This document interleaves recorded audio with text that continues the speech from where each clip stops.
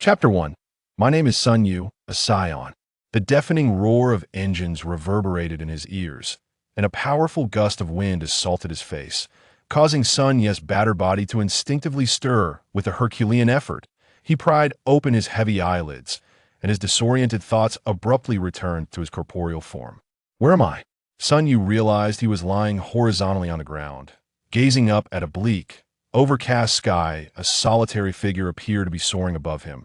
But as he focused on the long trail of turbulence trailing behind it, he suddenly comprehended that it was not a bird but an aircraft, no, more accurately, an unidentified flying object. My heavens, what in the world is this place? Panicking, Sun Yu attempted to lift himself up, only to brush against a soft, yielding form.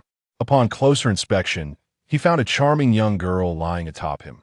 Her body sprawled in a T-shape. Her attire was peculiar, and tattered surrounding him were numerous individuals lying in disarray, and the scene resembled a battlefield, replete with blood and corpses truly horrifying. No way. I distinctly remember planning to meet friends at an internet CAF this afternoon to play Dragon Ball Xenoverse, but on my way, I encountered an elderly woman who had collapsed, and I risked everything to help her.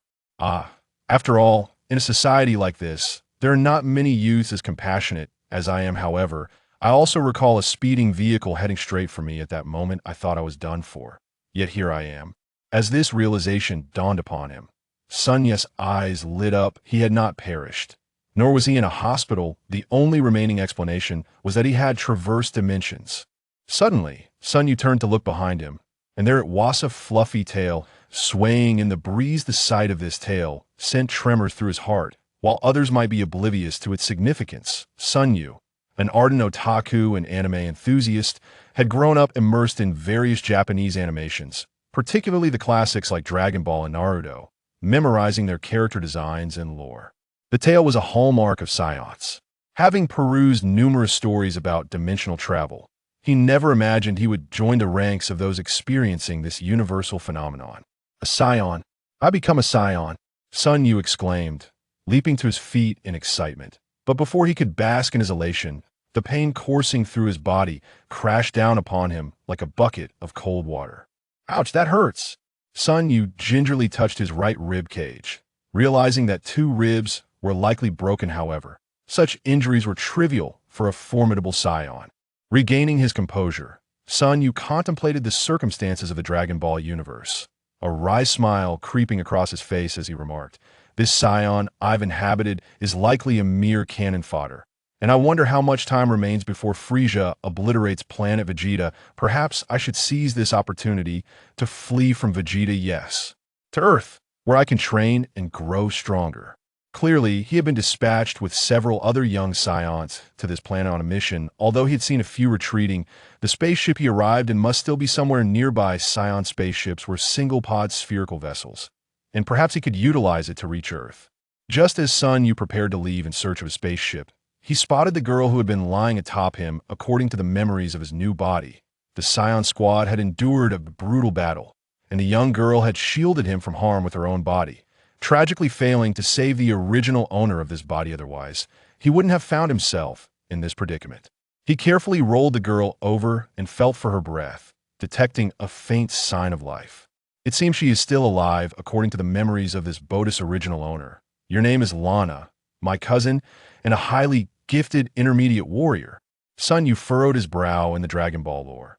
Scions were typically cold-hearted and ruthless, showing no pity for the weak. Why then had this cousin sacrificed herself to save him? Perhaps this world diverges from the Dragon Ball anime universe in certain aspects. Regardless, she was wounded while attempting to save me, so I cannot stand idly by. I must perform artificial respiration. Sun Yu could swear on his integrity that his intentions were purely altruistic, and he was not motivated by the girl's undeniable cuteness. They were stranded in a desolate wilderness, devoid of medical equipment, leaving him with no choice but to rely on science and, of course, on his own character. As he turned Lana over, an object resembling glasses fell from her grasp. Sun Yu's heart leapt at the sight. It was the power scouter featured in the Dragon Ball anime. Stowing the scouter away, Sun Yu leaned down, pinching the delicate bridge of the girl's nose with one hand while using the other to lift her chin. Opening her lips, he inhaled deeply and then blew forcefully. Their lips met, and a soft sensation accompanied by the girl's fragrance overwhelmed Sun Yes' senses. Being a standard otaku who had never held a girl's hand, he found himself unwittingly bestowing his long-cherished first kiss nonetheless. He firmly believed he was merely engaged in life-saving efforts. After several breaths, he reluctantly straightened up, preparing to administer CPR. According to the teachings from his childhood textbooks, CPR required placing one hand's palm over the back of the other hand and applying firm pressure to the patient's chest. However, as Sun Yu glanced at Lana's well-endowed chest, he swallowed hard, recalling that his cousin was only 15. Saiyans truly were a warrior race. As even a 15-year-old girl had developed remarkably, she was curvaceous in all the right places, her taut skin radiating vitality, complemented by her exquisitely beautiful oriental features truly tempting. Forcing down his various wicked thoughts, Sun Yu hesitantly extended his hand toward the girl's chest. Though Lana was clad in the special soft armor battle suit from the Dragon Ball anime, it did nothing to hinder Sun Yu from feeling the astonishing elasticity of her bosom. He glanced around furtively before applying a bit more pressure, intending to perform CPR. At that moment, the previously unconscious girl suddenly coughed and slowly opened her eyes. Sun Yu was taken aback by this unexpected turn of events, and her gaze swiftly shifted from confusion to clarity upon noticing Sun Yes' hands positioned on her chest. Her face paled dramatically as she instinctively slapped him, exclaiming, "Kale, you pervert!" Beep, beep, beep. Power level 874. The scouter suddenly announced Lana's combat strength. Consequently, Sun Yu was sent flying 10 meters away by his cousin's full-force strike. Oh no! How am I going to explain to my cousin that I was merely performing CPR? Chapter 2. If you wish to pursue me, become stronger. The name Kale, uttered by his cousin, was indeed Sun Yes' moniker. His full name was Kyles's, meaning the bringer of death in the Saiyan tongue. Cough, cough, Lana. It's a misunderstanding. Please, let me explain. Sun Yu pleaded as Lana swiftly approached, fearing she would unleash a beating upon him, as he had endured many such encounters throughout his life. Humph, Kale, I have no interest in those weaker than myself. If you truly wish to win my favor, then strive to become stronger. At the very least, you must achieve a power level of 3,000. Lana declared, lifting her chin in an attempt to appear aloof, though Sun Yu, with his keen perception, could discern a hint of shyness and anticipation in her gaze. A power level of 3,000. Sun Yes' lips twitched. Perhaps it was due to his identity as a traveler from another world, but his perspective was not confined to the traditional Saiyan notions of strength. Although Saiyans were inherently endowed with remarkable physicality, their understanding of martial arts and the manipulation of ki was woefully inadequate. Lacking a proper training regimen, they adhered blindly to the survival of the fittest, rendering them unable to fully realize their potential, which mirrored the circumstances in the Dragon Ball universe. Therefore, in order to better unlock his capabilities, Sun Yu had no choice but to journey to Earth, where he could seek the guidance of the KO and learn to master the art of seeing Sun Yu fall silent. Lana pouted slightly and spoke in a tone laced with reassurance. Kyle, although you are a lower-tier warrior with diligent training, it is entirely possible for you to achieve a combat power of 3,000. You must have confidence in yourself. Upon hearing Lana's words, Sun Yu chuckled softly, shaking his head gradually as he replied, Sister Na, I actually believe that judging a newborn's potential based on their combat power is fundamentally flawed. Hey, what nonsense are you spouting? Lana furrowed her delicate brow. You're clearly envious and jealous of my status as a mid-tier warrior, which is why you say such things. Sun Yu smiled gently, shaking his head. Once more, the concept of talent is exceedingly difficult to evaluate using a singular standard. It is often intricately linked to one's efforts, comprehension, and even fortuity. Some individuals may be born weak, yet through relentless learning and unyielding battles, they can continuously surpass their limits and grow immensely powerful. Take for instance Son Goku from the Dragon Ball universe, who started with a mere combat power of 2 to 3, deemed a worthless lower-tier warrior by his contemporaries. Yet, this so-called worthless warrior, through constant learning and an insatiable pursuit of strength, ultimately transcended himself time and again, becoming one of the mightiest beings in the universe. While Son Goku's accomplishments are undoubtedly bolstered by the Saiyan bloodline that thrives under adversity, how many Saiyans on planet Vegeta were able to break free from their shackles and emerge as true powerhouses? Most perished as mere souls under Frisia's tyranny thus. To become a strong warrior, talent accounts for only a third, luck for another 7 parts, while the remaining 90% must be earned through one's own relentless efforts. Perhaps due to being a Saiyan, Son Yu harbored an almost obsessive fervor for strength. He refused to be an ordinary Saiyan who would ultimately share the same fate as King Vegeta on planet Vegeta. He aspired to be a powerful being, one capable of commanding his own destiny. Regardless, when you return to planet Vegeta, make sure to train diligently, Lana said with a smile. By the way, Sister Na, I noticed many people were evacuating. Why did they leave without clearing the battlefield? I find that rather perplexing. To be honest, Sun Yu was reluctant to return to planet Vegeta, for as the conflict between King Vegeta and Frisia intensified, the scrutiny on the Saiyans would only grow harsher, making any future escape much more challenging. Oh, you're referring to them? They received news from planet Vegeta, indicating that King Vegeta has welcomed his son, who was born with a combat power nearing 500 in his joy. King Vegeta has hosted a grand feast, inviting all Saiyans to planet Vegeta to celebrate. As she spoke, Lana's eyes sparkled with brilliance, evidently envious of this newborn with such extraordinary combat power. King Vegeta has welcomed a son. Yes, heart trembled, a name surfacing in his mind indeed. It was Vegeta, the prince of the Saiyans, who possessed a combat power of 500 at birth and surpassed King Vegeta as a super genius by the age of 8. Son, you quickly recalled the Dragon Ball anime, which depicted Vegeta as merely 5 years old at the time of planet Vegeta's destruction, indicating that the annihilation was merely 5 years away. Just as Sun Yes' thoughts wandered, the combat power detector in his arms suddenly emitted a series of alarming beeps. Beep, beep, beep. High combat power unit detected, 485, 397. Something's amiss. Sun Yu and Lana immediately fell into a state of alert. Sun Yu returned the combat power detector to Lana and swiftly picked up a detector from the corpse of a fallen Saiyan comrade. Beep, beep. No combat power units detected. Upon acquiring the combat power detector, Lana promptly donned it on her ear, searching for the enemy's location through its lens.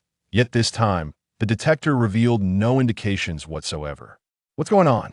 Kyle, this outdated detector seems to be malfunctioning. We'll need to replace it with a newer model upon our return, Lana grumbled, discarding the detector with a flick of her wrist. This antiquated device featured a voice alert function that provided warnings about enemies within a certain proximity of the wearer. However, due to its limited range and imprecision, it faced obsolescence. No, it's not the detector that's at fault. Sun Yu said gravely. In this world, there exist many races capable of altering or even concealing their combat power at will with the right methods. We too can master such abilities. What? That's impossible. Lana clearly struggled to accept this reality, exclaiming, Kyle, you coward. Even if one could conceal their combat power, what of it? My combat power stands at an impressive 874, easily annihilating these primitives. Sun Yu cast a disdainful glance at Lana, realizing today the true nature of Saiyans, proud and arrogant beings. Though this planet was classified as a lower-tier world, with a combat power not exceeding 1,000. Who could guarantee that it harbored no formidable warriors skilled in concealing their true strength? In the absence of absolute strength, caution was paramount. Suddenly, an inexplicable chill coursed through him, causing the hairs on his body to stand on end. Without a moment's hesitation, he shoved Lana aside and shouted, Sister Na, be careful. A deafening explosion erupted, obliterating the ground where they had been standing. Shadows darted behind them, revealing the planet's diminutive, dark-skinned natives, hunched in posture. Damn Saiyan monkeys! How did you discover us? We had concealed our energy so well. 6 of them swiftly surrounded Sun Yu and Lana. Sun Yu noticed that the leader, despite his efforts to mask his aura, emanated a potent and unfathomable strength, likely surpassing Lana's own. Lana hastily donned her power scouter, pressing the button to assess the combat power of the 6 newcomers. 531,499,358. I was expecting something more formidable. With such meager power levels, what do you intend to do? Are you threatening to kill us? Ha ha ha, the gentleness in Lana's gaze had vanished, replaced by a fervent excitement for battle and bloodshed. Kyle, stay back that I will swiftly deal with these nuisances. With that, Lana charged forward, aiming directly at the leader who instilled a sense of trepidation in Sun Yu. Sister Na, be cautious. He is hiding his true power. Foolish Saiyan monkey, prepare to die. As Lana approached the dwarf's attack range, he suddenly bellowed, releasing a torrent of overwhelming energy that formed a vortex around him. Beep, beep, combat power. 978. Boom, the collision of energy erupted, sending Lana hurtling several meters away, crashing violently against a massive rock and fracturing it. Coughing, she spat out blood, forcing herself to stand, and said to Sun Yu, Kyle, run. I was too arrogant earlier that I'll hold them off. You must escape. None of you will escape. Invaders. Chapter 3. The Awakening of the Sharingan. For Sun Yu, abandoning a girl to her fate while he fled was utterly inconceivable. He harbored no messianic delusions. Yet he had his principles. Some things were worth fighting for, and he could not forsake friends and family. Moreover, the situation was not necessarily dire. Sister Na, I refuse to leave that I believe these foes are not our equals. Sun Yu stepped beside Lana, casting a cold gaze at the 6 adversaries, continuing, the natives of this planet may be diminutive, but they excel in energy control rather than close combat. Their initial concealment of power was a tactic to feign weakness, waiting for us to let our guard down before unleashing their true strength. They are wary of our capabilities. Damn you, cunning Saiyan monkey. The leader seemed to have been struck where it hurt.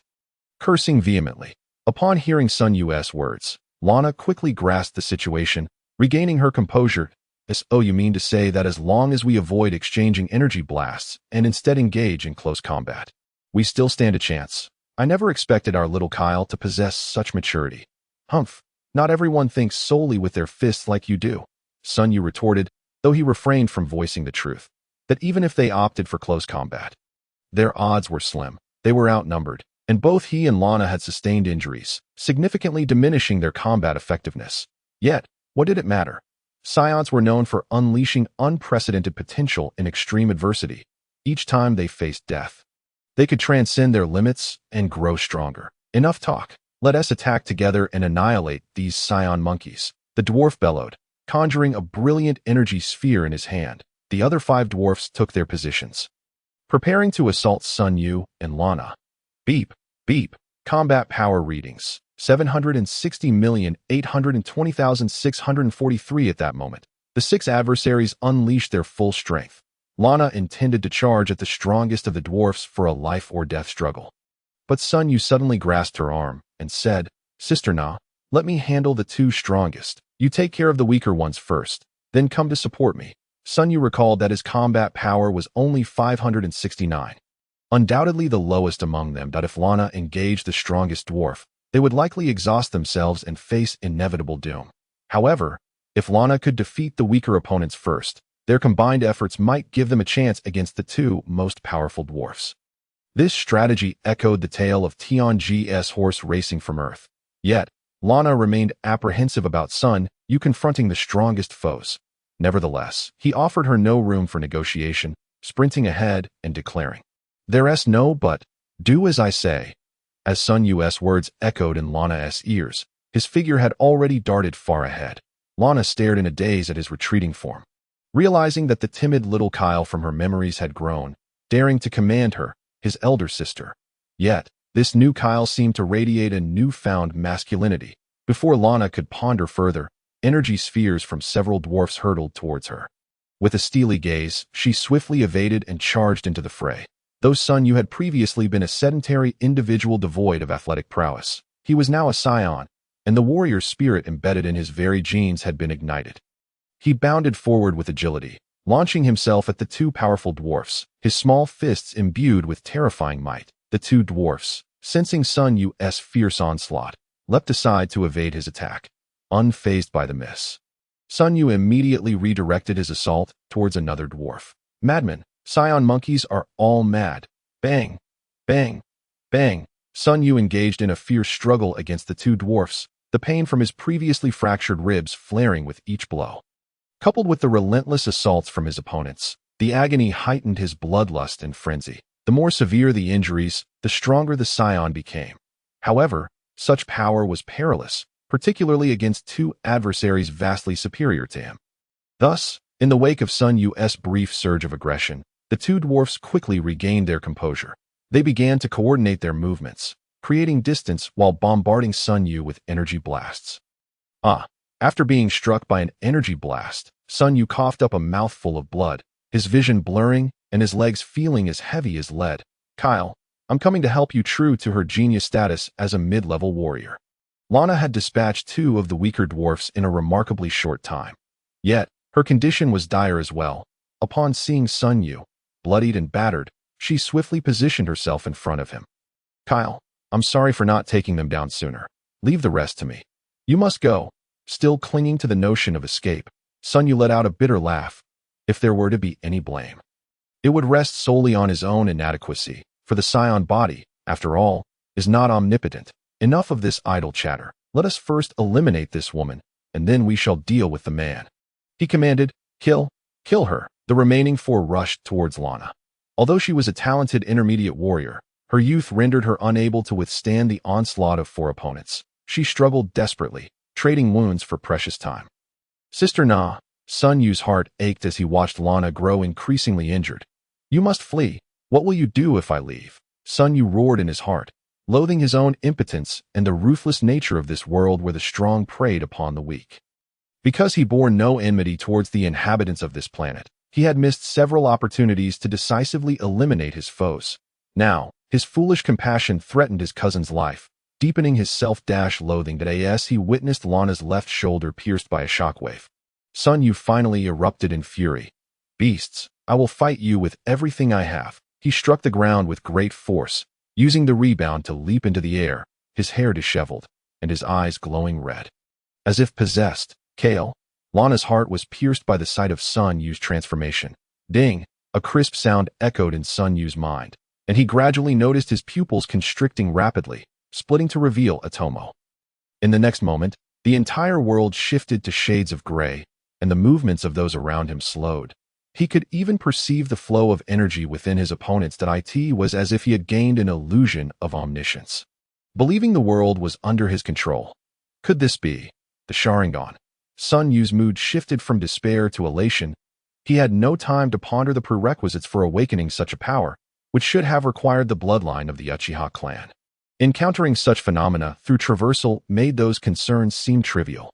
Although he sensed that his single Tomo Sharingan differed from what he had seen in the anime, this miraculous ocular technique instilled hope for survival in Sun Yu, who hovered on the brink of death. Hold on, Sister Na, I am coming to save you. Chapter 4. The tragedy of the weak. Since you seek death, we shall be the ones to end your life. Die, Saiyan monkey. Boom, boom. Two massive energy blasts exploded around Sun Yu, and Lana could only watch helplessly as he was engulfed by the shockwaves, collapsing to the ground. Kale, why are you so foolish?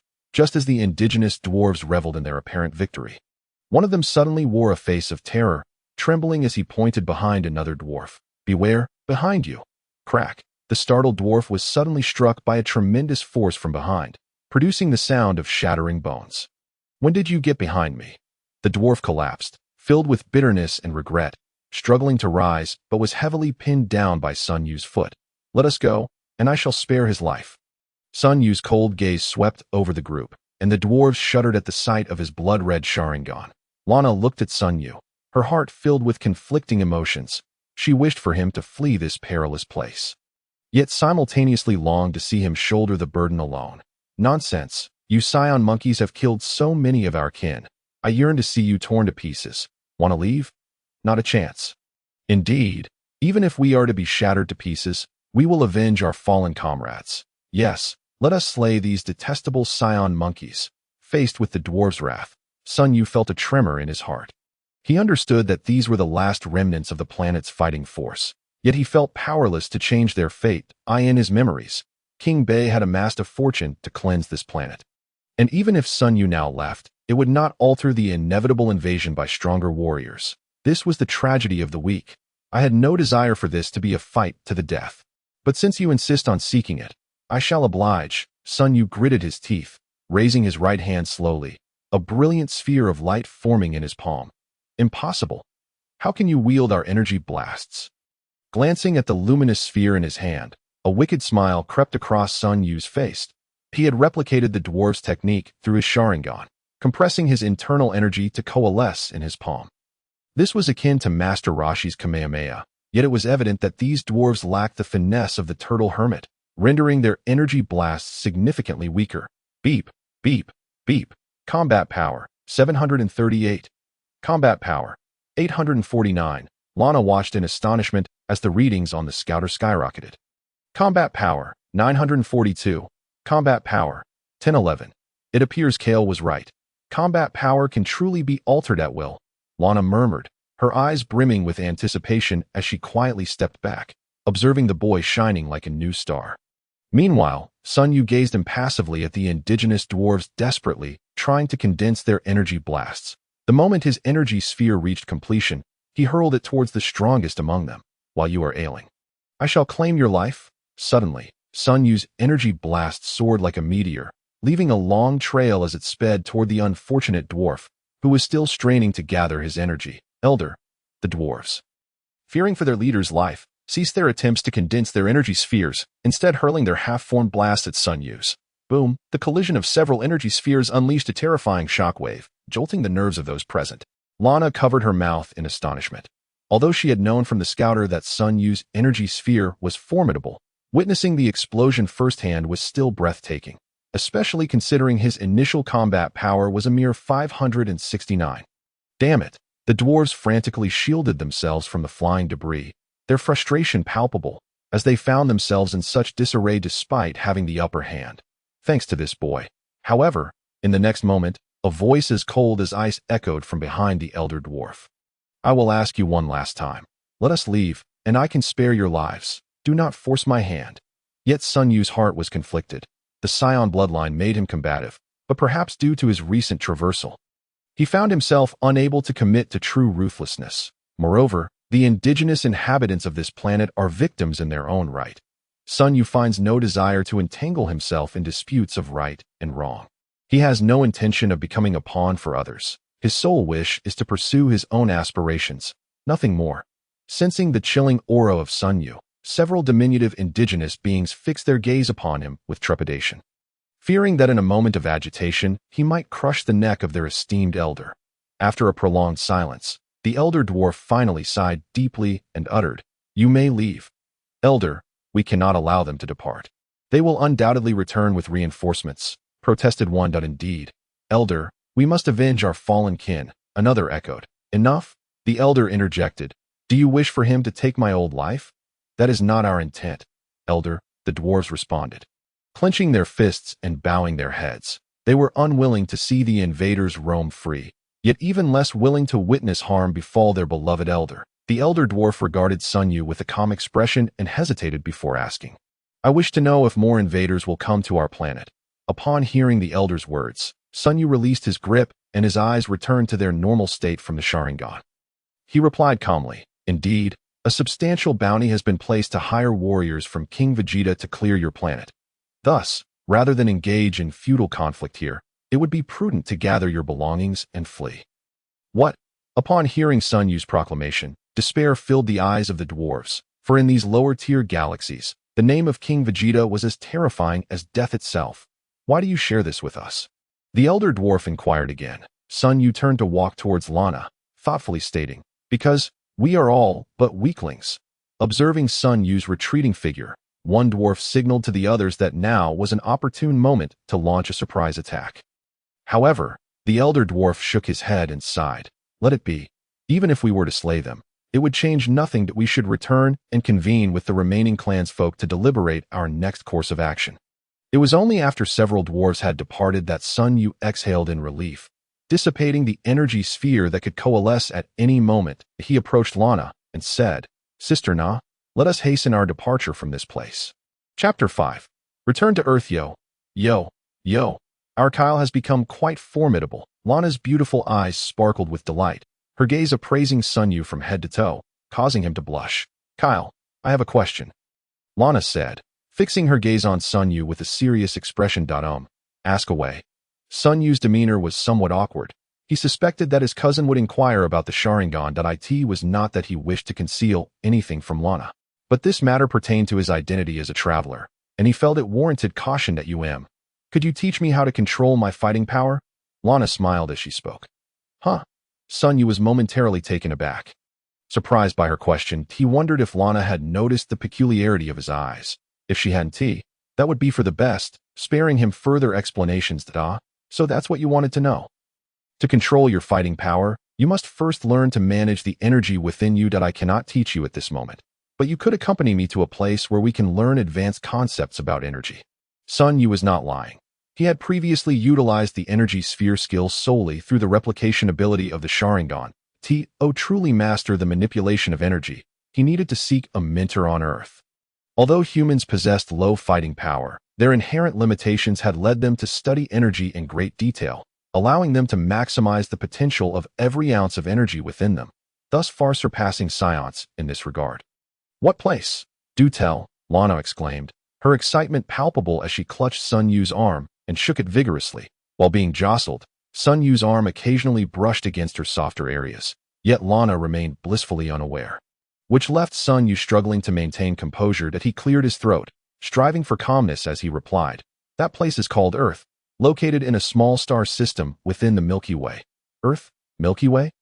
Lana repeated, grappling with these unfamiliar terms. The two soon found the spacecraft they had arrived in, but the situation was rather awkward. Aside from the few ships that had been piloted away by those who had left earlier, only one intact spacecraft remained.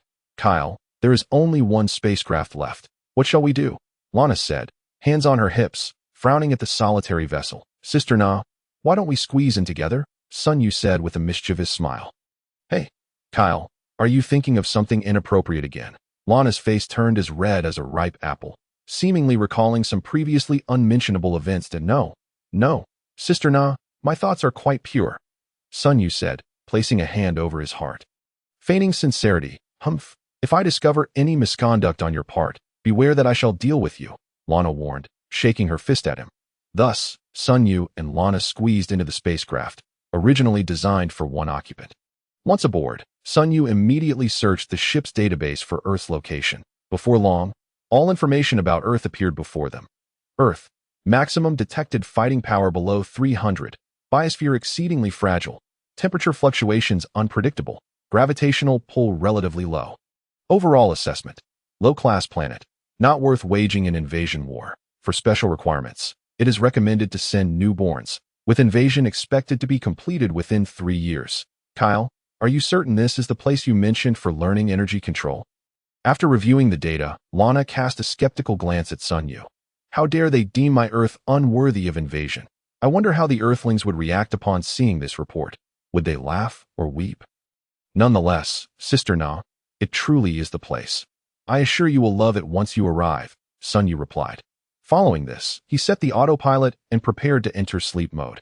The journey to Earth would take a year, meaning Sun Yu and Lana would spend an entire year together in this cramped spacecraft. Just the thought of it filled him with excitement. Kyle, what are you smiling about?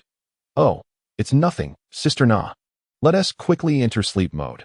A year is quite a stretch. Once everything was set, Sun Yu and Lana boarded the spacecraft and set course for Earth, Earth of the Dragon Ball world.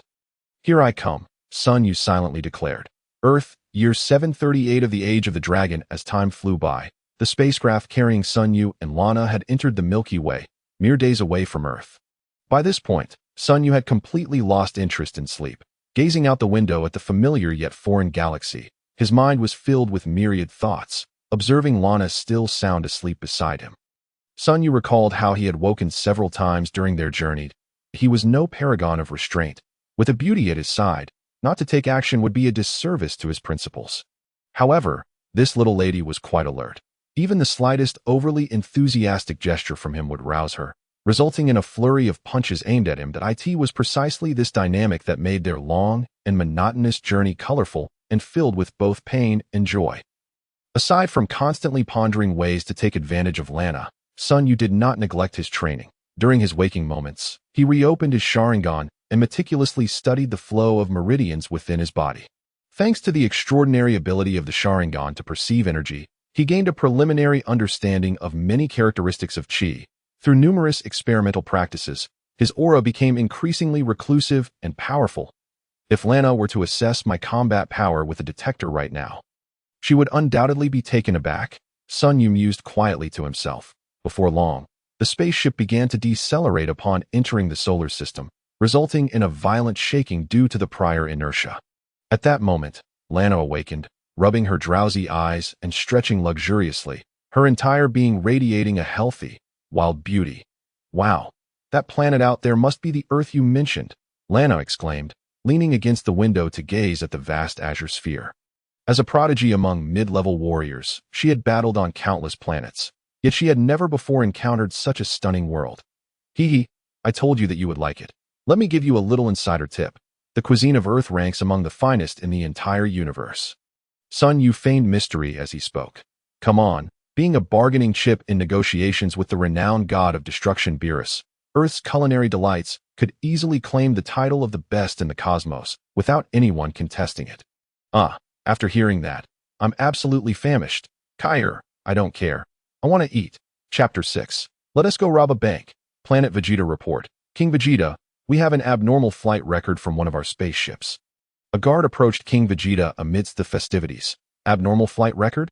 King Vegeta, having just extricated himself from the tedious banquet, appeared quite displeased upon hearing this news. What exactly is going on? Speak quickly. The situation is as follows. One of the spaceships dispatched to cleanse the dwarf planet has taken it upon themselves to fly to the 8021 XY sector without any orders. Our technicians accessed their preset destination, which appears to be a low-level planet known as Earth. The guard respectfully reported to King Vegeta. Acting independently, are they? Humph, they better be going there to conquer that planet for me, or I will make them pay dearly. For now, prepare a case and send someone in 2 years to check it out. You should know what to do, King Vegeta said with a grim expression. Understood, my king.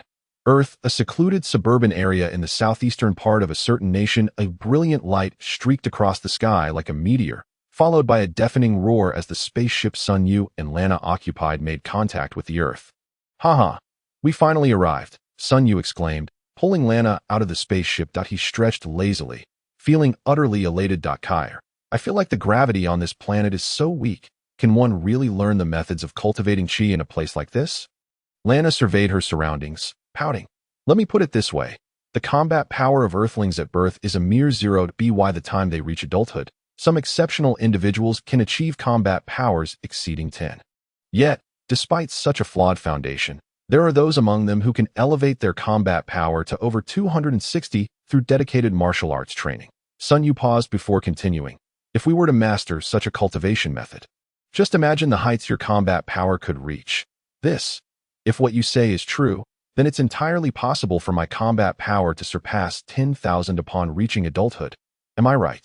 Kair, Lana's eyes sparkled with excitement at the prospect of such a significant increase in power. Surpassing 10,000, and you're already this thrilled, Sun Yu thought to himself, well aware that according to the Dragon Ball anime's lore, when Son Goku completed 100-fold gravity training, he was deemed to possess strength beyond the limits of a Saiyan.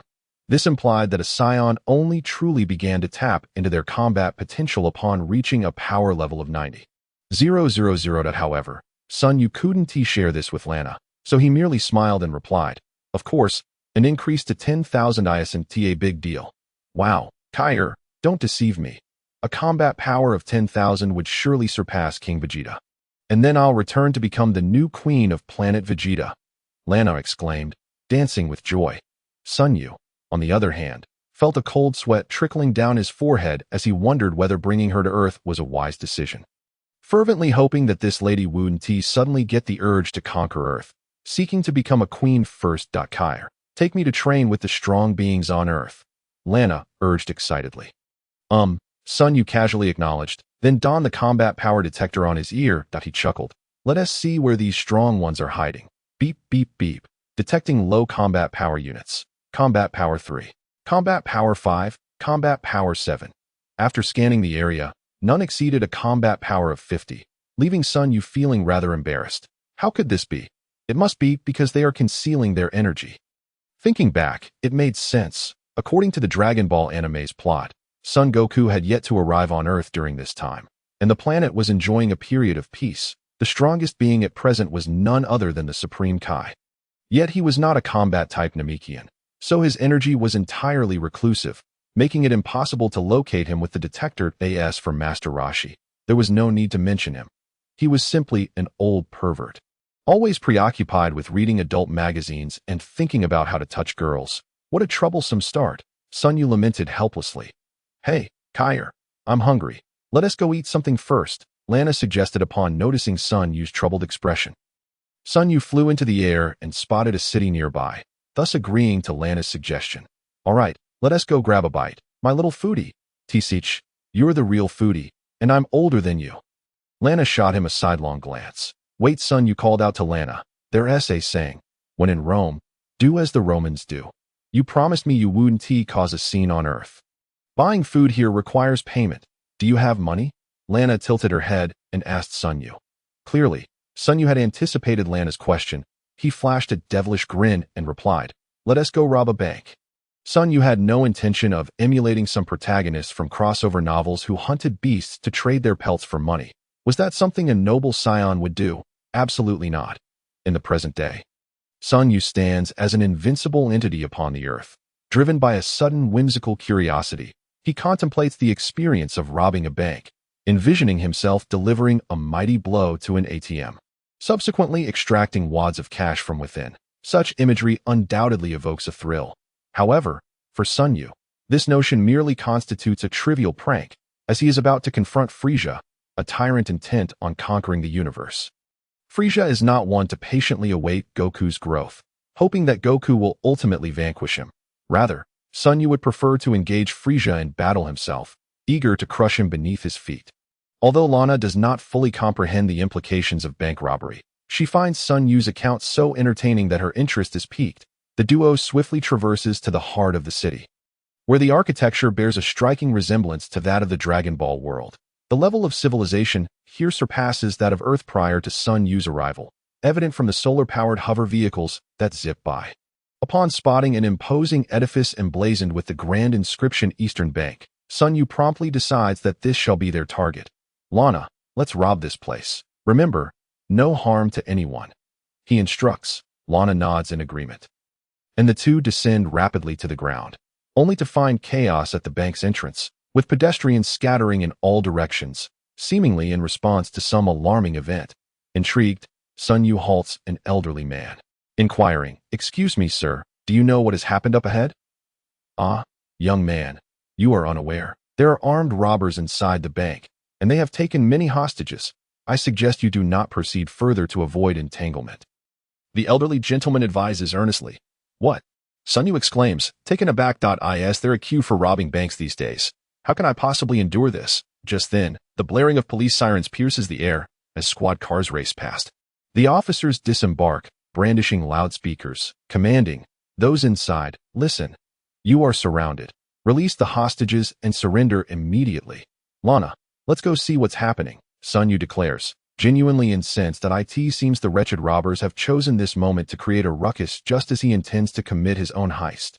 All right, I'll follow your lead, Lana replies without hesitation, and the pair strides boldly toward the Eastern Bank. Upon noticing the duo, the nearby police officers swiftly approach, stern expressions etched on their faces. Hey, you two kids. Get back. There are robbers inside.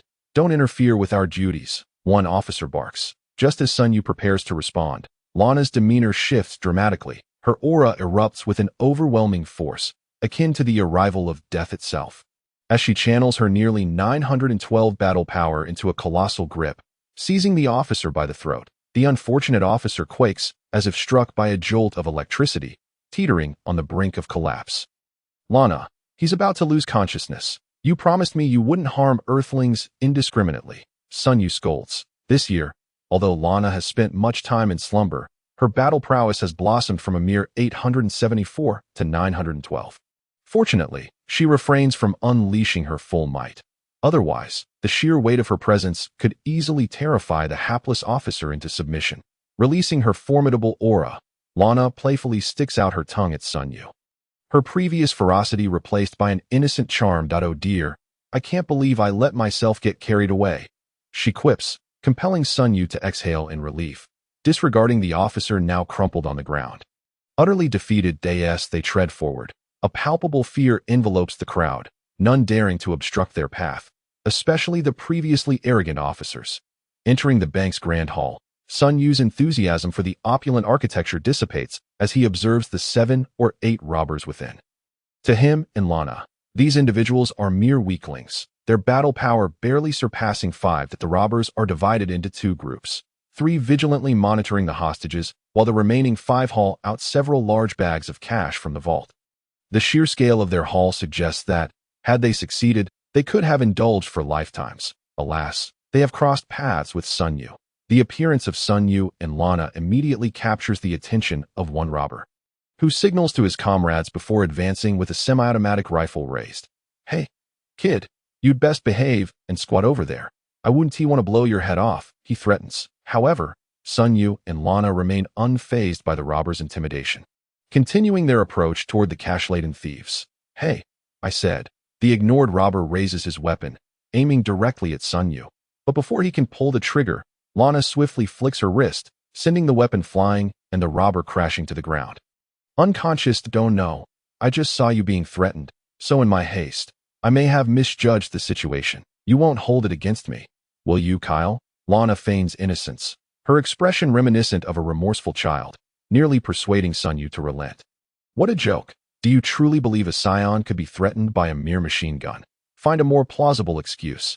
It's clear you were simply itching for a fight, all while maintaining that innocent facade."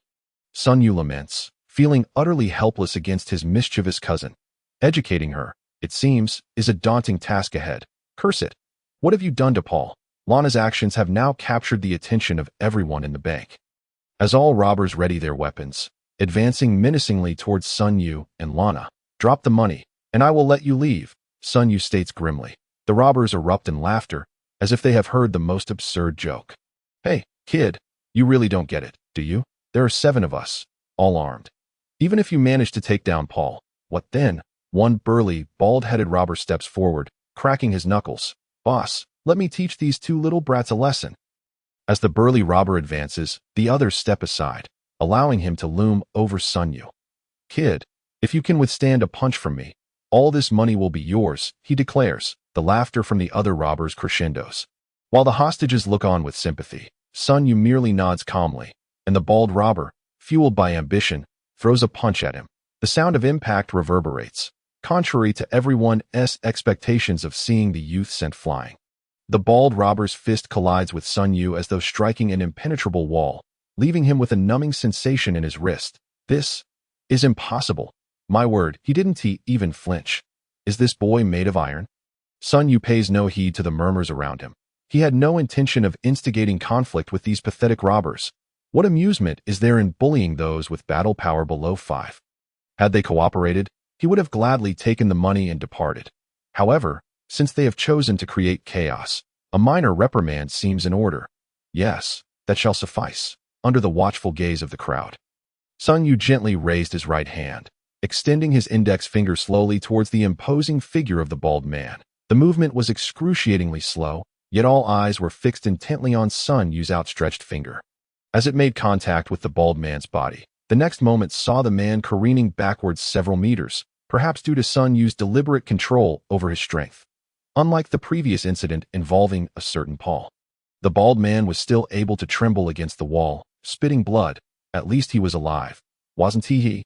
However, the mere act of Sun Yu's finger lightly touching him had caused the remaining robbers present to question their very existence.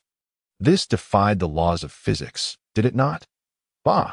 At such a moment, who cared about the laws of physics? Regaining control of the situation was of utmost importance.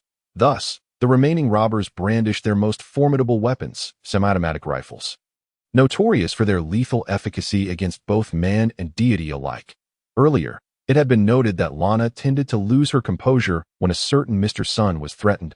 She paid no heed to the absurdity of this reasoning. Regardless, Lana sprang into action once more. Crack, crack, crack. The sound of 5 bones shattering echoed throughout the bank hall. No one witnessed Lana's movements, for her speed was simply too swift. The onlookers merely perceived a blur before the resounding cracks of broken bones. And suddenly, 5 robbers who had been brandishing their weapons just moments ago lay sprawled across the floor. Sun Yu discreetly glanced at the East Capitol police officers who had taken refuge by the door. Terrified and utterly soaked in their own fear, with a resigned sigh, he turned to Lana, who was feigning innocence and vulnerability once again, and remarked, "You, a Scion, engaged solely in the harassment of ordinary people." Isn't that rather shameful? Lana offered an embarrassed smile, just as a loud shout pierced the air, "Don't come any closer, or I'll kill this hostage." It appeared that Lana had overlooked one of the robbers. He could have simply remained lying on the ground, pretending to be dead, and avoided trouble. Who would have paid him any mind? Yet, he chose this moment to make a scene. Sun Yu twitched his lips and turned to face the drama. Cough. The robber, who was indeed holding a hostage at gunpoint, glaring coldly at Sun Yu and Lana. The robber likely naively believed that Sun Yu was a virtuous ally of the police.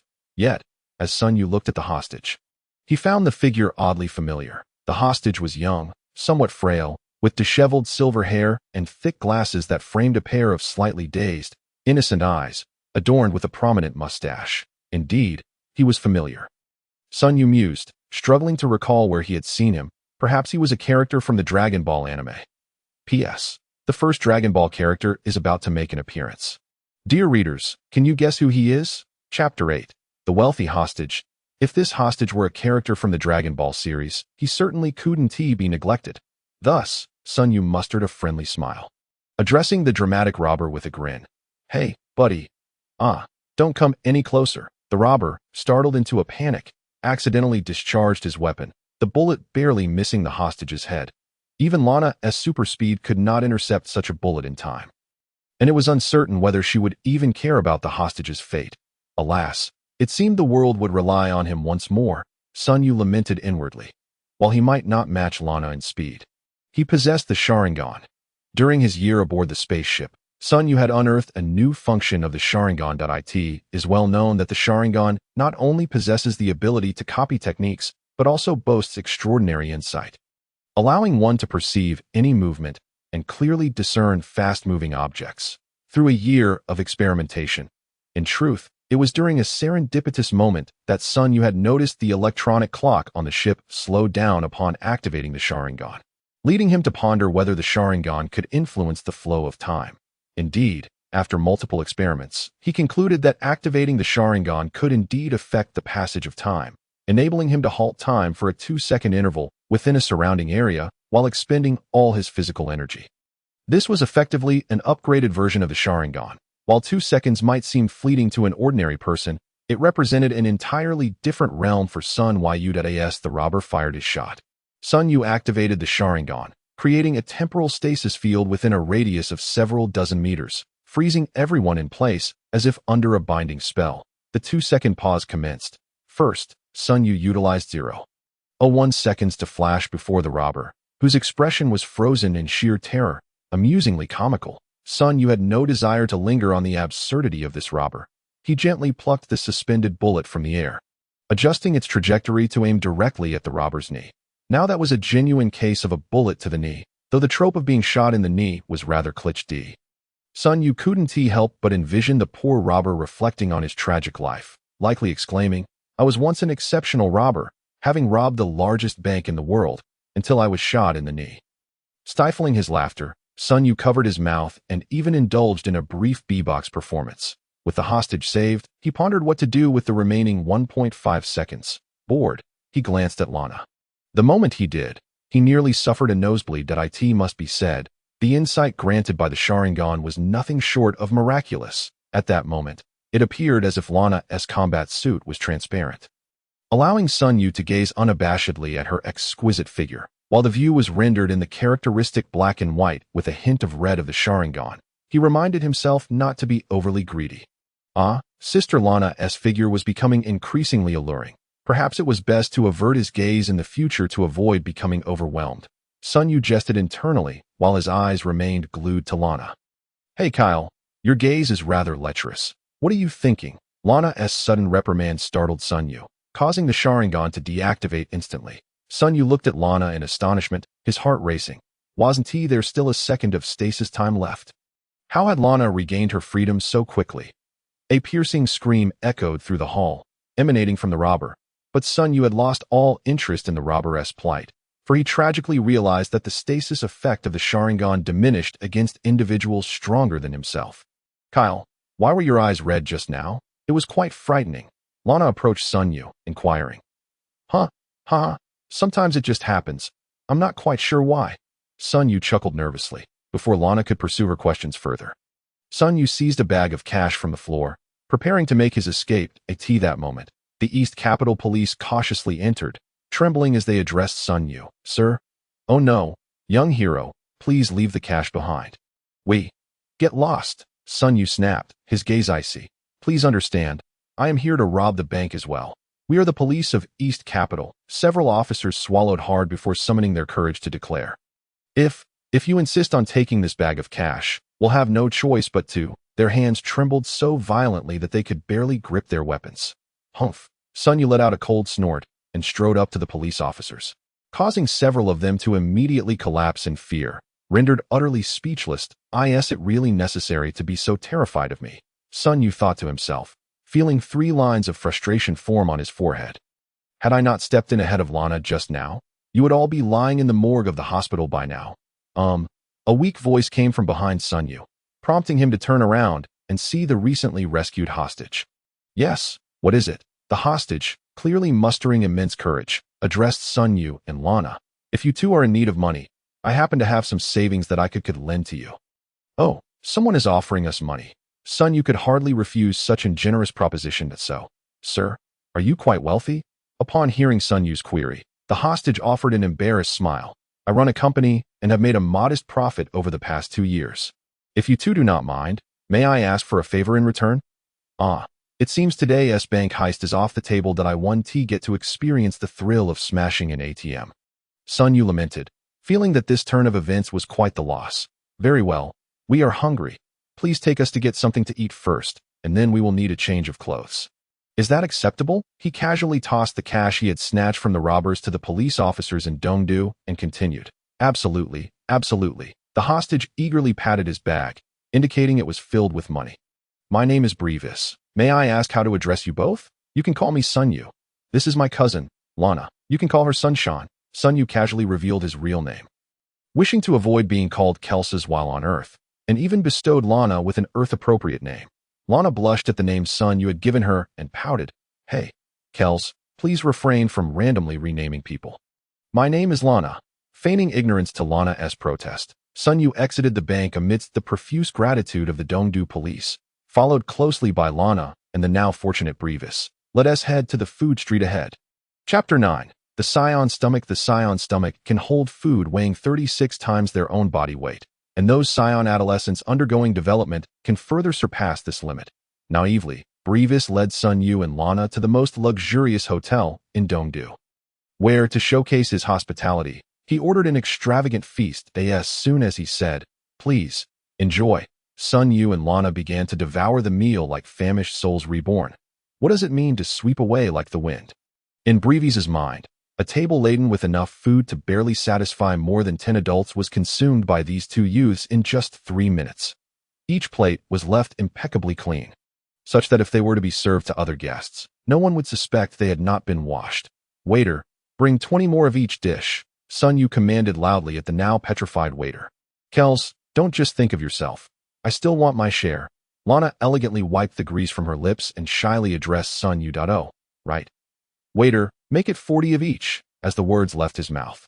Beerus, clutching his chest, fainted on the spot. Oh no, this uncle has fainted from hunger. Hey, waiter, hurry up with the food. Someone has collapsed here. Thus began the darkest day for the chefs at the Dongdu Grand Hotel, who had to utilize nearly all their stock to satisfy the insatiable appetites of Sun Yu and Lana. After 3 exhausting hours of frantic cooking, the beleaguered chefs finally succumbed and called the police.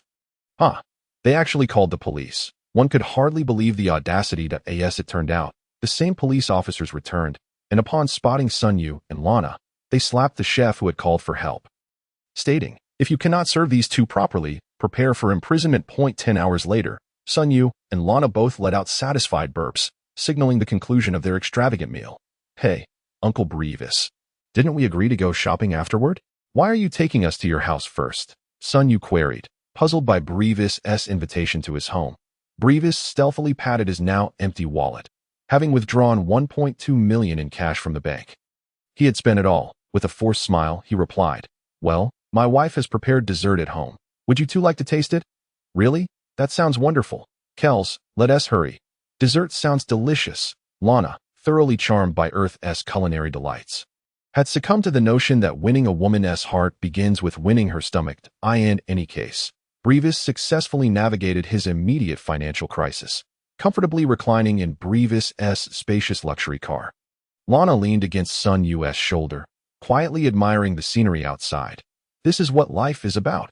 Before long, they arrived at Beerus's home, where the servants prepared baths for Sun Yu and Lana. The servant assisting Sun Yu did not express any extraordinary curiosity upon noticing his tail, perhaps due to the existence of diverse species in the Dragon Ball world. After all, if they could accept anthropomorphic pig-headed and tiger-headed beings, a Saiyan with a tail would hardly be viewed as an anomaly. Once cleaned, the servants thoughtfully selected the most fashionable attire for Sun Yu and Lana. After everything was settled, they were invited to the living room to sample some desserts. Upon entering the living room, Sun Yu was struck by a lightning bolt of realization as he beheld Beerus's young and beautiful wife, her golden curls framing her face, cradling a blue-haired little girl who resembled a doll. At that moment, Sun Yu finally noticed the logo on Beerus's uniform. "Capsule Corp. I remember now. You are Bulma's father," Sun Yu exclaimed, his mind racing with recognition. The genius scientist, the founder of Capsule Corp, and the future world's wealthiest man. How does Mr. Sun know my daughter?" Beerus widened his eyes in astonishment. "Dr. Beerus, you are too kind." Sun Yu, now aware of Beerus's identity, felt compelled to show utmost respect. "Doctor, may I ask you for a favor?" Sun Yu's sudden shift in demeanor left everyone present in stunned silence, especially Lana, who found herself increasingly perplexed by her cousin. "Mr. Sun, you are too polite. Please feel free to ask for anything you need." Beerus, fully aware of the terrifying capabilities of Sun Yu and Lana, was genuinely grateful for Sun Yu's life-saving actions and dared not presume. Upon hearing Beerus's response, Sun Yu grinned mischievously, leaning in closer, and said, "Dr. Beerus, I need a training room where I can freely adjust the gravity. Let us set the upper limit to 100 times for now. I trust you can manage that? 100 times. Beerus exclaimed in shock. "Mr. Sun, while it is not difficult to create the gravity training room you request, do you understand what setting it to 100 times means?" "Of course I know," Sun Yu shrugged nonchalantly. Referencing the original material, a person weighing 60 kilograms would weigh 6 tons under 100 times gravity. Am I wrong? Beerus mechanically nodded, and upon seeing Sun Yu's calm demeanor, coupled with the strength he had previously displayed, he ultimately gritted his teeth and said, "Very well, since it is Mr. Sun's request, I shall give it a try. Mr. Sun, please make yourself at home. I shall head to the laboratory to investigate this gravity training chamber." Doctor, you may go about your business," Sun Yu replied. Dr. Beerus dived into the laboratory, while Mrs. Beerus departed to prepare more delicacies for Lana. The living room now contained only Lana, who was licking the remnants of cake from her hands, and Bulma and Sun Yu, who were sizing each other up. Sun Yu was taken aback by how adorable Bulma had been in her childhood. This series of events left him feeling somewhat overwhelmed, as he found himself dazedly locking eyes with Bulma. Then, almost as if compelled by an unseen force, he stealthily extended a hand and gently pinched her rosy cheek. "So soft," was Sun Yu's first impression of Bulma's face. "Goodness, could it be that I have a latent preference for lolas? No, that can't be right. I'm definitely not a lolicon. It was merely a slip of the hand. Hey, some people really don't spare even the tiniest of girls. Do they?" Lana shot Sun Yu a disdainful look, causing his face to flush with embarrassment. "That was just a little slip of the hand." Sun Yu defended himself. "Little sister, come here to your big sister. Be careful of certain bad people who might do strange things to you." Lana instantaneously transformed into a warm big sister figure, opening her arms to the little lowly Bulma. "All right," Bulma softly responded, then sat beside Lana, reaching out to pinch the tail wrapped around Lana's waist. "Hey, Najia, could you clarify what you meant by saying I might do strange things to her?" Sun Yu glared at Lana. "Let us not dwell on that. What was that gravity training chamber you had the doctor create?" Lana inquired with curiosity. Chapter 10, a Dragon Ball. As I mentioned earlier, in a gravity training chamber with 100 times the normal gravity. A body weighing 60 kilograms would effectively become 6 tons. If we could acclimate to such gravitational conditions, our combat power could conservatively be estimated to reach 90,000. Sun Yu replied nonchalantly. 90,000? How is that even possible? It wasn't that Lana refused to believe Sun Yu. Rather, that number seemed astronomical to her at that moment. 90,000 combat power. Is this even Saiyan? Sun Yu smiled slightly. Rising to approach the windowed Nagia. Never underestimate the potential of us. Saiyan's 90,000 combat power is merely the initial stage of power development. That it is only when one's own combat power reaches 3 million that one truly enters a realm of limits. At that point, conventional training methods will become quite ineffective, and to advance further, one must transform into the legendary Golden Warrior, also known as the Super Saiyan. After transforming into a Super Saiyan, one can directly increase their combat power by 50 times. This means that an initial combat power of 3 million would instantly escalate to 150 million. What a terrifying figure. The road ahead is long and arduous. Out of the corner of his eye, Sun Yu inadvertently spotted a small black cat in the courtyard, and he instantly felt a jolt of joy, for he recognized that this little black cat was a recurring character throughout the Dragon Ball series. It was the beloved pet of the Beerus couple, now rolling about with a Dragon Ball in its grasp. Wait a moment, a Dragon Ball? And it's a 2-star ball. Sun Yu could no longer maintain his composure. He mentally cursed the Beerus ancestors for generations. How could they leave a Dragon Ball for a pet cat to play with? I simply cannot comprehend the world of the wealthy. Without hesitation, he leaped out the window, swiftly approaching the small black cat, seizing it by the scruff of its neck with one hand, while picking up the Dragon Ball with the other. Little Sunshine. What are you doing in the courtyard? Mrs. Beerus returned to the living room, carrying a large platter of snacks, just in time to see Sun Yu in the yard. Lana also emerged from the house, casually grabbing a piece of pastry from the platter Mrs. Beerus held, munching on it while inquiring, "Same question. Kair, you weren't specifically out here to retrieve that glass ball, were you?" "Indeed, that's the one." Mrs. Beerus, do you know the origin of this item? Sun Yu countered that Mrs. Beerus pointed to Bulma, who was hiding behind Lana, saying, "Oh, that glass ball was found by Bulma by the roadside. Scratch particularly loves it, so we kept it as a toy for him." Scratch is the name of the little black cat. This item is known as a Dragon Ball. There are a total of 7 of them. When all 7 are gathered, one can summon the eternal dragon to grant any wish. Sun Yu explained succinctly, "Mrs. Beerus, this item emits a stable wavelength. Could you possibly create a radar to detect its location? Such a marvelous thing exists. I shall consult my husband about it. You two enjoy the pastries for now." Mrs. Beerus took the Dragon Ball Sun Yu offered, adding, "The gravity training chamber can wait. If feasible, let us prioritize the Dragon Ball radar." Sun Yu stated, "Understood." With that, Mrs. Beerus hurried off to her husband's laboratory. Kair, is the Dragon Ball really so extraordinary? Lana clearly held a deep interest in the Dragon Ball. Oh, you know about Namek? Namek, you mean? Lana had indeed heard of the legends surrounding Namek, but like most extraterrestrial beings, she assumed they were merely exaggerated tales. Sun Yu nodded. Yes, the legends of Namek are true, and so are the Dragon Balls of Earth. However, the Dragon Balls of Earth are somewhat inferior to those of Namek. One might consider them a counterfeit version of the Namekian Dragon Balls. Wow, Kair, you know so much. Have you thought about what wish you would make? Although Lana was ostensibly inquiring about Sun Yu's wish, she secretly harbored a desire of her own that she wished to realize. Not yet, I'll think about it later. In truth, Sun Yu hoped to use the Dragon Ball radar to locate Karin Tower and train under the god. TCH, you're such a dullard, Lana muttered discontentedly. In the following days, Sun Yu procured a set of weighted training gear for both Lana and himself, reminiscent of the attire worn by Son Goku in the original Dragon Ball, each set weighing a staggering 900 kilograms. Even Lana, whose combat power exceeded 900, found it somewhat strenuous upon her first wearing. The following day, Dr. Beerus successfully created the Dragon Ball radar. Indeed, having a person with exceptional technological prowess by one's side is quite convenient. After acquiring the Dragon Ball radar, Sun Yu intended to bid farewell to the Beerus couple. Despite their earnest attempts to retain him, Sun Yu's resolve was unwavering. When little lowly Bulma heard that her big brother Sun Yu was leaving, tears welled up in her eyes, rendering her utterly heart-wrenching. "If only you were a bit older, I could take you on adventures with me." Sun Yu lamented helplessly. Kair, you truly do have intentions toward Bulma. Lana fanned the flames from the sidelines. Ultimately, Sun Yu had no choice but to produce the ultimate weapon against the little lowly. Indeed, it was none other than a lollipop. There's an old saying in Huaxia, there's no lowly you cannot conquer. Only lollipops you cannot afford.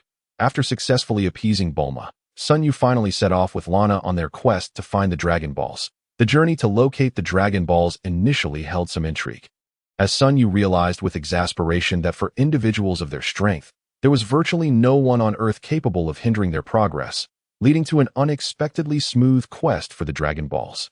Thus, the sole amusement during their travels was Sun Yu and Lana indulging in extravagant feasts, followed by the joy of dining and evading payment, with the owners chasing them through the streets.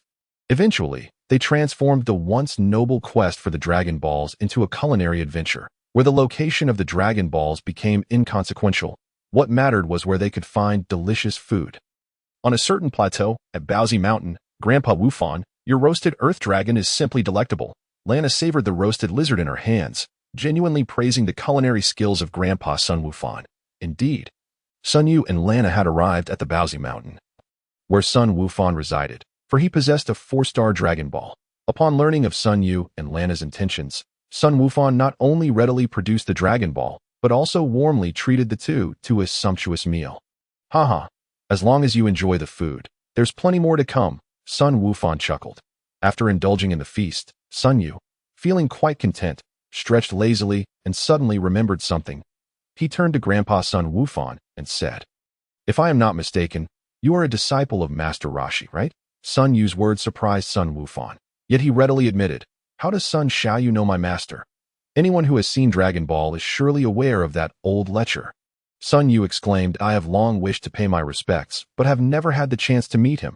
He pondered whether Grandpa Wufan could demonstrate the legendary Kamehameha technique of the Turtle School for him. Chapter 11. Kamehameha. You wish to learn the Kamehameha? Sun Wufan discerned Sun Yu's thoughts. Indeed, Sun Yu affirmed decisively, "If possible, I hope you might guide me in my training." Upon hearing this, Sun Wufan's expression shifted slightly. Before he replied, "However, Sun Xiaoyu, if I am not mistaken, your strength far exceeds mine. Perhaps only my master could offer you guidance, but I can certainly demonstrate the Kamehameha just once." "Very well, I shall rely on you." Sun Yu gazed expectantly at Grandpa Sun Wufan. Subsequently, Sun Wufan stepped onto the open ground in front of the door, with Sun Yu and Lana following closely, observing intently. Sun Wufan clasped his hands together before his chest, his aura suddenly surging, then gradually lowered his hands to his waist, shouting, "Kamehameha!" With a tremendous roar, a massive boulder before him was shattered by Wufan's energy wave. Exhaling with relief, Sun Wufan turned to Sun Yu with a joyful expression and inquired, "How was that? Did you see it clearly? Would you like to give it a try?" Sun Yu, having just retracted his Sharingan, smiled faintly at Grandpa Sun Wufan and replied, "Certainly, I shall give it a shot." "No worries, my young friend. Feel free to try. Should you make any mistakes, I shall shamelessly point them out." Sun Wufan stepped aside, watching alongside Lana as Sun Yu approached the courtyard at that moment. Sun Yu was filled with excitement. He had imitated the Kamehameha countless times in his childhood, and now he could finally execute this move and fulfill a long-held dream. With hands casually joined and spread before his chest, Sun Yu's aura erupted with tremendous force. The intensity of Sun Yu's energy sent a jolt through Sun Wufan's heart, his complexion paling instantly. Despite his efforts to overestimate Sun Yu's power, he realized he had still underestimated it. "Curse you, Kair, when did you become so strong?" Lana gritted her teeth, for without a battle power detector, she could not ascertain Sun Yu's exact strength, but she sensed that it was likely very close to her own, igniting a sense of crisis within her. "Hunt me." Sun Yu smoothly transitioned his hands back to his waist, suddenly emanating a terrifying brilliance, his energy peaking once more, causing the ground around him to tremble. "Ha!" He thrust his palms forward with force, unleashing a robust wave of energy that shot towards the distant hills. The ground quaked as the hills erupted into countless fragments. Gulping in astonishment, Sun Wufan nearly popped his eyes out, momentarily at a loss for words, having just boasted about guiding Sun Yu.My apologies. My apologies that I inadvertently exerted too much force. Sun Yu scratched his head apologetically toward Grandpa Sun Wufan. Truly, heroes emerge from the youth. Sun Xiaoyou's talent is simply astounding. It seems I have aged. Sun Wufan chuckled self-deprecatingly. Though the Kamehameha is a lower-tier martial technique, its unique ability to gather energy and unleash a second wave grants it unparalleled potential for enhancement, which explains why Sun Wukong is so fond of using this skill. After conversing for a while longer, Sun Yu bid farewell to Sun Wufan and continued his journey to seek the Dragon Balls. With the newly acquired 4-star ball, Sun Yu now possessed 4 Dragon Balls, leaving 3 remaining. Following the readings from the Dragon Radar, Sun Yu and Lana swiftly flew towards the tropical region in the south. As the radar indicated they were nearing the location of the next Dragon Ball. Sun Yu spotted a towering white spire rising like a cloud ahead. A smile spread across his face as he realized he had finally found the legendary sacred land of Karin. The residence of the god, Karin Tower, stood atop the tropical plains of the southern world, guarded by generations of villagers from the Indian tribe that was revered as the birthplace of martial arts, attracting countless martial arts masters over the centuries. Yet to date, only Master Mateto had succeeded in ascending Karin Tower. Kyre, look! It seems there is an army below. Lana pointed towards a large gathering of people in the distance. Following Lana's gesture, Sun Yu observed that a considerable number of armed soldiers were stationed near the village surrounding Karin Tower, all wearing fierce expressions as they assaulted innocent Indian villagers. Could they also be after the Dragon Balls? Sun Yu speculated, recalling that in the original Dragon Ball, the Guardians Berta and his son indeed possessed a Dragon Ball, specifically a 3-star ball. Kyre, let us go take a look. Lana, like many females across the universe, possessed an innate curiosity for commotion. Despite often denying it seems we must wait a bit longer before visiting the god. Sun Yu sighed, shaking his head. After all, Karin Tower was right there. A slight delay would not matter. Indeed, Sun Yu responded, and the two descended from the air, strolling leisurely towards the soldiers. The army bore the insignia of a red necktie, with large capital letters R on either side. Undoubtedly, the Red Ribbon Army.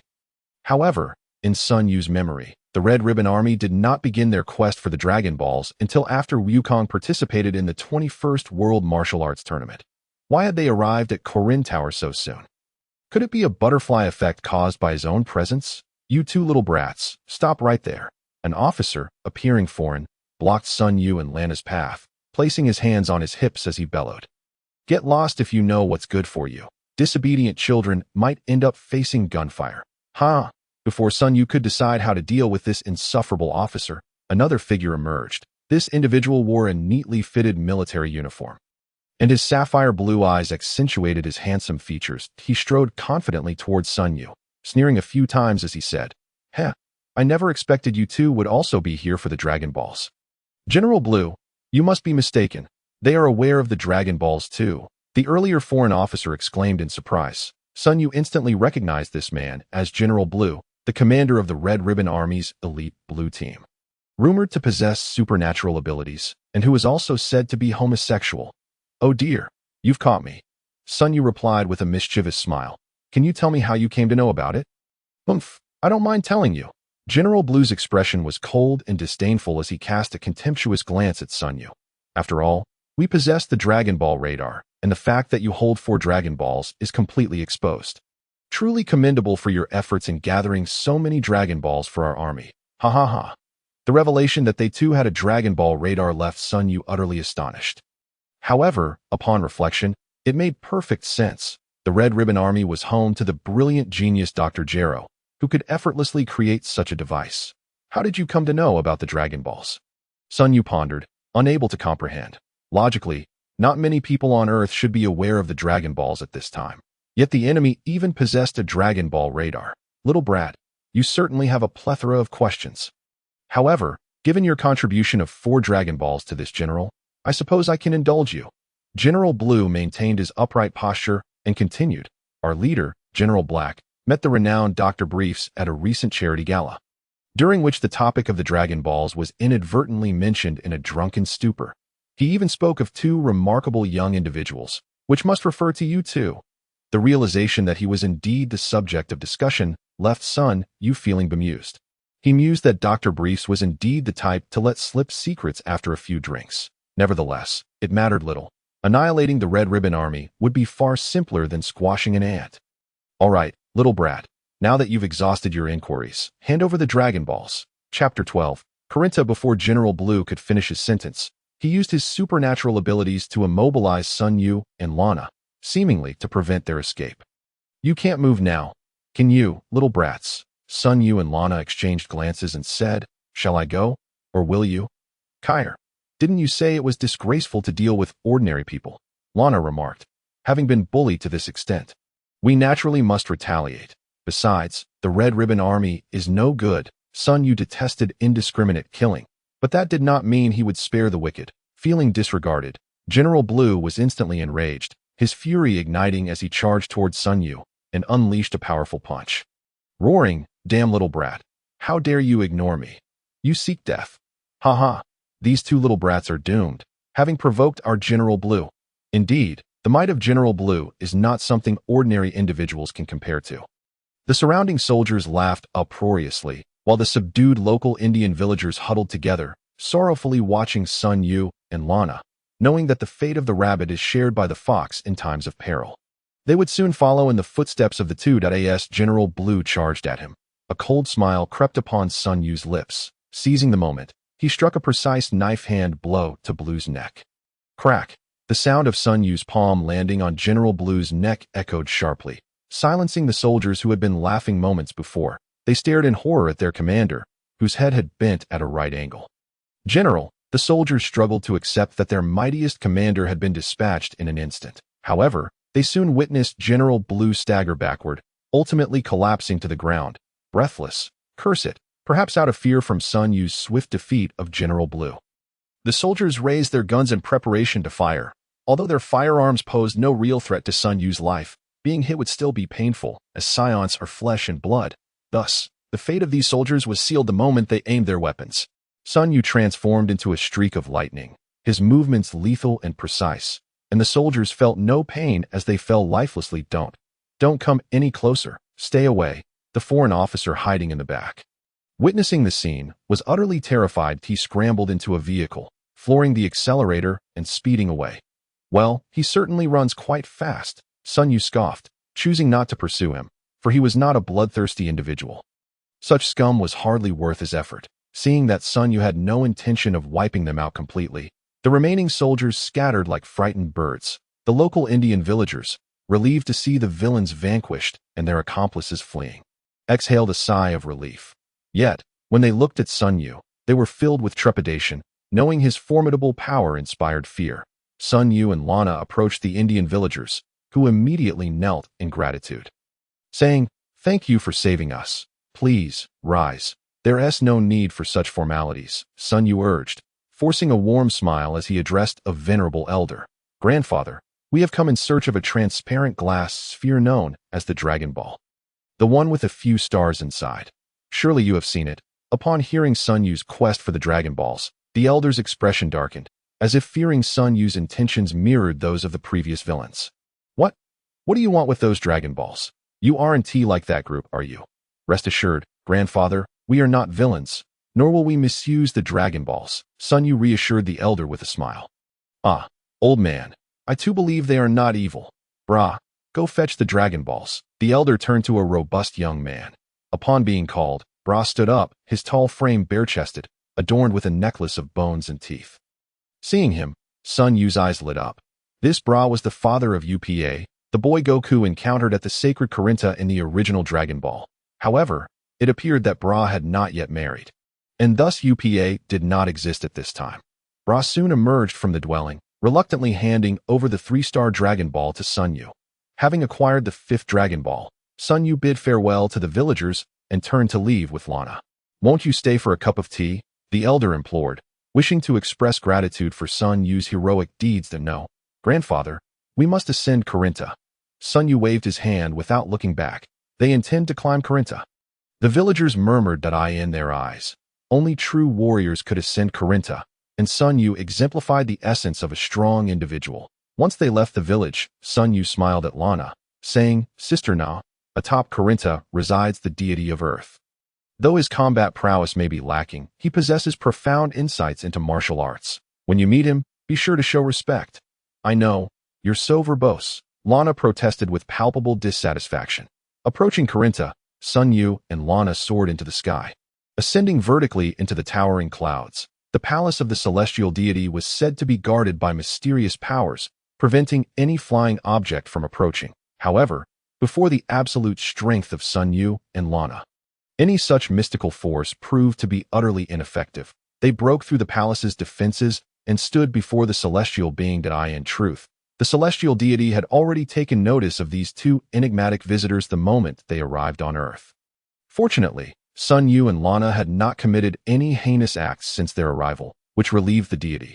Yet today, the celestial being suddenly discovered that these two immensely powerful strangers had appeared near the sacred land of Karinta, causing his previously relaxed demeanor to tense once more. Thus, upon their descent onto the celestial palace, they found the deity waiting at the entrance, accompanied by his servant, the Black Bobo, and the cat sage Carlin, who claimed to have lived for 800 years. He too had come to await the arrival of Sun Yu and Lana. Greetings, celestial deity, and you too, Mr. Bobo. Carlin sage. I see you are here as well.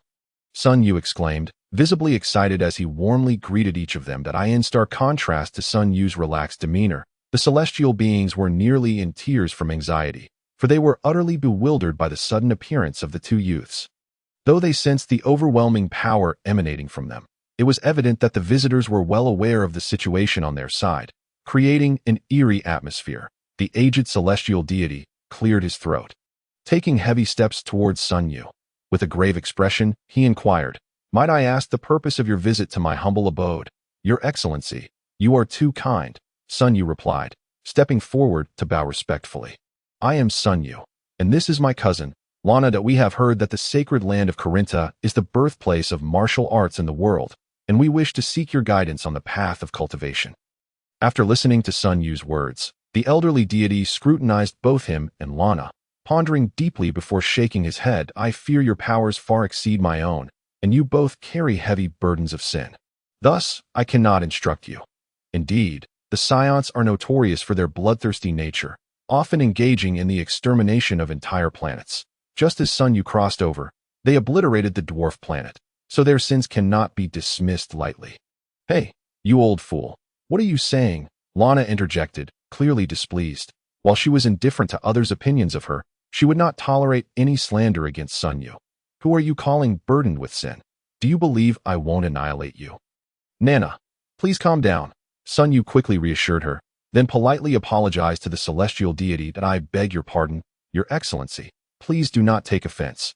My cousin is just fiercely protective. In truth, she has a kind heart." "What a troublesome start." "Huh. I fail to see any goodness in her," remarked Carlin sage, who had harbored animosity towards Sun Yu from the outset, possibly due to a cat's instinctual aversion to the Saiyan's bloodthirsty nature. This time, Lana refrained from exploding in anger, merely shooting a fierce glare at Carlin, causing the latter to retreat behind the celestial deity in fright. "Enough of this bickering. Mr. Sun Yu, you are not welcome here. I hope you will take your leave." The elderly deity struck his staff upon the ground, issuing an eviction order before turning to return to the sanctum. "Wait a moment, Your Excellency." Sun Yu was taken aback by the deity's overt rejection of Saiyans, for he believed he had done nothing wrong. That he certainly did not wish to bear the weight of such sins. In a moment of quick thinking, he furrowed his brow, and with a mysterious smile, he said, "Your Excellency, do you not wish to return to your home planet?" This statement struck the celestial beings like a detonated torpedo in water, rendering them momentarily speechless. "What did you say? What do you mean by returning to your home planet? Please clarify." The celestial deity, no longer calm, demanded sharply. In order to dissolve the deity's hostility, Sun Yu invoked the name of the universe's #1 enemy, Frisia, as a common foe.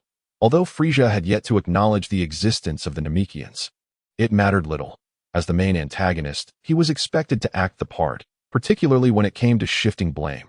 "Surely, Your Excellency has noticed that you do not resemble the humans of this planet.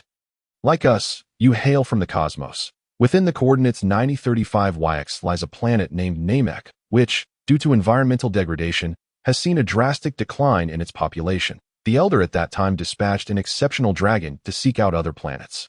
However, upon discovering the miraculous Dragon Balls of Namek, the cosmic tyrant Frisia yearned for eternal life to conquer the boundless universe, intending to harness the dragon's power to achieve his ambition. What do you think Frisia's first act would be after fulfilling this wish?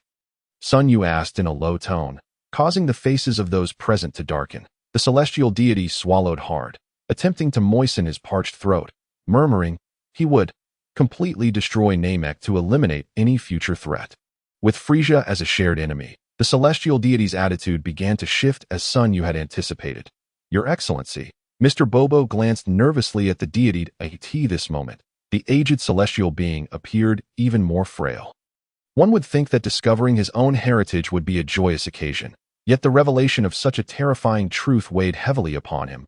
He took several deep breaths before asking Sun Yu, is my home planet now in grave danger? Fear not, Your Excellency, for Frisia is wary of the legend of our super science. He will not strike at your home planet until he has thoroughly annihilated the Scions. Sun Yu reassured the deity. Lana, who had remained silent until now, could no longer contain herself upon hearing Sun Yu's words. She grasped his arm urgently, exclaiming, Kai, what nonsense are you spouting? Lord Frisia has always treated us Scions well. How could he possibly turn against us? Head throbbing, Sun Yu realized he had forgotten that she was a pure Scion. Perhaps many of her family and friends remained on Vegeta. Of course, she could not remain indifferent upon hearing that Frisia planned to annihilate the Scions. Listen, celestial deity, it turns out they are in cahoots with that Frisia character. Carlin Sage interjected, having always maintained a hostile attitude towards Sun Yu'd its Frisia. You senile old cat. Sun Yu shot an exasperated glare at the meddling Carlin Sage. He turned his serious gaze towards the celestial deity, stating, to be frank, due to certain circumstances, I have come to learn of some future events. I am aware of Frisia's ambitions and know where to find the strength to oppose him. Your Excellency, you possess telepathic abilities. You can sense whether I speak the truth, Your Excellency. With that, all eyes turned to the celestial deity, hoping for his response. After a moment of contemplation, the venerable deity finally nodded slowly. He does not speak falsely that I wish to know if you possess the strength to confront this Frisia you speak of. Not at present, but once we fully unleash the potential within us, we will indeed have the strength to overcome him.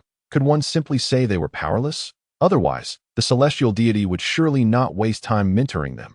Indeed, the elder deity acknowledged, you both harbor immense potential within. Yet your energy feels feeble, preventing you from exhibiting your true strength. For now, allow Carlin Sage to train you in the art of energy control. Once you have made some progress, I shall personally guide you. Thank you, Your Excellency. Teacher, please allow me to bow before you. Sun Yu stepped forward and respectfully performed a deep bow. That is unnecessary, truly unnecessary. The cold sweat was about to break out on the forehead of the heavenly god, as he found himself utterly perplexed by Sun Yu's actions. Your strength far surpasses mine.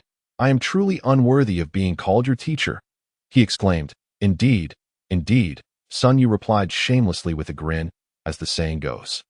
The accomplished must lead the way. Since I seek your guidance, you are my teacher. With Sun Yu having spoken so, the heavenly god refrained from further objections, lest he appear ungrateful. Carlin, please escort Sun Yu and his companions below.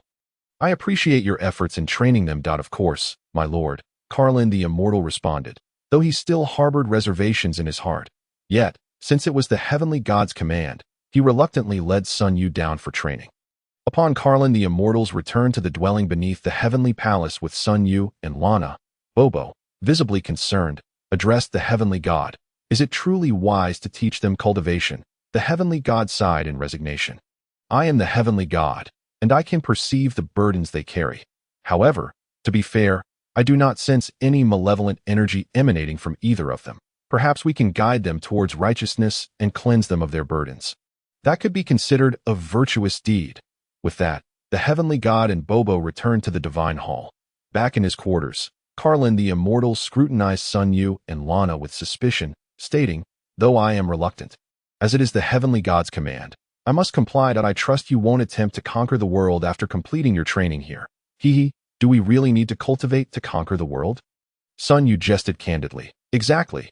You're nothing but a weakling with combat power below 200. Lana chimed in, seemingly seeking retribution for earlier remarks. How infuriating, Carlin the Immortal exclaimed, his frustration boiling over as he struck his staff against the ground.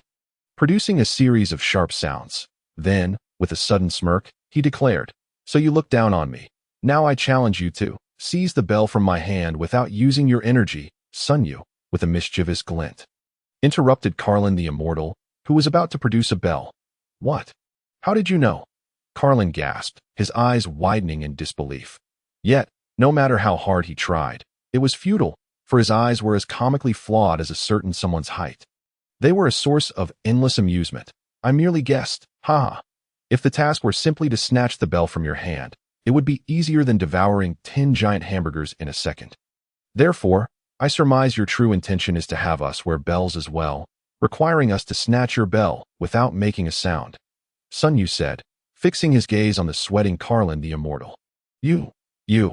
Carlin, exposed in his true intentions, began to question his existence, or rather, his cat life. Over his 8 centuries of life.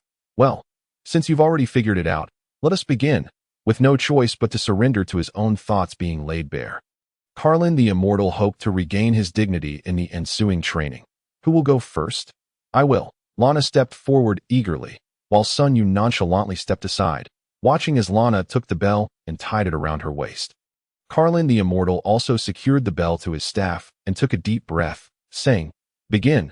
Due to the burden of the 900-kilogram weighted armor, Lana's speed and precision were significantly hindered. And each time she nearly grabbed the bell from Carlin's staff, her own bell would inadvertently jingle. "Ha! What are you doing? Haven't you eaten enough? Pick up the pace." Seizing the opportunity for retaliation, Carlin relentlessly taunted Lana, listing her shortcomings. This is too much. Unable to endure Carlin's mockery any longer, Lana removed her 2 weighted wristbands, which thudded heavily against the ground, causing it to tremble slightly. "Go!" Carlin exclaimed, astonished, having gone from mercilessly mocking Lana to being petrified by the spectacle before him. After removing her additional 2 pairs of heavy boots, Lana finally paused. Though she still wore a roughly 400-kilogram alloy lead vest, she refrained from removing it out of modesty, but given that Earth's gravity is 1/10 that of Vegeta's planet, this weight was no longer a significant hindrance to her. "Sorry to keep you waiting, little kitty." After flexing her wrists and ankles, Lana's form vanished in an instant. Carlin the Immortal instinctively adjusted the position of his staff. But it was too late.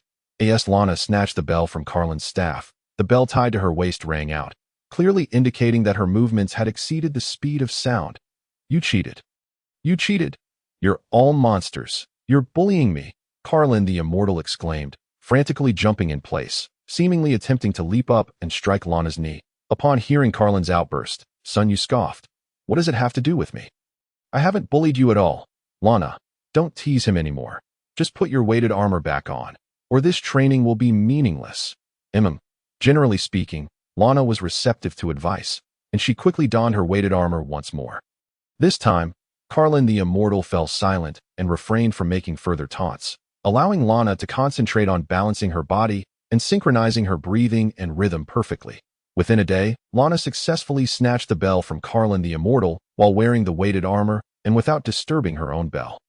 The first Earthling to ascend Carlin's Tower, the renowned martial artist Wu Tai Do, had taken 3 long years to achieve this feat, while the young son Wukong managed it in 3 days, that if we disregard the factor of combat power. Lana's talent for martial arts could be said to rival that of both of them. "Very impressive, Lana. Your aura now feels much more contained and robust. You exude an increasing sense of harmony," Sun Yu exclaimed sincerely. "Hee, your sister is a talented intermediate warrior," Lana replied proudly, patting Sun Yu's shoulder. Carlin the Immortal produced a clay jar, from which he retrieved a mystical bean and tossed it to Lana, saying, "This is called a magical bean. Consuming it can swiftly replenish your energy. 1 bean is equivalent to 10 days' worth of meals." Sun Yu's eyes lit up with astonishment as he mused. "So this is the legendary magical bean. In the Dragon Ball anime, as long as you have even a breath left, you can recover from any grievous injury. It is indeed a remarkable artifact, second only to the wish-granting dragon in its power. Unfortunately, due to the low yield of these beans, most were squandered by that foolish Yachirobe, leaving only a minuscule amount behind. Consequently, during future battles, Goku and the other Dragon Ball warriors often found themselves in dire straits due to the scarcity of magical beans. Merely thinking about it brings tears to one's eyes. Crack, crack. Lana quickly chewed the magical bean and swallowed it. Within a breath, her energy was rapidly restored. However, her face flushed, and after a few unsteady steps, she collapsed weakly. Lana, what's wrong? Sun Yu rushed over, catching her in his arms, urgently calling her name. Suddenly, Lana wrapped her arms around Sun Yu's neck, her lips brushing against his ear, releasing a fragrant breath. Damn it. You foolish cat, what did you give my sister to eat? This magical bean must be a fake. Chapter 15. The Celestial Bean Wine Fool. This celestial bean is undoubtedly authentic, the sage Carlin exclaimed in protest. Then why has my sister turned into this? Before Sun Yu could finish his sentence, Lana's fiery red lips had already pressed against his mouth, her hands fervently cradling his face as she kissed him passionately. What on earth is happening? Is this a celestial ascension? Lana's delicate figure writhed in Sun Yu's embrace, every trace of her youthful fragrance igniting his senses, her full and supple bosom pressing tightly against his chest, causing a warmth to surge in his lower abdomen, nearly overwhelming his reason. Activate the Sharingan. Sun Yu forcefully awakened his Sharingan, regaining a modicum of clarity. Although he relished this moment, it was evident that it was not Lana's true intention. Thus, he could not appear too indiscreet in front of that foolish cat. How infuriating that this foolish cat does not even know to avert its gaze. With a swift motion, he struck Lana at the nape of her neck, rendering her unconscious. Seeing her peacefully asleep, Sun Yu let out a sigh of relief and shot a fierce glare at the sage Carlin, saying, "Why are you still here? Ugh, I meant to ask, what on earth is happening with my sister? She looks more like she's been intoxicated by fake wine." Carlin, who had been watching Sun Yu and Lana with great interest, began to explain, "I have kept these celestial beans for thousands of years. Have you ever heard of the process by which plants produce alcohol through anaerobic respiration?" Sun Yu nearly spat out a mouthful of blood. "Seriously? Plants producing alcohol through anaerobic respiration? Are you joking with me? If that's the case, couldn't you just add some water and let it ferment naturally to create a barrel of celestial bean wine?" Sun Yu remarked without holding back. What a splendid idea. How did I not think of that? Carlin exclaimed, slapping his forehead in realization. Upon hearing Carlin's words, Sun Yu felt like he could die from frustration. Serves you right for being so glib and making foolish remarks. Hey, you there, Sun Yu. Why don't you hurry up and practice snatching my bell? If you want to practice, do it quickly. I still need to return and brew a barrel of celestial bean wine. Carlin urged. I think I'll pass. Sun Yu replied with a firm shake of his head. After all, when Lana had been trying her utmost to seize Carlin's bell just moments ago, Sun Yu had already activated his Sharingan on the side. He aimed to thoroughly observe the flow of energy within Lana's body, meticulously studying her method of breath control and coordination, and then applying this knowledge to enhance his own insights through comparison to what he had previously learned. This was the profound insight of the Sharingan. It was not solely a tool for battle. Even in various aspects of cultivation, if utilized properly, the Sharingan could yield unexpectedly remarkable results. What? You actually say you don't need it? Kid, are you afraid? Worried that you can't measure up to this girl, so you're hesitant to challenge her? Carlin squinted at Sun Yu. What a joke. Sun Yu, would fear such a thing. It's just that it's truly unnecessary. Sun Yu was eager to return and take care of Lana. After all, she had consumed a high alcohol content celestial bean and was now intoxicated as her younger brother. He must shoulder the responsibility of caring for her. For instance, helping a drunk person remove their clothes and wiping them down with a warm towel, or assisting with muscle stiffness through massage. In short, Sister Lana needed someone to look after her right now. Hey, kid, don't be so dull. Come on, give it a shot. I want to laugh at you. Carlin, convinced that Sun Yu was too timid to compete, urged him on, but Sun Yu had resolutely decided to ignore him. How about I give you 2 barrels of celestial beans instead? I want 3 barrels. No way. It took me hundreds of years to accumulate 5 barrels. If I give you 3 at once, what will I have left to brew wine? Carlin flatly refused. Fine then. Sun Yu scooped up Lana and turned to leave. Wait. All right. If you can successfully snatch my bell within the time it takes for a stick of incense to burn, I'll give you 3 barrels. Carlin gritted his teeth and made the decision that in his view, Lana's talent was already quite high. Even she needed nearly a full day to seize his bell. So this young lad, even if his talent surpassed hers slightly, could not possibly accomplish it within that short span of dough. Since you insist, I shall give it a try. I hope you keep your word. Sun Yu replied, feeling somewhat helpless about such an unusual opportunity to obtain celestial beings for free. I am a sage. How could I go back on my word? But you must not remove your heavy protective gear.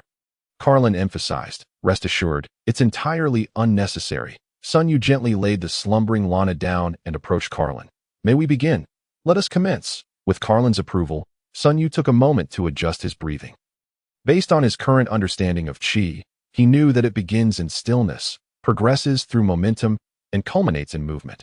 Every inhalation and exhalation generates Qi, and true masters can conceal their actions within their breath, allowing their movements to coincide with inhalation and exhalation, thus achieving the goal of stillness, controlling motion. As Sun Yu synchronized his breath, he naturally extended his hand, allowing no trace of Qi to escape.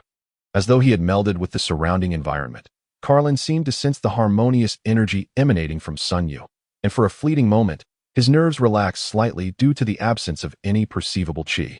Yet, it was precisely because of this momentary lapse that Sun Yu's hand swiftly reached out before Carlin, and at that instant, Carlin found it impossible to evade. What appeared to be a leisurely movement now unfolded with the swiftness of lightning. I've got it. That was not difficult at all. Carlin, I'm taking these 3 barrels of celestial beans. Sun Yu calmly tossed the bell back to Carlin and retrieved a versatile capsule, opening it to reveal a suitcase. He then placed 3 barrels of relatively fresh celestial beans inside. He had no desire to deal with a high alcohol content celestial bean during future battles. After all, who would willingly invite trouble? Carlin stood in a daze nearby, still entranced by the swiftness of Sun Yu's recent action, as clear as the sky and as rapid as lightning. Who would have thought that this young prodigy could grasp such profound concepts at such a tender age? Truly unexpected. Hey, foolish cat, why are you still standing there in a daze? Can't you see my sister is asleep? Quickly, find me a quiet room. Sun Yu yelled at the still stunned Carlin, cradling Lana once more. Before Carlin could respond, a deep voice suddenly echoed around them. Miss Lana may rest in the temple. Mr. Sun Yu, the deity summons you. Damn it, Bobo, must you always appear without a sound? It's quite frightening. And what mischief does the deity intend to disrupt my affairs now? Chapter 16. 3 realms after settling Lana, Sun Yu followed Mr. Bobo to meet the celestial deity. The deity stood at the edge of the temple, gazing down upon the bustling world below. Sun Yu approached respectfully, bowing and saying, Esteemed deity, you summoned me. Sun Yu, you have arrived. The deity turned, offering a stiff smile. I have observed your training with the sage Carlin. Oh, it seems he intends to offer me guidance on my cultivation, Sun Yu thought, instantly revitalized. That I hope the esteemed deity can enlighten me. Haha, enlightenment is perhaps too grand a term. That I noticed that you have made some progress in controlling your Qi. But do you understand how the ancients classified the realms of Qi? The deity introduced a concept not found in the original Dragon Ball lore, instantly capturing Sun Yu's interest. That I am unaware, esteemed deity. Please, enlighten me. Sun Yu bowed deeply, his sincere demeanor greatly pleasing the celestial deity. The realm of Qi is divided into subtleties, understanding, and emptiness, the deity explained. You have now reached the stage where you can integrate your own Qi into your breath, manifesting at will and dissipating at whim. This is the realm of subtleties. What, then, does the realm of understanding signify? I beseech you, divine master, to elucidate. Sun Yu, eager for knowledge, felt as if the deity's words had struck a resounding chord. Unlocking the door to the world of martial arts, he yearned to push open this door and delve into the mysteries of combat. Understanding is the elevation of subtleties. The term realm refers to the essence of one's intent. Allow Bobo to demonstrate first. This will facilitate your comprehension. The deity indicated towards Bobo. As Sun Yu turned to Bobo, he noticed that, unbeknownst to him, Mr. Bobo was now holding a wooden stick, following the celestial directive. He began to wield the stick, dancing it around at a considerable distance from Sun Yu. The movements of the stick were exceedingly slow, and after pondering for a moment, Sun Yu could discern nothing particularly special. Just as he was about to inquire about the reasoning behind this, the seemingly short stick abruptly elongated and lunged toward him. I must evade. Sun Yu swiftly darted aside, but upon taking a single step, he realized that the stick had not actually grown in length. Was that merely an illusion? Well, Sun Yu, what have you gleaned? The deity inquired. Observing Sun Yu's reaction, I comprehend nothing at all. Why must you ancients indulge in riddles? Would it truly be fatal to speak plainly? Sun Yu lamented, on the verge of tears that he recalled how, in the Dragon Ball anime, a young Son Goku had also been startled by Bobo wielding an ordinary stick during his training in the heavenly realm. Yet the specifics had faded from his memory over time. Your junior mind is but dull. I implore you, Divine Master, to enlighten me directly. The path of enlightenment has its order. The more you understand, the more you are the master, and I, the subordinate. Haha. This embodies understanding. Everything possesses its own attributes, such as length, speed, temperature. When one can perceive these attributes, that is intent. When I guide you to sense these attributes, that is the realm. Intent and realm can transform into one another. Just as when Bobo was wielding the stick, his intent was to strike you with it, and thus his essence was born. The deity elucidated. Sun Yu nodded thoughtfully. I see now that the notion of the realm arising from the heart is indeed this principle. Correct. It appears you truly grasp it. The deity's expression reflected approval. And what of the realm of emptiness? Might you demonstrate that for me as well? Sun Yu inquired. You are quite impatient, wishing to run before you have learned to walk? Very well. Bobo, please show Sun Yu. The deity chided lightly, directing Bobo once more. Certainly, Divine Master. Before he could finish, Mr. Bobo appeared lost in thought, staring blankly at the distant horizon, seemingly reminiscing about his youth spent running beneath the setting sun. Excuse me, Divine Master, but Bobo seems to be daydreaming. While I acknowledge that Mr. Bobo is indeed adorably simple, this is rather, well, it's hard for anyone to ignore that he appears to be in a stupor. Sun Yu attempted to express his concerns, not out of malice, but purely due to the lack of sensation he was experiencing. Silence. Close your eyes and perceive with your heart, the deity advised from the side. Reluctantly, Sun Yu complied, for he had long wished to shut his eyes, enabling the activation of his Sharingan without revealing it to the deity. As the Sharingan awakened, Sun Yu's eyelids could no longer obscure his vision. Though the deity detected a slight anomaly in Sun Yu's aura, he dismissed it without further thought. Under the keen observation of the Sharingan, Sun Yu found himself utterly unable to detect Bobo's presence. How could this be? While Bobo's combat power was indeed minimal, it was inconceivable that not a trace of energy would be emitted. To Sun Yu's perception, Bobo's body seemed devoid of any energy. If one were to liken him to a stone, Sun Yu would wholeheartedly agree. Even the simplest of plants and creatures possess a life force. How could a human be an exception? What have you sensed? The deity inquired. I have sensed nothing at all.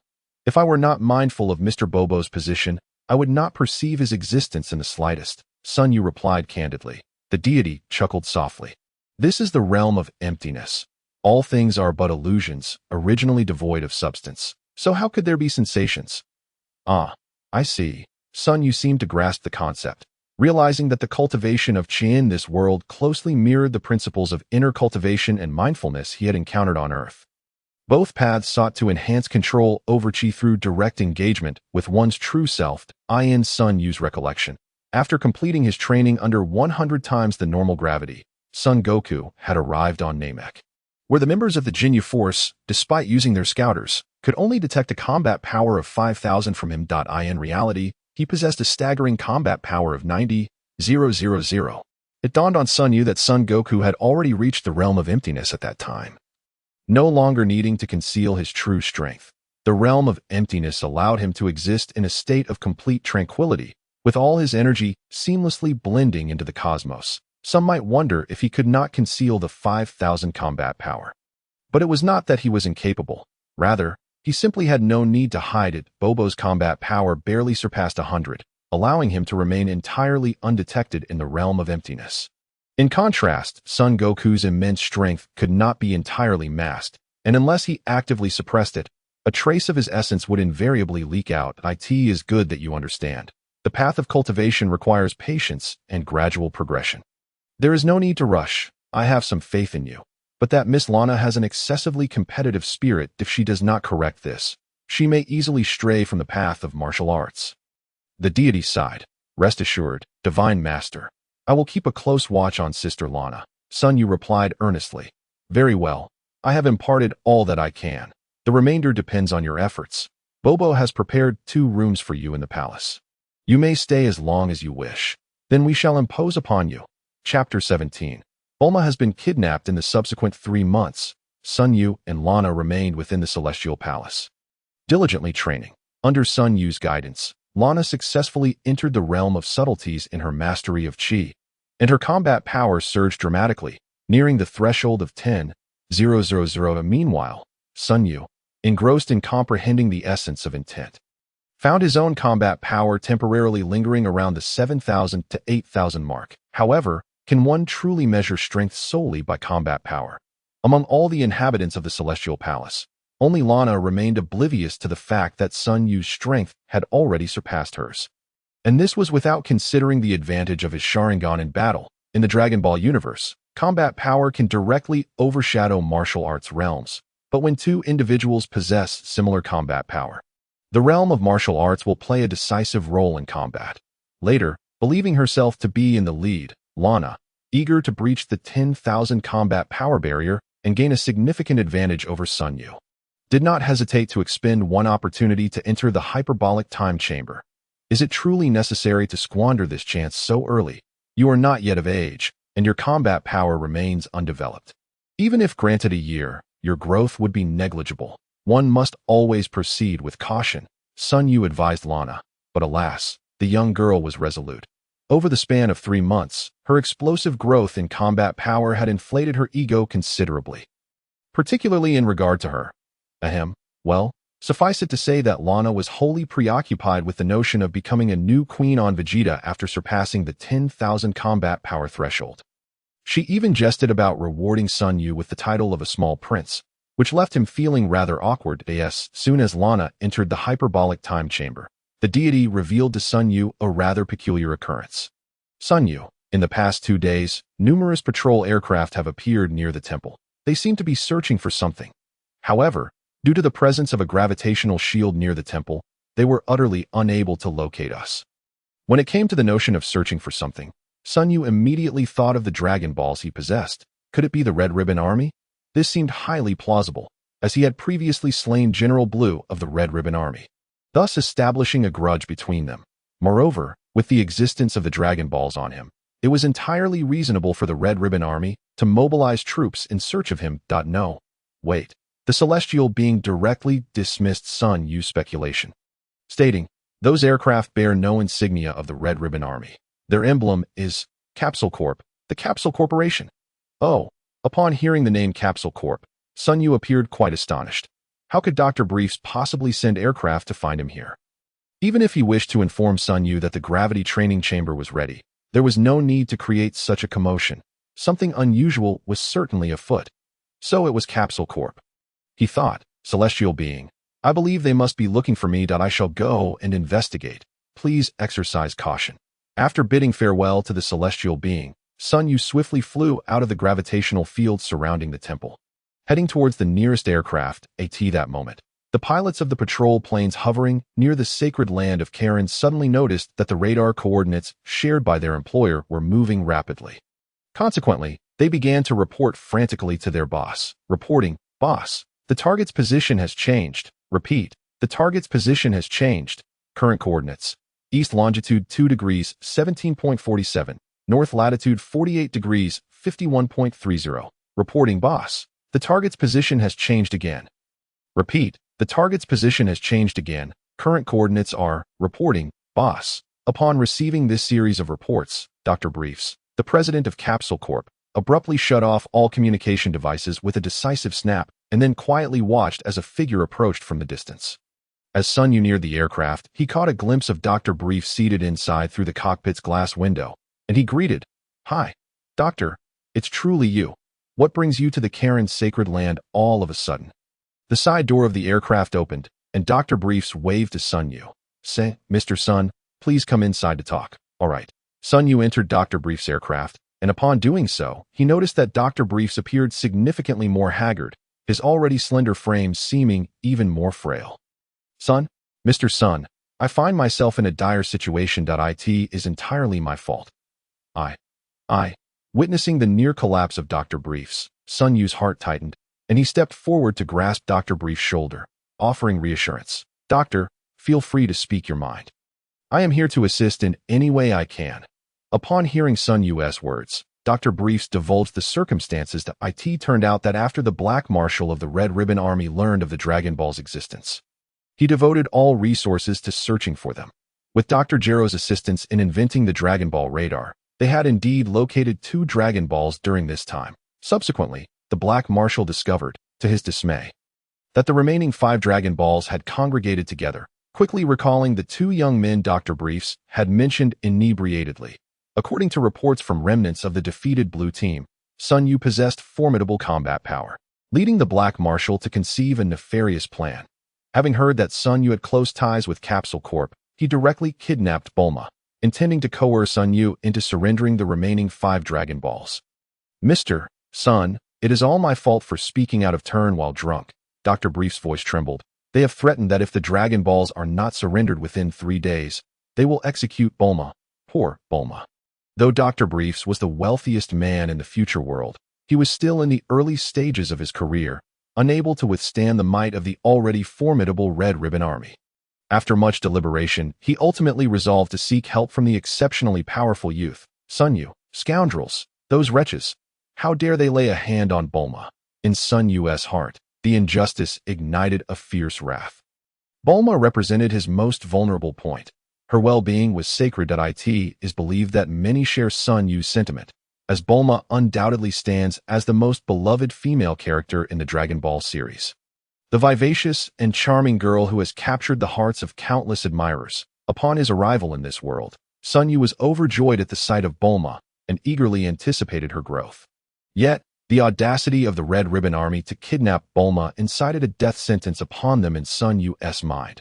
After confirming the location of the Red Ribbon Army, he reassured Dr.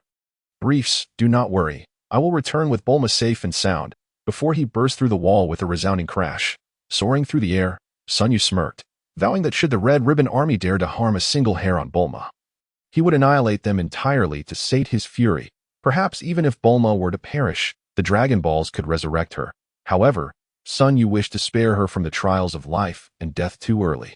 If it were within his power, he hoped Bulma's future would be shielded under his protection, just as Bulma often wished for Goku's presence during perilous times in the original narrative. Sun Yu hoped that regardless of whether the Earth faced destruction or the threat of Majin Buu sought to slaughter humanity, at that moment, Bulma would smile inwardly and think, "With Sun Yu around, everything will surely be all right." Chapter 18.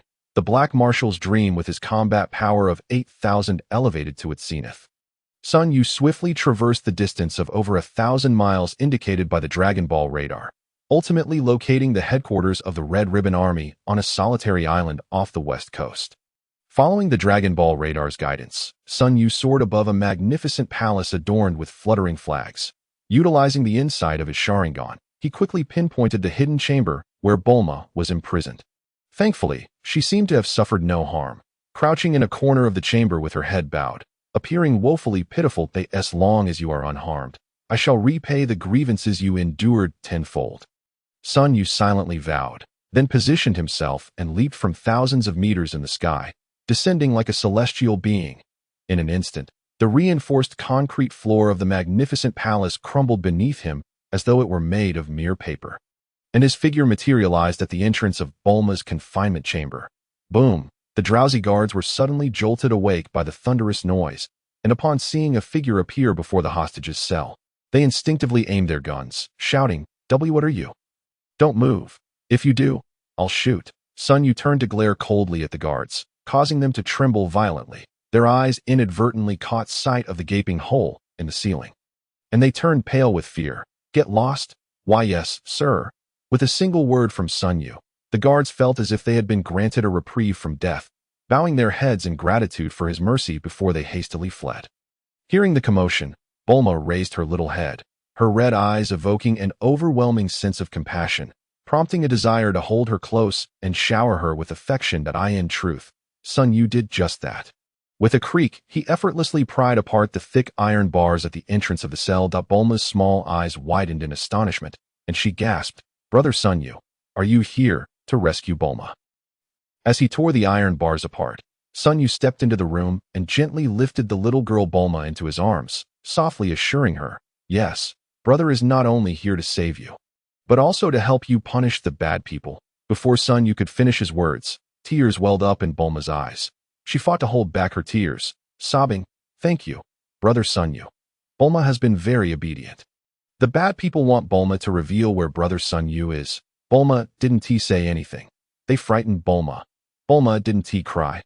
Bulma is very brave. Bulma is very brave. In Sun Yu's embrace, Bulma could no longer pretend to be strong. Her tears flowed freely like a river bursting its banks, and her cries pierced Sun Yu's heart like needles. He coldly proclaimed, "How dare they frighten my Bulma?" It seems the Red Ribbon Army need not wait for Sun Wukong to annihilate them. For today they shall completely vanish from this world. Sun Yu tore a piece from his garment to wipe away the tears from the corners of Bulma's eyes, perhaps for the first time. Held in the arms of someone other than her parents, Bulma's cheeks flushed a rosy hue. If it weren't for the inappropriateness of the moment, Sun Yu would have been tempted to steal a kiss. He chuckled. "Ah, the truth is out now. How can I deny being a lowly enthusiast? Come, brother will take you home." With that, he lifted Bulma into a princess carry and soared into the sky. Bulma clung tightly to Sun Yu's collar, appearing somewhat afraid of the height. However, as Sun Yu burst out of the palace, he noticed that numerous Red Ribbon Army troops had gathered around, with many fighter jets poised in the sky and tanks mobilized on the ground. Perhaps Marshal He believed this show of force would intimidate Sun Yu. How blissfully ignorant! Concerned that flying at high speeds might frighten the little girl, Sun Yu decided to descend to the ground. Observing from a distance, Marshal He assumed his troops had successfully intimidated Sun Yu. He proudly commanded his armored vehicle towards Sun Yu, opening the sunroof and shouting through a megaphone, "Ha! You are surrounded. Hurry and hand over the Dragon Balls, and perhaps this marshal might spare your life." Simultaneously, he leaned closer to his aide, the black-skinned Black, whispering, "See, I told you so. This fool really came alone to rescue that little girl." Ha. Black, suppressing a smirk, replied, "Indeed, Marshal, your foresight is remarkable. I am in awe, truly in awe, Brother Sun Yu." Bulma anxiously tugged at Sun Yu's clothing. He smiled gently at her, ruffling her hair, and reassured her, "Don't worry, with brother here, I will never allow my Bulma to come to harm. Just wait and watch the show." He then casually pulled out a lollipop and handed it to Bulma. Bulma nodded in relief, taking the lollipop and obediently retreating behind Sun Yu to enjoy it. After ensuring Bulma was comforted, he raised his voice to the marshal atop the armored vehicle, declaring, "That Marshal He, I advise you to cease your actions, or else with a single word, you shall meet your demise." As soon as his words fell, silence enveloped the scene, broken only by the roar of engines. The full minute passed before an eruption of laughter filled the air, some even doubled over, tears and snot streaming down their faces. "What did you say?" Marshal He nearly choked on his laughter, incredulously asking Sun Yu. "You actually think that with one word, I will die? Ha! Is my hearing faulty, or is your mind unhinged?" Black, standing beside Marshal He, struggled to contain his laughter, shaking his head at Sun Yu. "Kid, your skills are impressive, that much we know, but to say one word could kill the marshal, that's a stretch. If you intended to amuse us, I must admit, you've succeeded splendidly. I didn't mean to make you laugh." Sun Yu felt aggrieved, for the method to kill Marshal He truly was as simple as uttering a single word.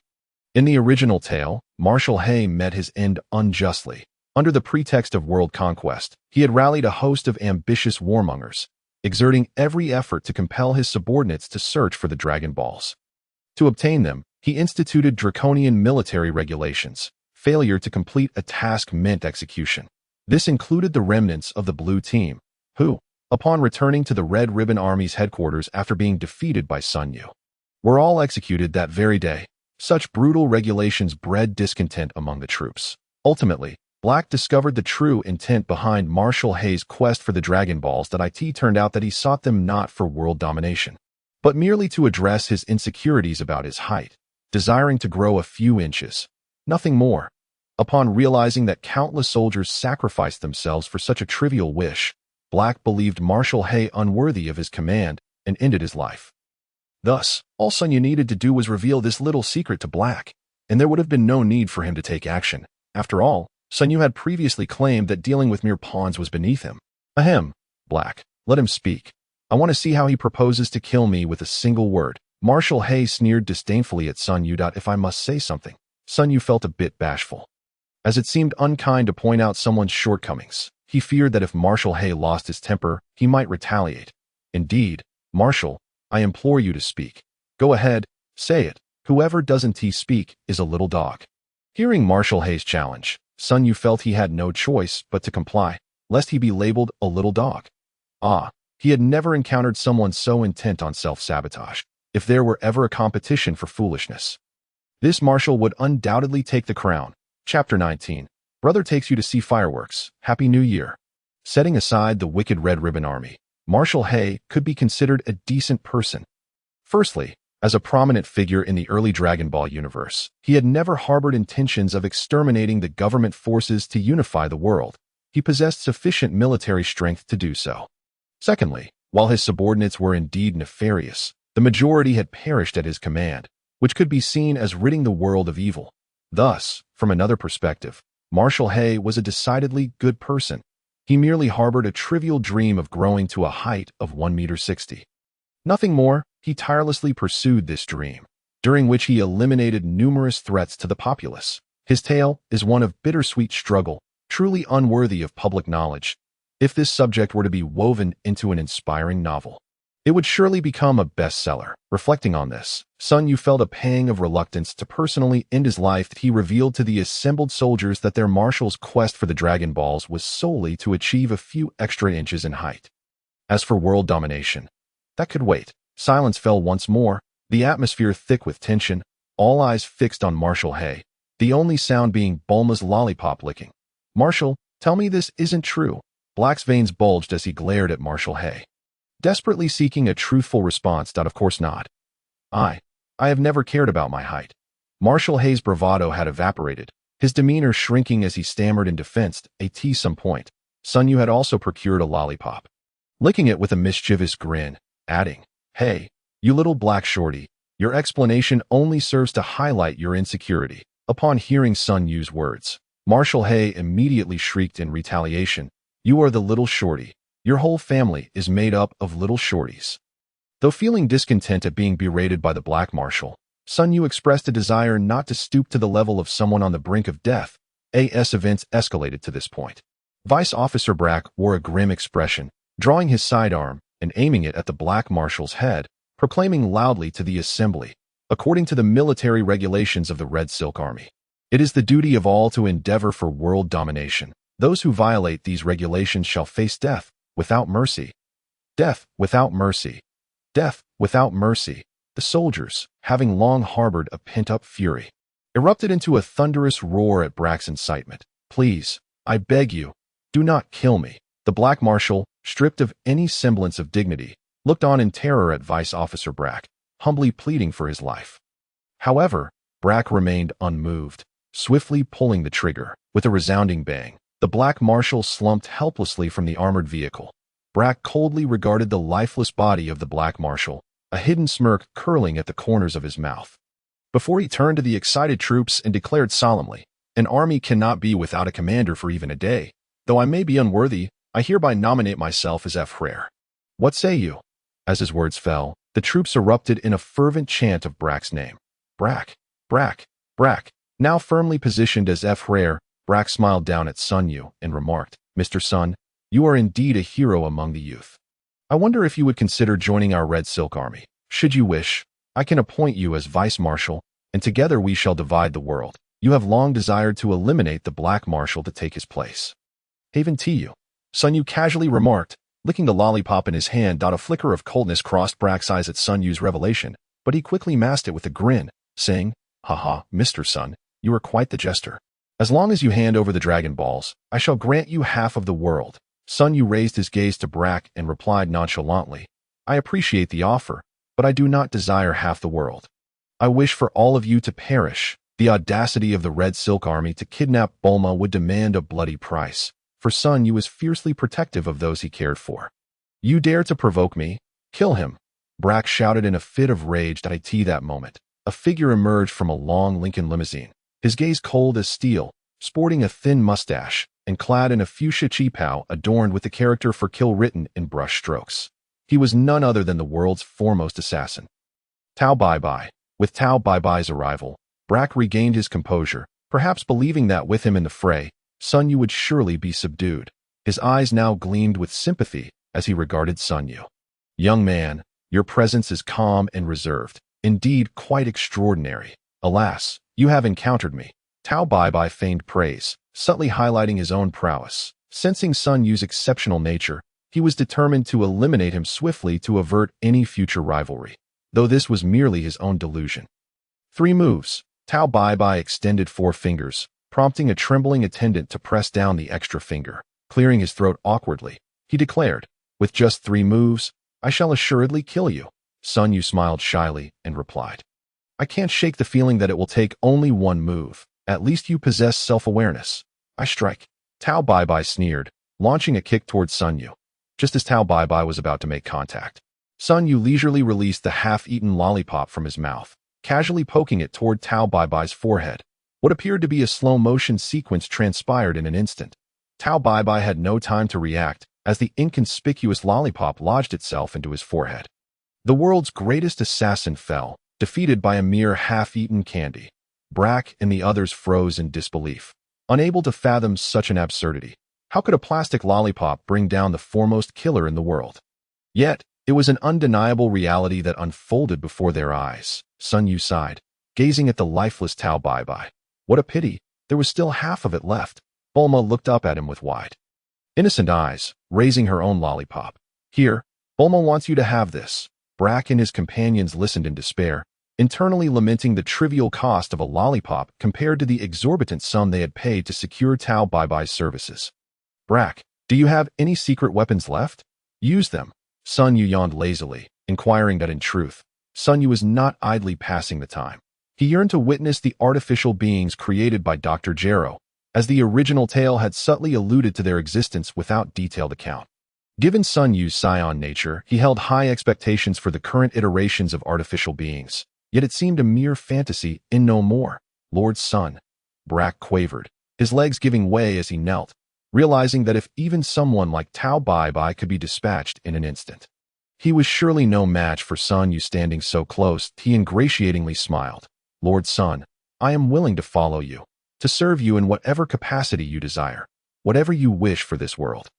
I shall deliver. Though he spoke thus, his hand discreetly reached for the firearm at his waist, planning to ambush Sun Yu the moment he let his guard down.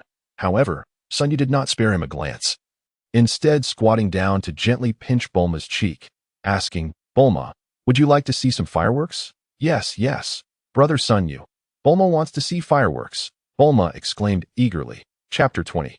The assault of the androids. Little Bulma's eyes sparkled with anticipation at the prospect of fireworks.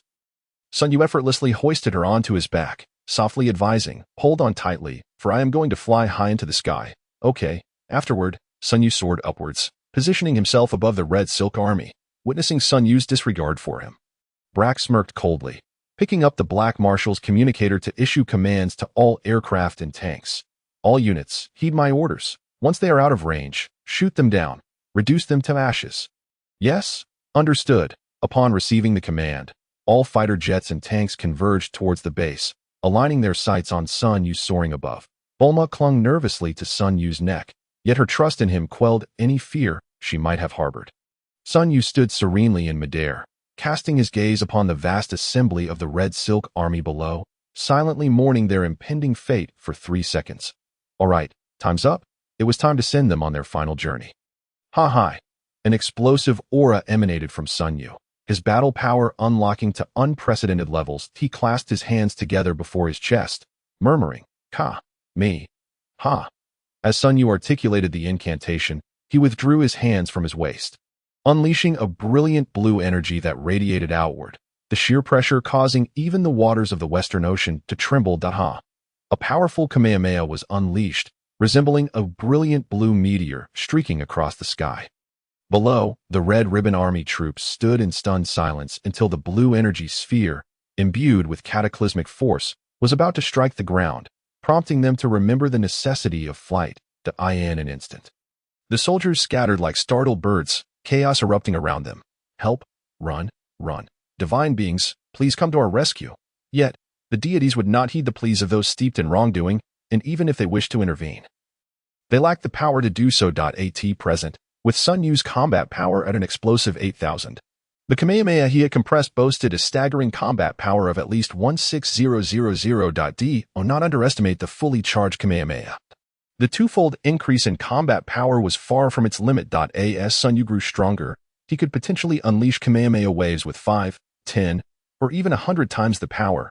This is the terrifying nature of this technique. The stronger the user, the greater the potency, with no ceiling to its might. At this moment, Sun Yu's Kamehameha finally struck the ground, and the ghostly blue energy orb rapidly penetrated deep into the earth before erupting from within. The ground of the Red Ribbon Army's base began to crack, beams of ethereal blue light piercing the faces of all present, like the gaze of the Grim Reaper. The next moment, the earth trembled violently. A colossal mushroom cloud rose majestically, the fierce shockwave obliterating nearby fleeing aircraft, and the ground within a radius of several dozen miles instantaneously evaporated, presenting a scene reminiscent of doomsday. Only a vast crater, several dozen miles in diameter, remained, and soon the waters of the West Ocean began to surge into this abyss. This spectacle was indeed terrifying. The mushroom cloud lingered in the sky, and Bulma, clinging to Sun Yu's back, gaped in shock at the unfolding scene, rendered speechless. Sun Yu, secretly regretful for potentially frightening the little girl, gently patted Bulma's head and softly said, "Bulma, they are merely collaborating with brother to create a fireworks display. For they understand that bullying you is wrong. So, Sun Yu found himself at a loss for words. At that moment, Bulma turned to him and smiled sweetly, saying, "Actually, Sun Yu brother, you don't need to comfort me. I'm not a child anymore. They are all bad people, and you, Sun Yu brother, are a good person. That it's only natural for good people to fight against bad ones." Seeing Bulma defending him, Sun Yu felt a warmth in his heart and silently praised her. Truly, Bulma was remarkable, whether in this world or in the Dragon Ball anime. Always so clever, strong, and gentle. Lost in thought, Bulma suddenly leaned over and kissed Sun Yu's cheek, her soft, cool lips leaving a delightful imprint, accompanied by a sweet fragrance that danced at his nose. The kiss was fleeting, and as Sun Yu looked at her in confusion, Bulma beamed back with pride.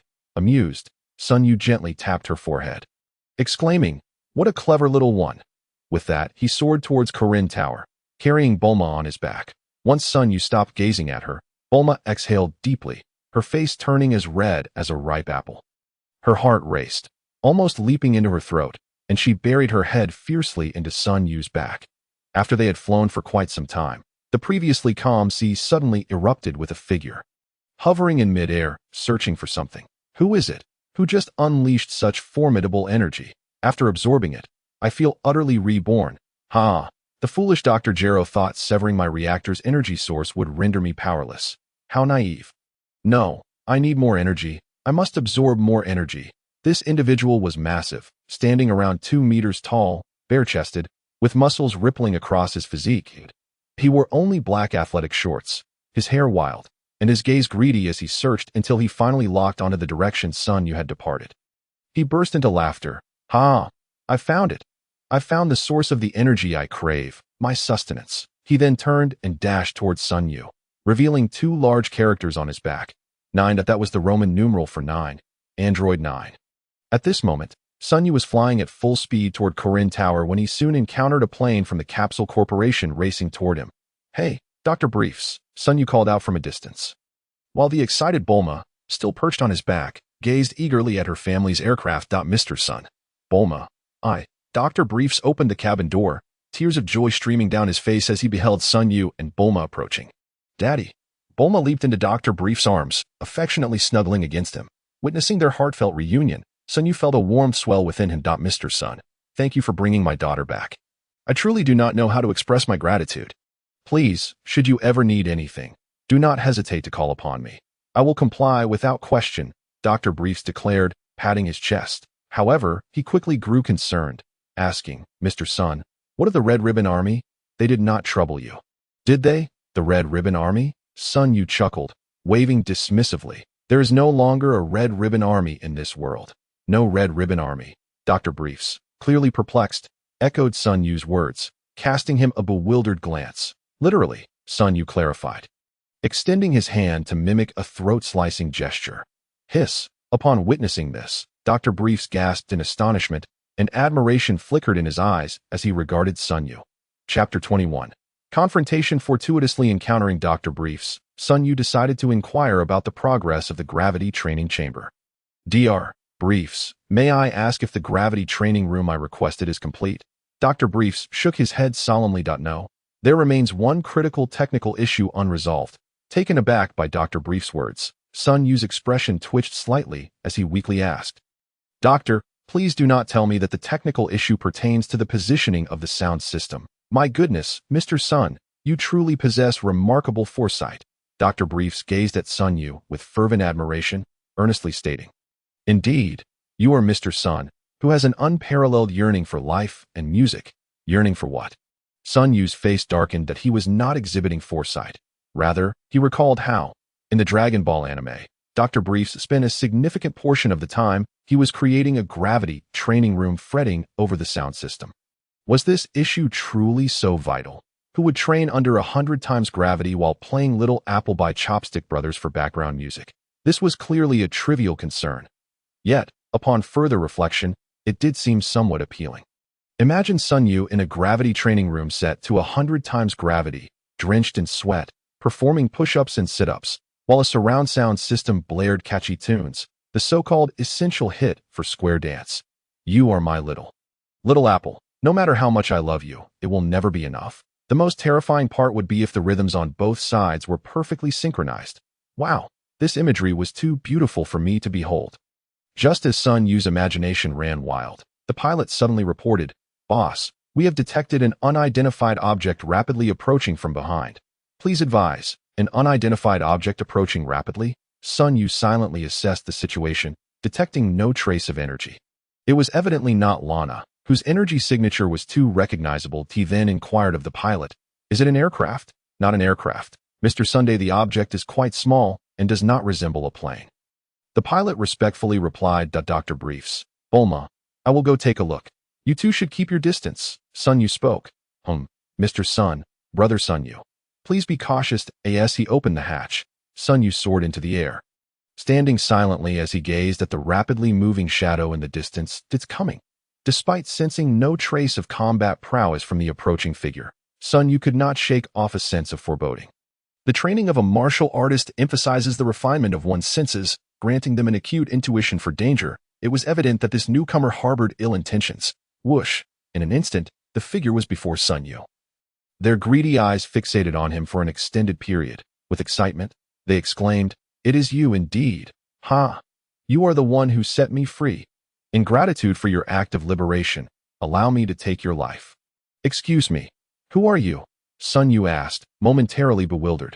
Remember, the one who will kill you goes by the name of Nate. Before Sun Yu could respond, Nate vanished with a swift motion, instantly on high alert. Sun Yu activated his Sharingan, tuning into the slightest movements around him. His eyes quickly zeroed in on Nate's position, and with a cold smirk, he unleashed a punch. Bang! Sun Yu's fist collided with Nate's body. Yet Nate appeared unfazed, as if he had struck a super alloy steel plate. Heh, I never expected you were not human, Sun Yu exclaimed, rubbing his aching fist. If I surmise correctly, you must be an android. Haha, no wonder I can't sense your energy. So that's the case. Android Nate, android number 9. Congratulations, you are correct, but unfortunately, there is no reward, Nate replied, a chilling glint flashing in his eyes as he launched another offensive at Sun Yu. How intriguing! Sun Yu decided to reveal his full strength, letting out a roar as energy surged violently within him, his combat power skyrocketing to 8,000, causing the surrounding air to resonate with a howling sound. Boom, boom, boom. The clash between Sun Yu and android number 9 erupted in the sky, each punch exchanged in a fierce back and forth. Due to the super alloy nature of Nate's body, Sun Yu found himself predominantly on the defensive. And not long after, his body bore numerous wounds, each one igniting his nerves and fueling his exhilaration. From the outset, Sun Yu had given his all, unleashing every ounce of his 8,000 combat power. Yet, he still felt overshadowed by the android, estimating Nate's combat power to be around 16,000. I never anticipated this android to be so formidable. The gap between us is quite significant. How fascinating. As a warrior of the Saiyan race, Sun Yu felt no fear when faced with a stronger opponent. Only an intense desire to battle surged within him, as Saiyans yearned for combat and to challenge the strong. With the Sharingan activated, Time froze. As Sun Yu's injuries worsened, it would be unwise to continue to clash with the super alloy-crafted android using mere flesh and blood, especially when the opponent's combat power exceeded his own by more than double. Seizing the moment, Sun Yu activated his time freeze ability, causing time to momentarily stand still. Given Nate's superior strength, Sun Yu's time freeze would not last long. He had to deliver a devastating blow swiftly, or his situation would become perilous. While you are down, I will take your life, Sun Yu shouted, channeling all his strength into a punch aimed at Android Number 9's temple. With a thunderous boom, a dent formed in Nate's head, and the force of Sun Yu's strike sent him soaring into the sky. Without pausing for a moment, Sun Yu unleashed a tremendous aura, extending his hands as he chanted, Ka, me, ha. A rapidly charged Kamehameha surged forth, a cerulean orb trailing a long tail as it hurtled towards the unsuspecting Android Number 9 above. Haha, it worked, Sun Yu grinned, knowing his rapid-fire Kamehameha boasted around 16,000 combat power. At such close range, even an android would be reduced to dust. However, Sun Yu's smile faded quickly, for as his Kamehameha struck Android Number 9, the android suddenly spread his arms wide in defiance. What should have obliterated him instead caused the Kamehameha to fizzle out, rapidly retracting and ultimately vanishing into a wisp of azure smoke. Sun Yu's lips twitched as he recalled the original Dragon Ball series, where Dr. Gero had researched androids capable of absorbing energy. It seemed Android Number 9 belonged to this category as well. Such pure energy. I am truly grateful. You have provided me with so much energy that I almost feel reluctant to kill you. Android Number 9 fixated his gaze on Sun Yu, sending a chill down his spine. It appeared that rather than inflicting harm, Sun Yu had inadvertently empowered him further, complicating matters significantly. Chapter 22, Double Tomo Sharingan. Given the pressure Android No. 9 exerted upon Sun Yu, his combat power had now surged to at least 20,000, and 8,000 combat power against 20,000 left little room for doubt about the outcome. Suddenly, Sun Yu instinctively retreated, narrowly evading an energy blast that sliced past him. The cerulean energy sphere collided with the surface of the West Ocean, erupting in a cataclysmic explosion that sent towering waves spiraling hundreds of meters into the air, transforming the once tranquil sea into a turbulent chaos. That was close, too close. Sun Yu patted his chest, heart racing in disbelief at the sheer power of the energy blast, and infuriatingly, it was his own energy that had been siphoned away by Android No. 9 to be used against him. Are you ready to meet your demise? Android Number 9 materialized before Sun Yu in an instant, a sinister grin spreading across his face as he raised his fists high, aiming a crushing blow at Sun Yu's head. Bang! Sun Yu felt the world spin around him, a mouthful of blood erupting from his lips as his body fell helplessly through the air. Yet, he did not plummet far. Android Number 9 reappeared beneath him, curling into a crouch before delivering a powerful kick to Sun Yu's abdomen, sending him soaring into the sky once more. It seemed Android No. 9 was intent on retaliating against Sun Yu in kind, mirroring the treatment Sun Yu had just given him. Watching the unfolding scene from a distance, Bulma and her father, Briefs, felt their hearts lurch.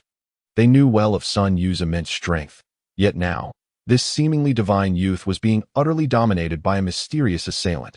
Brother Sun Yu. Bulma gazed at the plummeting figure of Sun Yu, tears welling in her bright eyes. Bulma, do not worry. Your brother Sun Yu will not be so easily defeated. You must believe in him. Briefs crouched down to pat Bulma's head reassuringly. At this moment, Sun Yu was bloodied and battered, with countless bones likely fractured. Android Number 9 grasped Sun Yu by the neck, a twisted smile adorning his face as he remarked, Kid, you are still alive. However, your time is running out. Surely, you have some residual energy left within you. Now, it all belongs to me. With that, a faint glow emanated from the hand gripping Sun Yu, who felt the last remnants of his energy stir restlessly, gravitating towards Android Number 9's palm. This is bad. Sun Yu struggled to break free from Android Number 9's grasp, but alas, he found himself utterly spent, unable to escape. If he allowed Android Number 9 to drain his energy completely, his demise was inevitable. Thus, he needed to devise a way to prevent the android from absorbing his power. But how? As his energy dwindled, Sun Yu's vision began to blur, his head drooping as he caught a glimpse of the setting sun. Is this how it ends? In Sun Yu's heart, he silently mused that it was rather absurd that he still hadn't removed his cumbersome armor, since the combat prowess of androids could not be detected. He had never anticipated that the battle would conclude so swiftly. Had he shed the heavy armor beforehand, perhaps there might have been a glimmer of hope. While life and death are natural aspects of human existence, who would wish to embrace death if they could prolong their life a little longer? Contemplating this, a bitter smile crept upon Sun Yu's lips. Upon traversing into this world, he had already encountered death once. And to be frank, the sensation of dying was truly dreadful, especially in that fleeting moment of demise. It felt as though he had been exiled into an endless abyss, devoid of sound or light. Surrounded only by darkness, a despairing darkness that engulfed him. Gradually, a thick miasma of death enveloped Sun Yu, the energy within him dissipating, and his heartbeat coming to a halt. Is this how swiftly one meets their end? Android number 9 scoffed, having scanned Sun Yu's surroundings and confirmed, with absolute certainty, that he was deceased. With a careless toss, he discarded Sun Yu's lifeless body into the vast expanse of the Western Ocean. Brother Sun Yu. Bulma wailed upon witnessing this scene, her tears cascading down her cheeks. As she wept uncontrollably, Dr. Briefs enveloped his daughter in a comforting embrace before commanding the pilot in a grave tone. Fire upon that individual. Do we have any missiles aboard this aircraft? Reduce him to ashes. Our report. Sir, our aircraft is not equipped with weapons. Only Team 2 possesses armaments. This is a civilian aircraft, the pilot cautiously replied. Then summon all the fighter jets from Team 2. That man has slain Mr. Sun. We must avenge him, Dr. Briefs bellowed, his voice hoarse with urgency. Soon, the pilot utilized the communication device to mobilize all the fighter jets previously dispatched to locate Sun Yu. In no time, the skies above the ocean were filled with various armed aircraft. Report, sir, all fighter jets from Team 2 are in position, awaiting orders. Open fire. Unleash everything. With Dr. Brief's command, all weaponized planes launched a fierce assault on Android No. 9. Yet, how could the weapons of ordinary humans possibly affect an android with a combat power exceeding 20,000? As missiles and Gatling guns rained down, Android number 9 merely chuckled coldly before instantly dashing towards a combat helicopter. With a single punch, he smashed through its windshield, causing a thunderous crash, as dark smoke billowed from within, and the helicopter began to wobble and plummet towards the ocean's surface after downing one aircraft. Android number 9 appeared even more exhilarated. He swiftly approached another fighter jet, severing its tail with a kick, resulting in a mid-air explosion. Witnessing the effortless destruction of the fighter jets, the pilot of Dr. Brief's aircraft nearly fainted from fear, exclaiming, "Boss, we should flee at once. Otherwise, we'll be killed." This. Dr. Brief stood frozen, perhaps adept in scientific research, but in the face of life and death circumstances, he found himself utterly at a loss. Just as Android number 9 was about to wreak havoc upon Dr. Brief's aircraft, a series of unusual bubbles surfaced from the ocean below. It was Sun Yu.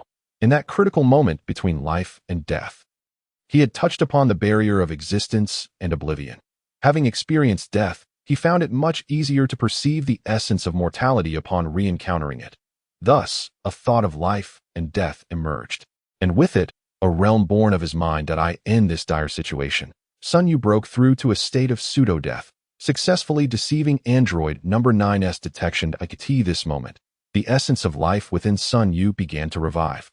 Images of familiar faces flashed through his mind. Lana, Bulma, and the scenes of Frieza annihilating planet Vegeta. That a profound desire to survive surged within him. He yearned to live, to grow stronger, to seize control of his destiny, and to protect those dear to him. Suddenly, Sun Yu's pupils dilated, the edges of his irises revealing two black tomo. The blood-red pattern on his eyes bore the imprint of the double tomo Sharingan, symmetrically adorned on either side of his pupils, reminiscent of the legendary ocular power of the Naruto universe. Chapter 23. A triumphant initial battle with the emergence of the double tomo Sharingan. Sun Yu had fully regained his senses that he reached into his vest and retrieved a senzu bean he had prepared earlier, promptly placing it into his mouth and crunching down before swallowing. A torrent of formidable life force surged through his limbs, and he felt as if he had been reborn. Having revived from a near-death state, the energy within him skyrocketed several-fold in that instant. This was the Saiyan's extraordinary physiology. The more grievous the wounds, the greater the combat power, and the closer one was to death, the more substantial the increase in strength upon revival. Beneath the ocean's surface. Sun Yu unleashed his aura without reservation. As his power escalated, the entire ocean began to undulate. Waves surged across the sea, crashing against the rocks along the shore. With a resounding crash, Sun Yu burst forth from the depths, creating towering columns of water around him, positioning himself perfectly between Android Number 9 and Dr. Brief's aircraft. "Brother Sun Yu," Bulma exclaimed, her tears transforming into joy upon seeing Sun Yu re-emerge. Rushing to the window and calling out loudly. Sensing her presence, Sun Yu turned to see Bulma, the little girl perched by the window. He flashed what he believed to be a charming smile and gave a thumbs up with his left hand. Upon seeing Sun Yu reappear, Dr. Briefs felt a wave of relief wash over him. Though Sun Yu remained the same, the aura emanating from him had transformed completely. Even someone as ordinary as Dr. Briefs could feel the astonishing energy radiating from Sun Yu. The battle had escalated beyond the realm of ordinary humans, prompting Dr. Briefs to make a decisive call to retreat, ordering all combat units to withdraw to a safe distance and observe the confrontation quietly. Android Number 9 regarded Sun Yu with keen interest, for to him, Sun Yu's life or death held little significance. What mattered was that he sensed an abundance of energy within Sun Yu that he craved. "So much energy! Come to me so I may absorb it." Android Number 9 gazed at Sun Yu with insatiable greed, even extending his tongue to lick his parched lips. Sun Yu chuckled softly but did not respond. In a moment of focus, he had already initiated his attack. Android Number 9's eyes narrowed, for he had failed to perceive Sun Yu's movement, only feeling a ferocious gust of wind rushing towards him. By the time he realized Sun Yu's position again, Sun Yu's fist had already struck his abdomen. With a thunderous thud, Android Number 9's back arched in disbelief. He could hardly fathom that his superalloy body could not withstand the force of Sun Yu's flesh and blood. But that was merely the beginning. Sun Yu seized Android Number 9's tousled hair and yanked him downwards while simultaneously delivering a knee strike upwards. With a crack, Android Number 9's cheekbone caved in, and coupled with the previous damage to his skull, he was rendered devoid of human form. Though Android Number 9 felt no pain, he was consumed by rage at the destruction wrought upon him by Sun Yu. He opened his mouth to unleash a torrent of azure energy waves, his body swelling with power, emitting wisps of smoke. Boom! Boom! Boom!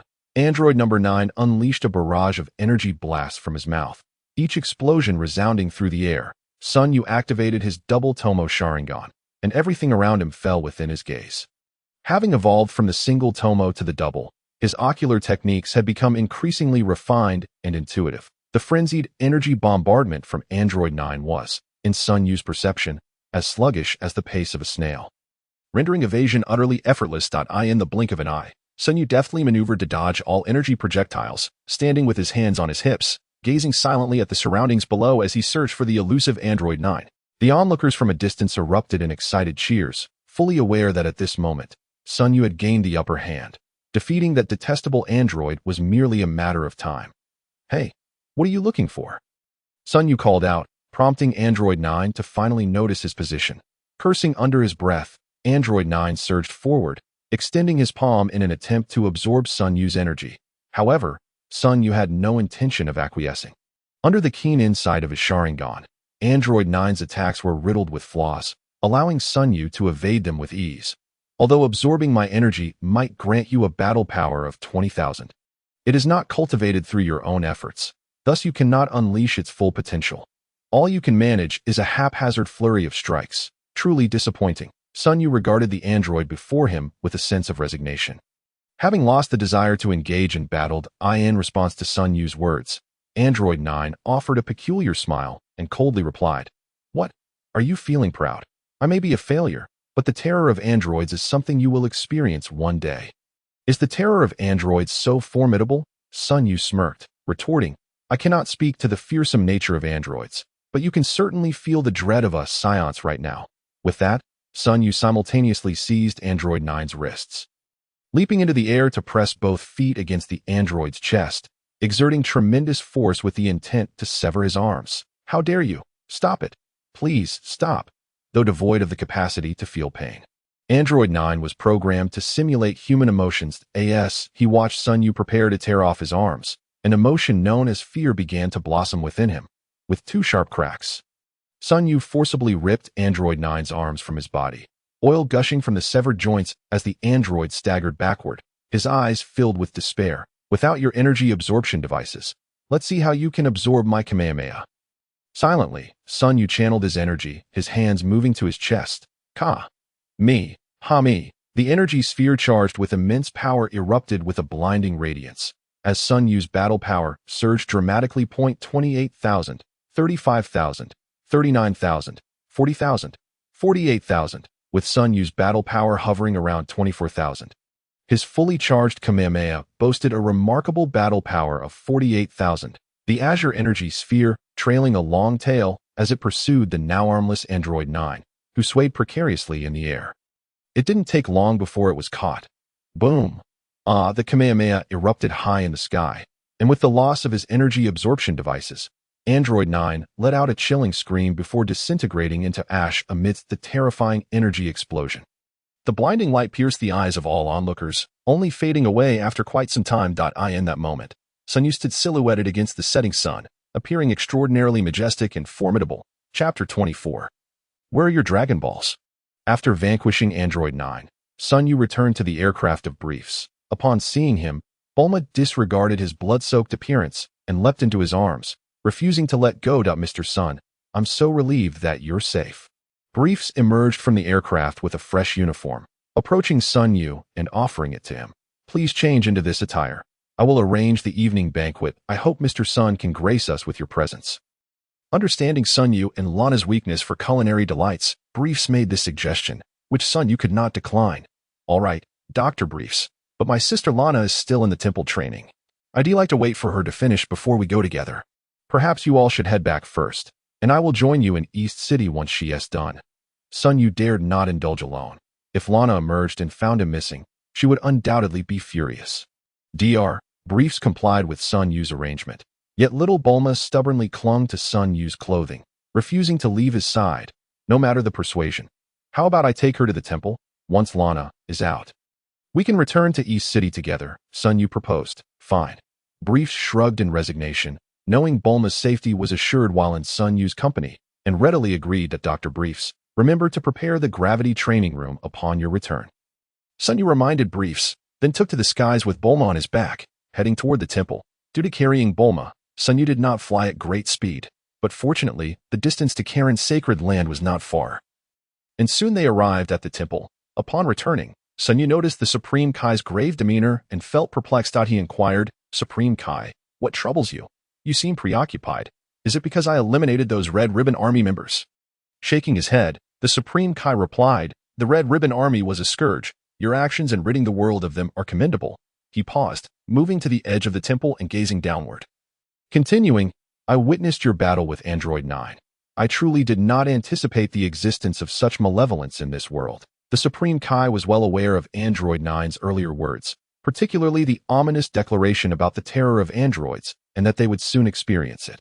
His use of we indicated that there was more than one android. If a failure could be so formidable, what of the other successful specimens? The Supreme Kai could not fathom their strength, which was precisely what troubled him. Fear not.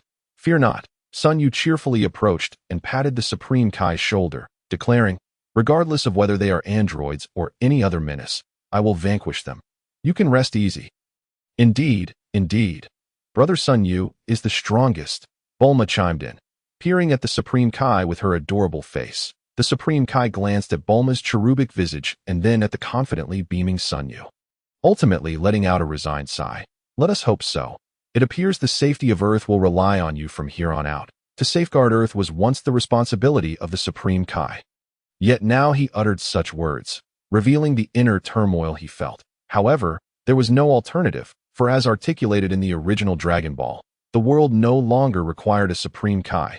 What people needed were warriors. At that moment, the celestial realm overlooked the setting sun, and Sun Yu, with Bulma by his side, sat at the edge of the temple, quietly watching the distant sunset, a symbol of twilight, imbued with connotations of demise. In the realm of martial arts, Sun Yu, having transcended the realm of knowledge, seized the opportunity to quietly contemplate the essence of the setting sun, as time slipped away imperceptibly. After an indeterminate duration, the eastern horizon began to brighten once more in Sun Yu's embrace. Bulma still slumbered, Yet he was abruptly awakened by a sudden intensification of the world's formidable presence, and a surge of tumultuous energy surged through the air. And both the celestial being and Bobo materialized beside him, gazing in astonishment towards the direction of the Temple of Spirit and Time. Soon, a striking figure emerged from the temple, Lana, who had devoted a year to her training within the sacred space. However, in the realm of reality, merely a day had passed. Now, Lana had blossomed into a 16-year-old maiden, her lithe figure more graceful than ever. The tattered garments, remnants of her rigorous training, barely concealed her alabaster skin, while her long, elegant legs were fully exposed to the air, leaving Sun Yu momentarily entranced. Lana's aura swept across the assembly like a tempest, unrestrained and overwhelming. Sun Yu fared relatively well, having gained strength from his battle with the androids. But the celestial being and Bobo were less fortunate, trembling in the wake of Lana's formidable presence, barely able to maintain their composure. After a year of cultivation, Lana was nearly at the pinnacle of the subtle realm. Yet her martial style was anything but reserved. It was a complete manifestation of exuberance. In the subtle realm, one creates and dissipates at will, and with Lana's fiery temperament, her martial prowess mirrored her spirited nature. "Hey Kyle, it's been a year since we last met." "Oh, isn't that Bulma? What is she doing here?" Lana quickly noticed Bulma nestled in Sun Yu's arms and immediately tempered her aura, fearing she might startle the girl. The commotion had already roused Bulma, who, upon seeing Lana, beamed with joy. "This is quite a tale to tell." Sun Yu scanned Lana up and down, estimating her combat power to be well above 40,000. If she unleashed her full potential, it could possibly reach 50,000. He marveled inwardly at the wonders of the Temple of Spirit and Time and recounted in detail the events that transpired since Lana entered the sanctuary. How Dr. Briefs sought him out, how he obliterated the Red Ribbon Army headquarters, rescued Bulma, and encountered the androids. After absorbing Sun Yu's narrative, Lana regarded him with a peculiar expression before uttering a statement that left him astounded. "So, where are the 2 Dragon Balls that were originally in the possession of the Red Ribbon Army?" "Ah, indeed, where are the Dragon Balls?" Chapter 25. The last 2 Dragon Balls, Kyle. Aren't you supposed to be training in the Temple of Spirit and Time?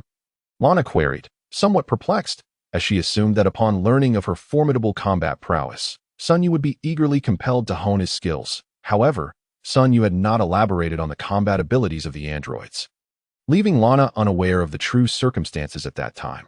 Moreover, with Sun Yu's ascension in martial arts, his ability to suppress his own aura had matured considerably, rendering it difficult for others to perceive the full extent of his power unless he chose to reveal it.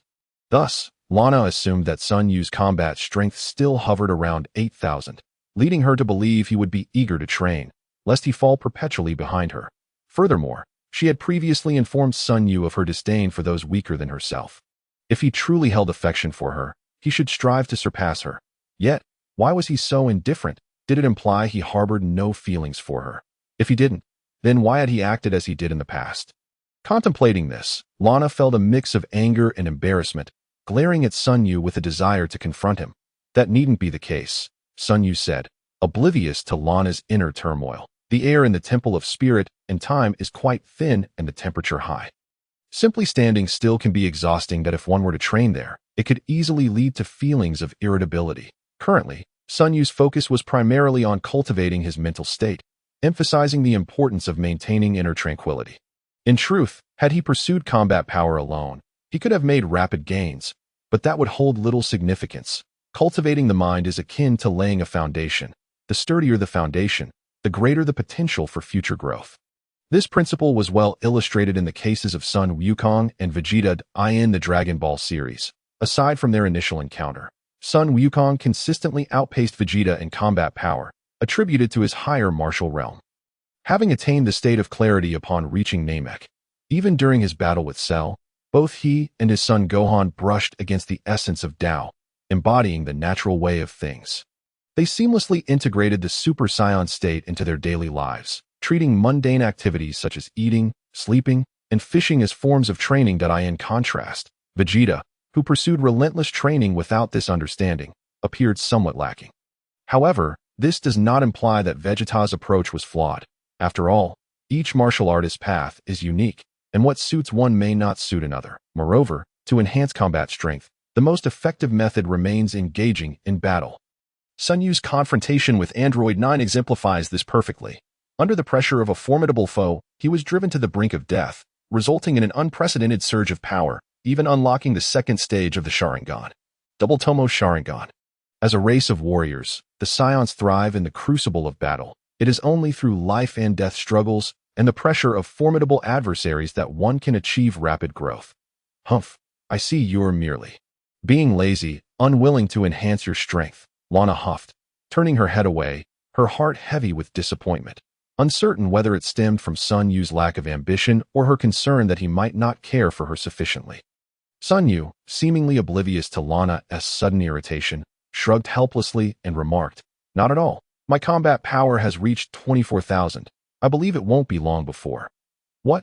Lana exclaimed, interrupting him in shock. "You say your combat power is already 24,000? It has only been a day." "Yes, as I mentioned, when I fought Android 9, I was on the brink of death. After consuming a senzu bean, I recovered from that near-fatal state, and my combat power surged threefold." Sun Yu explained that. "I see," Lana mused. She was aware that Saiyans experience significant power increases upon nearing death.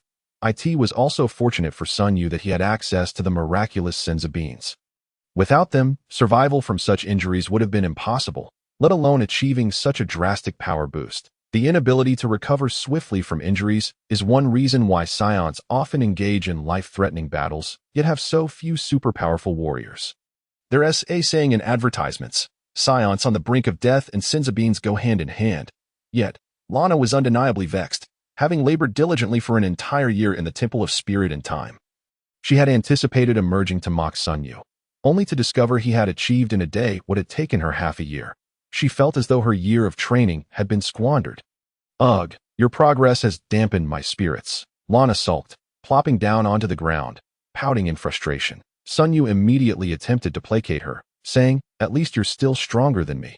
Besides, Dr. Briefs has developed a gravity training chamber. Training in that will yield rapid improvements as well." "Really?" Lana perked up at the mention of the gravity training chamber. "I don't care. I want to use that gravity chamber first." "What?" Sun Yu was taken aback. "Lana, that doesn't seem fair. You're already so much stronger than I am. There's really no need to compete with me for it." "Humph, I don't care, if you don't let me use it first." "I won't talk to you ever again," Lana insisted, her mood complex. While Sun Yu's advancement delighted her, she simultaneously feared that he might catch up to her so easily if he surpassed her. It would mean she would have to, but she wasn't ready for that yet. The very thought made her cheeks flush. All right, I can't argue with you." Sun Yu remained oblivious to Lana's peculiar behavior. He turned to face the obedient Bulma standing behind him and gently remarked, "Let us first visit Bulma's home. I can hardly contain my eagerness for a sumptuous feast." "Sounds good. I'm hungry too." Bulma chimed in, playfully leaping into Sun Yu's embrace like a little girl seeking affection. Nearby, Lana's expression tightened as she pouted and remarked with a tinge of jealousy, "Even such a small girl is not spared.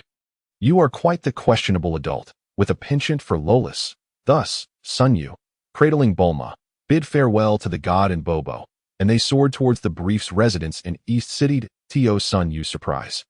Mrs. Briefs greeted them with her usual warm smile upon seeing Bulma, as if the girl had merely returned from a brief trip rather than experiencing a kidnapping. Were it not for his knowledge of Mrs. Briefs' temperament, Sun Yu might have suspected that Bulma was adopted. In the expansive courtyard of the Briefs' home, a lavish banquet was laid out. Although the guests consisted solely of Sun Yu, Lana, and the Briefs family.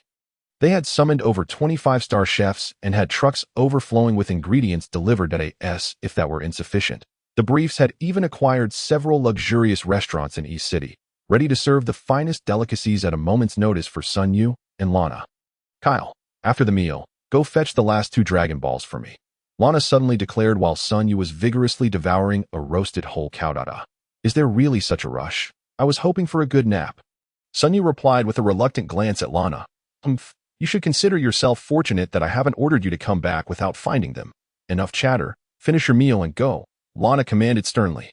Thus, before Sun Yu could satiate his hunger, he was hastily driven away by Lana as he soared through the skies. He reminisced about the unfinished feast, the roasted steak, the barbecued lizard, the shark burger, the whale's baleen, the colossal squid, and he felt an overwhelming sense of despair in his pursuit to locate the Dragon Balls. Sun Yu's speed was remarkable. He resembled a streak of silver lighting across the horizon, vanishing in an instant. Even those who occasionally glanced upward could not discern the true form of that silver flash. Drawing from his previous experiences, Sun Yu swiftly located the remnants of the Red Ribbon Army's base. Now submerged under the sea, the land obliterated to mere fragments. Uncertain of where the Dragon Balls might have fallen, he produced the Dragon Radar and meticulously searched for their locations. Sure enough, the radar indicated that 2 Dragon Balls lay scattered on the ocean floor. Sun Yu pinpointed a nearby location, steeled himself, and dove into the water, plunging to the seabed in search of them. At the ocean floor, remnants of the former Red Ribbon Army headquarters could be vaguely discerned. Sun Yu reached the location indicated by the Dragon Radar and began to dig through the debris. Every so often, he had to surface for air, harboring a sense of grievance, but he could hardly blame anyone else. Had he been more vigilant and seized the Dragon Balls before annihilating the Red Ribbon Army, he wouldn't have to endure this ordeal. Finally, through his relentless efforts, he unearthed 1 Dragon Ball, carefully storing it away. Fearful of losing it once more, with just the last 6-star ball remaining, he would be able to summon the Eternal Dragon. Yet Sun Yu felt little desire for the Earth's dragon. Aware that other planets, like Namek, boasted dragons of far greater renown, even those spanning entire star domains. Before his journey across dimensions, he had often fantasized about the day he would gather all 7 Dragon Balls to summon the dragon and fulfill his wish for immortality, envisioning a body as indestructible as that of Majin Buu. However, as Sun Yu's horizons expanded, he realized that no entity is truly immortal in the face of overwhelming power, whether it was Cell, Majin Buu, or even Zamasu, who possessed an immortal body within the Dragon Ball Super Universe. They could all be defeated, and it was the Saiyans who triumphed over them. Perhaps the Saiyans were not innately powerful, but when confronted with immense pressure in the trials of life and death, they consistently broke through their limits, unleashing unprecedented potential, a trait coveted even by the divine Zamasu. Thus, Sun Yu currently refrained from relying on the power of the Dragon Balls, at least until he reached a divine realm that if one day he could stand at the same height as the god of destruction, Beerus, it would be rather absurd to seek strength through external means. For mortals are indeed just that, mortals traverse further along the path of martial arts. One must undoubtedly harness the power of the super dragon. Furthermore, Lana had previously mentioned a wish she desired to fulfill, so this opportunity to summon the dragon should be reserved for her.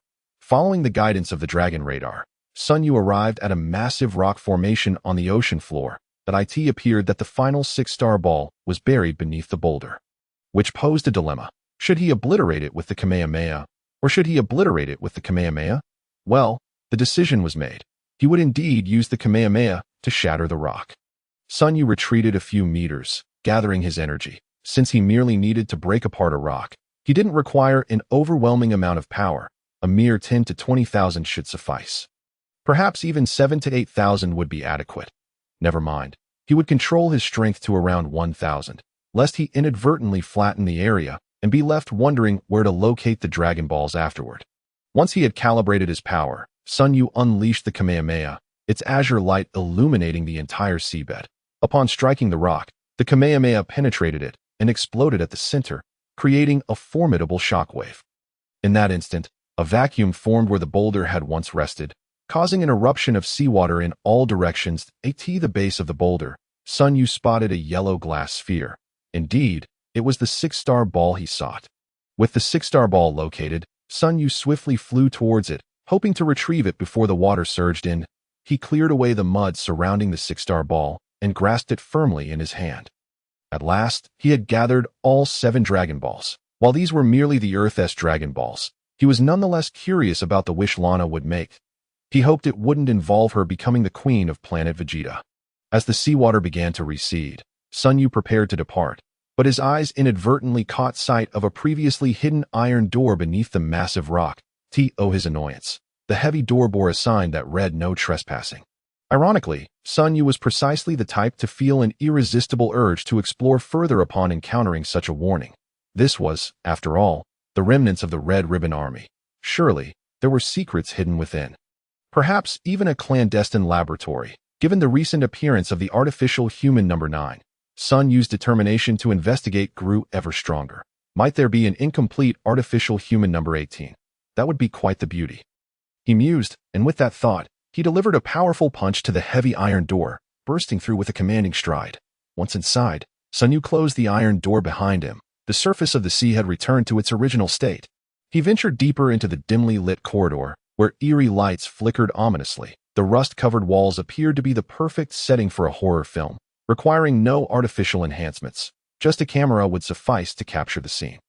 Yet, Sun Yu felt no fear in such surroundings. For those at his level of strength, the supernatural held no sway. Should any malevolent spirit dare to frighten him, he would not hesitate to send it fleeing in terror. Thus, this declaration was not merely a self-reassurance, it was indeed the truth. Sun Yu entered the depths of the laboratory, traversing a lengthy corridor flanked by numerous laboratories, each adorned with transparent walls. Inside these chambers lay an array of instruments and an assortment of chemical substances contained within various bottles and jars, which Sun Yu, lacking understanding, chose to disregard. Ultimately, he meandered into a room that resembled a library, though instead of books, the shelves were filled with a dense collection of miniature spy robots. These robots, reminiscent of those he had seen in the Dragon Ball anime, were designed to gather combat intelligence on warriors such as Sun Wukong and Vegeta, and, of course, to collect cellular samples from the field. Pushing open the door, Sun Yu noticed a colossal supercomputer illuminated in the central area of the room. The computer's screen displayed a monochromatic array of text, and Sun Yu was drawn in by the opening lines, which proclaimed, "The Final X-Plan. Chapter 27. Spy Robots. There are so many miniature spy robots here. And what on earth is this Final X-Plan?" Sun Yu could not help but exclaim in frustration. The presence of these miniature spy robots did not surprise him, for he had encountered similar constructs in the anime. However, the notion of an X-Plan seemed utterly non-existent at that moment. A torrent of thoughts surged through his mind as he approached the computer to scrutinize the text that followed. The document was excessively lengthy, and after a cursory glance, Sun Yu realized it contained information regarding androids and biological modification technology. That it appeared that Dr. Gero had commenced research on human-based androids long before this time, akin to the existence of Android 18. If that were all there was to it, Sun Yu would not have been particularly concerned, for in the original Dragon Ball, the combat data of the androids was derived from warriors like Sun Wukong. Presently, the strongest fighting force on Earth was merely the likes of Tao Pai Pai. The creation of an energy-absorbing android, Android 9, would have been the pinnacle of achievement, thus alleviating his worries. However, the next moment, Sun Yu felt a scorching pain across his face. He had discovered his own combat information within the computer's database. It was evident that the Red Ribbon Army had taken notice of him and Lana the moment they set foot on Earth. Although their time active on Earth was brief, the spies of the Red Ribbon Army had been omnipresent, amassing a wealth of valuable intelligence, including Sun Yu's cellular samples in the absence of Sun Wukong. Sun Yu had thus become Dr. Gero's prime target. Point 1 should never underestimate the madness of those dedicated to research. Who knows what mischief they concoct daily? Then came the X-Plan. The spy robots had recorded the battle between Sun Yu and Android 8. Once this footage was uploaded, Dr. Gero immediately analyzed Sun Yu's cellular samples, intending to transplant a unique chromosome from Sun Yu's cells into a biologically modified android, with the ultimate goal of creating the mightiest weapon to exact revenge on Sun Yu for the Red Ribbon Army, while simultaneously conquering the world. Goodness, has my existence completely disrupted the storyline? Could it be that Cell is set to emerge prematurely? Sun Yu felt a cold sweat form as he considered that even in its initial state, Cell possessed the power to contend with a Super Saiyan. That if Cell were to arise early, his combat power of just over 20,000 would surely be obliterated. Earth was indeed a terrifying place. Perhaps returning to planet Vegeta to live as a prince would be preferable. Joking aside, the so-called X-Plan likely had nothing to do with Cell. Based on Sun Yu's speculation, Dr. Gero should not be capable of producing exceedingly powerful androids at this stage. If he truly had that ability, he would not allow his own army to be annihilated. Sun Yu then contemplated whether he should trace the roots of Dr. Gero's research and eliminate him before he could develop formidable androids. The laboratory before him appeared to be a data collection and research center, where all data would be uploaded to Dr. Gero's private research headquarters, if he could utilize the transmission signal from this computer. Identifying Dr. Gero's location would not be particularly challenging. However, Sun Yu, being a purebred Saiyan, harbored an insatiable thirst for powerful adversaries. If he were to destroy Dr. Gero, would that not deprive him of numerous formidable villains? Without those antagonists to challenge him, what would remain to write about in this saga? Suddenly, Sun Yu felt the weight of immense pressure, as each of his decisions bore far-reaching consequences. With great power comes great responsibility. He lamented, then smashed the computer before him with a decisive blow and turned to leave. Upon exiting the room, he hurled an energy sphere, obliterating all the miniature robots within, while he was not afraid of androids. It was said that one fears not the thief, but the thief's constant vigilance. Being monitored by a swarm of fly-sized spy robots was decidedly unpleasant. With that matter resolved, Sun Yu soared back. Finding Dr. Briefs in the garden watering the flowers, upon seeing Sun Yu return, he set down his watering can and approached to greet him. Lana was engaged in training within the gravity chamber, and Sun Yu instructed a servant to summon her before joining Dr. Briefs in the living room. Once gathered, Sun Yu recounted the discovery of the mysterious research facility beneath the Red Ribbon Army's ruins. Sharing details of Dr. Gero's X-plan, Dr. Briefs displayed a look of concern, while Lana, unfazed, waved her hand dismissively as a pure Saiyan. She fully supported Sun Yu's actions, asserting her intention to utilize the gravity training room until she acclimated to 100-fold gravity. Dr. Briefs, I think you should construct a gravity training room just for me. Without any sound equipment, Sun Yu said with a hint of exasperation towards Dr. Briefs, upon hearing that it would lack audio equipment. Dr. Briefs' expression turned troubled, yet he dared not defy Sun Yu's request, replying, "If that is your wish, then please grant me 5 days. Kai, what do you intend to do with the Dragon Balls?" In truth, Lana was more concerned about the Dragon Balls than Dr. Gero's schemes. Sun Yu produced a universal capsule and opened it. With a pop, a modest plastic box appeared before them, neatly containing 7 Dragon Balls. "Wow, let me see," Lana exclaimed, snatching the plastic box from Sun Yu's hands. Her excitement palpable. "How do I make a wish? Do I just think about it, like when I make a birthday wish?" Of course not. To make a wish, you must first recite the incantation aloud to summon the dragon, and then state your wish to the dragon. Only then will your desire be fulfilled. Sun Yu explained, gesturing animatedly as he spoke. "Why does it have to be so complicated?" Lana seemed dissatisfied with this method and inquired, "Can it be a bit more discreet?" Discreet? Sun Yu paused, taken aback. This was clearly out of character for Lana. It was impossible to be discreet, as the dragon's appearance would invoke a celestial phenomenon.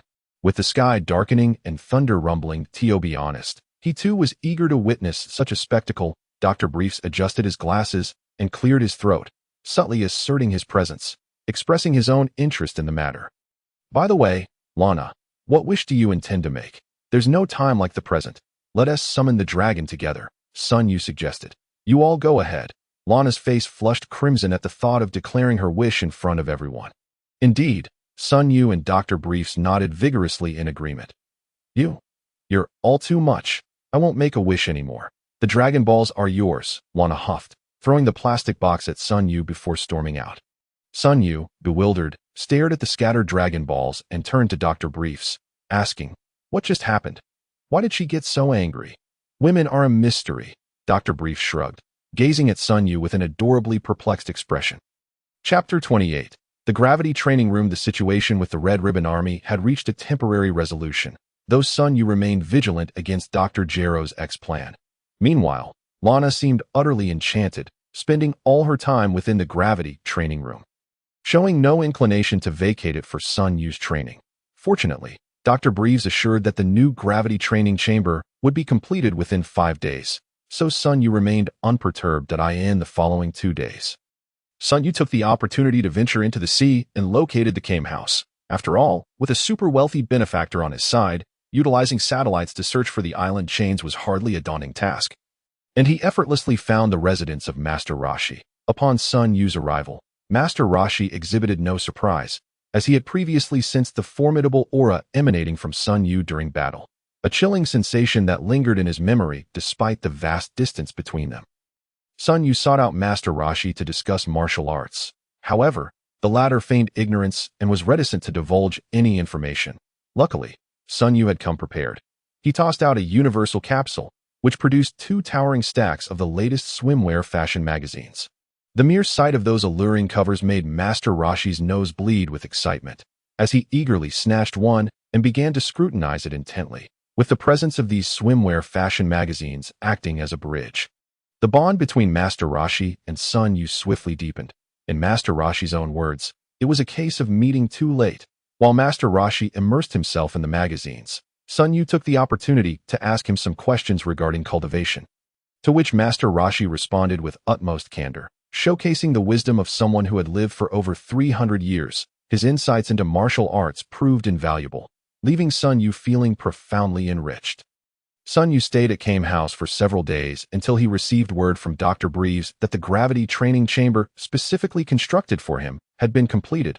After bidding farewell to Master Roshi, Sun Yu swiftly returned to Dr. Breeve's residence in East City, where Bulma had been eagerly awaiting his arrival at the door. As soon as she spotted Sun Yu, she rushed toward him. "Brother Sun Yu, where have you been these past few days? You didn't take Bulma out to play."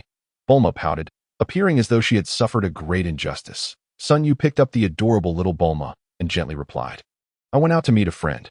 How about I take you along next time?" Sun Yu pondered how the scene would unfold when Bulma met Master Roshi. All right, Bulma exclaimed, wrapping her arms around Sun Yu's neck. Her joy evident. As long as she was with Sun Yu, she was delighted to meet anyone. "Where's your father? I heard the new gravity training chamber has been built." As Sun Yu carried Bulma indoors, she pointed toward the basement and said, "This way." Bulma also helped a little in building the new gravity training chamber for brother Sun Yu. "Really? Bulma, you're amazing." Sun Yu joyfully pinched Bulma's cheek. Although he was unsure what Bulma meant by helped, it was undeniable that her extraordinary scientific talent was beginning to shine through. Under Bulma's guidance, Sun Yu arrived at the entrance of the gravity training chamber. Due to the need to test the chamber, Sun Yu instructed Bulma to wait outside obediently while he ventured in alone. The gravity training chamber was spacious, covering over 200 square meters. With thick titanium alloy welded to the walls. In the center stood the gravity control console, where one could adjust the multiplier of gravity. After closing the door behind him, Sun Yu approached the console and activated the gravity amplification device according to the displayed icons. Considering the material's endurance, it was not feasible to create a chamber that could withstand more than 100 times gravity in a short period. Thus, the current maximum amplification was set at 100 times.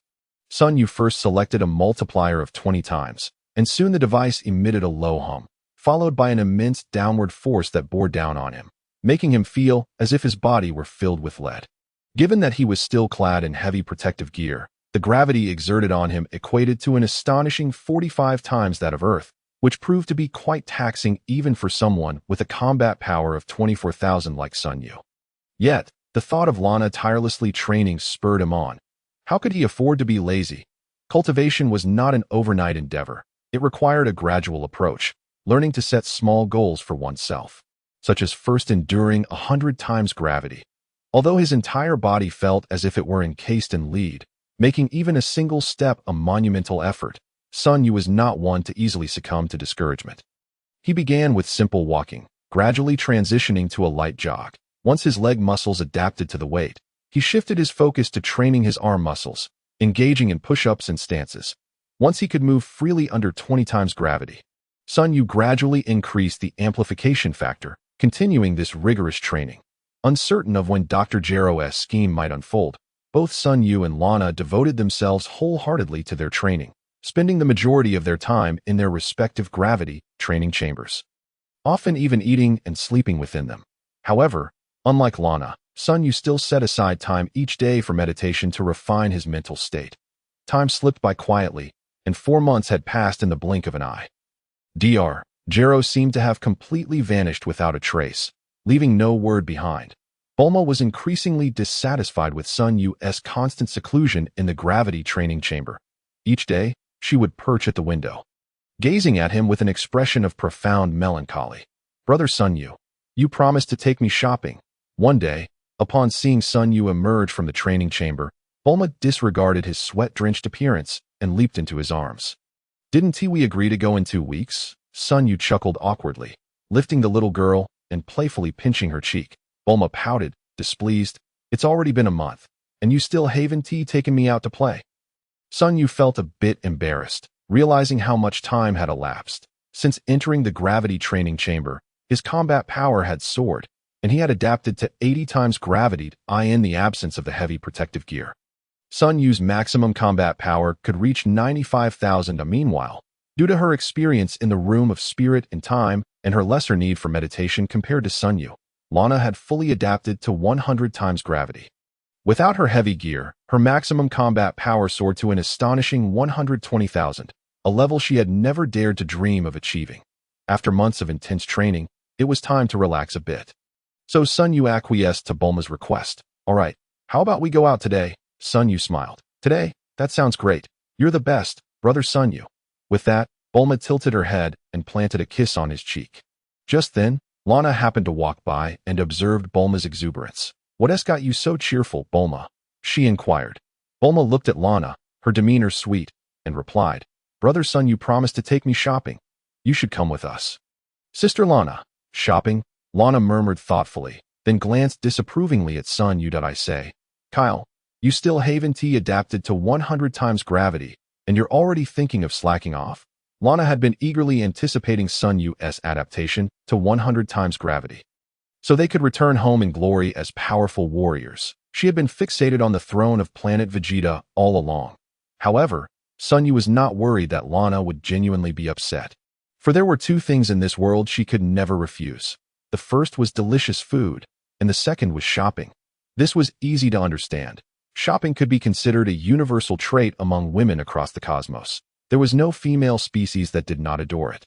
Initially, as a warrior of the Saiyan race, Lana had been quite resistant to the notion of shopping as a frivolous pastime. However, when Mrs. Breves took her into the East City department store, she was utterly astonished by the dazzling array of products.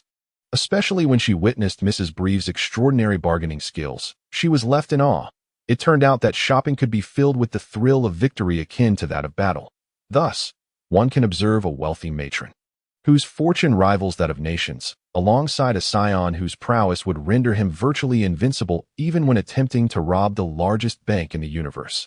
The sight of them fervently haggling over a coat worth merely 200 yuan is enough to shatter one's worldview. "Sister Na, I've heard that the Dongdu department store is hosting an anniversary celebration, with discounts of up to 50%. Sun Yu winked at Lana, dropping a bombshell of news. 50% off. Lana stared blankly at Sun Yu, and in the blink of an eye, she vanished without a trace. When she reappeared, her training attire had been replaced with a stylish and appropriate casual outfit. "Goodness, that was quick." Sun Yu scratched his head in amazement, realizing that for women, discounted items hold a far greater allure than free goods. "Haha, brother Sun Yu, you should hurry and change too. Lana and I will be waiting for you in the lobby." Bulma playfully covered her mouth and nudged Sun Yu towards the changing room. "Very well." Sun Yu quickly refreshed himself, wiping away the sweat, and donned a clean shirt to fully immerse himself in earthly life. He and Lana frequently traveled on the Brief's family's private jet. Upon arriving at the mall, Bulma held Sun Yu's hand with one and Lana's with the other, the three of them resembling a blissful family of three. The mall was teeming with people. As soon as they entered, the bustling atmosphere enveloped them down a broad avenue, wide enough to accommodate 10 burly men standing shoulder to shoulder, connected numerous shops within a few hundred meters. Looking up, the 7-story building was a sea of heads, a constant flow of humanity. Many of the shops on the first floor were clothing stores, accompanied by various food stalls. Pedestrians streamed by, the air filled with the sounds of bargaining and shouts. To pass the time, Sun Yu purchased an abundance of snacks, munching as he strolled. If not for the occasional presence of beastly humanoids unique to the Dragon Ball Earth, he might have momentarily believed he had returned to his original Earth. Suddenly, Bulma called out softly, running ahead. While Sun Yu continued to indulge in his treats, leisurely surveying the shops, he heard Bulma's exclamation. Looking up, he saw Bulma sitting on the ground, her shopping bags scattered around her. A look of grievance on her face. Not far in front of her, a towering wolf-like creature was gnawing on a beef leg, swaggering through the crowd without a care. After helping the fallen Bulma to her feet, Sun Yu guided her to Lana's side before swiftly appearing behind the wolf creature, placing his right hand firmly on its shoulder. The wolf creature halted abruptly, turning in anger, only to find no one behind it.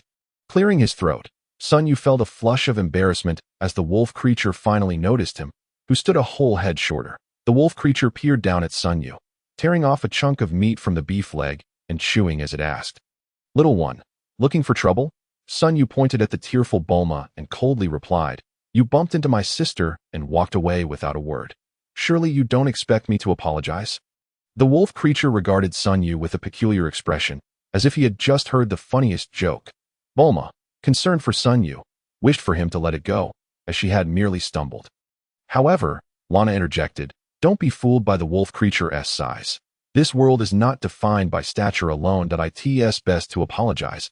I'm quite reasonable, and if you show a little sincerity, perhaps I might forgive you." Bulma was Sun Yu's soft spot.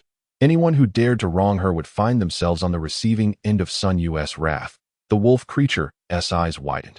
As if he had heard the most amusing of tales, he stifled a laugh, his voice trembling slightly as he said, "You want me to apologize? Huh. I'm sorry, but while you may be easy to talk to, I am not. I'll give you 3 counts. If you don't leave, don't blame me for being rude." By now, a crowd had gathered, drawn by the spectacle of the two figures, one towering at over 2.5 meters.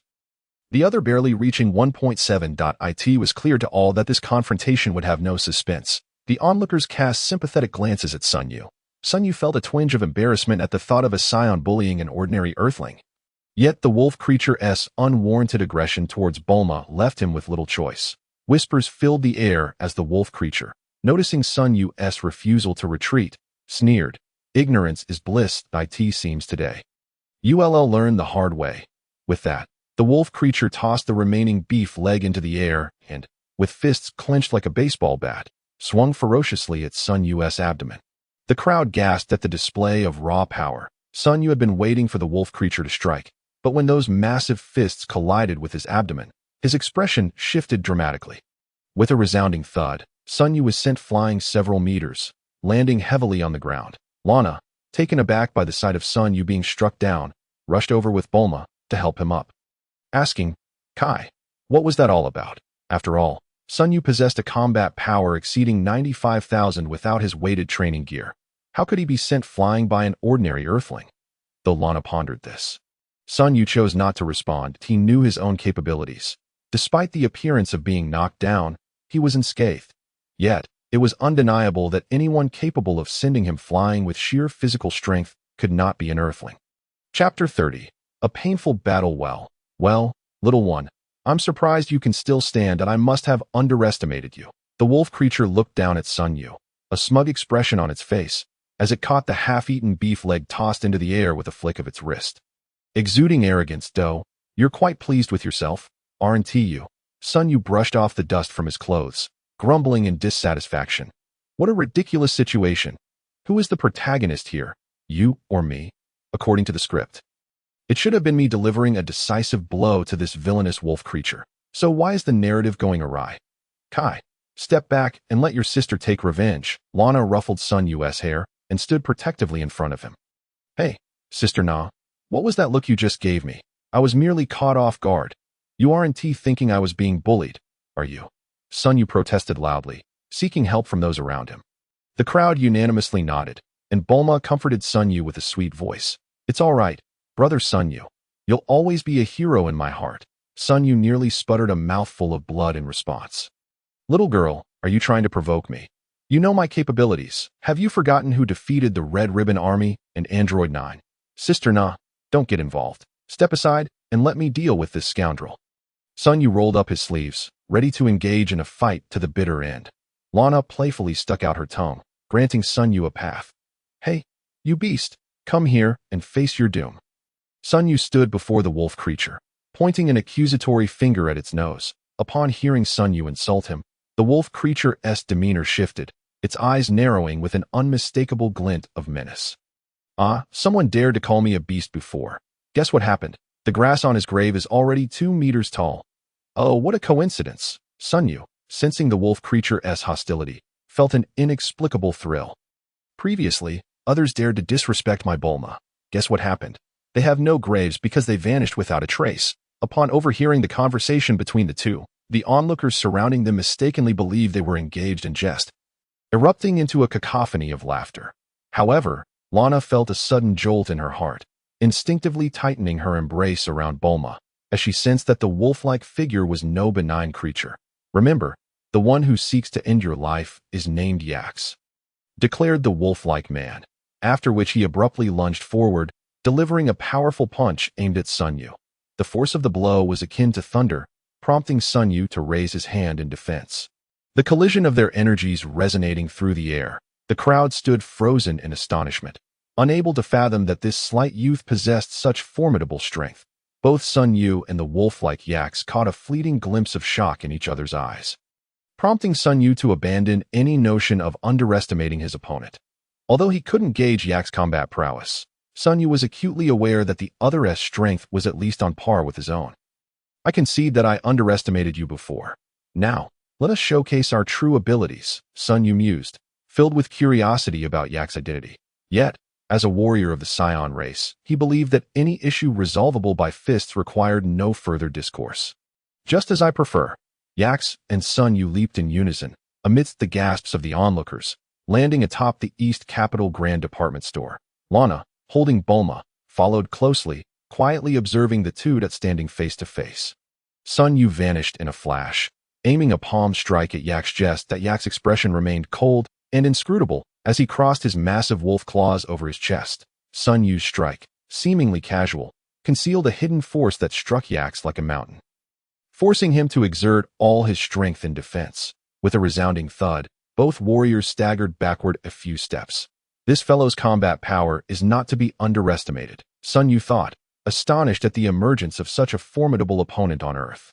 Yet, he found it fortuitous, as Yax would serve as an excellent benchmark for assessing his recent training. With a thunderous roar, the two ascended into the air, engaging in a fierce struggle. Sun Yu, mindful of the innocents below, refrained from utilizing energy attacks, while Yax seemed to favor raw, brute force in his melee tactics. Exchanging blows with Sun Yu in a spirited contest, they moved at such high speeds that the ordinary spectators below could barely catch a glimpse of their shadows. After numerous exchanges, they paused mid-air, panting heavily. Though both bore various injuries, the excitement in their eyes was unmistakable. At this point, "Are you still hesitating to unleash your full power?" Sun Yu wiped the blood from the corner of his mouth and smiled at Yax. "Humph, you dare accuse me?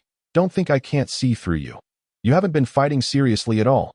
Yax spat out some blood and twisted his neck, producing a series of cracking sounds. "I feared that if I unleashed all my strength at once, it might frighten you," Sun Yu replied with a grin. "Well then, let me witness your true capabilities. Just don't let it be mere bravado." Yax responded, a teasing glint in his eyes. "As you wish." Sun Yu bent his arms in front of his chest, arching his back as he began to channel his full energy. With a ferocious release of power. A faint golden aura enveloped his body, the surrounding air growing weighty and emitting a low hum. "Damn you." Although Yax couldn't precisely sense the energy, he could still feel the overwhelming force emanating from Sun Yu. From atop the East Capital Grand Department Store, Lana observed Sun Yu, now radiating immense power, a cryptic smile gracing her lips. After a while, Sun Yu's battle power, soaring to an astounding 95,000, fully manifested. The golden aura now solidified, casting a soft glow. "Be careful. I'm about to strike," Sun Yu warned Yax with a sly smile before vanishing from sight. Damn it. Yax could not catch Sun Yu's movement. His speed was simply too great. He swiftly scanned his surroundings, yet found no trace of him. "Where the hell are you?" "Right here." Before Yax could finish his thought, Sun Yu suddenly reappeared before him. Delivering a heavy blow, Yax was sent flying, his body crashing through the building behind him, creating a massive crater on the ground, fortunately in a green zone, sparing any casualties. "Hey, if you don't show your true skills, I might really take you down." Sun Yu flexed his wrist, hovering above and surveying Yax below. Just as Sun Yu anticipated, Yax struggled to rise, his eyes now a furious red, resembling a bloodthirsty beast. His powerful wolf claws gripped the ground as his body began to swell dramatically before the astonished gazes of the crowd. With a thunderous roar, Yax's once diminished fangs grew back, and his physique expanded at a visible rate. His clothing tearing to reveal his muscular limbs, resembling a ferocious wolf of the wilderness. In the world of Dragon Ball, beastly transformations had long since regressed into humanoid forms, yet the creature before them, no, it could no longer be called human. It was a wolf. Yax had evidently reverted to a primal beast form, devoid of any semblance of rational thought. "This is impossible. Beastmen on Earth cannot transform into their feral state. Sun Yu felt a chill run down his spine and urgently shouted to the stunned crowd below, "He's extremely dangerous. Run!" At Sun Yu's urging, the crowd snapped out of their stupor. "Run! That beast will eat us!" Panic surged as they fled in every direction, their screams and cries for help igniting Yak's primal instincts. Locking onto a lone girl, he lunged forward with predatory intent. "Watch out!" Sun Yu's Sharingan activated in a flash of red as he focused intently on Yak's. Employing a technique to freeze time. If Sun Yu had previously intended to suspend time across the entire area against the overwhelmingly powerful Yaks, such a limited application of time stasis would prove insufficient. However, perhaps due to Sun Yu's Sharingan evolving into the double Tomo variant, his ability to manipulate time stagnation far surpassed previous limits, and the effects of this time halt inadvertently focused solely on IQ. Subsequently, the once lightning-fast Ikusu seemed to plunge into a quagmire, rendered immobile. A surge of joy welled up within Sun Yu, prompting him to swiftly carry away the isolated girl, while he coldly observed Ikusu. Now free from the time stasis, in its beastly form. A low, threatening growl emanated from Ikusu, as it fixed its crimson wolf eyes warily on Sun Yu. Intentionally leaving an opening, Sun Yu anticipated Ikusu's reaction. And as expected, Ikusu's front paw arched, launching itself at him with lightning speed. Despite the rapidity of Ikusu's assault, it was easily discerned by Sun Yu's double Tomo Sharingan, allowing him to evade the strike by twisting his body. With his left hand, he firmly grasped Ikusu's wolf head while his right fist descended with great force. A series of dull thuds echoed as Ikusu's head was struck, blood gushing forth from the injury.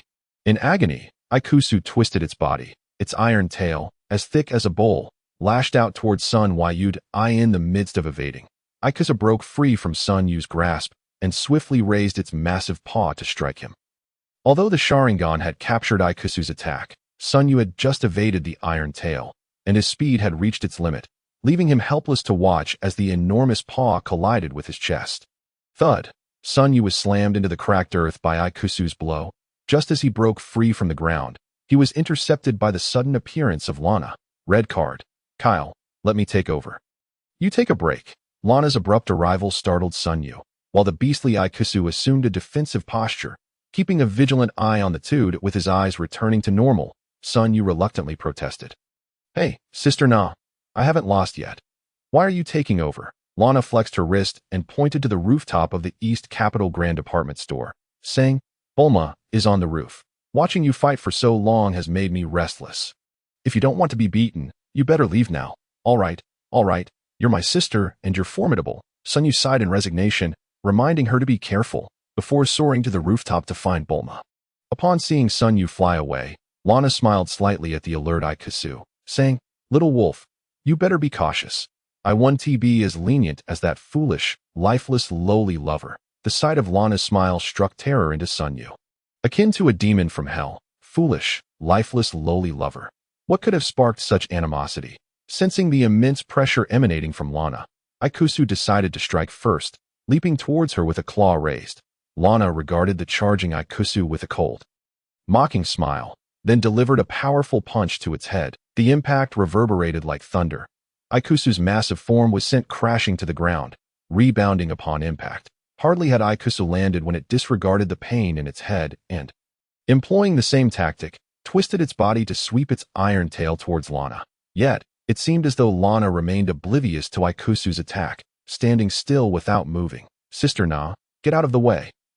Sun Yu's heart raced as he witnessed this scene from the rooftop. If that tail struck her directly, even a Saiyan's physical prowess would struggle to withstand it. Bulma and Sun Yu's arms instinctively covered her eyes, unable to bear the thought of her beloved sister Lana getting hurt. Just as Ikusu's iron tail was about to connect with Lana, she casually raised her hand to block it, halting the powerful tail as if it had been ensnared by a spell, barehanded against an iron tail. "Oh, a tail, you say? I have one too." Lana had fully entered a state of exhilaration. Pivoting around her right leg, she unleashed the tail coiled around her waist. Snap. A crisp sound resonated throughout the commercial district as Lana's tail struck Ikusu's wolf face, leaving a bloody mark and for the first time instilling a flicker of fear in its bloodthirsty eyes. Gasp. Sun Yu watched from a distance, taking a sharp breath. Honestly, One should avoid provoking Lana in the future. This girl was merciless. Although Ikusu's body trembled slightly, Lana was evidently determined not to relent, having finally found a wolf-shaped punching bag.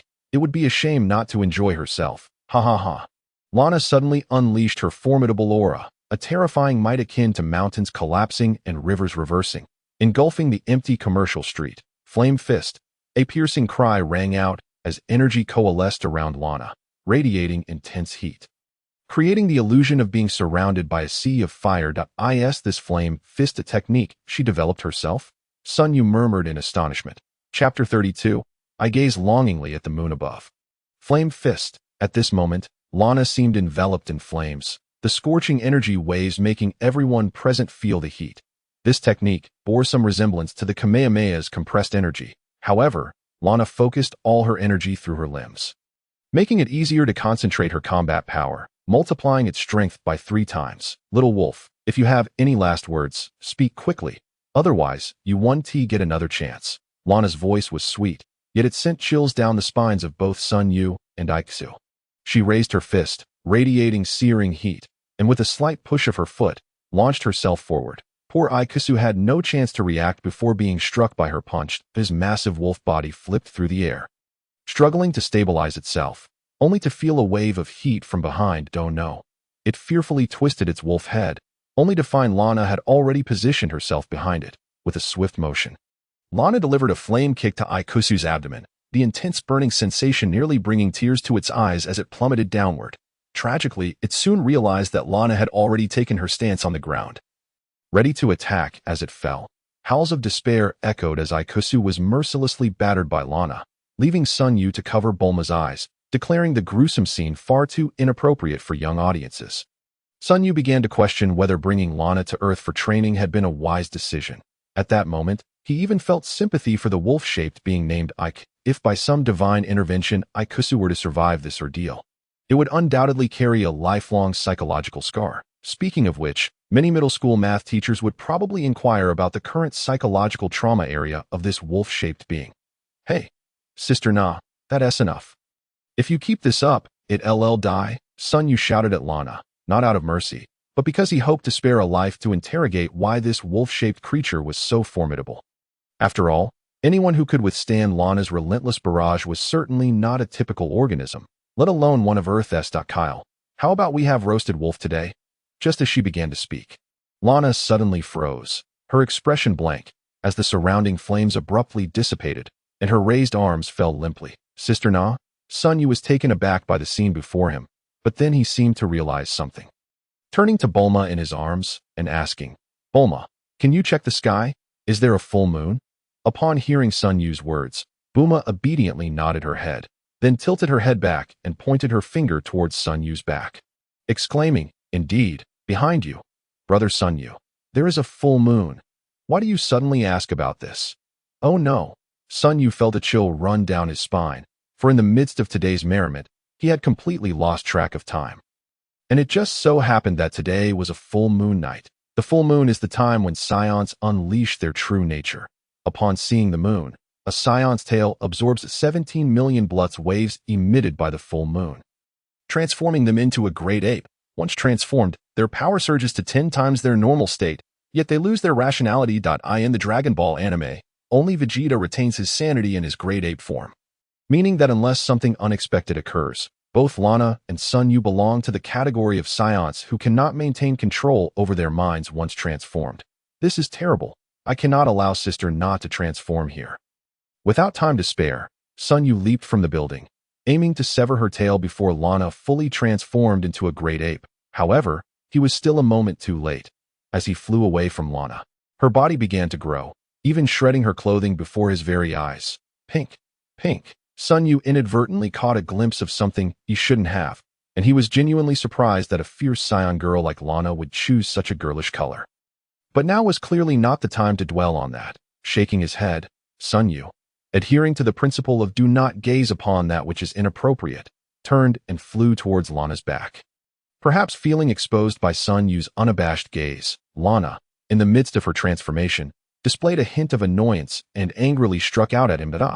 Caught off guard, Sun Yu was only thinking of hastily severing Lana's tail when Unexpectedly, a powerful blow, her normal battle power being 120,000, and with the tenfold increase from her great ape transformation, her strength exceeded 1 million, struck him from behind, leaving him dizzy and breathless. I'm going to die. I'm going to die. Sun Yu felt as though many bones in his body had shattered. Fortunately, he always carried a few senzu beans with him, and he quickly consumed one, barely saving his life. He dared not look up at the sky recklessly. Upon cautiously rising, he was met with the sight of two enormous figures. Rubbing his eyes vigorously and confirming he was not hallucinating, he finally discerned the two colossal figures that had suddenly appeared before him. The one closer to him was the great ape Lana, her familiar brown fur and enormous simian form unmistakable. But what was the other creature? The other, further away, lay on the ground, seemingly in great pain. But this position did not last long, as it soon lifted its head and let out a long, resonant howl towards the full moon. Oh, it was the wolf-like being, Yax. Suddenly, a flash of realization struck Sun Yu. The name Yax phonetically resembled the letter X. Could it be the X Project? Sun Yu recalled the documents he had seen in the underground archives of the Red Ribbon Army, where the so-called X Project aimed to develop super-synthetic humans through DNF grafting technology combined with biological engineering. If that were the case, the DNF segments used for grafting must have been taken from Sun Yu's own cellular samples, which would explain why Yax transformed into a monstrous beast upon seeing the full moon. So that's it. You are also an artificial being. Perhaps you should be called a synthetic wolf. Having pieced together the facts, Sun Yu found it somewhat astonishing. However, given the current circumstances, it seemed that Dr.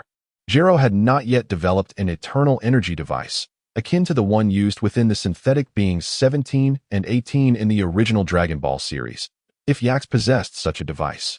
Unless Sun Yu could attain the pinnacle of a Super Saiyan transformation, he would stand no chance against him. I wonder if severing Yax wolf tail would revert him back to his original human form.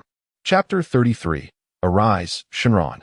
Part 2. After consuming the senzu bean, Sun Yu instantly healed his injuries, his battle power increasing by 5,000 points, thereby surpassing the significant milestone of 100,000 compared to the threefold increase in battle power he experienced after barely surviving his previous encounter with synthetic human No. 9. This boost appeared somewhat modest. However, it was still understandable. The last battle had been Sun Yu's first experience with life and death, and it was no exaggeration to say he had been gravely injured. Teetering on the brink of the afterlife, which had caused the latent energy within him to explode forth dramatically. This time, though he was injured by the great ape transformation of Lana, the wounds were severe but not life-threatening. Thus, the increase in battle power upon recovery was significantly less dramatic. Nonetheless, Sun Yu's battle power now exceeded 100,000. Yet when he gazed upon the two ferocious beasts before him, he felt an overwhelming chill. The great wolf Yax was one concern, but the battle power of Lana in her great ape form was a staggering 1.2 million, far surpassing even a fraction of his own. Life was indeed arduous. Fortunately, the situation had not escalated to the point where the two beasts united to annihilate the world. If it came to that, Sun Yu would have no choice but to attempt to blast the moon away with a Kamehameha. But considering the moon was 380,000 kilometers from Earth, could a single Kamehameha truly reach it? With my limited knowledge, I cannot be fooled. As the saying goes, two tigers cannot coexist on the same mountain. After exchanging glances, the great ape Lana and the great wolf Yax began to engage in a fierce battle that shook the very ground, making it impossible for Sun Yu to approach within 10 zhang of them. It was likely that their conversation at that moment went something like this. Silly wolf, what are you staring at? What are you looking at? Do you want to fight? Go ahead, I dare you. Try me. And thus, they fell into combat. Sun Yu attempted several times to sneak up on their backs, hoping to sever their tails, but the anime's depictions had proven misleading. It was supposed to be that transformations resulted in diminished intelligence and slower reactions. Yet, Sun Yu discovered that Lana's speed, strength, and reflexes in her great ape form were all 10 times her normal capabilities. Thus, with one hand, she effortlessly lifted the great wolf Yax by his head and slammed him into the ground. While with the other, she swatted at Sun Yu as casually as one would swat a fly, exhibiting no strain whatsoever. It was not that Sun Yu was particularly weak. After all, the disparity in battle power was substantial. Unless he could pull off a surprise attack like Krillin's spirit sword, it would indeed be exceedingly difficult to sever Lana's tail. Curse be the thought. If only I could transform like Vegeta without losing my sanity. Sun Yu stood at a distance, muttering curses under his breath, but midway through, a thought struck him, and he exclaimed with joy, I can do this. I've thought of a plan, before his words had fully left his mouth. Sun Yu immediately harnessed his energy and flew towards Bulma's position. Upon finding Bulma, who was huddled on the rooftop, secretly observing the distant scene, he inquired, Bulma, where are the Dragon Balls? Where did you all put the Dragon Balls I collected earlier? Bulma lifted her head, pondering for a moment before replying, they're in the little black cat's nest. It sleeps with the Dragon Balls every day. Sun Yu was taken aback, feeling utterly dismayed, even if he had not used them for wishes. One should not carelessly toss them to a cat to play with, for those were the Dragon Balls, the very orbs capable of summoning Shenron, not mere toys. Forget it. Let me take you home first. Just hold on a moment. Sun Yu felt utterly drained of any further sarcasm. Subsequently, he gathered all his strength and cradled Bulma in his arms, soaring at full speed towards the brief's residence. The East City department store was already swarmed with reporters, and it was only a matter of time before the national military would arrive. He had to resolve everything before those who came to meet their demise could intervene. In no time, Sun Yu reached the courtyard of the brief's home. After gently placing Bulma down, he rushed towards the little black cat's wooden house, swiftly lifting the roof, startling the cat into a hasty retreat. Fortunately, the 7 Dragon Balls lay quietly within the cat's cozy nook. Sun Yu retrieved them all and arranged them in the courtyard, then took a deep breath and loudly recited the incantation to summon the eternal dragon. Come forth. Shenron. A low hum resonated. As Sun Yu's call echoed, the 7 Dragon Balls emitted a brilliant glow. The brief's couple approached Bulma, observing Sun Yu's intense concentration without interrupting, silently watching the unfolding events. Come forth. Shenron, grant my wish. With Sun Yu's elevated voice, dark clouds suddenly enveloped the heavens, accompanied by flashes of lightning and rumblings of thunder.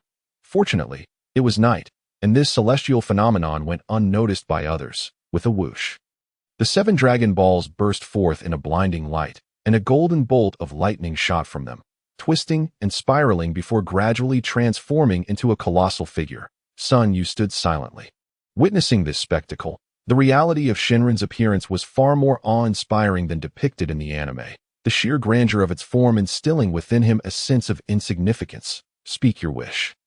The dragon's mouth opened, releasing a deep, resonant voice. Sun Yu stated earnestly, I am a Saiyan. Upon gazing at the full moon, I transform into a giant ape. Losing all rationality, my wish is to control this transformation, allowing me to change at will without succumbing to madness. Should Sun Yu master the capability to transform at will, it would undoubtedly provide him with a formidable advantage before he attained the Super Saiyan form. Furthermore, it was said that achieving Super Saiyan 4 required transforming into a golden great AP. In truth, Sun Yu could have requested Shenron to sever the tails of Lana and X, a task easily within the dragon's power. However, being a Saiyan, his innate combat instincts dictated that any matter solvable by strength should not be approached with mere words that I apologize, but what you have requested constitutes 2 wishes. Shenron exhaled a cloud of mist. Speaking with authority, you must choose either the ability to transform at will or to retain your sanity. Damn it, Sun Yu seethed, his fury igniting a surge of power that shot skyward. Roaring at Shenron, don't try to bargain with me. Do you believe I want to obliterate you? I can always have the Supreme Kai recreate another dragon, sensing the sudden eruption of Sun Yu's formidable energy.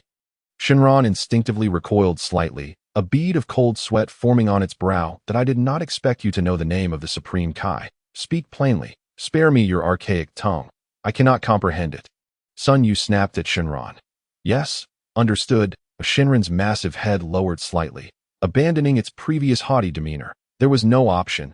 The dragon recognized that its fate lay in another's hands, and had no choice but to acquiesce to this formidable being. Sir, it is not that I am unwilling to grant your wish. My limitations are set in stone. Even if you were to slay me, there would be nothing I could do. Shenron's forehead glistened with sweat.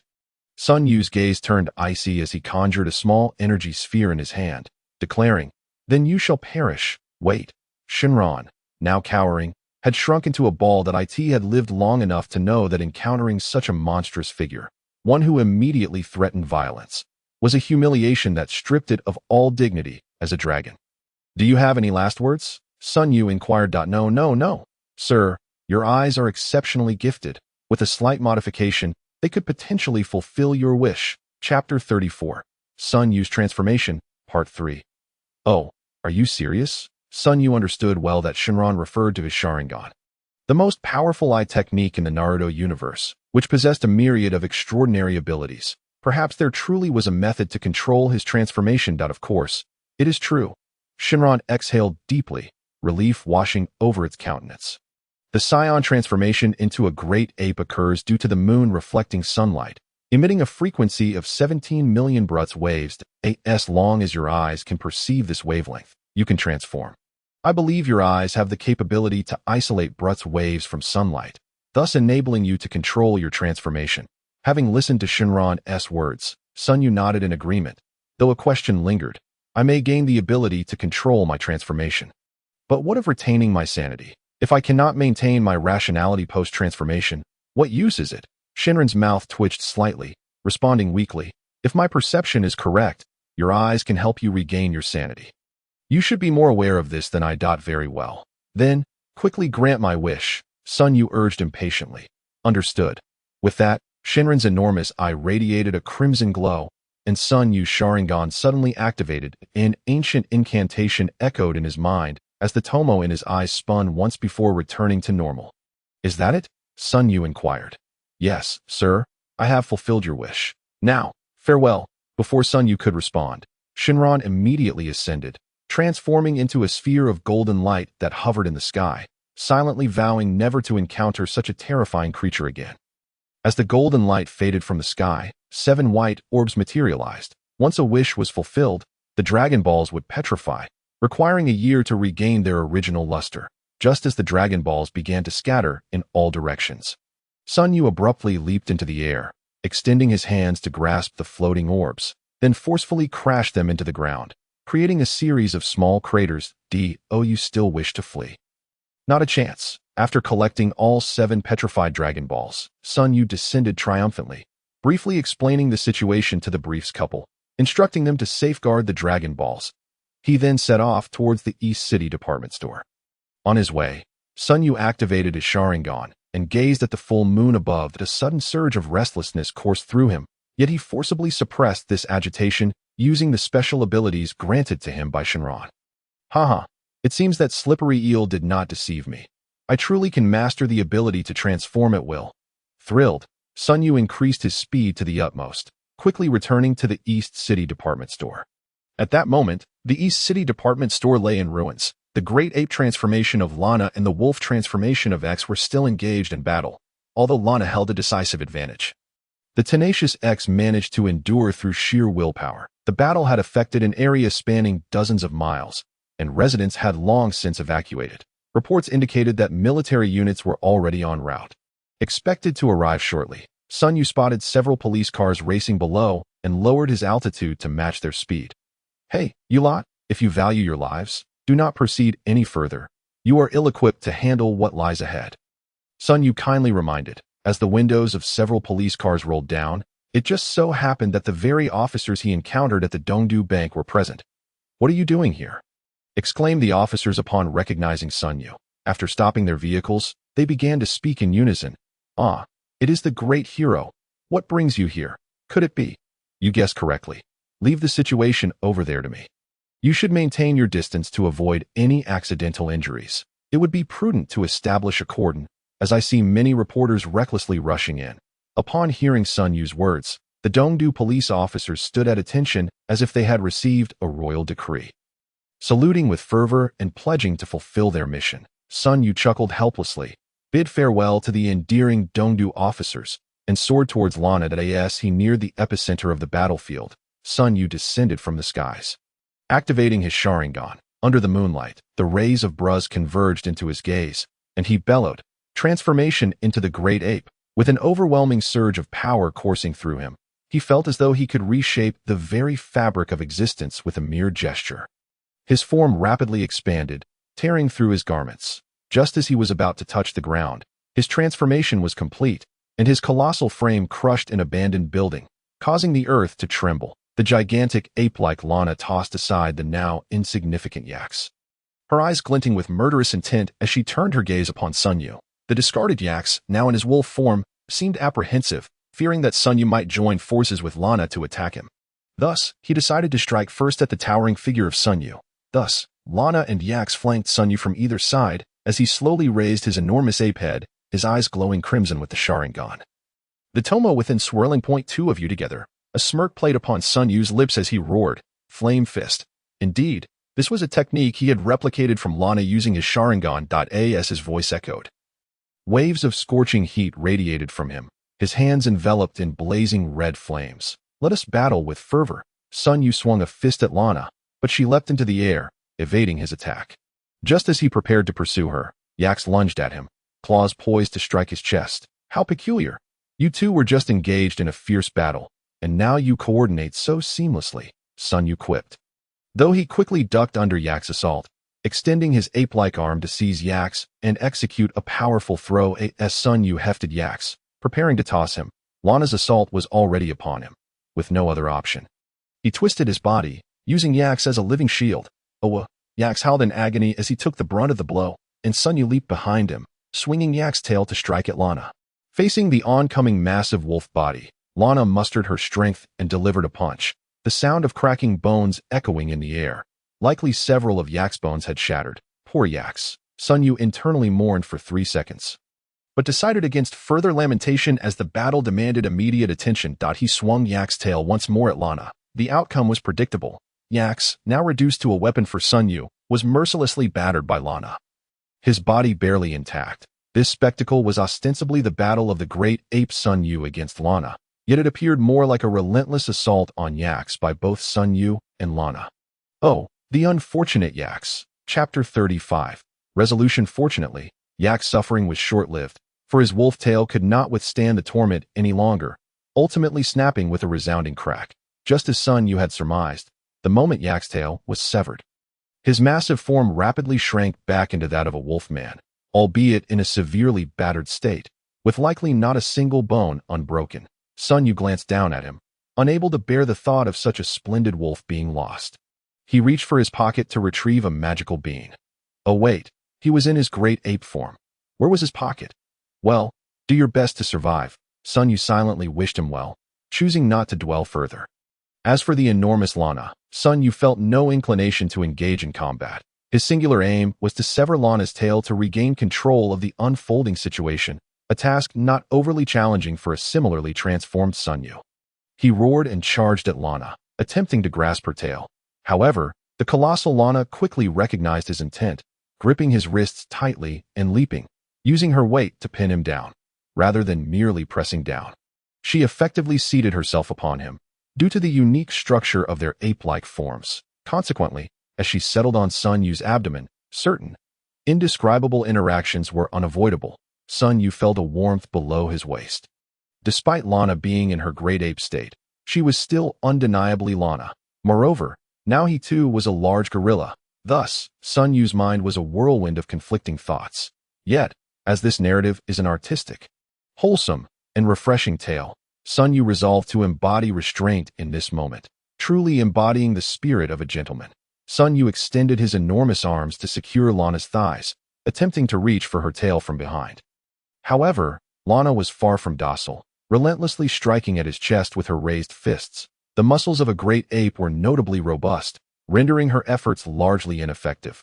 He felt no pain. Yet, could she please refrain from moving so much? The friction was already significant enough without her added fidgeting.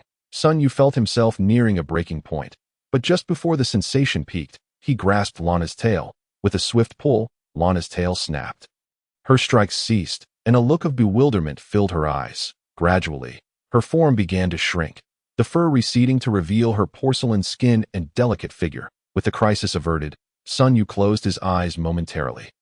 Upon reopening them, he found himself restored to human form, cradling the now nude Lana in his arms, his heart racing as though it might leap from his throat. Luckily, Lana was still unconscious, sparing him from an awkward predicament. Seizing the opportunity, he took a moment to gaze unabashedly at her physique. Her skin was exquisite, taut yet supple, devoid of any excess fat. Save for her generous bosom and shapely hips, Lana lay in Sun Yu's embrace, her head resting against his chest, her delicate cheeks flushed crimson. Wait a moment, hadn't she just been unconscious? How could she still be blushing? Sun Yu suddenly realized that Lana's fainting might have been an act, and his recent behavior. He quickly cleared his throat, feeling a twinge of guilt as he muttered, there should be a clothing store nearby. Yes, we can find some clothes there. After this, he stole a glance at Lana. Noting she still feigned sleep, which emboldened him to grow bolder in his embrace as he carried her, he intentionally jostled her up and down, relishing the astonishing sensations his hands experienced while humming a little tune. Feeling quite at ease, after circling the chaotic Dongdu department store a dozen times, Sun Yu finally decided to enter a casual clothing shop. Gently placing Lana on the ground, he pretended to be oblivious to her awakening and spoke aloud. Sister Na, I will go find you some clothes. Just rest here comfortably as long as Sun Yu was present. Lana would undoubtedly lack the courage to awaken. Thus, Sun Yu pretended to depart, granting Lana a moment of solitude. Otherwise, he felt certain she would feign sleep indefinitely. True to his expectations, no sooner had Sun Yu left than Lana sprang to her feet with a swift motion. She glared at the doorway through which Sun Yu had exited. Her teeth clenched in frustration, and with a fierce stamp of her foot, she began to search for a few suitable garments to don. By the time Sun Yu reappeared, Lana was already dressed and ready. Ah, Sister Na, you are awake, Sun Yu exclaimed, feigning surprise with a smile. Lana approached him, casting a scathing glance, then lifted her foot to stomp down on him, causing Sun Yu to grimace in pain. Sister Na, how could you repay kindness with malice? Are you attempting to commit fratricide against your own cousin? Speak another word, and I'll tear your mouth apart, Lana retorted. Somehow, she retained a vague memory of her transformation into a great ape. As a warrior of the Saiyan race, one would expect her to be indifferent to her appearance. Yet, for reasons she could not comprehend, she was deeply reluctant to face Sun Yu in her monstrous form. That visage was simply too grotesque for her liking. In this moment, her heart was in turmoil, fearing that Sun Yu might perceive her as a monster. Even though they were both Saiyans, a girl always yearns to be the epitome of beauty. The two soared through the skies, with Sun Yu carrying the barely conscious X in his grasp. This creature, he believed, would undoubtedly bring trouble, yet he felt reluctant to eliminate it. Thus, he decided to take it back for the time being. Upon exiting the battlefield surrounding the East Capital's grand department store, Sun Yu unexpectedly spotted Brive and Bulma, who were being held at bay by several East Capital police officers, along with a throng of reporters behind them. Sun Yu signaled for Lana to descend, and the East Capital police immediately recognized the two heroes who had vanquished the bank robbers. As Sun Yu and Lana approached, the young officers hurried over with beaming smiles. Heroes, have you dealt with the monsters inside? Sun Yu non-committally nodded, then bypassed the officers to reach Brive and Bulma. Brother Sun Yu, Bulma exclaimed as she leaped into his embrace. Sun Yu lifted her up, affectionately ruffling her hair. Bulma, Doctor, rest assured, the situation inside has been resolved. I apologize for any worry caused. Chapter 36. The strongest in history. A placid smile adorned Brive's face as he tucked his hands into the pockets of his white coat. Shrugging lightly, as long as Mr. Sun is unharmed, I presume you and Miss Lana must be famished. I have reserved a luxurious suite at the East Capital Grand Hotel. Upon hearing that a meal was provided, both Sun Yu and Lana's stomachs audibly rumbled in unison, eliciting laughter from the crowd. Sensing the jovial atmosphere, the young officers timidly approached Sun Yu, rubbing their hands together. Excuse me, sir, could you share some details about what transpired over there? We received reports of a colossal monster rampaging. Did you slay the beast? As soon as the police posed their question, the reporters sprang into action, brandishing various cameras and microphones aimed at Sun Yu. The sheer intensity of the situation momentarily overwhelming him. Well, sort of, Sun Yu chuckled. After all, he was indeed part of the monster saga, so there was no need for concern. The monster issue had been resolved. Mr. Sun, I am a reporter from the East Capital Blue Sky newspaper. Could you tell us how you defeated that monster? Of course, I am not questioning your strength, but the beast appeared taller than the buildings. Suddenly, one reporter raised a query, prompting nods of agreement from the others, eager for answers. Before Sun Yu could respond, Bulma, with a sense of pride, wrapped her arms around his neck and sweetly declared, "Humph, what is a monster? My brother Sun Yu is the strongest in history, the strongest in history." The reporters hastily scribbled these words in their notebooks, then bombarded Sun Yu with a barrage of inquiries that Mr. Sun, where did you learn your martial arts? How old are you now? Is the lady behind you your girlfriend? The zealous reporters left Sun Yu feeling quite overwhelmed, while Lana's already rosy cheeks flushed deeper upon hearing questions about her relationship with Sun Yu. She discreetly stole glances at his reaction, but he seemed unperturbed, igniting her annoyance. Noticing Sun Yu's discomfort in handling such situations, Brive stepped in front of him, shielding him from the reporters. Ladies and gentlemen, Mr. Sun and Miss Lana have just battled a monster and are quite exhausted. They require rest. Our Capsule Corporation will hold a press conference regarding this matter. Additionally, I am pleased to announce that we will be purchasing the East Capital Grand Department Store and the surrounding area to develop a new technology park, which will feature a landmark building to be named the Lana Yu Tower. Given the devastation wrought by Sun Yu, Lana, and X in their confrontation, the East Capital Grand Department Store was now little more than ruins. Thus, when Sun Yu heard of Brive's plans to acquire the land, warmth filled his heart, and he quietly expressed his gratitude. Thank you, Doctor. Brive turned slightly, whispering back, no need for thanks. I was planning to expand the company anyway. Though initially, I intended to head towards the West Capital. Haha. Sun Yu chuckled awkwardly, having grown accustomed to the alterations in the Dragon Ball narrative due to his interference, after finally dispersing the reporters. Brive led Sun Yu and the others to the East Capital Grand Hotel. As for the barely breathing X, Sun Yu figured he wouldn't perish just yet, so he tossed him into the airplane's trunk, planning to return after their meal to feed him some senzu beans for recovery. Observing X lying in the trunk, Sun Yu reminded Lana, Sister Na, after we finish our meal, please remind me that we have someone half alive in the trunk of our airplane. Lana nodded earnestly and crouched down to address Bulma seriously. Bulma, after we eat, you must remind me to remind Sun Yu that we have someone in the airplane's trunk. Bulma pondered for a moment before her little head perked up, her big, adorable eyes sparkling as she sweetly chimed, Brother Sun Yu, after we eat, you must remind me to remind Sister Lana to remind you that we have someone in the airplane's trunk. As soon as Bulma finished her sentence, X's body convulsed violently, his wolf-like eyes rolling back in despair. You did that on purpose, didn't you? Oh, may God have mercy on you, Sun Yu exclaimed, slamming the trunk door shut with a solemn expression.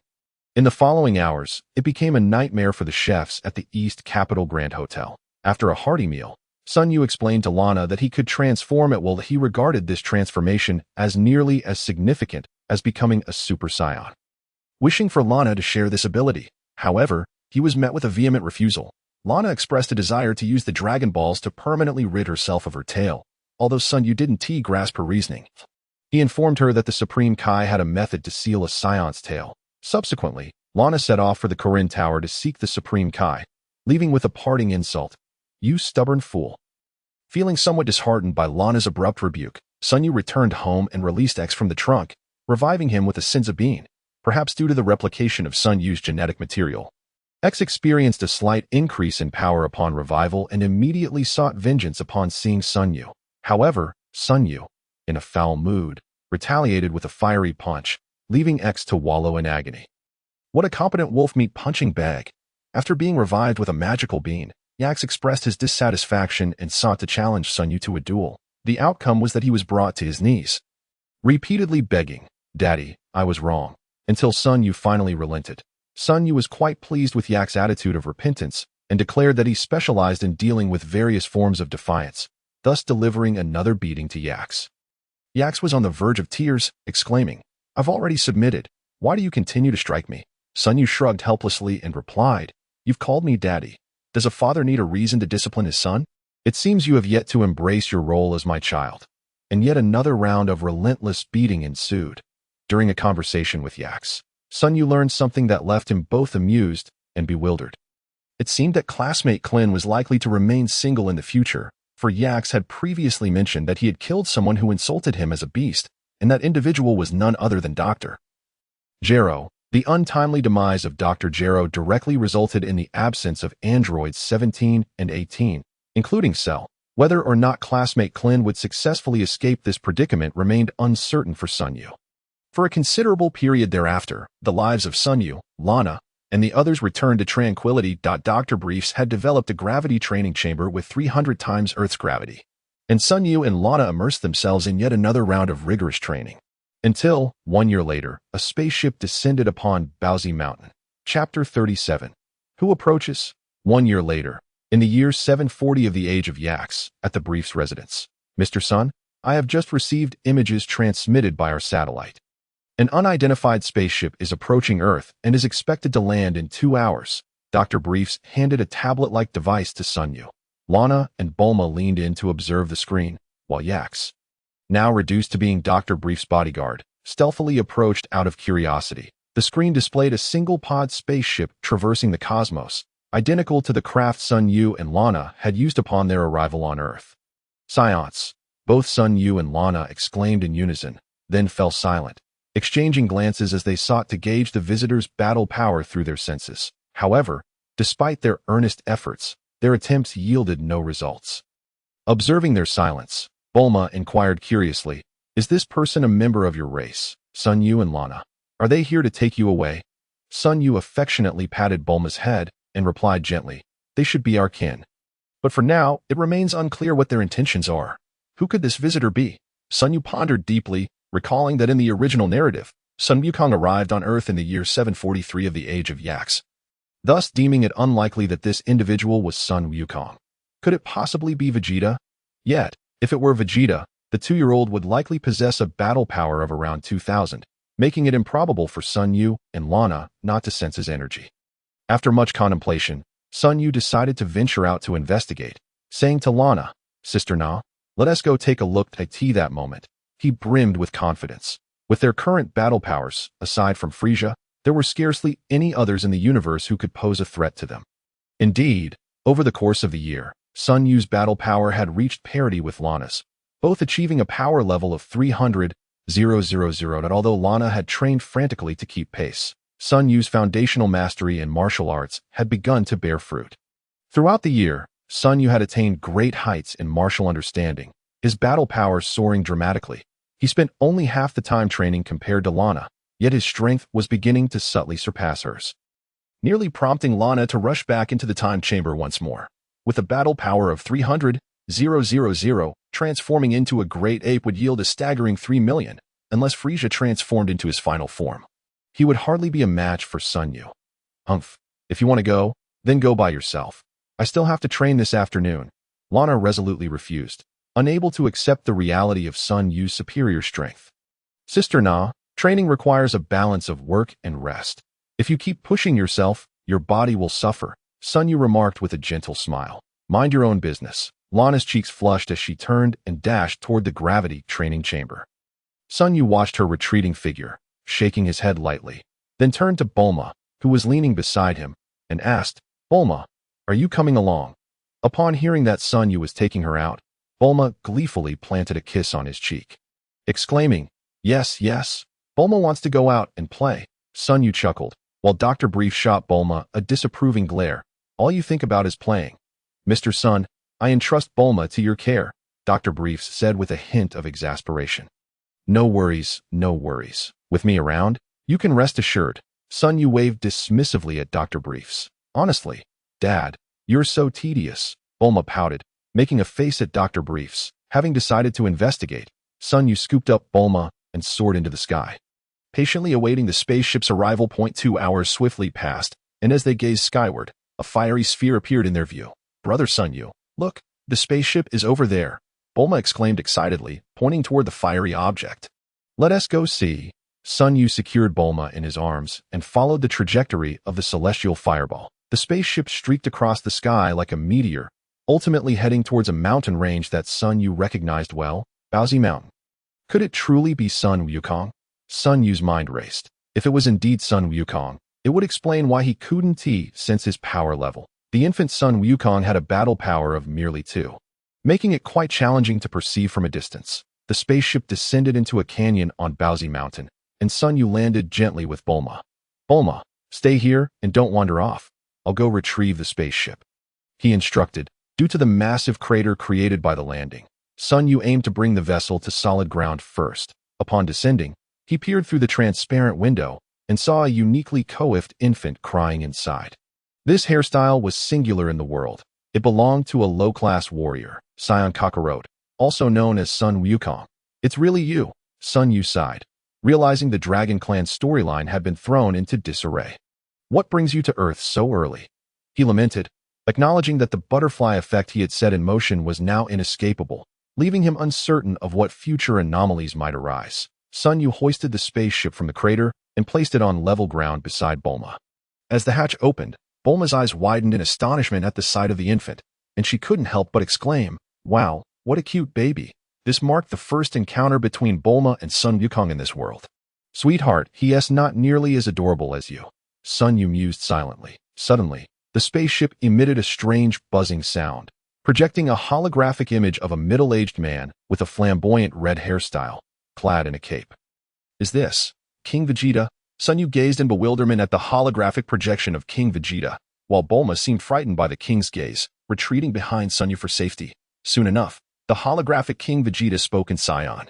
"To my scattered kin at the edge of the galaxy, I now require your strength. Immediately cease your invasion of Earth and report to planet Vegeta, or you shall face my wrath." "Brother Sun Yu, what is this person rambling about?" Bulma, not understanding Saiyan, curiously asked Sun Yu. Sun Yu chuckled in resignation. "Don't mind him. Just a fool talking to himself." From King Vegeta's brief remarks, Sun Yu gleaned the following information. He was already aware of Sun Yu and Lana's arrival on Earth, albeit under the assumption that they had come to conquer it. Moreover, King Vegeta is currently in dire need of manpower, and it is almost certain that he has begun to devise a plan to resist Frieza. Ultimately, his decision to send Goku ahead of time may very well be a means of conveying a message, casually allowing Goku to assume the task of invading Earth, just as Sun Yu was contemplating how to handle this matter. A distant voice called out, "Hey, is that Sun Xiaoyu up ahead?" Chapter 38. A painful name. The newcomer was an elderly man with graying hair and a beard, clad in a vest adorned with yellow circular patterns. It was none other than Sun Wufan's grandfather, Grandpa Wufan. Sun Yu waved at him, feeling no surprise at Sun Wufan's appearance. "Sun Xiaoyu, I didn't expect to see you here. Where is Miss Lana?" Sun Wufan's grandfather glanced around, his gaze falling upon the infant in the spaceship, who bore a long tail, just like Sun Yu. "Sun Xiaoyu, could this little one be the child of you and Miss Lana?" "Absolutely not." Before Sun Yu could explain, Bulma popped her head out from behind him, puffing up her cheeks as she glared at Sun Wufan's grandfather. "You rascal, old man." Sun Yu chuckled and affectionately ruffled Bulma's hair, briefly explaining the situation regarding the infant without revealing his true purpose of coming to annihilate Earth. "So, this child is a member of Sun Xiaoyu's clan. His parents must have had compelling reasons to abandon him," Sun Wufan's grandfather said, gazing at Goku with tenderness as he reached out to hold him. Unexpectedly, the crying Goku suddenly turned cold, leaping up and crashing into Wufan's grandfather, who was caught off guard and fell to the ground. Immediately, Goku, now on all fours, charged toward Bulma, looking quite fearsome. "Wow, Brother Sun Yu, this baby is terrifying," Bulma exclaimed, diving into Sun Yu's embrace. Sun Yu shot a disapproving look at the fierce Goku, and, with a swift kick, sent him flying. "You better behave yourself." However, he inadvertently kicked Goku down the slope. "Sun Xiaoyu, why are you losing your temper at a child?" Sun Wufan's grandfather lamented as he rushed down the slope. Soon returning with a bloodied Goku in his arms, the injured Goku suddenly seemed transformed, quietly lying in Sun Wufan's embrace, his tear-filled eyes evoking deep sympathy. "Wait a minute, I just remembered, in the Dragon Ball anime, young Goku was quite the little bully, but after falling off a cliff and hitting his head, his personality changed completely. How come it's me who kicked him down this time?" Sun Yu mused, concluding that regardless, Goku would have to fall eventually, and whether he fell by his own accord or was kicked down, there should be little difference.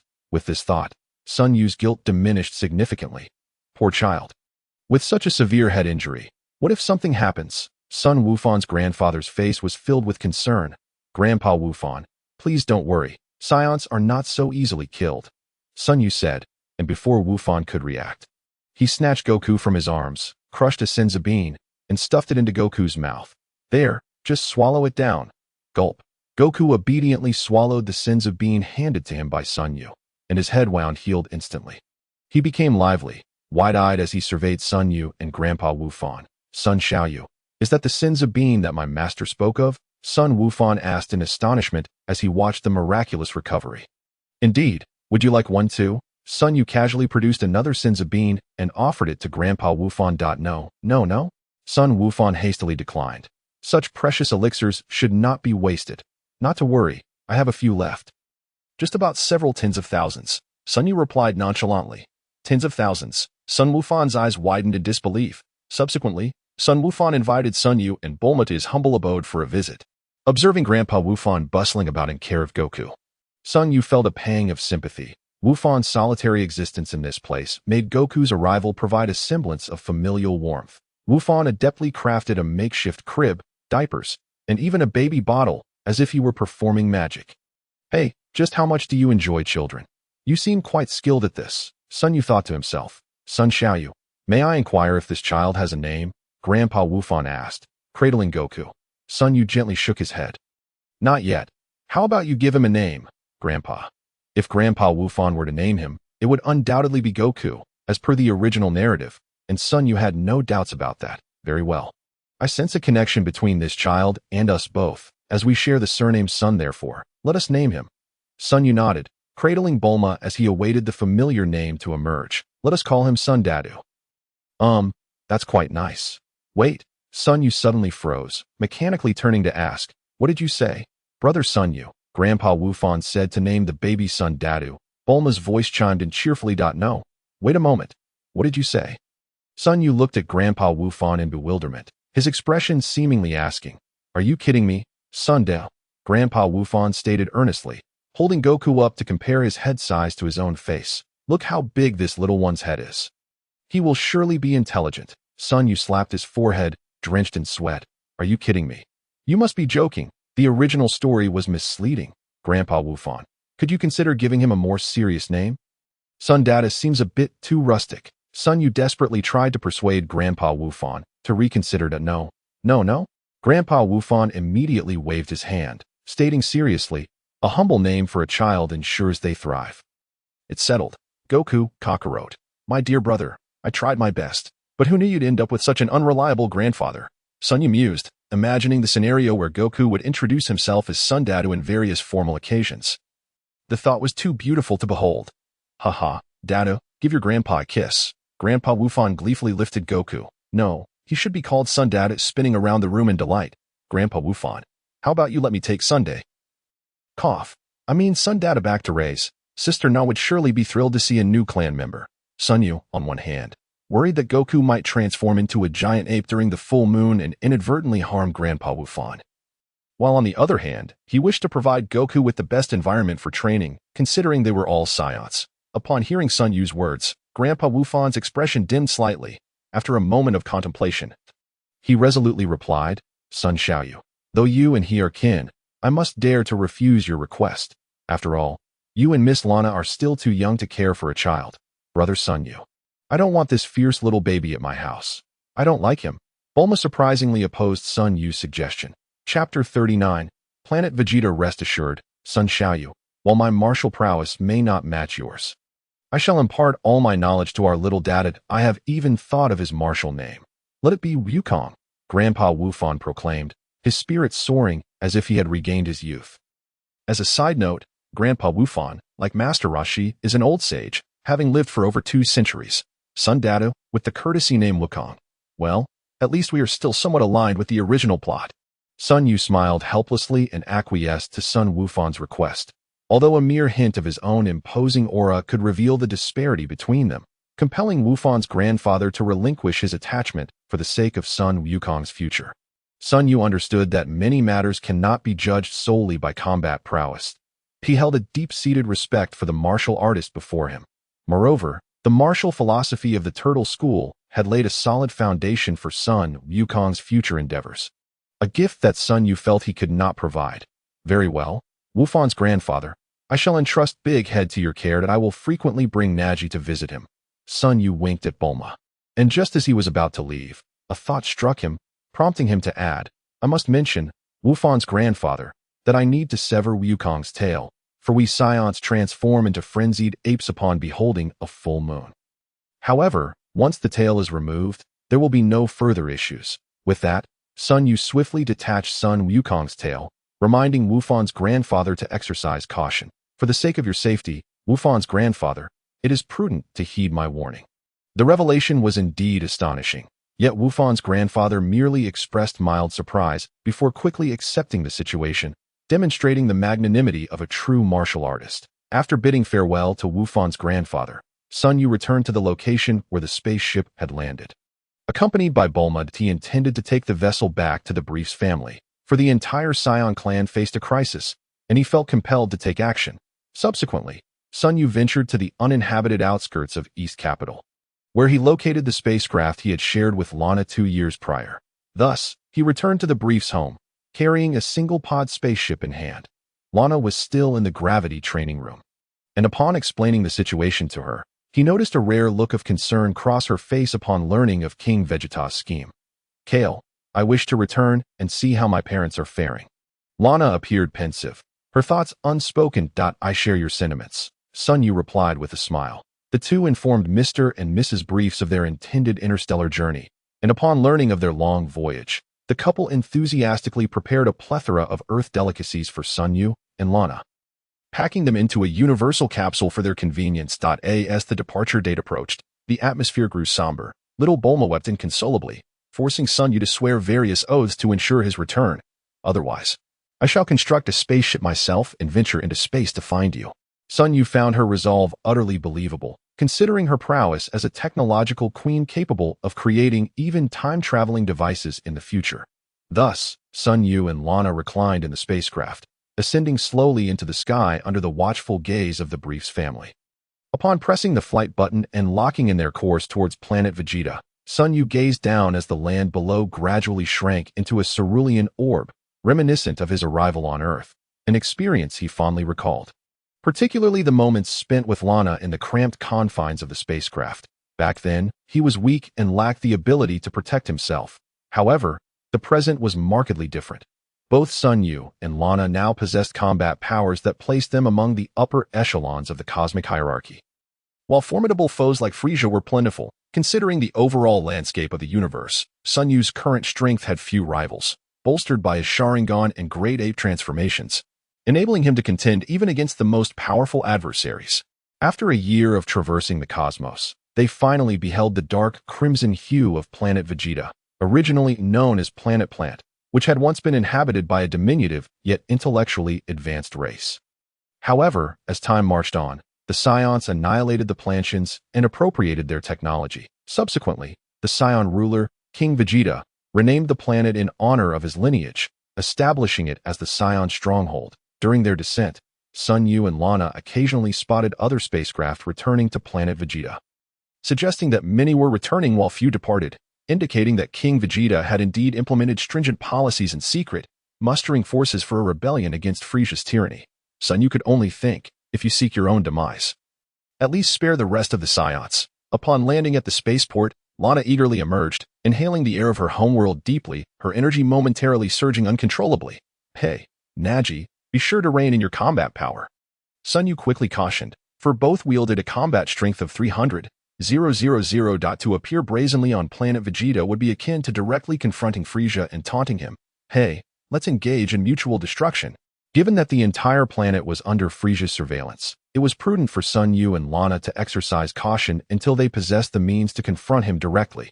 Understood, I have suppressed my power to 2,000, Lana replied, sticking out her tongue at Sun Yu. Due to Sun Yu's younger age and his status as a lower-tier warrior, he needed to suppress his strength even further, limiting it to 1,200. The pair strolled out of the spaceport, where the bustling streets of planet Vegeta were alive with activity. In addition to Saiyans, they encountered various extraterrestrial beings. Some were subordinates dispatched by Frieza's army, while others were representatives from different star systems engaged in business with planet Vegeta. Sun Yu followed Lana through the familiar yet foreign streets. Familiarity stemmed from his memories of these places as his birthplace, while the strangeness arose from the fact that he was, in essence, a traveler from another world, making his first return to planet Vegeta. In Sun Yu's recollections, he had grown up in Lana's household, where her uncle and aunt, seasoned mid-tier warriors, held a modest reputation among the lower echelons of planet Vegeta. Lana's father, Ollie, served as a captain in a mid-tier combat unit, while her mother, Sierra, was a striking Saiyan woman who also belonged to Uncle Ollie's team. Her fiery temperament matched her strength, making her no less formidable than her male counterparts. Once a delicate blood rose on the battlefield, she remained so even now. Thanks to the Scion's unique genetics, their appearance remains unchanged with age. Thus, although Aunt Sierra was nearing 40, she still exuded an unparalleled beauty, and when walking alongside Lana, onlookers would easily mistake them for sisters as they navigated the residential area of mid-tier structures. Lana appeared particularly joyful. The neighborhood featured a wide thoroughfare lined with an array of snack stalls and small shops. Although the Scions employed advanced technological devices, their limited intellect hindered most shopkeepers from fully utilizing such tools, resulting in a charming blend of high-tech and postmodern aesthetics without any sense of discord. Tio put it simply, it was akin to a Ferrari owner selling sweet potatoes on the street. An endearing contrast that Sun Yu found delightful. Upon finally reaching Lana's home, Sun Yu felt a twinge of anxiety, uncertain of how to face the two adults who had raised him, despite their seemingly similar ages. Given Lana's parents' status, their residence was significantly more opulent than those in the surrounding area, a standalone villa. However, the villa's doors stood wide open, with a crowd gathering outside. What's going on, Kale? Let's hurry and see why so many people are gathered at our doorstep. Lana sensed something amiss, tugging at Sun Yu as they hastened towards her home. Sun Yu silently trailed behind as Lana approached the crowd and inquired, Uncle Leeson, why are you all standing at my door? Has something happened? Lana forcefully pushed aside a burly man obstructing her path, and upon recognizing him as her neighbor, she inquired with a hint of confusion. The man, known as Leeson, was momentarily taken aback upon seeing Lana, but quickly regained his composure, speaking with a tone laced with pity. Miss Lana, it has been several years since we last met. You are not aware of the recent events, are you? At his words, Lana's heart sank abruptly, and she retorted awkwardly, aware of what? Please clarify. Do not rush, Miss Lana. During your absence, there has been a development concerning your family. Recently, your father's team suffered near total annihilation during a mission, with only a handful of severely injured members managing to escape. What? Lana's eyes widened in disbelief. Although it was not uncommon for Scions to sustain injuries or perish during missions, this was her father they were speaking of. How could she remain calm upon hearing such news? I must go in. Step aside. In a state of turmoil, Lana attempted to push through the crowd, only to be halted by Leeson. Miss Lana, it would be best if you did not return home. You should leave at once. Leeson firmly positioned himself in front of Lana, urging her to reconsider. Move aside. Lana's gaze turned icy, and had it not been for their long-standing neighborly ties, she would have relished the thought of striking him. Meanwhile, Sun Yu, who had remained silent, placed a hand on Lana's shoulder and gently suggested, Sister Lana, please do not act in anger. Let us hear what this Uncle Leeson has to say. I am certain he has valid reasons for his intervention.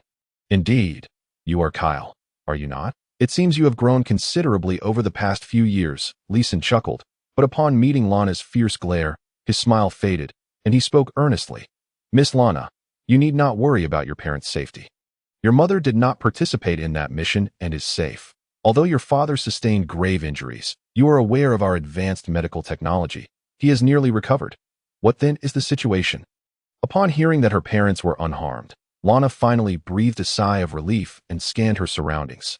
Leeson sighed heavily, his tone tinged with regret. Your father's team has essentially ceased to exist. And as a result, the Frisia Force has redistributed the remaining combatants from your father's team to others. Currently, your father has been assigned to a unit known as the Ripu team. At this juncture, Leeson leaned down and whispered to Lana and Sun Yu. I have heard rumors that this unit is fiercely loyal to Frisia. They are about to undertake a perilous mission, and they intend to conscript your parents as frontline fodder. You must leave at once. Should they see you too, they will undoubtedly forcefully draft you under the guise of family ties, sending you off as cannon fodder as well. After Leeson's explanation, a cold smirk crept across Lana's lips, a smile that sent chills down the burly man's spine. Sun Yu recognized that Lana was truly enraged, and someone was bound to face dire consequences. With a swift motion, Lana pushed Leeson aside and strode purposefully toward her courtyard. Miss Lana, you truly cannot go in there, Leeson called out from behind, while Sun Yu followed closely, reassuring him with a pat on the shoulder. Do not worry, Uncle Leeson. Your concern should lie with that so-called Ripu team. Before Lee Sin could protest further, Lana had already entered her family's courtyard. Inside, she was confronted by two individuals who appeared to be members of the Ripu team, attempting to block her entrance. However, before they could react, Lana dispatched them with a swift strike, rendering them unconscious on the spot. As Lana reappeared at the threshold of her familiar home, she was met with a scene of utter devastation. The spacious living room was in disarray. Furniture shattered and strewn about. With a grim expression, Lana stepped inside, followed closely by Sun Yu. Upon entering, they beheld a muscular man clad in a cloak, gripping a battered man by the collar, Lana's uncle, Ollie. Meanwhile, her aunt, Hill, was held at gunpoint, the threat of violence palpable in the air. Father, mother, the sight of her parents in distress ignited a fierce rage within Lana, causing her breath to quicken dangerously. Ollie, held aloft by the muscular man, felt a mixture of joy and dread at the sight of his daughter. He was relieved to see her return safely, but acutely aware that this was not the time for family reunions. Desperately, he shouted, Lana, listen to me. Quickly leave. Do not concern yourself with us. Who is this little girl? The muscular man turned, appraising Lana with a lecherous gaze before glancing back at Ollie and Hill, smirking as he asked, Is she your daughter? Quite innocent looking. Try to lay a finger on my daughter, and you will regret it. Hill stepped forward in alarm, but the gunman raised his weapon, threatening, Take another step, and I will shoot. Lana, seething with anger, was about to retaliate when Sun Yu interjected, stepping in front of her. Sister Lana, restrain your power. Allow me to handle these minor thugs. Revealing our true strength would be unwise, given that these individuals were loyal to Frisia. Lana's display of strength could expose her formidable combat capability, and if Frisia discovered her power level of 300,000, he would undoubtedly target her as a prime candidate for eradication, though Lana was impulsive. She respected Sun Yu's counsel. Taking a deep breath to calm herself, she pointed at the assailants and declared, I want them all dead. Very well, I shall heed your wish. Sun Yu nodded, even without Lana's urging. He intended to eliminate these individuals, for their loyalty to Frisia rendered them already marked for death in his eyes. You are, Kyle. Ollie and Hill stared incredulously at Sun Yu, unable to reconcile the confident young man before them with the timid child they once knew. Greetings, Uncle Ollie. Aunt Hill. Sun Yu feigned familiarity, yet their expressions darkened at his casual demeanor. Do you truly perceive this situation as favorable? Kyle, you must leave with Lana. They are not foes you can confront. Ollie's eyes sharpened, prepared to sacrifice himself to give Lana and Sun Yu a chance to escape. However, Sun Yu merely waved his hand dismissively. Do not worry, Uncle Ollie. I assure you, these individuals do not pose a threat to me. Ha! Little brat.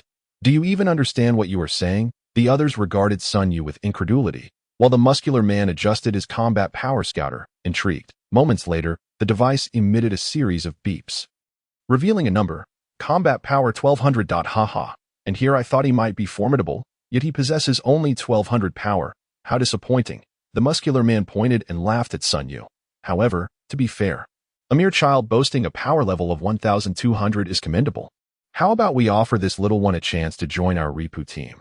The individual beside him spoke, his tone exceedingly peculiar as he uttered the words loyalty, provoking a chorus of laughter from the crowd. Upon hearing that Sun Yu's combat power had reached 1200, Ollie and Hill were filled with a sense of delight. After several years, young Kyle seemed to have matured considerably, with a bit more time for growth. He might even surpass them. Thus, they became even more resolute in their determination to escort Sun Yu and Lana to safety at all costs. Hey, did you hear that? To be frank, I possess a combat power of 4800. If you know what's good for you, join us in the Reap battle. And you there, young lady, if you behave, you'll suffer less. This muscular man was none other than Reardon, the captain of the Reap squad. Sun Yu shrugged and smiled. Thank you, but I believe I have no interest in your trash squad. What did you say? The muscular man exclaimed. You dare to repeat that? Upon hearing Sun Yu's declaration that their squad was trash, the crowd in the hall bristled with indignation, ready to confront him. Uncle Ollie's expression darkened. He inwardly chastised Sun Yu for his naivety. How could he provoke everyone in such a precarious situation? This would undoubtedly make him a target, given his injuries. Even if he attempted to ambush Captain Reardon, it would hardly guarantee Sun Yu's escape, especially since he had already aroused their collective wrath. Reardon sneered coldly, striding towards Sun Yu, and ominously stated, What did you just say? If you have the guts, say it again. Are your ears deaf, or what? Sun Yu cast a scornful glance at the muscular Rearden, enunciating deliberately, I'm not targeting anyone. I merely wish to convey that all present here are trash. Lana's face darkened as she whispered, Hey, Kyle, you're insulting everyone. I'm still here. Uncle Ollie felt utterly hopeless with those words. There was no way the others would spare Sun Yu. They would certainly seek to eliminate him swiftly. Very well, Rearden seethed, his muscles trembling with rage. He then unleashed a powerful punch, the air around it crackling ominously. Inciting a fervent cheer from the onlookers, don't know.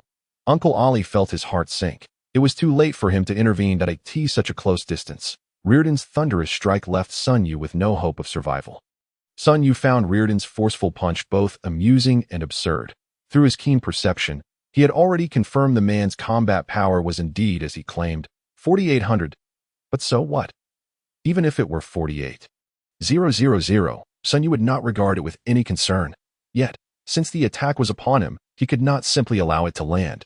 Raising his right hand gently, he extended a single finger to block the incoming punch. Sun Yu's body remained as unyielding as a mountain, and the atmosphere suddenly fell silent. You little brat. What on earth is going on? Rearden felt as though he had struck not a mere finger, but a solid wall. He staggered back, hastily activating his combat power detector again. The reading remained at 1,200. Damn it. Could my detector be malfunctioning? Why? Check your device and see what this little brat's combat power truly is. Rearden barked at a diminutive man behind him. Pwai, the vice captain of the Reap Squad, though small in stature, was cunning and possessed significant combat prowess. He was the brains of the squad. Following Rearden's command, he activated his combat power detector, unsurprisingly registering only 1,200. His combat power is indeed only 1,200, yet I sense something unusually exceptional about him. Rearden, you should temper your arrogance. Be wary of potential repercussions. Pwai cautioned, though he too sensed Sun Yu's peculiarity. However, in his eyes, a child remained merely a child, not comparable to seasoned warriors such as themselves. Humph, Rearden scoffed. Seemingly insulted by Pwai's remarks, he turned his menacing gaze back to Sun Yu and declared, Although I don't know what trick you just played, it was merely because I held back. This time, you will experience a pain worse than death. With that, Rearden's aura surged explosively. Sun Yu felt a slight increase in his combat power, 4852. 4923, 5,000. Upon reaching the pinnacle of his power, Rearden's form vanished from sight. The onlookers could scarcely track his speed, and when he reappeared before Sun Yu, the crowd erupted in cheers. Go on, boss, shatter his bones. Teach him a lesson for daring to look down on us. Rearden, exuding the confidence of a victor, sneered at Sun Yu. Believing the boy was frozen in shock by his sudden appearance, he threw a punch that sliced through the air with a resounding whoosh. Die, brat. Experience my ultimate strike. Facing Rearden's full-force punch, infused with 5,000 combat power, Sun Yu merely tilted his body slightly, as if he had been standing still for too long and needed to shift his weight. This minimal movement allowed him to effortlessly evade Rearden's lethal blow. The crowd stood in stunned silence, unable to comprehend the scene before them. Was it mere coincidence, or had Captain Rearden intentionally missed? In that fleeting moment of bewilderment, Sun Yu raised his right hand and, akin to a dragonfly skimming the water, lightly tapped Rearden's chest. The entire motion appeared excruciatingly slow, yet in reality, it transpired in the blink of an eye. This was the essence of speed and slowness that Sun Yu had grasped. Before anyone could react, Rearden's massive, muscular form quivered violently, and he expelled a mouthful of blood, collapsing backward and sending a cloud of dust spiraling into the air. Sea Captain, the onlookers stood as if in a dream, utterly unable to comprehend the events that had just unfolded. A towering man with 5,000 combat power had been effortlessly dispatched by a mere child with only 1,200 combat power. Uncle Ollie gazed upon Sun Yu, who still wore an innocent smile, and then glanced at Lana, who leaned casually against the doorframe. A sudden, audacious thought ignited within him. Could it be that Kyle had concealed his true strength? How was he capable of such feats? Uncle Ollie could conceive such a notion, and naturally, Vice Captain Pwai could too. His expression hardened. He refused to even glance at Rearden's lifeless body as he commanded the remaining squad members. You two keep an eye on Ollie and Hill. The rest of you, converge and subdue this little brat. Understood. With Rearden's death, Pwai ascended as the most authoritative figure within the squad. They held no sorrow for the deceased, treating him as though he were nothing but discarded refuse. Moments later, the remaining members, heeding Pwai's orders, encircled Sun Yu. Sun Yu stood composed and tranquil, surveying the surrounding scions that a thought crossed his mind, revealing their combat powers in full. 3,700. 2670, 3021, 3421. Such levels of power could be deemed moderate on Vegeta's planet, yet it proved utterly inconsequential. With a vigorous shake of his arms, Sun Yu exuded an air of determination, ready to engage in a fierce battle. Suddenly, one of his teammates charged forward, a glint of cold light flashing in his eyes. Simultaneously, the remaining members moved in perfect synchrony, demonstrating remarkable coordination. Sun Yu gently retracted his left foot, twisting his waist as he raised his right elbow. Devoid of any energy fluctuations, as if merely performing a casual exercise. Boom! The first assailant's smile abruptly froze, as Sun Yu's seemingly languid elbow strike, akin to a bolt of lightning, struck his abdomen with breathtaking speed. The impact arched the assailant's back, his eyes bulging in shock. Without a moment's hesitation, Sun Yu pivoted and delivered a palm strike to another individual nearby, whose eyes were now filled with profound terror. He attempted to retreat, but Sun Yu's hand had already made contact with his chest. Spurt! A mouthful of blood spewed forth, leaving the assailant's eyes vacant, devoid of any spark of life. In the mere instant that combat had commenced, the Reap squad had already suffered the loss of 2 members, dispatched with the ease of slaughtering livestock, amplifying the fear in the remaining 5 to its zenith. Run, flee swiftly. However, Sun Yu had no intention of sparing the remaining 5. The nearest Reap member turned to escape, but Sun Yu swiftly closed the distance, striking him from behind that a sharp crack echoed as the individual crumpled to the ground, lifeless, without casting a glance at the fallen. Sun Yu pressed on, his next target being the vice-captain of the Reap squad, Pui. Hold on. Wait. I have something to say. Witnessing the unfolding scene, Pui could scarcely believe his eyes, yet his heart trembled with fear. If he did not stop Sun Yu from continuing his assault, he would undoubtedly share the fate of Captain Realton. Just as the thought crossed his mind, Pui suddenly found a fist, moving with blinding speed, halted mere inches from his face. The force of the punch stirred the air, ruffling his hair, as an unimaginable sense of peril enveloped him that he realized that had he delayed even a moment longer to speak, he would have already met his demise. Oh, what do you have to say, then? Speak quickly. Sun Yu turned his gaze toward Pui, exuding an air of impatience. My lord, please spare my life. Pui's eyes were filled with terror, his tone shifting to one of desperate humility. My lord, if you spare me, I will offer you the Reap squad. From now on, you shall be our captain. Upon hearing this, Sun Yu retracted his fist, coldly regarding Pui. First, tell me, how many members does your Reap squad comprise? Are they loyal to Frisia, or to King B, or perhaps to the strong?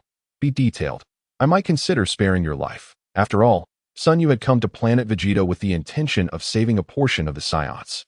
If this so-called Reap squad consisted entirely of Frisia's diehard followers, he would have to eliminate every last one. However, if they were merely loyal to the strong, he had other plans. Chapter 43, 300. 000 Battle Power. Hearing Sun Yu inquire about the Reap squad, Pui felt as if he had been granted a reprieve and immediately began to elaborate on the details. My lord, our squad consists of over 30 members, with only about a dozen being core members, all possessing battle powers exceeding 2500 AS for the non-core members. Pui awkwardly smiled at Sun Yu, who, without needing further explanation, understood the implications of the so-called non-core members. Just moments ago, while Realton was alive, he had attempted to recruit Sun Yu as a non-core member. Waving his hand, Sun Yu signaled Pui to continue. My lord, regarding loyalty, only Realton advocated allegiance to Frisia. You know he was the captain. We only obey the strong. Pui navigated this inquiry skillfully, shifting the responsibility of the Reap squad service to Frisia entirely onto a deceased individual, while asserting that they only followed the captain's orders.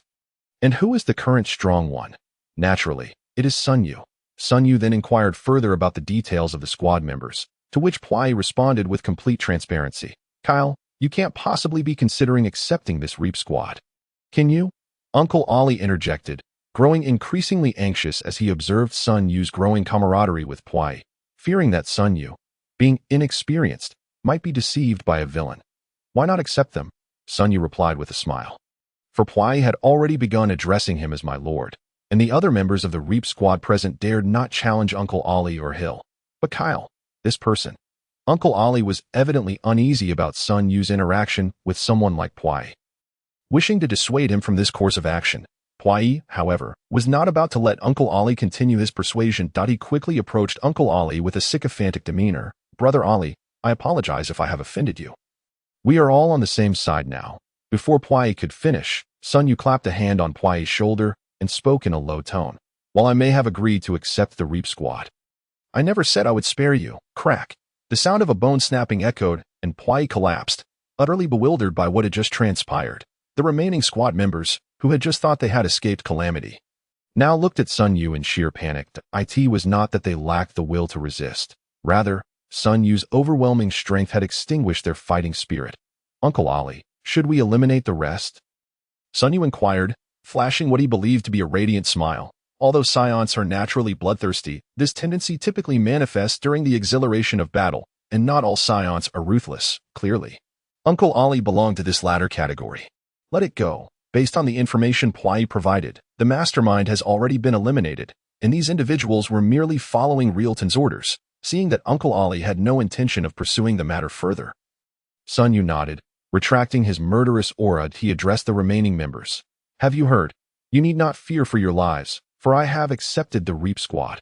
However, the name shall be changed. That is a matter for another time.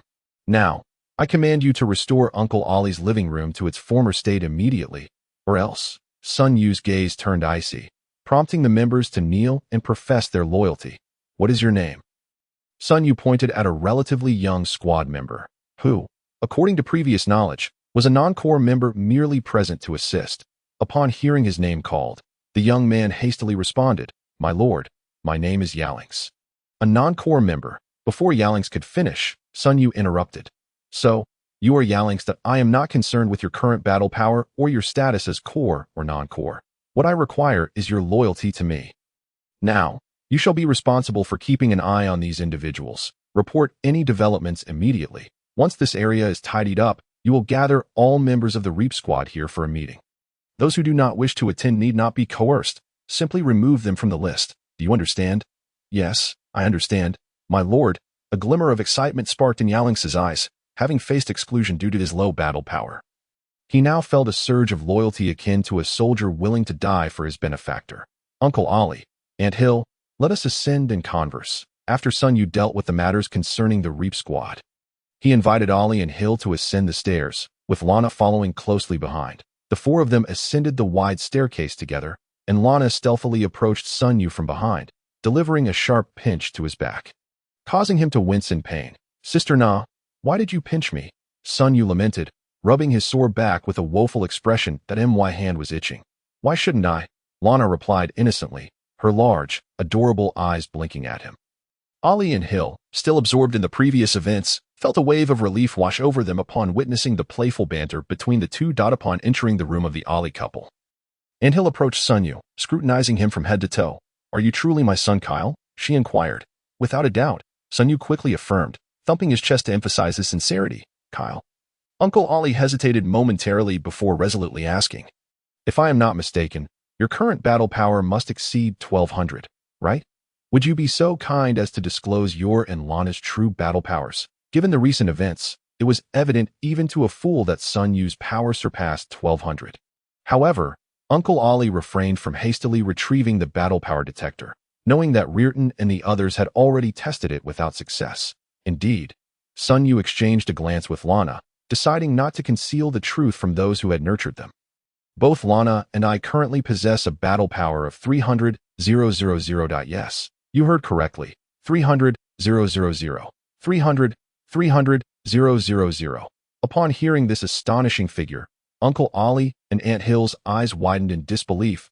If the previous revelations had been within the realm of acceptance, this news was akin to a thunderclap from a clear sky. A battle power of 300,000. Were they truly Saiyans? But why can't the battle power detector gauge your strength? After a long pause, Uncle Ollie and Ant Hill finally recovered from their shock and voiced their confusion. Sun Yu smiled gently, explaining, "Because we have mastered a method to control our ki, which renders the battle power detector ineffective. Moreover, with effective learning, you too can acquire this skill." Chapter 44. Establishing independence, we can also master it? Upon hearing Sun Yu's words, Uncle Ollie and Aunt Hill were both astonished. Sun Yu proceeded to elaborate on the utilization of ki, leaving them in a state of amazement. Seizing the opportunity, he shared numerous tales from Earth and various methods to enhance battle power. In the midst of their conversation, Sun Yu retrieved 2 sets of heavyweight training gear from his multifunctional capsule, which he had prepared in advance. Is this the multifunctional capsule and the heavyweight gear you spoke of? Upon witnessing Sun Yu toss a small capsule-like object that suddenly exploded into a massive cabinet, filled with various types of heavyweight gear, he presented 2 sets to Uncle Ollie and Aunt Hill. Uncle Ollie, Aunt Hill, this is a heavyweight vest weighing 400 kilograms, and the shoes and wrist guards together weigh an additional 500 kilograms. Lana and I wear these regularly. They are immensely beneficial for training. Thank you, Kyle. Uncle Ollie and Aunt Hill gratefully accepted the heavyweight gear, their joy palpable. As elders who had been surpassed by their younger counterpart, they felt a tinge of embarrassment, especially upon hearing Sun Yu describe the training gear and gravity training rooms they had longed for. Now equipped with the heavyweight gear, they eagerly donned it and moved about, quickly realizing the challenge it posed. After all, the gravity on Vegeta was 10 times that of Earth, rendering their 900 kilograms of gear equivalent to a staggering 9,000 kilograms. It's hard to fathom how you 2 youngsters managed to wear this and still appear unfazed. Uncle Ollie marveled. My dear, we must also double our efforts. We cannot allow young Kyle to look down on us. Aunt Hill gazed at her husband with determination shining in her eyes. After conversing for a while longer, Sun Yu's expression shifted as he turned to Uncle Ollie, asking, Uncle Ollie, what are your thoughts on the relationship between Frieza and King Vegeta?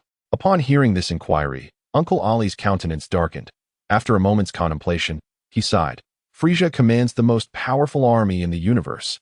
Even proud Saiyans like us must heed his commands. In recent years, King Vegeta's underhanded maneuvers have increased. And though he believes he is concealing his intentions well, his schemes are common knowledge. Alas, Uncle Ollie had long been aware of Frieza's spies among the Saiyans. He had not wished to meddle in the intrigues of the higher-ups. But, when the nest is overturned, how can the eggs remain unbroken? Uncle is indeed perceptive, Sun Yu grinned. Yet even without King Vegeta's schemes, Frieza is hardly amicable towards us Saiyans. He has already installed listening devices in the battle power detectors assigned to us, monitoring our every move. What is his purpose in doing so? Does this imply that King Vegeta's conspiracy remains exposed under Frieza's watchful eye? Why has he not taken action? Because it is unnecessary. Sun Yu replied coolly. Even if King Vegeta amasses an army against Frieza's overwhelming power, he is destined to fail. Fail? What if you 2 join forces? Uncle Ollie abruptly stood, as King Vegeta symbolized strength in his mind. Yet Sun Yu claimed he could not triumph over Frieza. I regret to admit that, at present, I am not his match, Sun Yu conceded after a moment's silence. The atmosphere in the room grew heavy. And sensing the tension, Aunt Hill interjected. Kyle, what are your thoughts on the matter? Surely, you must have a plan by now. Sun Yu nodded. Let us take it one step at a time, that we should find an opportunity to escape Vegeta and then hide away to train diligently. Once our strength surpasses Frieza's, we shall teach that scoundrel a lesson. This declaration elicited a chuckle from Uncle Ollie. Although fleeing was deemed dishonorable among the battle-hardened Saiyans, he was not so rigid as to ignore the wisdom of preserving life for future endeavors. Very well, we must strive to train diligently and aim to surpass Frieza, Uncle Ollie declared with unwavering confidence. Sun Yu's lips twitched. He could hardly bear to disclose Frieza's true battle power, a being whose strength barely surpassed 4,000, striving to surpass a monstrous force boasting a staggering battle power of 120 million. What an inspiring tale. Just as Sun Yu was inwardly mocking Uncle Ollie, footsteps echoed from outside, abruptly silencing the chatter between Lana and Aunt Hill. The 4 of them turned their gazes towards the door. Knock, knock, knock. Accompanied by 3 rhythmic knocks, a timid voice emerged from outside. My lord, the living room downstairs has been cleaned, and the damaged furniture has been replaced with identical new ones. Additionally, the members of the Reap Squad have arrived and are awaiting you in the hall. Sun Yu opened the door to find a relatively young Saiyan standing there, his eyes filled with reverence and admiration as they met Sun Yu's gaze. Oh, you must be Alex. I am Alex, my lord. Sun Yu's face flushed slightly, clearing his throat as he replied. Let us go down and take a look. If prior to this, Uncle Ollie harbored reservations regarding Sun Yu's integration of the Ripu team. Upon learning of the discord between Frieza and King Vegeta, he ceased his opposition. After all, Having more allies equates to enhanced self-preservation. Thus, Alanx led Sun Yu and Uncle Ollie downstairs, while Lana and Hill expressed their desire for a mother-daughter reunion and chose to abstain from joining them. In the living room below, over a dozen individuals stood neatly in 4 rows, with the foremost row evidently comprising those who had previously caused a disturbance at Uncle Ollie's residence.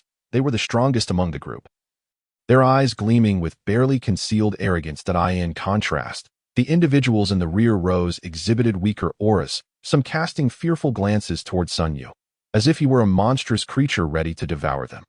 Sun Yu found their scrutiny bewildering and noticed the discrepancy in numbers, inquiring, "Wasn't it said that there would be more than 30 individuals? Why have only these few arrived?" A bald man sporting a prominent mustache stepped forward, his gaze tinged with obsequiousness as he addressed Sun Yu. In response to your question, my lord, the remaining individuals were rather unruly. Upon hearing of Captain Reardon's demise, they sought to break away and establish their own faction. But they have all been dealt with according to your command. Excuse me, Sun Yu replied, utterly perplexed. If they wish to establish their own faction, why not let them? When did I ever decree that they should be killed? It dawned on him that this fool had misrepresented his intentions, and no wonder the others regarded him with such suspicion. Just as he was about to express his anger, Alanx timidly interjected. My lord, you did say that those unwilling to join should be removed from the list, which is tantamount to a death sentence for them, is it not? Upon hearing this, Sun Yu slapped his forehead in despair, feeling utterly hopeless regarding the comprehension abilities of these Saiyans. What a profound misunderstanding. When I mentioned removing their names, I meant to expel them from our team. We are all Saiyans. Should we not foster love and kinship among ourselves? I am speaking to you. Do you understand? The mustachioed bald man, suddenly terrified, fell to his knees, nearly in tears, utterly unable to grasp the thoughts of the youth before him. Sun Yu appeared genteel and harmless. Yet when it came to killing, he did so without a flicker of emotion. While everyone assumed he possessed a cruel nature, he was now advocating for camaraderie. Such dissonance in character was bewildering. Yes, my lord, we understand. Alanx, being astute, recognized that regardless of Sun Yu's true thoughts, it was prudent to affirm their understanding at this moment. The mustachioed bald man hastily bowed his head in contrition, vowing never to err again. That is more like it. Sun Yu gestured for the two to rejoin the ranks. Contemplating a matter he seemed eager to announce. The 20-odd individuals in the room held their breath, awaiting his words with a hint of trepidation. The courtyard of Uncle Ollie's residence was also bustling with curious onlookers from the neighborhood that I believe you are all aware. Sun Yu's resonant voice echoed in Uncle Ollie's living room. I, Kelses, have assumed control of the remaining members of the former Ripu team. To be frank, I do not concern myself with your current combat prowess. Here, there are no distinctions between core and non-core members. What truly matters to me is your loyalty, due to prior misunderstandings. Many present here were coerced into coming that I wish to extend my sincerest apologies. If anyone is unwilling to join my team, you may leave now, and no harm shall come to you that I have made this declaration. And the neighbors outside have heard it. Those wishing to depart may do so. I will not impede you. Having resolved to forge a faction of his own, Sun Yu understood the necessity of ensuring that all members followed him willingly. Loyalty takes time to cultivate, but for now, he aimed to eliminate those who harbored insincere intentions. Upon hearing Sun Yu's words, the crowd erupted into fervent discussion. After a while, a young man from the back summoned the courage to raise his hand. Signaling, Lord Kells, I have a question. Noticing someone wished to inquire, Sun Yu turned with a slight smile. Yes, feel free to ask your question. Seeing Sun Yu's approachable demeanor emboldened the young man, who straightened his posture and boldly stated, Lord Kells, I wish to know what tasks we would be assigned should we join your team. This question resonated with those of weaker standing, who had often served as cannon fodder in the Reaper team, frequently undertaking suicidal missions. Even if they survived by some stroke of luck, they were seldom rewarded with valuable resources, hindering their growth and combat prowess. Sun Yu, understanding their concerns, replied with a serious expression. I comprehend your meaning. Rest assured, I will not treat you as mere pawns like Reardon did. I will provide you with ample training resources, and if any among you possess exceptional talent, I am willing to personally guide your training. I trust you are aware of my capabilities. Upon hearing Sun Yu's promise of personal guidance, those who had witnessed his formidable prowess, including Alanx, gazed at him with fervent admiration, as though he were a stunning beauty. The others, lacking first-hand experience of Sun Yu's strength, remained indifferent. However, The prospect of avoiding the role of cannon fodder while gaining access to abundant training resources made joining Sun Yu's team an appealing option. After a brief moment, Sun Yu nonchalantly fiddled with his ear and addressed the crowd. Is there anyone wishing to withdraw? You must think carefully, for should you dare betray me in the future, I shall ensure your utter annihilation. The mention of annihilation sent a shiver through the crowd, yet no one chose to withdraw. Very well, since that is the case, I hereby announce the establishment of our team. As for the team's name, Sun Yu furrowed his brow and declared, let us call ourselves the Urban Management Brigade. The Urban Management Brigade? The crowd gasped in astonishment, inquiring, Lord Kells, what does urban management entail? It was no surprise that the Saiyans were unfamiliar with the term, as it originated from the Chinese lexicon. Sun Yu smirked devilishly and responded in a deep voice. Ah, the Urban Management Brigade is indeed impressive, hailing from an ancient realm as a super combat unit. They represent the ultimate aspiration for all warriors, the elite among elites, the strongest of the strong, tasked with upholding the dignity of their people that a wise man once proclaimed. Give me 3,000 urban managers, and I shall restore my grand celestial kingdom. Sun Yu's voice grew increasingly spirited, reverberating throughout the hall. The fervor in his tone captivated all present, who began to draw parallels between the current plight of the Saiyans, once proud warriors now subjugated by Frisia, and their fervent desire to overthrow his rule and reclaim their autonomy. Sun Yu's words ignited a fire within them. Each Saiyan revered strength, aspired to become elite, and rejected subjugation. They yearned to become the mightiest urban managers. Suddenly, one individual in the front snapped back to reality, dropping to his knees and proclaiming loudly, we pledge to follow Lord Kells unto death. This declaration jolted everyone from their stupor, and they too knelt in unison, exclaiming, we pledge to follow Lord Kells unto death. We pledge to follow Lord Kells unto death. As Sun Yu listened to the resounding cries, he was momentarily taken aback, pondering whether these individuals had lost their minds. Had he merely jested about the Urban Management Brigade?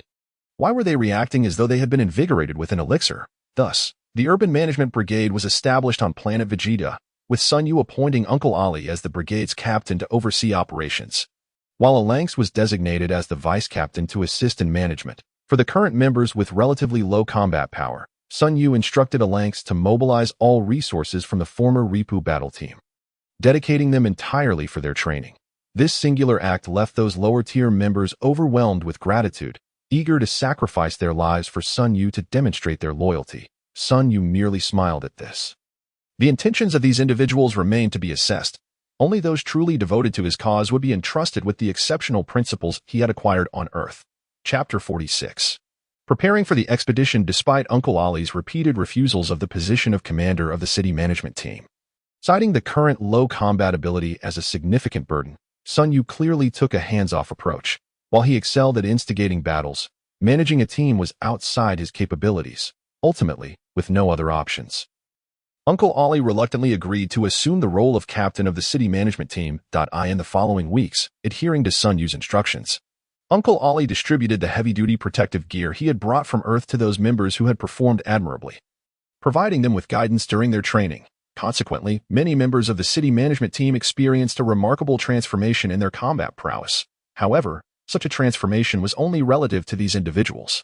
Sun Yu did not consider a rise from a combat power of 2,500 to 3,500 in half a month to be particularly noteworthy, as different levels of capability also led to differing perspectives. While Sun Yu dismissed this modest improvement, the local populace reacted differently. Many Saiyans familiar with the Ali family were eager to join the city management team upon witnessing the rapid enhancement of its members' abilities. Sun Yu entrusted Uncle Ali with the responsibility of recruitment, establishing that the criteria for acceptance would not focus solely on current combat power, but rather on clear backgrounds and promising talents. One day, while Sun Yu was in the gravity training room guiding Uncle Ali, Alanx suddenly sent a message. Lord Kale, a mid-level commander from Frisia's C-Team requests an audience. Shall we grant it? Although Alanx and the others could sense Sun Yu's evident disdain towards Frisia, the visitor was, after all, a mid-level commander of Frisia's army, and a hasty rejection could easily provoke trouble. Thus, they sought Sun Yu's counsel. Damn it, I know this person. He is the one who assigned tasks to Relton. Kale, let us send him packing. Uncle Ali exclaimed anxiously upon seeing the situation on the holographic screen in the gravity training room. There's no need for concern, Uncle Ali. Let us first see what he wants, Sun Yu replied, remaining unflustered as usual. Uncle Ali, unable to gauge Sun Yu's thoughts, followed him out of the training room. Upon entering the living room, they found Alanx bustling about, serving tea, while Lana and Aunt Hill were conspicuously absent. That it was needless to say they were likely out shopping, as it is often said that shopping is an innate talent of the female species. Especially after mastering the art of haggling from Mrs. Breves, Lana and her mother had become an unstoppable force in the commercial streets of Vegeta, instilling fear in countless small vendors. In the living room sat the so-called mid-level commander of Frisia's C-Team, flanked by two burly aliens, disdainfully lounging on the spacious sofa, coldly surveying the approaching Sun Yu and Uncle Ali. "You are the scion who killed that useless Relton? You hardly seem impressive." Upon hearing this, Uncle Ali and Alanx exchanged glances, their expressions icy, while Sun Yu simply smiled gently, choosing not to respond. Seeing Sun Yu's lack of anger, the Frisia commander grew even more contemptuous. "Don't think that just because you formed some pathetic team, you can act without restraint. Understand the predicament you scions are in. I am here to convey Lord Frisia's orders. If you are wise, you will know what to do." With that, the commander tossed a document onto the table with an air of arrogance. Uncle Ali and Alanx struggled to contain their fury, their tempers flaring as they longed to strike down the commander. Sun Yu placed a calming hand on their shoulders and advised softly, "Why stoop to the level of such a sycophant? It's beneath our dignity." He then stepped forward to examine the document closely. It was a conscription order. Frisia intended to amass a large army to attack a technologically advanced planet on the fringes of the northern universe, a place known as Vibrant Star, which was at the forefront of technological development and had recently focused on creating large combat robots. "This is just like Gundam," Sun Yu thought to himself, recalling that such a planet did not exist in the original Dragon Ball lore. It appeared that Frisia had ordered the destruction of Vibrant Star, which was not surprising, as he would eliminate any civilization that could threaten his dominion, just as he had annihilated the planet Vegeta, which could potentially give rise to super scions. Furrowing his brow, Sun Yu devised a plan. As the saying goes, "The enemy of my enemy is my friend." Perhaps he could use the pretext of attacking Vibrant Star to rescue a group of scions. Given that Frisia feared the technological prowess of Vibrant Star, Sun Yu could attempt to reclaim the planet, or at the very least, maintain a cooperative relationship. After all, there was barely over a year left before the destruction of Vegeta, and opportunities were dwindling. Moreover, Vibrant Star was situated at the northern edge of the universe, far from Frisia's stronghold, embodying the saying, "The higher the sky, the farther the emperor." Sun Yu felt this was a chance for survival. "Understood. I will gather my subordinates promptly according to the timeline in the document. If there is nothing else, you may leave." Sun Yu addressed the arrogant commander, his demeanor neither servile nor overbearing, which only served to irritate the commander further. Despite his annoyance, the commander found himself at an impasse. If Sun Yu were to defy the orders, he could see Sun Yu and his group executing them first and reporting later. Yet, the reality was that Sun Yu's unexpectedly cooperative attitude made it seem as though he was fully aware of the situation, which only fueled the commander's frustration. "Humph, we shall see," the commander huffed, leaving behind a dismissive threat as they departed. "Gather all active members of the city management team in the conference hall. I have important matters to announce," Sun Yu declared. Upon hearing this, both Uncle Ali and Alanx displayed expressions of disbelief. "Lord Kale, you cannot possibly intend to become Frisia's lackey. How can you not trust me so readily?" Sun Yu grinned. "I have a bold plan, and if it succeeds, we could gain a powerful ally." "Well, I hope this ally is indeed formidable." Uncle Ali, being well versed in such matters, brightened at this prospect. "Kale, are you suggesting?" "Alanx, go summon everyone. We will discuss this in detail in the conference hall." "Yes, Lord Kale." Chapter 47.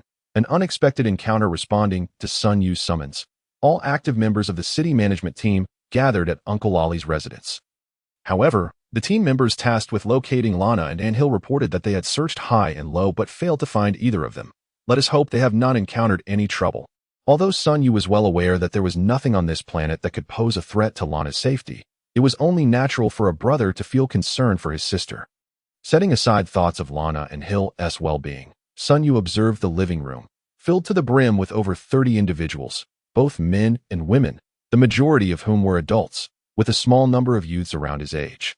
Each of the attendees regarded Sun Yu with unwavering admiration, akin to devoted fans beholding their idol, their eyes radiating in uncontrollable fervor. Sun Yu attributed this to his charismatic persona, without indulging in unnecessary banter. He candidly articulated the plan at hand. It is noteworthy that everyone in the city management team was aware of Friesia's use of combat power detectors to monitor the movements of the Saiyans. Thus, in certain sensitive situations involving internal secrets, they prudently concealed the devices distributed by Frisia. Given the knowledge that a confrontation between Frisia and King Vegeta was inevitable, and that King Vegeta had little chance of emerging victorious, the assembly unanimously supported Sun Yu's plan, with many expressing a desire to include their families, a request Sun Yu readily agreed to. Subsequently, they collectively decided that this nominal expedition would deploy a strategic exploration-class void ship, a common military spacecraft within Frisia's army. Unlike the majority of the saucer-shaped vessels in Frisia's fleet, this exploration-class ship featured a tapered, conical shape, with a long, pointed nose and a broad rear equipped with various propulsion engines, significantly enhancing its speed.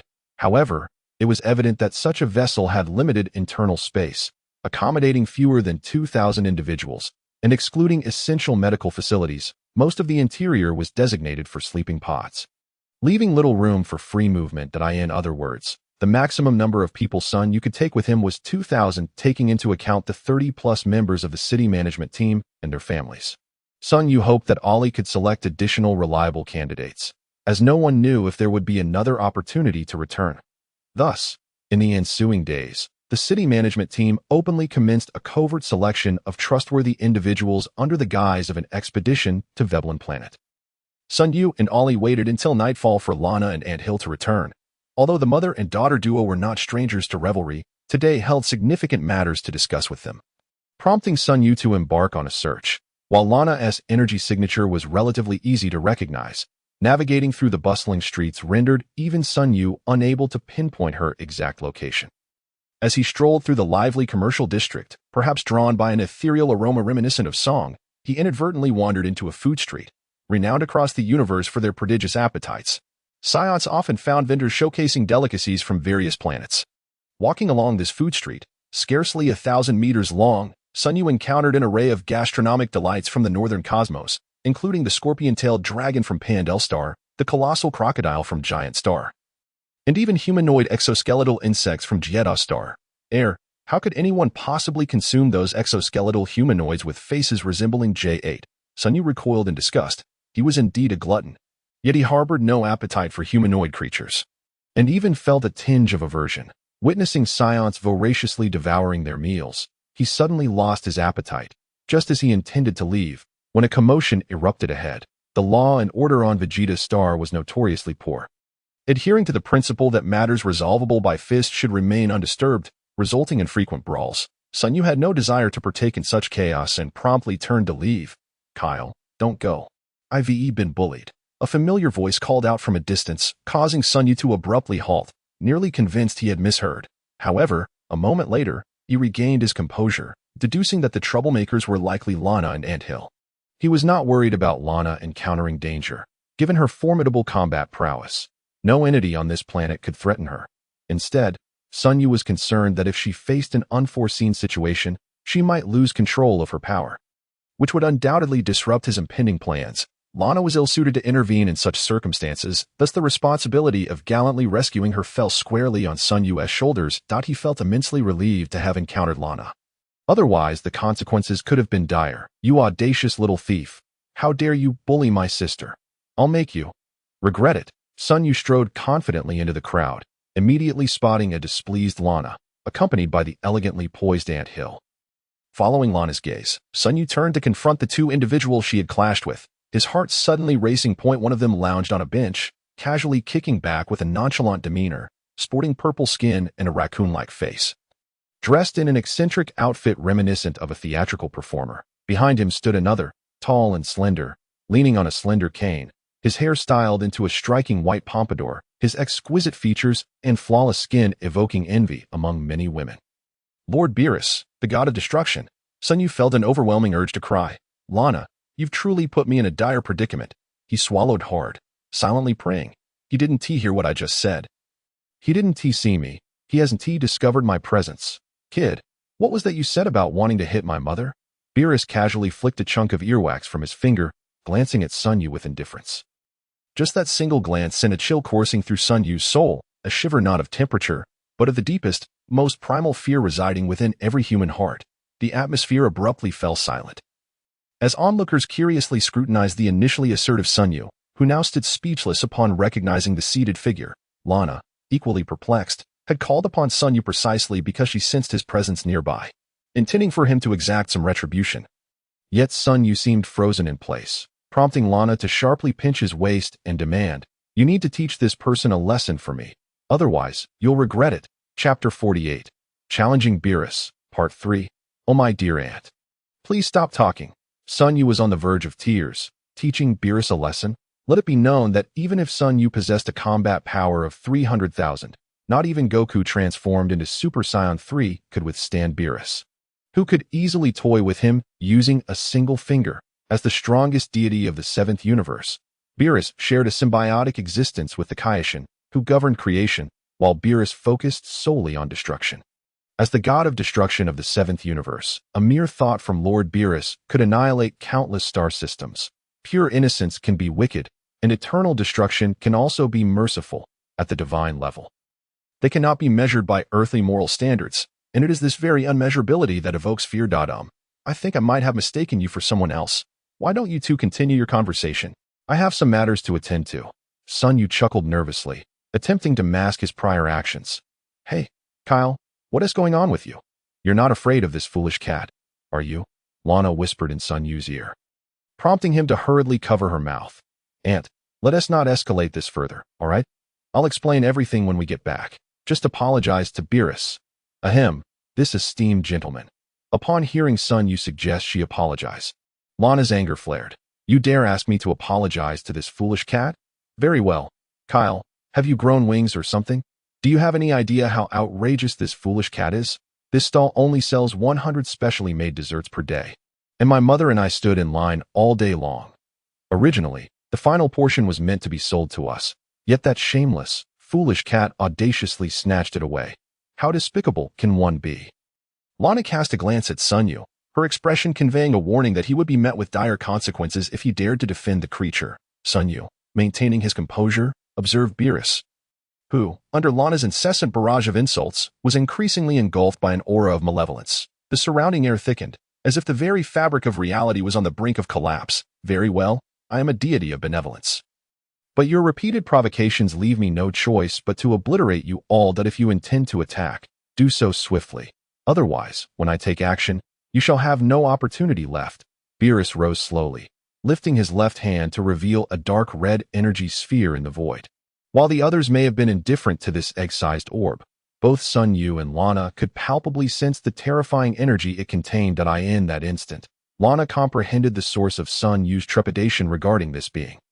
Hill tightly gripped Lana's arm, having discerned an unprecedented fear reflected in their eyes. This egg-sized energy sphere was none other than Lord Beerus's annihilation star bomb. Should this bomb descend, planet Vegeta would not need to fear Frisia's destruction, and this narrative could reach its conclusion prematurely.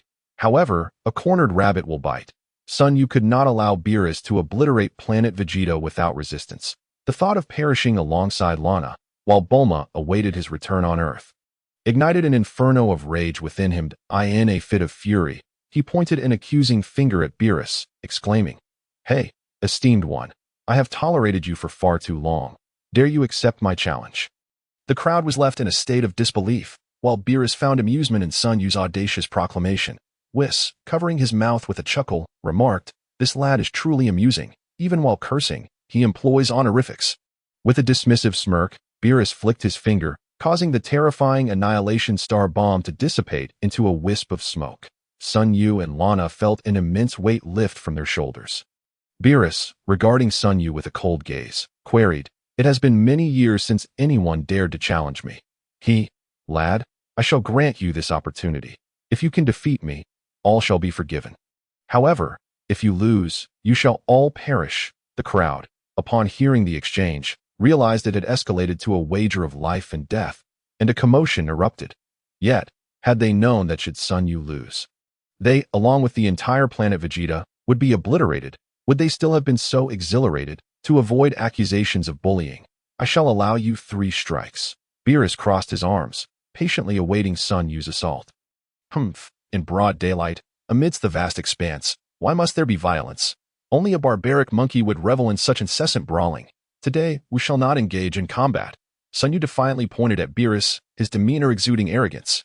Hey, Kale, you've mocked him again. Lana's face darkened, prompting Hill to swiftly apologize to the surrounding angry Saiyans. Sun Yu turned to whisper softly.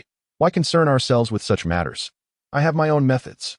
With that, he extracted a large handful of universal capsules from his pocket and, with a resounding clap, released them all, instantly filling the spacious food street with mounds of delectable cuisine.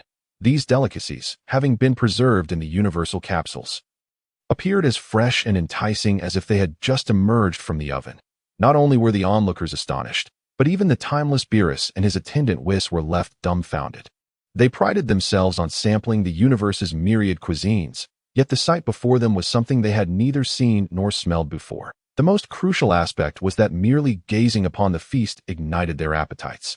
At that moment, Sun Yu had donned an apron and seated himself, casting a scornful glance at Beerus as he proclaimed, Are you afraid? I challenge you to a contest of speed in consuming this grand feast. To see who can eat more and faster. If you dare not compete, I suggest you concede. You insolent brat, what did you say? Do you believe I won't annihilate you on the spot? Beerus growled, wiping drool from his mouth, glaring at Sun Yu with malice. Unexpectedly, a light chuckle emanated from behind Beerus. Oh ho ho, this fluffy delicacy is delightful, melting in the mouth and leaving a fragrant aftertaste. What is this called? The question came from Whis, who had already begun indulging. That's called pudding, Sun Yu replied, wiping cold sweat from his forehead and forcing a smile. Pudding, such a delectable name, Whis exclaimed, tossing another piece into his mouth to savor. Beerus, feeling displeased, interjected, Hey, Whis, those are meant for my contest with that little brat. You cannot eat them. With that, Beerus shoved Whis aside and lunged for the mountainous array of terrestrial delicacies. Brat, bring forth the utensils. I accept your challenge. Chapter 49. The final trump card. When Sun Yu proposed a culinary competition, Lana felt as though the world was spinning around her. She assumed Sun Yu was merely jesting. Despite her ignorance of this cat-faced creature's true nature, the overwhelming aura he exuded suggested he was among the universe's elite. Would a being of such caliber truly consent to a contest so trivial? To her astonishment, he did. Lana felt her worldview shatter, 3 dark lines appearing on her forehead as she muttered, that foolish cat would forsake all dignity for the sake of cuisine. Hill subtly tugged at Lana's sleeve, signaling her to remain silent. Thus, Lana and Hill took out a watermelon, slicing it in half, intending to quietly observe as uninformed bystanders. However, just as they produced their utensils and donned white napkins, Beerus suddenly twitched his nose, spinning around to fix his icy gaze upon Lana. Hey, what are you planning? Did you not accept Kale's challenge? What do you seek here? Lana was startled, cold sweat beading on her forehead at Beerus's sudden appearance. Sun Yu, whose heart had finally settled, now trembled with concern for Lana and Hill. Girl, what do you hold in your hand? Speak quickly. Beerus, suppressing his hunger, glared with menacing intensity. It turned out he was coveting the watermelon Lana held. With a forced smile, she offered the fruit, explaining, Esteemed one, this is called a watermelon.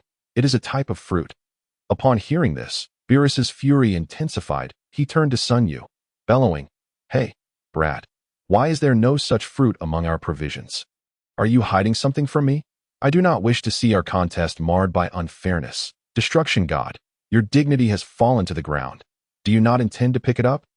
Beerus snatched the watermelon from Lana, greedily devouring it whole, chewing with abandon.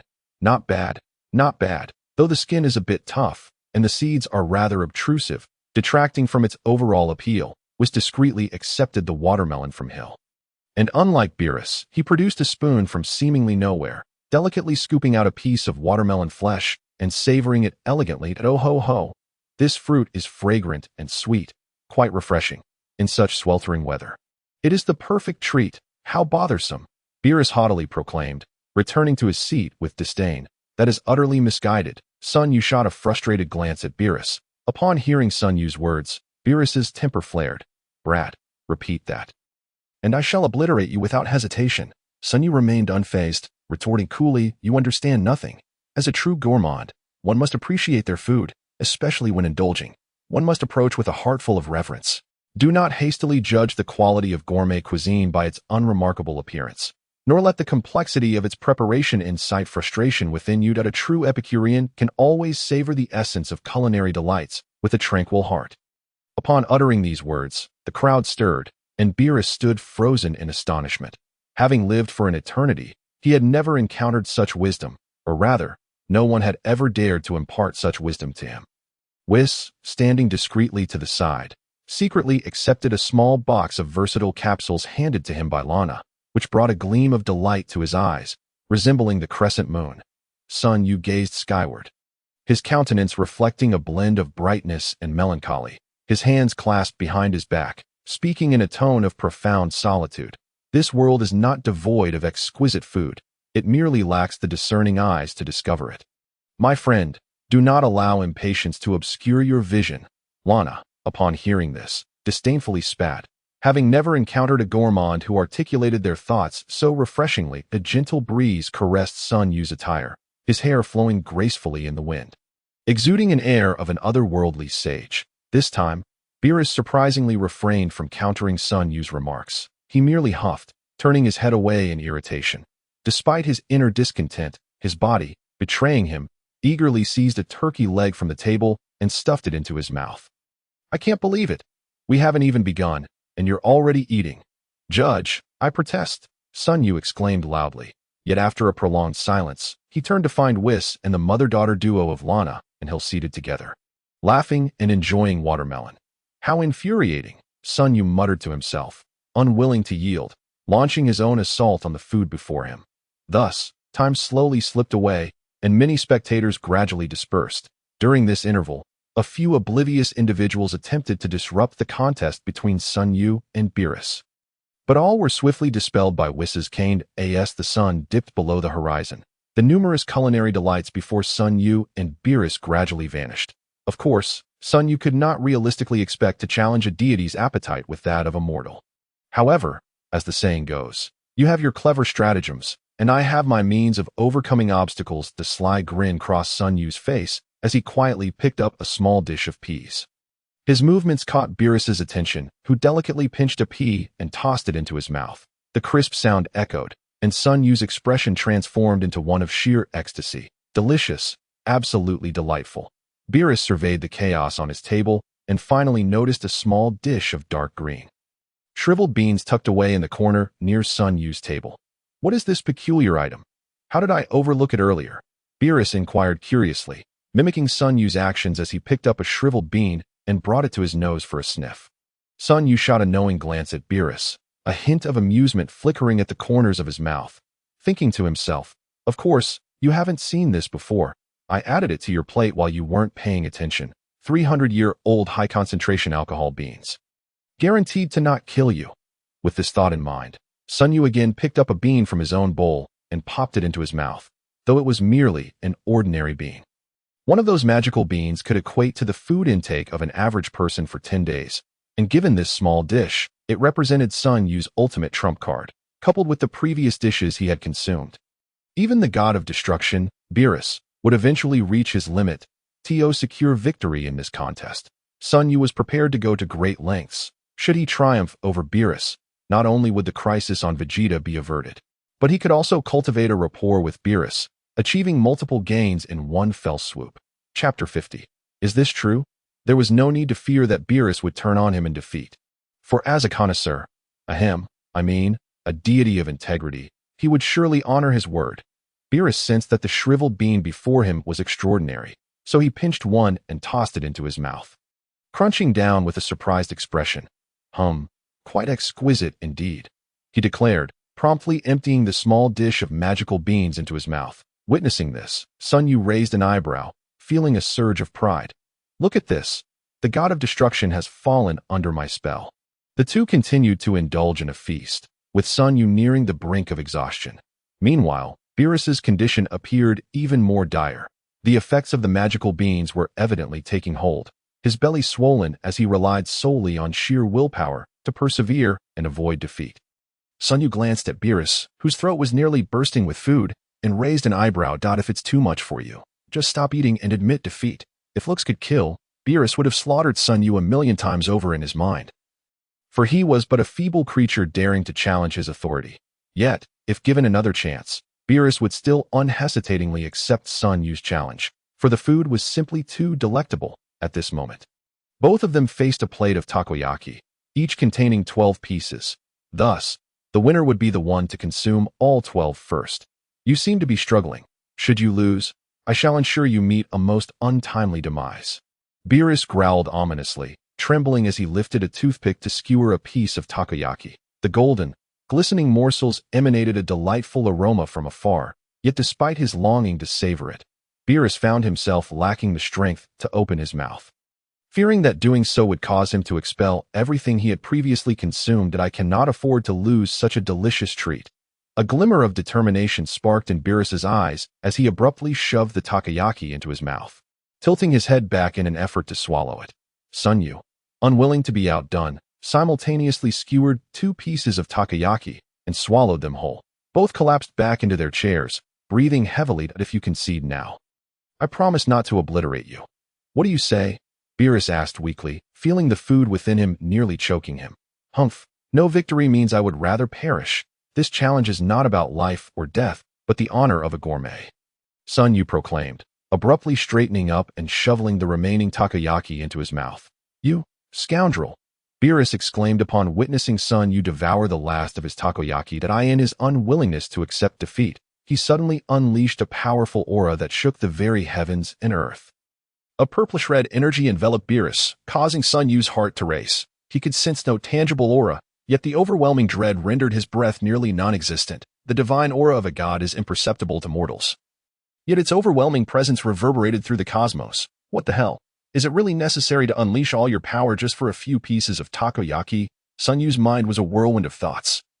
He suddenly realized that the takoyaki in Beerus's possession was indeed worth every moment of his life, as they were to be consumed by a god, one who would exert all his strength to eat them. This situation could well be likened to using an atomic bomb to swat a mosquito. All of this transpired in the blink of an eye. Witnessing Beerus unleash his full power, Sun Yu hastily lifted the plate and began shoveling the remaining takoyaki into his mouth, disregarding the need to chew as he swallowed 10 pieces at once. Gulp, gulp. The surrounding crowd had nearly dispersed, for watching others indulge in delectable food only served to heighten their own hunger, prompting them to return home. Only a few remained, alongside Whis and the mother-daughter duo of Lana and Hill. Their unwavering gaze remained fixed on Sun Yu and Beerus, for the outcome of the contest was on the verge of revelation. Would Vegeta face survival or premature annihilation? Gulp, gulp. As the 2 individuals simultaneously swallowed the last octopus balls, Sun Yu, feeling utterly drained, slumped into his chair. He mused to himself that the divine form truly lived up to its reputation. Fortunately, he had resorted to a bit of trickery by feeding him a plate of celestial beans, or else he would have been thoroughly defeated. Now, a draw seemed to be an excellent outcome. Beerus, too, released the divine aura that enveloped him and plopped down onto his chair, patting his belly as he quietly digested the food within. At that moment, Whis approached them, observing the two with a gentle gaze, and announced, "It seems the results of the competition are in. Congratulations to this gentleman. You are the victor of this contest." "Hey, Whis, have you accepted a bribe from them? It was clearly a tie, and yet you declare him the winner. You better explain yourself." Beerus bellowed, visibly enraged. "Indeed, I did accept their bribe," Whis confessed, pulling out a small box of universal capsules and waving it in front of Beerus. He actually admitted it, shamelessly. "However, the verdict remains fair," Whis clarified. "You seem to have forgotten that I had 2 pieces of pudding from your food pile at the beginning. Thus your portion was lesser than this gentleman's." "How infuriating. I also had half a watermelon. Why didn't you mention that?" Beerus exploded with fury. "No one forced you to eat. You chose to indulge, so blame yourself," Sun Yu replied innocently, shrugging his hands. "TCH, this god does not stoop to the level of mere mortals." Beerus turned his face away, exuding an air of lofty disdain. Sun Yu noticed that even after he had just provoked the god of destruction, Beerus did not seem angered. It appeared that the allure of gourmet food had indeed fostered a slight camaraderie between them. Seizing the moment, Sun Yu boldly approached Beerus, placing a hand on his shoulder and raising an eyebrow. "Today's feast was delightful. Let us set a time for another meal. Don't worry, brother, it's on me." Initially, Beerus was quite put off by Sun Yu's casual behavior, and the fragile goodwill he had just established crumbled instantly. However, upon hearing Sun Yu's words, Beerus's ears perked up, and he turned to inquire softly, "Are you serious about that?" Chapter 51. A Pillow's Folly. Absolutely. Let us be straightforward. I know a place that boasts the finest culinary creations in the universe. What we just consumed was merely a fraction of the countless delicacies that planet has to offer. I'll take you there next time. Eat to your heart's content, Sun Yu exclaimed, emphatically patting Beerus's shoulder. For a fleeting moment, a look of astonishment crossed Beerus's face. Just a fraction of the delicacies? What sort of place could that be? A paradise of gastronomy. Whis listened intently, his eyes sparkling with interest as he offered Sun Yu a warm smile. Let us be friends. I'm Sun Yu, and my Saiyan name is Kalesaf, Sun Yu declared earnestly, extending his hand toward Beerus. Beerus paused for a moment, then quickly grasped Sun Yu's intention. This fellow wanted to befriend him. Ridiculous. Did a god of destruction require friends? Withdraw your hand. I am Beerus, the god of destruction of this universe, and this is my attendant, Whis. Beerus looked down at Sun Yu with disdain, adding, Do not think for a moment that I was jesting when I mentioned annihilating you. I wield the power of destruction in the cosmos. With a mere thought, I could obliterate countless stars. Nearby, Lana and Hill only now realized Beerus's identity, gasping in shock. Although Sun Yu had long been aware of Beerus and Whis's true natures. Hearing Beerus declare it so solemnly made his heart race uncontrollably. Therefore, do not foolishly think to form a bond with me. We exist on entirely different planes. With that, Beerus yawned and turned to leave. Taking Whis with him, Sun Yu watched the suddenly serious Beerus walk away, feeling a mix of emotions. He had anticipated many scenarios but had overlooked one critical detail in the original Dragon Ball. Goku was able to forge a friendship with Beerus because he had attained the power to challenge a deity after transforming into a Super Saiyan god. Yet Sun Yu's current meager fighting prowess was nothing more than that of an insignificant insect in Beerus's eyes. Indeed, differing levels of power may indeed preclude friendship. But one day I shall reach your realm and boldly challenge you. God of Destruction Beerus, Sun Yu silently vowed as he gazed at the receding figures of Beerus and Whis. A fierce determination igniting within him. Once Beerus and Whis had departed, Lana and Hill approached Sun Yu, concern evident on their faces. Kales, are you all right? That fellow, was he truly a god? He seemed more like a starving ghost. Haha. Sun Yu chuckled awkwardly and explained, He is indeed a deity, albeit one with a penchant for gourmet food. Had I not provided him with those delicacies, everything on Vegeta would have turned to cosmic dust. Upon hearing this, a wave of dread washed over them. Sun Yu still had to discuss the expedition plans with Lana and Hill, so they promptly returned to Uncle Ollie's home. In the sky. Beerus sat cross-legged, while Whis stood beside him, a smile gracing his features as he remarked, Lord Beerus, that fellow named Sun Yu is quite an amusing character. Humph. Beerus scoffed, tilting his head in disdain. I know what you mean. His fighting power is indeed superior to many others, but what does that matter? In my presence, he is ultimately but an insect. Are you trying to mask the embarrassment of losing to him earlier? Whis stifled a laugh behind his hand. Hey, Whis, what nonsense are you spouting?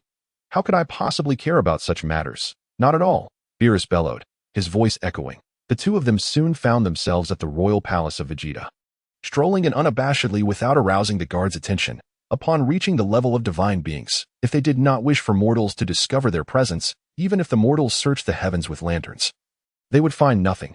Inside the palace of Vegeta, every 5 steps led to a floor, and every 10 to a corridor, with towering walls adorned with carvings of magnificent and fierce creatures. In the grand hall, a lavish banquet table was laden with exquisite dishes. That moment, King Vegeta sat leisurely on his throne, enjoying his refreshments, when a cold voice suddenly echoed through the vast hall.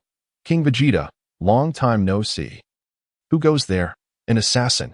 Accompanying the abrupt voice were 2 indistinct figures, causing King Vegeta's heart to race. His first instinct was that an assassin had come to kill him. Anyone capable of approaching him without detection was undoubtedly a formidable foe. He sprang up from his chair, and the surrounding guards quickly gathered, ready to defend King Vegeta at all costs. However, when King Vegeta focused his gaze and recognized Beerus and Whis, who were casually sitting before him, he felt his legs weaken. Your humble king pays respects to Lord Beerus.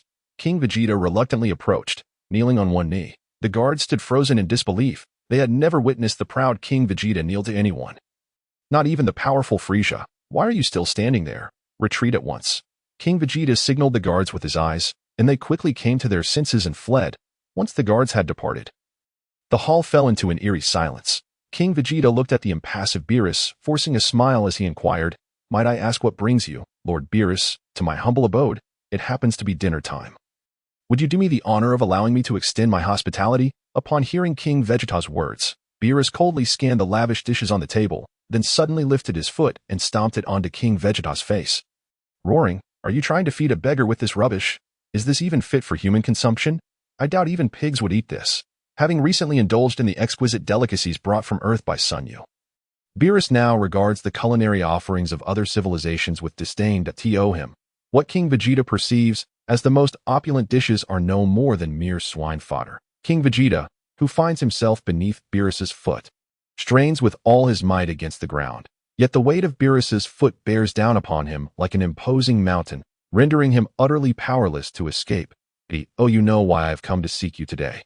"King Vegeta?" Beerus inquires, his tone dripping with menace. "You possess quite the audacity. The last time I requested you to procure the most comfortable pillow in the universe, you did so, only to retain it for your own use. Presenting me instead with the second most comfortable pillow. Oh, you have any idea of the sleepless nights you have caused me?" Upon hearing Beerus's words, King Vegeta breaks into a cold sweat. Hastily pleading, "Lord Beerus, I acknowledge my wrongdoing. I beg you, grant me another chance, my lord." Chapter 52. A chilling light flickers in Beerus's eyes, causing King Vegeta to tremble uncontrollably, his garments soaked through with cold perspiration. After a prolonged silence, Beerus lets out a disdainful grunt. "Pray for your fortune. Today, you were fortunate to encounter me in good spirits. I may grant you another opportunity to present me with the most comfortable pillow in the cosmos. Otherwise, the existence of planet Vegeta shall be rendered obsolete." With that, Beerus forcefully stomps his foot, pressing King Vegeta's face into the ground, only relenting once satisfied.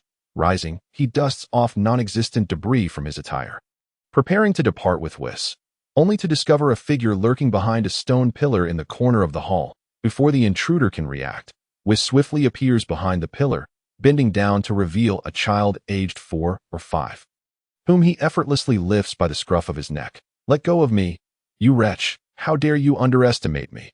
I shall kill you!" the child exclaims, revealing himself to be King Vegeta's youngest son. The prodigious Vegeta, who is now being pinched by Whis's 2 fingers, flailing his small arms in a futile attempt to strike back. "Vegeta, do not be disrespectful to this esteemed lord," King Vegeta admonishes, fearing that his son might provoke the wrath of Beerus's divine attendant, bringing calamity upon planet Vegeta. "Ho ho ho. So this is the esteemed young Vegeta. A pleasure to meet you."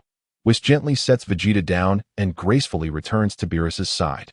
Witnessing the earlier display of Beerus trampling his father has left a profound impact on young Vegeta's innocent heart, igniting a fierce anger within him at the thought of someone daring to bully his father. As he stands there, head bowed in shame, tears of humiliation welling in his eyes, he grapples with the harsh reality that as a noble Saiyan king, his father is so weak. In that moment, Vegeta harbors a deep-seated resentment toward his ineffectual father and a loathing for his own inability to resist, planting the seeds of hatred within his heart. Beerus yawns widely, his sleepy gaze landing on King Vegeta. "I hope you possess some intelligence," he remarks. "Whis, let us return. I am weary." With that, he sits cross-legged and floats behind Whis, placing a hand on his shoulder. In a flash of blinding light, Beerus and Whis vanish from sight. As King Vegeta watches the radiant glow dissipate, he suddenly collapses to the ground, haunted by the chilling aura emanating from Beerus, which had plunged him into a profound abyss of terror. "Humph, worthless." Vegeta shoots a frosty glare at his father before turning away, leaving the vast hall devoid of anything but the fallen King Vegeta. His expression is grim, oblivious to his son's departure as he ponders something deeply. Upon returning to Uncle Ollie's residence, Sun Yu succinctly recounts his recent encounter. Uncle Ollie, upon hearing the tale, expresses his astonishment. Having only recently grasped the terror of Frisia, he is now confronted with the emergence of the destructive god Beerus, leaving him feeling that the world is perilously dangerous. As one's strength increases, so too does their perspective broaden, allowing them to witness realms beyond the reach of ordinary individuals. That is both a blessing and a curse, Sun Yu muses. Uncle Ollie nods in agreement. Indeed, for many ordinary folk, living a tranquil life suffices. Encountering too much can easily instill fear in them. However, for the warrior race of Saiyans, knowing that such powerful entities exist in the universe brings me genuine joy. Previously, due to his limited worldview, Uncle Ollie believed that a battle power of 4 or 5,000 was the pinnacle, while King Vegeta's 10,000 was an insurmountable chasm. Yet, Sun Yu's presence has enlightened him. He has long underestimated the potential of the Saiyans. Through intense and effective training in recent days, both Uncle Ollie and Aunt Hill have surpassed the 10,000 mark in battle power. With their extensive combat experience and solid foundation, under Sun Yu's careful guidance, they swiftly mastered the control of Ki, leading to an explosive growth in their strength. Such progress was previously beyond their wildest imaginations. Subsequently, Sun Yu explains the expedition plan to Lana and Hill. Lana expresses her unwavering desire to accompany Sun Yu wherever he goes, while Hill fully supports her husband's decisions. Thus, the expedition plan is solidified. With several days remaining for preparations before departure, Sun Yu languidly reclines on Uncle Ollie's sofa, casually perusing a list of personnel sent by a ranks accompanying the expedition, considering the delicate relationship between King Vegeta and Frieza. The current state of planet Vegeta has become subtly polarized into two factions. One faction, predominantly comprised of upper-middle-class individuals, leans toward King Vegeta, as most are dissatisfied with Frieza's rule and yearn for the Saiyans to reclaim their autonomy. Since Uncle Ollie's family is considered part of the middle-tier warriors of planet Vegeta, it is no wonder that Sun Yu and Lana were summoned back from Earth by King Vegeta. As he exhausts every means to win over more middle-tier warriors, the second faction largely consists of lower-tier individuals, neglected by the so-called elite of planet Vegeta due to their position in the lower echelons of society. Additionally, given the Saiyan culture's reverence for strength, Frieza's emergence provides them with an opportunity to prove their worth, leading many unsuspecting lower-tier Saiyans to staunchly support Frieza's legion. Thus, the list of 1,000 individuals in Sun Yu's possession is primarily composed of members from this second faction. He does not worry that these individuals may betray him in favor of Frieza, for the list has already been vetted, excluding those loyal diehards favored by Frieza's army. The remaining individuals are those overlooked by the elite of planet Vegeta, merely striving to survive through their own efforts. Compared to the lofty King Vegeta, they idolize those who can directly lead them. It is precisely for this reason that Sun Yu allows them to join his ranks. As he casually flips through the list, a particular name catches his eye. Bardock. Chapter 53. Bardock. Sun Yu rubs his eyes vigorously. The name Bardock is not unfamiliar to him. Renowned as the father of Sun Wukong, he too was a lower-tier warrior who, through sheer determination, emerged as one of the few formidable warriors on planet Vegeta. In the Dragon Ball anime, Bardock is depicted as having been wounded on the head by the indigenous people of Kanesa with a magical punch, which granted him a premonition of the Saiyan race's destruction. He was also the first Saiyan to rebel against Frieza's army. Sun Yu vividly recalls the scene in the anime where Bardock single-handedly confronts Frieza. To his astonishment, Bardock now possesses a battle power of 6,000. Sun Yu gazed in astonishment at the supplementary materials attached to the list, which indicated that Bardock's current combat power stood at a formidable 6,000. Such a level of power was typically reserved for the esteemed families of planet Vegeta. Yet, this lowly warrior had managed to reach such heights through sheer determination. Of course, Bardock's wife, Jine, and their eldest son, Raditz, were also listed, while Son Goku was absent, having been sent to Earth ahead of time. The thought of Son Goku, far away on Earth, brought a smile to Sun Yu's lips. He couldn't help but wonder how young Goku was faring. Despite having reminded Grandpa Gohan about Goku's tail, Sun Yu still felt a twinge of worry that Grandpa Gohan might forget to remove it in time, lest he be accidentally trampled by the little Saiyan upon his next return to Earth. Reflecting on his own studies of the Turtle School martial arts philosophy, he considered himself somewhat of a mentor to Gohan, which made him, in terms of generational hierarchy, a sort of uncle to young Goku. This realization prompted a self-deprecating chuckle. He had unwittingly opened such a vast train of thought. Shaking his head, he called out towards the door, "Erinx." Soon, the eager young Saiyan, Erinx, entered the room, standing respectfully before Sun Yu and inclining his body slightly as a gesture of respect. Inquiring, "My lord, may I ask what commands you have?" Sun Yu handed over the list, pointing to the Bardock family, and requested, "I wish to meet this individual. Can you locate him for me?" Erinx glanced at the name Sun Yu indicated, pondered for a moment, and replied, "Certainly, my lord. I shall go find him at once." "Wait," Sun Yu interjected, rising abruptly from the sofa. "Never mind, I shall go meet him personally." You guide me. Yes, my lord, Erinx said, a bit bewildered. He couldn't fathom why Sun Yu would want to meet Bardock personally, if I may be so bold. What is your purpose in meeting him?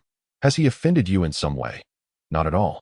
It is merely that I share some connections with his child, and I felt a sudden urge to meet him, Sun Yu casually explained.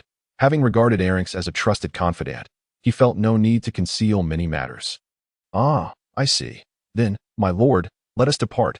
Erinx, understanding the situation, refrained from pressing further, fully aware that a subordinate should not pry into matters the master chose to keep private. Bardock, being a low-class warrior, resided in the outskirts of the capital, in a modest neighborhood.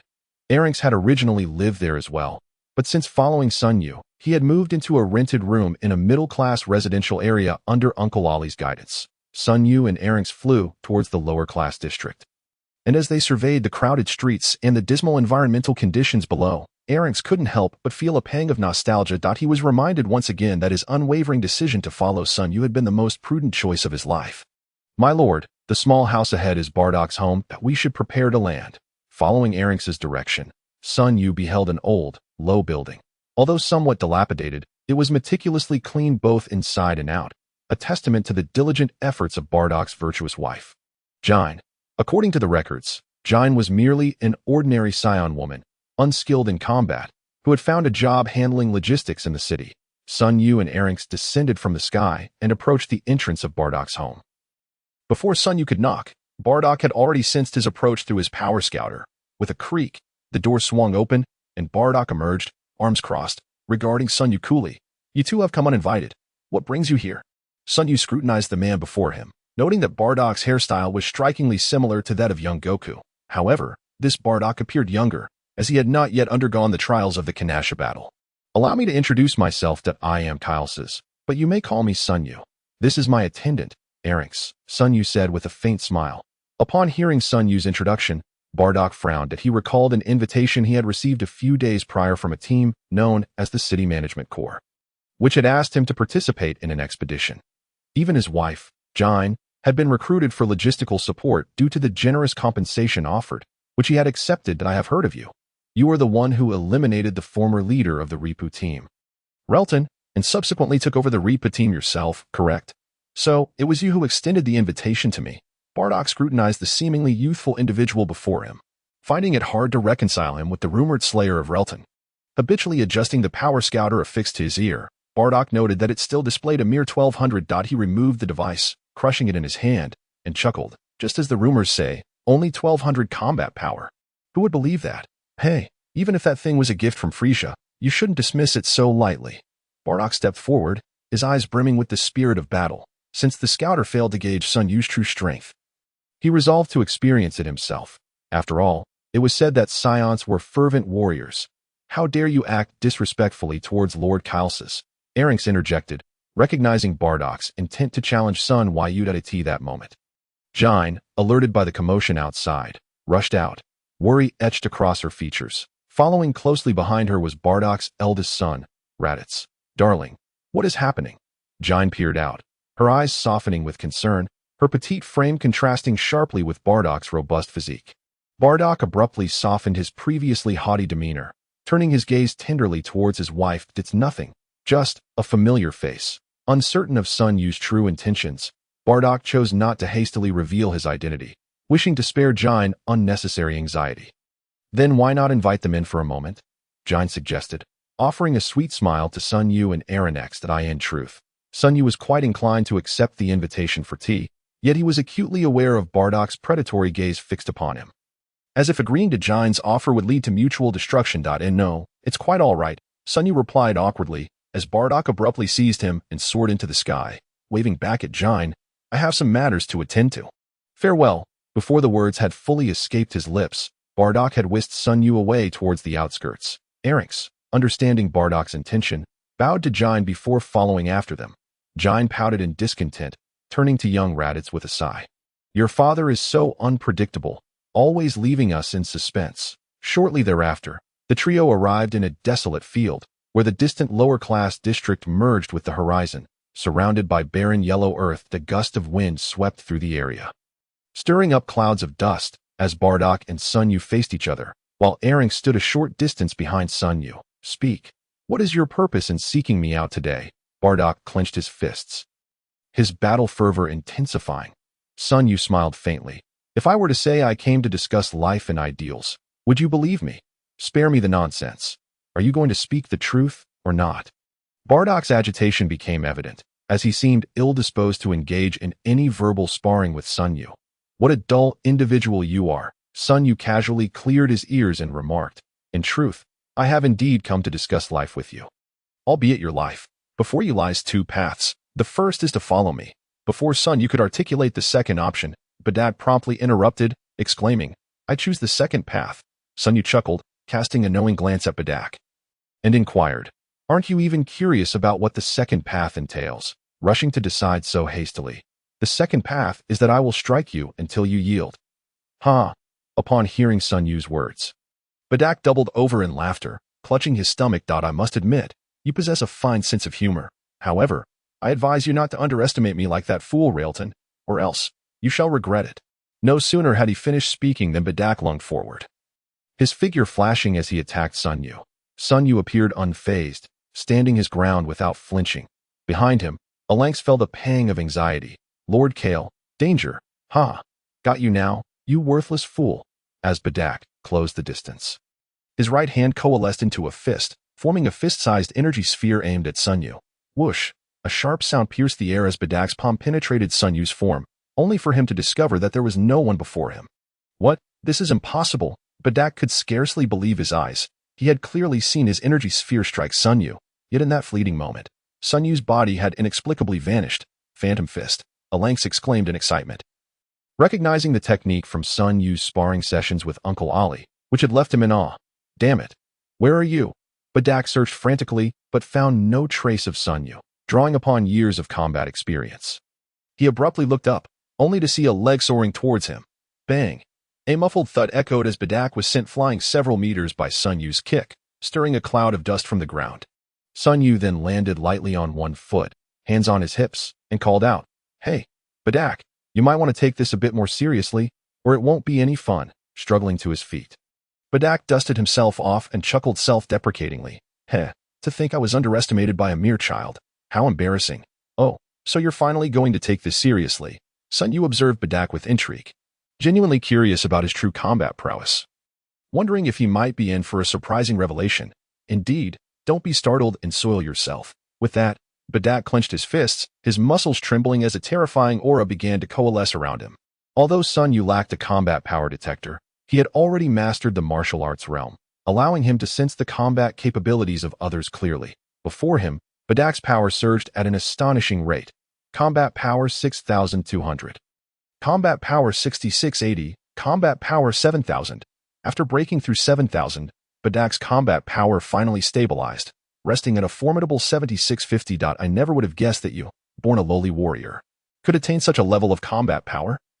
You rival even the esteemed families of the royal city. Sun Yu regarded Bardock with an approving gaze. Humph. Bardock's heart raced as he realized that Sun Yu had accurately stated his combat power without any measuring device, leaving him feeling quite irked. Less talk. Prepare yourself. Very well.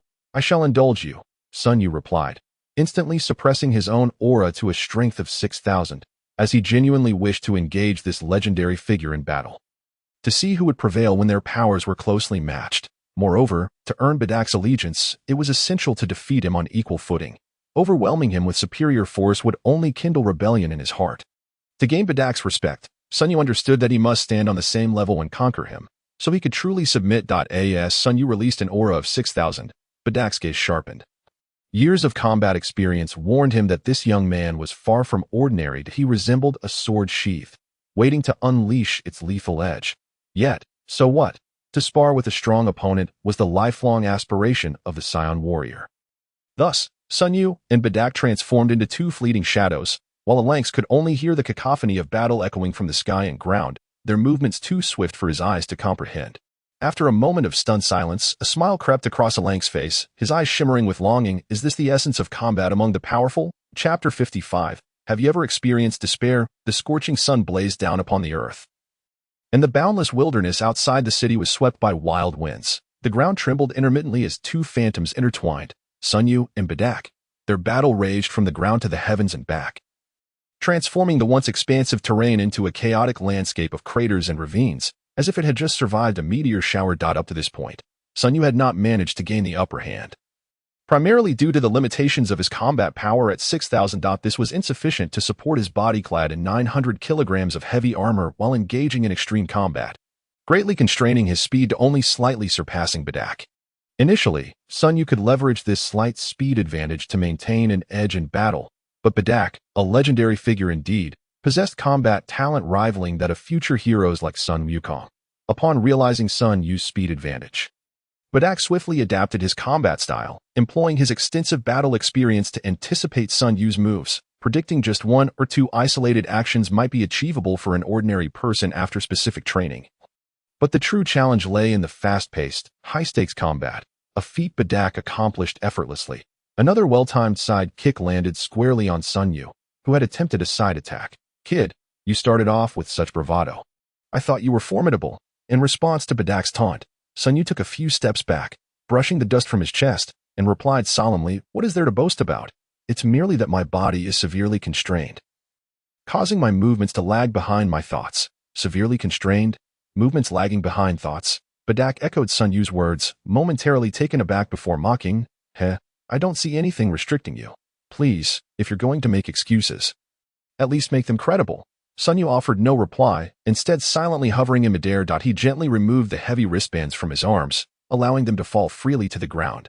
Boom, boom, with two successive thunderous crashes. The heavy wristbands struck the earth, kicking up clouds of dust, as if they were bombs rather than mere accessories. What in the world are those? Bedak could no longer conceal his astonishment, staring at Sun Yu as if he were a monster. "You mean to say you were fighting me while wearing those?" Sun Yu merely smiled, remaining silent as he coiled his legs in midair and discarded his boots as well. Boom, boom. Once again, two resounding booms echoed, leaving Bardock parched and tongue-tied. Had it merely been two gauntlets, he might have clung to a sliver of hope, believing himself to possess a significant advantage. However, upon witnessing Sun Wukong shedding those two cumbersome boots, Bardock felt as if a ferocious beast had been unshackled from its chains. Yet, the spectacle did not end there. Sun Wukong proceeded to remove the soft armor he had been wearing, revealing a black vest beneath. The moment Bardock laid eyes on that vest, his heart trembled violently, as if struck by lightning. Sun Wukong crossed his arms and removed the vest, which weighed a staggering 400 kilograms, under the tenfold gravitational force of planet Vegeta. It plummeted to the ground like a meteor, creating a gaping crater with a radius of 5 meters. A monster. Bardock's eyes nearly bulged from their sockets as he struggled to fathom that Sun Wukong had fought him while clad in such encumbrances. "Wow, it's been ages since I've shed this heavy armor. My body feels so much lighter," Sun Wukong exclaimed, moving his limbs in place, throwing punches and kicking his legs. Yet, whether it was a punch or a kick, Bardock could scarcely discern Sun Wukong's movements. So fast they were suffocating. Moments later, Sun Wukong ceased his movements and fixed his gaze upon Bardock, offering a faint smile as he inquired, "Have you ever experienced despair?" "What?" Bardock was taken aback, clearly failing to grasp Sun Wukong's meaning. Before he could process the words, Sun Wukong, who had been 50 meters away, suddenly appeared before him. Bardock's instinct was to retreat, but before he could take flight, he felt a sweetness in his throat, followed by a violent expulsion of blood. Looking down at his abdomen, he saw his ribs caving inward, likely fractured. It was only then that a searing pain surged through Bardock's cerebral cortex. For Sun Wukong's strike had been so swift that even the sensation of pain could not keep pace. The surroundings blurred as Bardock gritted his teeth, forcing himself to descend to the ground. He bowed his head and spat out another mouthful of blood, only to hear a voice before him. "Are you ready to face despair?" It was Sun Wukong. Bardock was astonished to see him standing right in front of him, hands on his hips, smiling mischievously. "Curse you, die." A frantic Bardock hurled a punch, but Sun Wukong effortlessly seized his wrist, twisting it with a flick of his wrist. A series of cracking sounds echoed as Bardock's hand was contorted, sending another spurt of blood from his mouth and leaving his gaze somewhat unfocused. Damn it. Damn it all. Despite the overwhelming pain threatening to render him unconscious, Bardock summoned an extraordinary will to persist. Staggering backward a few steps until he finally steadied himself. "You now have two choices. First, submit to me. Second, kneel and sing conquered," Sun Wukong declared, advancing toward Bardock. Then just kill me, Bardock retorted with a hollow laugh. I despise this. I have no strength left. My bones are shattered, and I long to surpass you. Damn it. Bardock swayed and then collapsed onto the ground, his blood saturating his clothing, a scene of utter misery. Sun Wukong approached Bardock, leaning down to whisper in his ear, "What if I could grant you power? A direct tripling of your combat strength, with no side effects." Upon hearing this, a brilliant light flickered in Bardock's eyes as he fixated on Sun Wukong. His mouth moving soundlessly, "I'll take that as your agreement." Sun Wukong chuckled, then seized Bardock's head and delivered a forceful punch. Bardock was sent sprawling to the ground, and Sun Wukong followed up with a relentless barrage of strikes. The brutality of the scene leaving the distant A-Lynx feeling queasy. After what felt like an eternity, when Bardock was nearly on the brink of unconsciousness, Sun Wukong finally halted, observing the nearly lifeless Bardock. He reached into his pocket and retrieved a Sinza bean. Chapter 56. The Great Deceiver. Seeing that the battle had concluded, A-Lynx flew over, his heart racing at the sight of Bardock, battered and broken on the ground. "Lord Kale, is he dead?" Sun Wukong shot A-Lynx a glance, then solemnly stated, "A-Lynx, whatever you witness shortly, do not inquire further and refrain from speaking of it. Understood?" The matter of the Sinza beans was known only to Uncle Ali and his family. The other members of the city management team had yet to earn Sun Wukong's complete trust. Nevertheless, he held a genuine regard for this young scion, and thus intended to treat Bardock in his presence. A-Lynx, evidently taken aback by Sun Wukong's words, could not fathom what was about to transpire. If it were merely a matter of killing someone or disposing of a body, there would be no need for secrecy. Such acts were all too common on planet Vegeta. However, A-Lynx possessed the virtue of letting go of the incomprehensible. Since Sun Wukong chose to believe in him, he would remain a silent observer. "Yes, my lord, my loyalty is as unwavering as the sun and moon," A-Lynx declared with conviction. Sun Wukong nodded, bending down to crush the Sinza bean and placing it into Bardock's mouth, lifting his chin to assist him in swallowing. Gulp.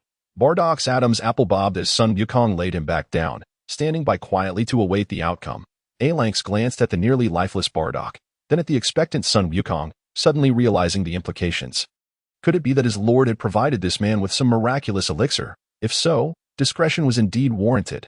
In an instant, Bardock, who had been teetering on the edge of death, suddenly opened his eyes wide, gasping for air as if he had been pulled from the depths of the sea. Once his breathing stabilized, Bardock sprang to his feet and leaped back several dozen meters, warily eyeing Sun Wukong while examining his own injuries. Strangely, the bones that had been shattered moments ago had completely restored themselves in that instant. A-Lynx took a step back in astonishment, covering his mouth, his heart racing. He understood the Saiyan constitution well, being gravely injured and on the brink of death, only to recover instantaneously, with greater power emerging from the depths of adversity. "The power you sought is now yours. Release your energy and see for yourself," Sun Wukong instructed, arms crossed and smiling at the distance.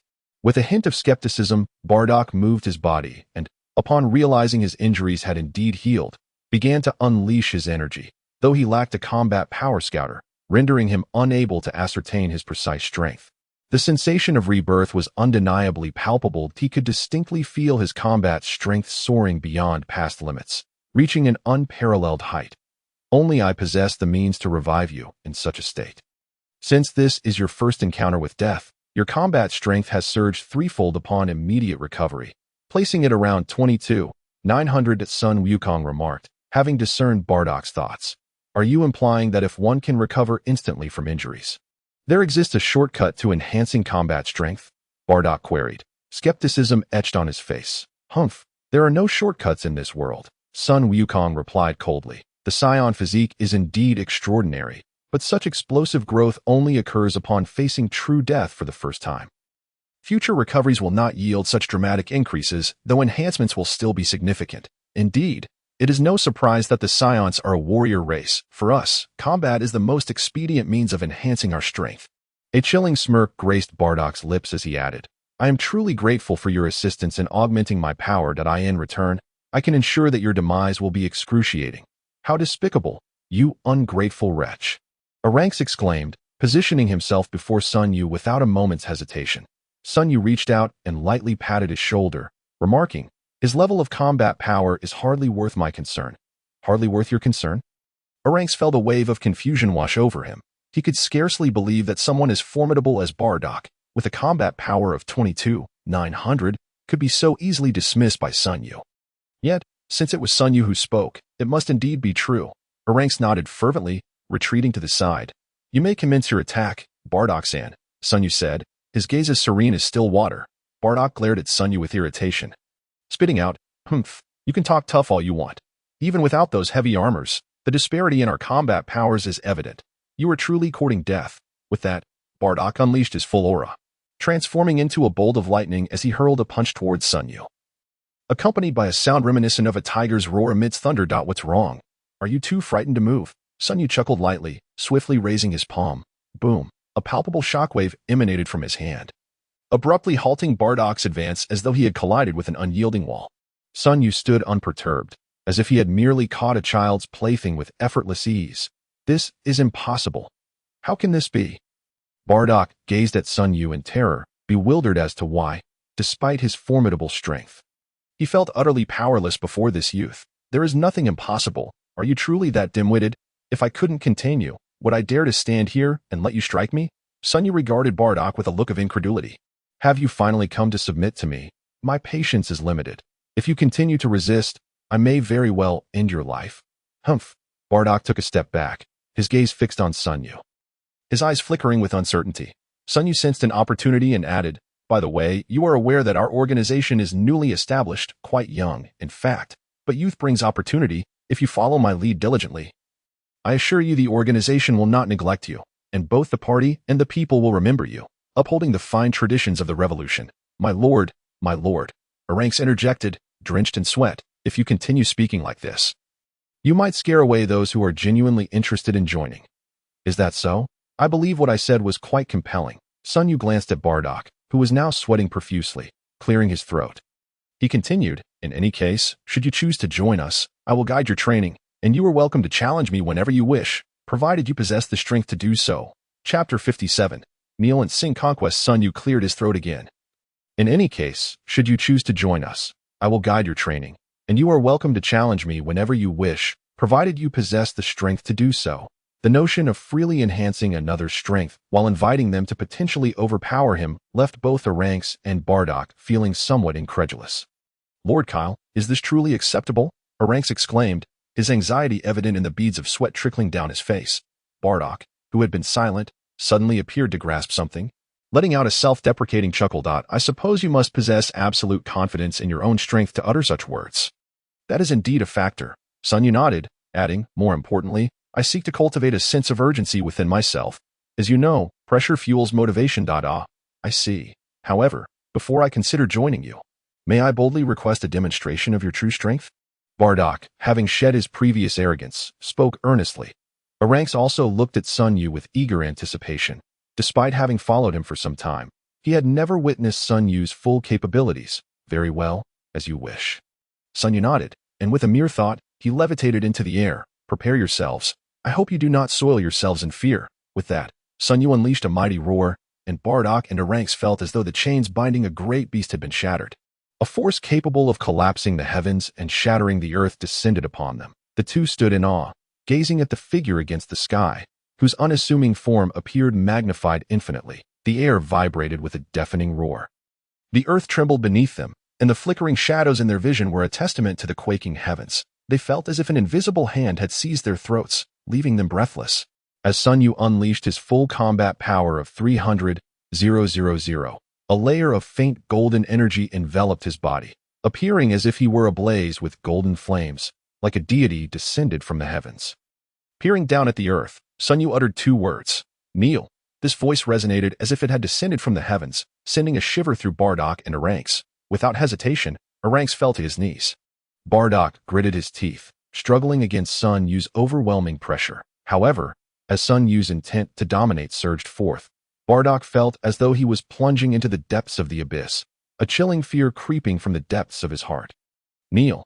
With a thud, Bardock's legs weakened, and he found himself kneeling before Sun Yu, the legendary Saiyan finally bowing his noble head. Kneel, and sing conquest for me. Sun Yu commanded once more. Huh?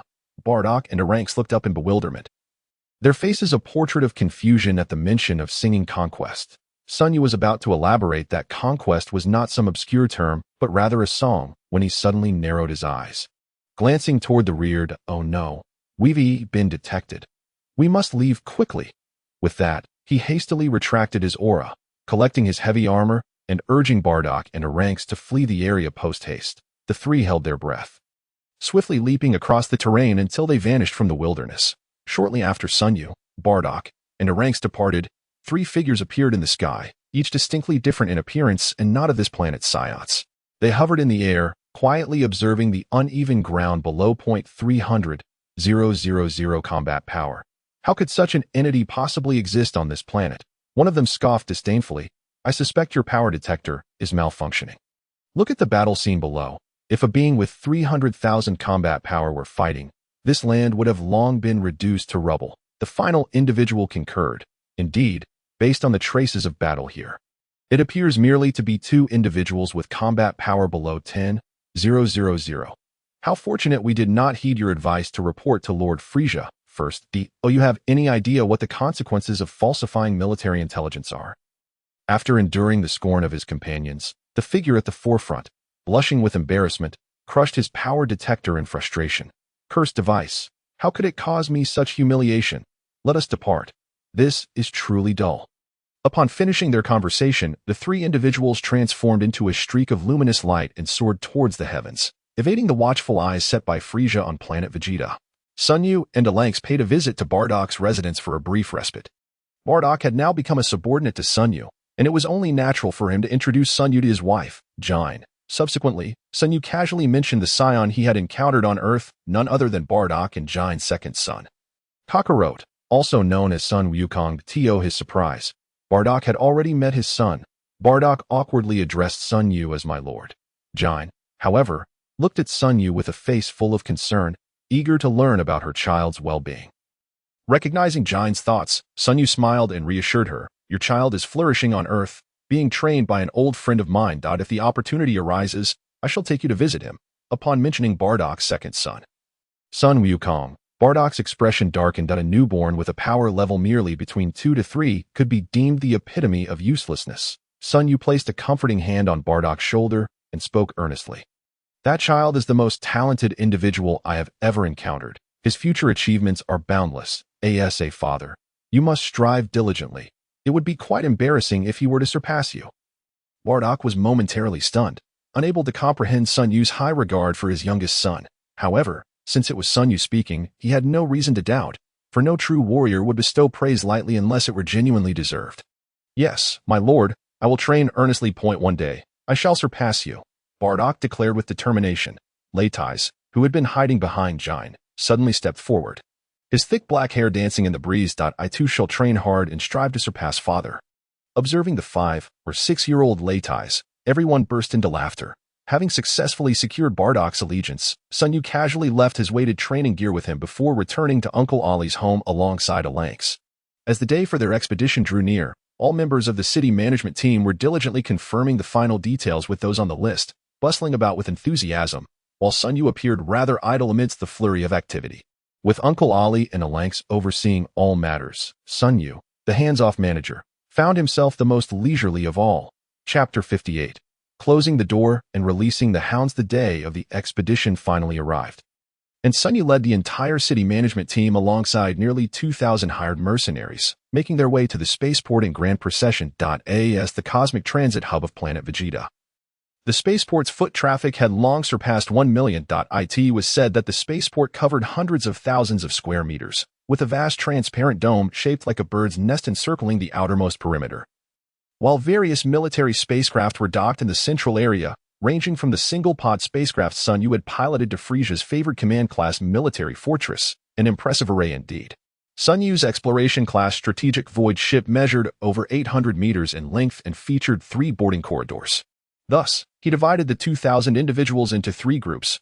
He would personally lead the first group, the second would be led by the Lana family, and the third entrusted to Bardock.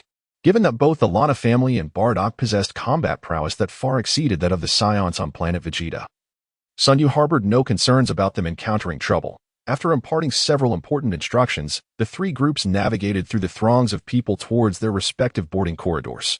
This was Sunyu's first experience at the military terminal of the spaceport. During his previous return to planet Vegeta, he had landed via the civilian route at the edge of the spaceport, but this time, He was truly experiencing the advanced technology of the cosmos. Unlike the backward technology of the urban areas on planet Vegeta, everything here was fully automated, with conveyor belts crisscrossing the ground. As soon as one stepped onto a belt, they would be instantly transported to their desired destination.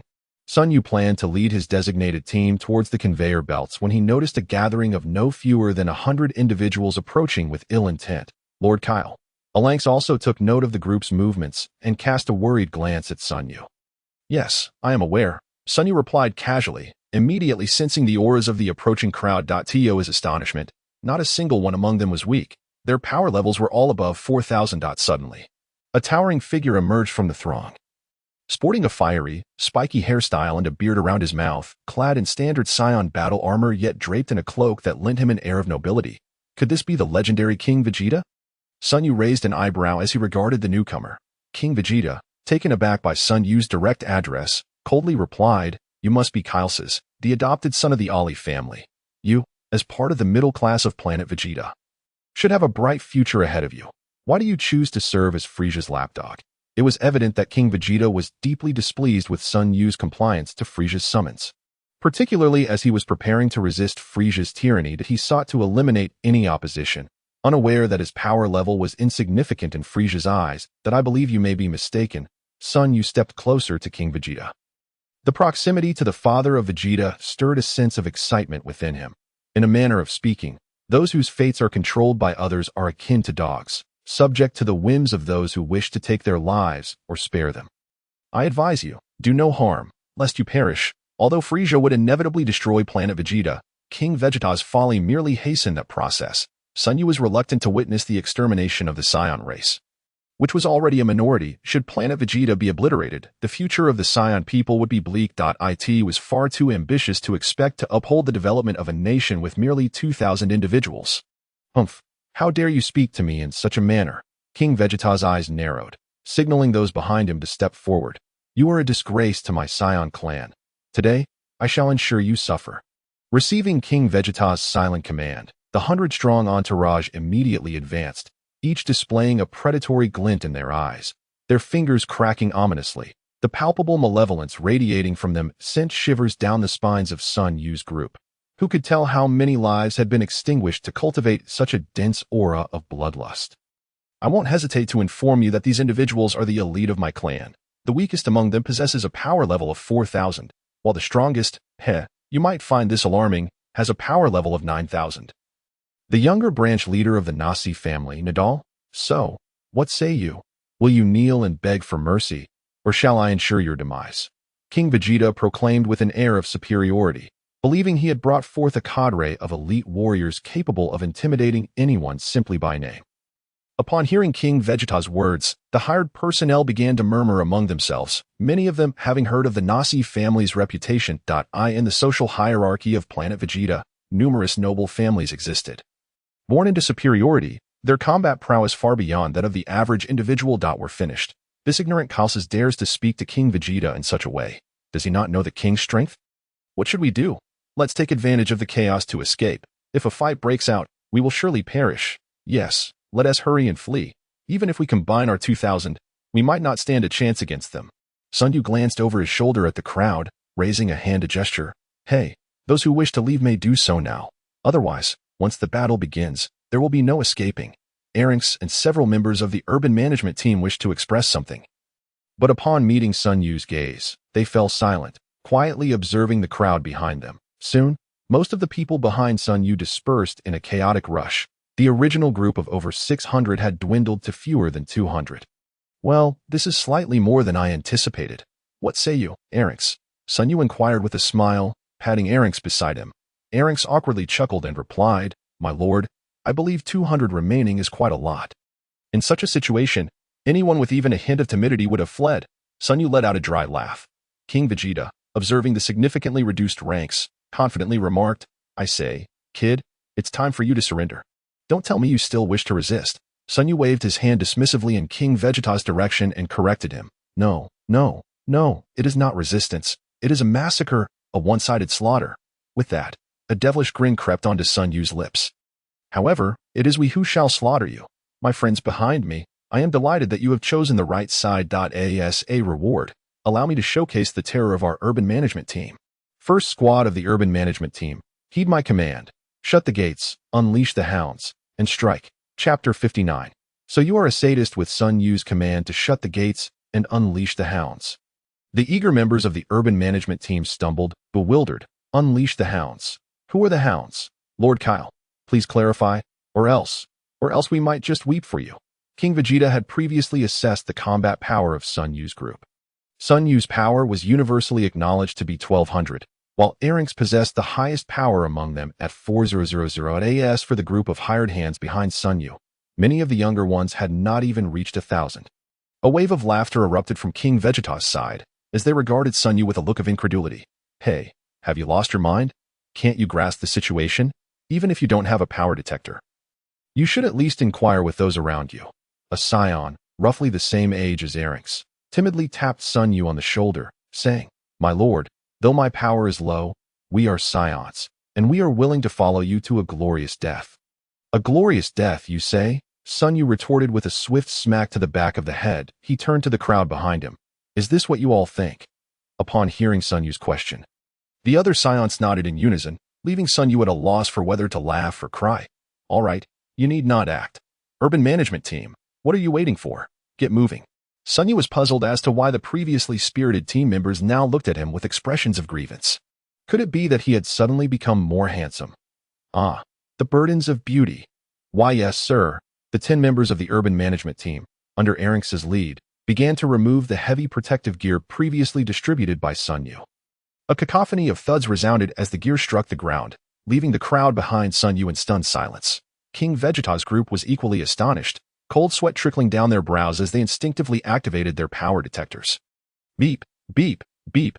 A series of mechanical sounds echoed, and King Vegeta and his companions were instantly petrified. The power of Sun Yu's 10 team members had undergone an astonishing transformation. Those who had previously possessed combat powers of just over 3,000 now surged to over 7,000 after shedding their heavy gear. The most frightening was the attendant standing beside Sun Yu, whose power had skyrocketed from 4,000 to an astounding 11,000. Impressive. Sun Yu cast a look of approval at Erinx, recognizing his exceptional learning ability. Having grasped the martial arts principles imparted by Sun Yu, along with his diligent efforts, Erinx's regular combat power had now surpassed 10,000. The tide of battle had shifted dramatically, instilling a sense of unreality in the crowd behind Sun Yu. They finally comprehended the source of Sun Yu's confidence. He commanded a formidable team of warriors, and if his subordinates were so powerful, what of him? Suddenly, those who had chosen to stay felt utterly justified in their decision. Glancing around to see those who had retreated, now regretting their choice to observe from a distance, they must be yearning to return and cling to Sun Yu's leg. But would that even be possible? The 10 team members swiftly encircled King Vegeta and his 100-strong group, their eyes gleaming with unmasked bloodlust. While King Vegeta's entourage comprised ruthless thugs, Sun Yu's team was no less fierce. Each Saiyan was a born warrior. After a brief moment of shock, King Vegeta gradually regained his composure, mustering a forced smile as he declared, Even if your overall combat power is slightly superior, do you really believe you can defeat us with just 10 people? Now resorting to a strategy of sheer numbers, Sun Yu cast a sympathetic glance at King Vegeta and addressed his team. Engage one another, swiftly, we must board the ship. Upon uttering those words, King Vegeta's 100 men suddenly found themselves engulfed in a flurry of motion as the 10 team members vanished from sight, followed by 10 streaks of lightning that plunged into the crowd, akin to hungry tigers pouncing on sheep, unleashing their fury among King Vegeta's ranks. How infuriating. Why are they so fast? Are they truly Saiyans? Within mere breaths, a significant portion of King Vegeta's men had already fallen, with only a few high-ranking fighters able to withstand the onslaught of the urban management team. Sun Yu observed with satisfaction. His team had undergone specialized training and had begun to master the manipulation of their energy, greatly surpassing the combat intuition and reaction speed of King Vegeta's men, that on one side stood trained martial artists, while on the other were brutish thugs lacking skill. The outcome was all too apparent. The scene was a gruesome spectacle, with blood and flesh scattering, accompanied by the sickening sounds of bones shattering and teeth being lost, truly a sight to behold. In the face of overwhelming power, numbers proved futile. The current situation was unmistakably clear. Despite Sun Yu having only 10 warriors, their combat prowess far exceeded that of their adversaries. King Vegeta's men were gradually losing their will to fight as they were being mercilessly beaten. When a 10,000 combat power faced off against 11,000, King Vegeta found himself at the mercy of Erinx's relentless assault. Erinx, evidently harboring a deep-seated animosity towards the affluent, initially hesitated before the once mighty ruler of planet Vegeta. However, as he gradually realized that the king was not as invincible as he had once believed, Erinx summoned all his strength to unleash a flurry of blows upon King Vegeta. To add to the absurdity of the situation, Erinx seemed to grow increasingly exhilarated with each strike, as if a latent power within him had been awakened. Throughout the brutal beating of King Vegeta, Erinx's combat power soared to an astonishing 16,000. This was beyond Sun Yu's comprehension. He had always thought Saiyans were masochistic, gaining strength only when beaten. Yet here was Erinx, thriving on inflicting pain. So you are a sadist. Sun Yu suddenly grasped the truth, a chill running down his spine. Once King Vegeta was thoroughly subdued, the 10 team members finally ceased their assault, casting expectant looks at Sun Yu. However, he mercilessly chastised them. What is with that expression? Do you take pride in bullying a bunch of weaklings? For heaven's sake, aim your aspirations higher. You are with me. You are destined to become the strongest team in the universe. Understand? After being berated by Sun Yu, the 10 team members not only felt disheartened but rather became increasingly exhilarated. Once perceived as weak, they now found themselves, under Sun Yu's leadership, able to trample upon the powerful figures they had previously only dared to admire from afar. This transformation ignited within each of them a fervent ambition to follow Sun Yu in unifying the universe. King Vegeta, clutching his wound, rose to his feet and coldly regarded Sun Yu, venomously remarking, "You may revel in your triumph. I concede that you are formidable. But what of your other members? Humph. I suspect they are currently facing dire straits." Chapter 60. Setting sail. As soon as King Vegeta's words escaped his lips, Sun Yu and his companions exchanged knowing glances and erupted into laughter. Alanx pointed towards the combat power detector he had donned earlier that day and declared, "We have just received communications from the other 2 squads. King Vegeta. I bear unfortunate news that you must brace yourself for. It is well known that the combat power detector possesses communication capabilities. The city patrol team members do not wear them while deliberating internal matters, yet carry them for ease of communication during missions. The reports from both squads indicated that they had encountered an ambush, and all assailants had been eliminated." What? King Vegeta's heart jolted violently. He could scarcely believe that the elite subordinates he had dispatched to locate those 2 teams were all dead. He was aware of the combat prowess of the Ali family and Bardock, which was subpar. Had they all donned heavy armor, a wave of dizziness washed over King Vegeta. Why was this happening? Was he not the mightiest Saiyan? How could this so-called city patrol team possess such strength? Who are you truly? He seethed, glaring at Sun Yu. "I am Sun Yu, an ordinary Saiyan," Sun Yu replied, stepping forward to pat King Vegeta on the shoulder, leaving the latter in a state of bewilderment as he proceeded towards the boarding ramp of the ship. The members of the city patrol team were well aware that their lord, Kair, was known as Sun Yu, and thus found nothing unusual about the situation. Alanx hurried to Sun Yu's side and respectfully inquired, "My lord, how shall we handle these individuals? Should we?" Gesturing with his finger across his throat in a beheading motion, Sun Yu looked at King Vegeta with pity and said, "Let it be. I believe there are fewer than 10 warriors of intermediate rank left among them. You mentioned Lana and Bardock were ruthless. We are all Saiyans. Yet how could they kill so indiscriminately?" The members of the city patrol team broke into a cold sweat, thinking to themselves that Sun Yu had been even more ruthless when he had eliminated Relton's group. "I suggest you and your subordinates make a hasty exit, King Vegeta," Sun Yu said, gesturing with his hand as he led his entourage towards the boarding ramp. King Vegeta observed the scattered bodies of his subordinates on the ground, surrounded by a throng of onlookers. It was evident that today's events would spread like wildfire, irreparably tarnishing his image on planet Vegeta, perhaps by significantly reducing the so-called elite warriors of King Vegeta. He would come to realize his folly, and perhaps then he would abandon his foolish thoughts of rebelling against the Frieza Force, allowing planet Vegeta to survive a while longer. Of course, all of this was no longer of concern to Sun Yu. Paying no heed to King Vegeta's future, he and his group successfully boarded the exploration-class strategic void ship. Upon entering, they were greeted by an exceedingly spacious corridor, broad and expansive, reminiscent of a passenger train's aisle. As they gazed ahead into the passage, they spotted the Ali family, who were in charge of coordinating the boarding process. They also noticed Sun Yu, and Lana, soaring through the air, suddenly darted towards his position. "Oh, Kair, why are there so few of you?" Lana inquired curiously, glancing at the more than 200 individuals behind Sun Yu. Had to trim some numbers. I just saw King Vegeta. He sent people to obstruct your boarding. But you didn't retaliate, right? Sun Yu replied that as long as Lana did not reveal her true combat power, their expedition plan would already be half successful. So those people were sent by King Vegeta? That explains their weakness. Lana mused. Forget about them. Let us hurry to the captain's cabin. I'm so eager to see what it's like. Can I steer the ship for a bit? I've never piloted a warship before. You think it's like driving a tricycle? Sun Yu said, breaking into a cold sweat as Lana eagerly tugged him towards the captain's cabin. Sun Yu discreetly instructed Uncle Ali to promote the 200 individuals he had kept by his side to active members of the city patrol team. Before stealthily finding a place to train, Bardock and Alanx oversaw the arrangement of a portion of the group to enter hibernation. Meanwhile, Lana excitedly rushed into the captain's cabin, resembling a curious child exploring every nook and cranny.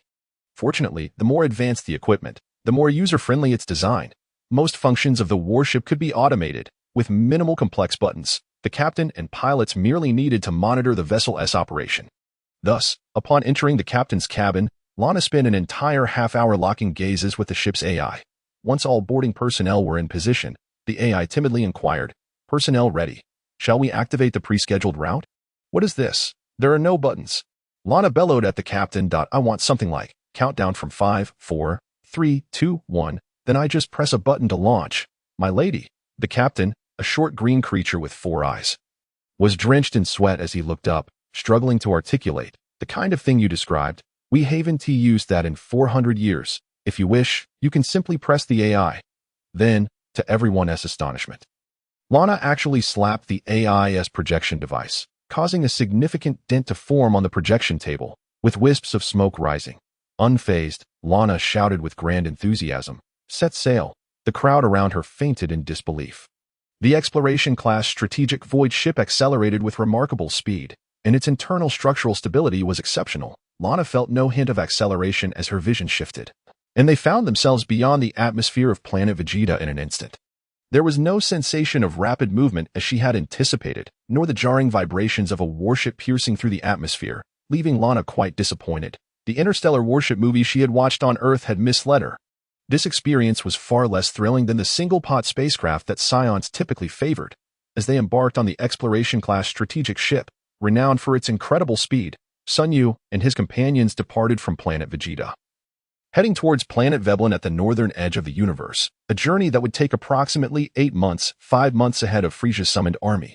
This meant that Sun Yu and his companions had 5 months to either forge an alliance with the indigenous people of planet Veblen or forcibly reclaim the territory. However, Sun Yu did not wish to establish enemies at such a critical juncture. According to the data, the combat power of the high-tech combat robots on planet Veblen averaged over 500,000. While combat power does not directly equate to strength, diligent cultivation is never in vain. Thus, Sun Yu set himself a modest goal: to fully adapt to the 300-fold gravity during the 8-month journey to planet Veblen. Chapter 61. Avatar. The passage of 8 months may seem neither excessively long nor particularly short. In the northern expanse of the 7th universe, the interstellar routes remain considerably less developed compared to other star domains. As a result, Sun Yu and his fellow Saiyans aboard the exploratory-grade strategic void ship have encountered numerous meteor showers during their voyage. Upon hearing that they were on a collision course with a massive asteroid cluster for the first time, a wave of anxiety gripped the crew, filled with apprehension about the potential destruction of their vessel. However, for Sun Yu, the feeling was a blend of tension and anticipation, as his mind raced with scenes from various Hollywood blockbusters, where protagonists deftly navigated their spaceships through dense asteroid fields, executing intricate maneuvers and emerging unscathed. Much to the delight of onlookers, had it not been for the persistent reminders from their diminutive green captain regarding the ship's energy shields, which could withstand occasional asteroid impacts without issue. Sun Yu might have eagerly volunteered to pilot the ship himself, enacting a performance only the most heroic characters could achieve. Yet, as he recalled, the portrayals on television were misleading in the vast context of the universe. Even the densest asteroid fields have considerable distances between individual rocks, measured in thousands of meters. Of course, aside from minor fragments that might break away from larger asteroids. Though these fragments still measure several dozen meters in diameter, such small debris would disintegrate upon contact with the exploratory-grade void ship's energy shield. The oncoming asteroid cluster scarcely lingered within Sun Yu's line of sight for even a second, All he could perceive were sporadic flashes of light on the massive holographic screen in the captain's chamber. The darkness punctuated by intermittent points of illumination. As their ship traveled faster than light, the vast asteroid field left behind only a fleeting shadow, swiftly outpaced by the vessel. Sun Yu gazed vacantly at the flickering lights on the screen. Realizing that this was indeed a genuine meteor shower in the depths of space, a stark contrast to his previously held beliefs. Thus, he concluded that television was fundamentally deceptive. After a while, the disorienting lights began to induce a headache, perhaps a consequence of the painful reconstruction of his worldview. Eventually, Sun Yu silently exited the captain's chamber. Now, only a few days' journey remained until they reached Veblen Star, and Sun Yu had concluded his training. The 300-fold gravity proved far more challenging than he had initially anticipated. Reflecting on the original Dragon Ball series, he recalled Vegeta, who possessed a battle power of at least 3 million in his regular form. Even with such formidable strength, training under 300 times Earth's gravity left him drenched in sweat. It was only when Vegeta transformed into a Super Saiyan, elevating his battle power to 150 million, that he completely disregarded the effects of that gravity. Sun Yu recognized that he still had a long way to go. Nonetheless, his 8 months of training were not without merit. He had managed to elevate his battle power to 800,000 without engaging in life-and-death battles, largely thanks to his current martial arts mastery. In contrast, Lana's martial arts level remained at the nascent stage, resulting in a slower increase in her battle power, which stood at only 600,000. Despite her inner resentment, there was little she could do, for Sun Yu was adept at overcoming any challenges. Then there was Bardock, whose strength had surged remarkably over the past 8 months. After a few pointers from Sun Yu, Bardock quickly mastered the manipulation of ki, reaching the nascent stage in merely 2 months, with his battle power skyrocketing to an impressive 120,000, a testament to his latent potential. Uncle Ollie and Aunt Hill were on the cusp of surpassing 90,000, diligently striving for the coveted 100,000 mark. The other members of the city management team had also made notable progress. As the ship approached Veblen Planet, 3 light-years away, it began to decelerate. At last, through the ship's external viewing screens, the distant stars became visible, eliminating the need to focus on the sporadic lights. According to the captain's explanation, the hazy, mist-laden celestial body in the distance was Veblen Planet. Data indicated that Veblen Planet was only 2/3 the size of Earth, with a gravity 15 times greater. Its ecological environment had been nearly obliterated, and the indigenous inhabitants, in their struggle to adapt to the harsh living conditions, had gradually augmented themselves with advanced technology, transforming into a hybrid of human and machine, reminiscent of Dr. Gero's modifications into androids. In the captain's chamber, Sun Yu, Lana, and other key members of the city management team gathered around the control console. The holographic AI projection device that Lana had previously damaged had been repaired, and it was now time for Sun Yu to report on the ship's upcoming itinerary. Lord Kyle, we are scheduled to arrive at our destination at cosmic time 135 hours and 78 minutes. Shall we land on the planet? Sun Yu tapped his ear thoughtfully and replied, of course, we shall not land. If an armed aircraft suddenly appeared at your doorstep, would you allow it to land? Let us first see if we can establish contact with them. If Sun Yu had adhered to his previous approach, he would have disregarded the potential consequences, opting to fly straight in if the natives were amenable. That would suffice. If they proved troublesome, he would resort to the age-old adage, when a situation can be resolved through force, there's no need for excessive words. However, times had changed. Sun Yu now had a group of followers to consider. Even if he disregarded his own safety, he had to think of the ordinary Saiyans who accompanied him. Should they recklessly engage with the inhabitants of Veblen Planet, it would undoubtedly be the regular Saiyans who would bear the brunt of the fallout.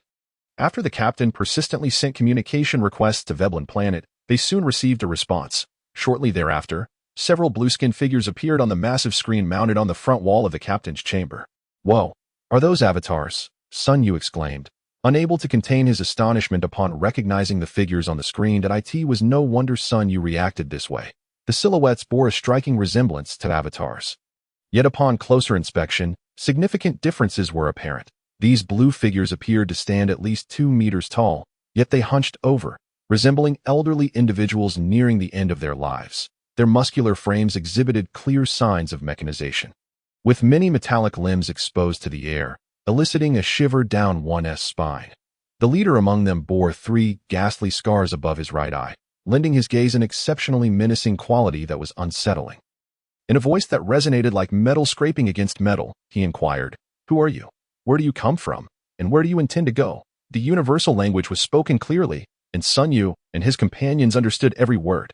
Chapter 62, Negotiation for Cooperation. Gazing into the fierce eyes of the avatar before him, Sun Yu found it hard to fathom that this individual would pose the three fundamental questions that have perplexed humanity throughout its philosophical history. Who are you? Where do you come from? And where are you going?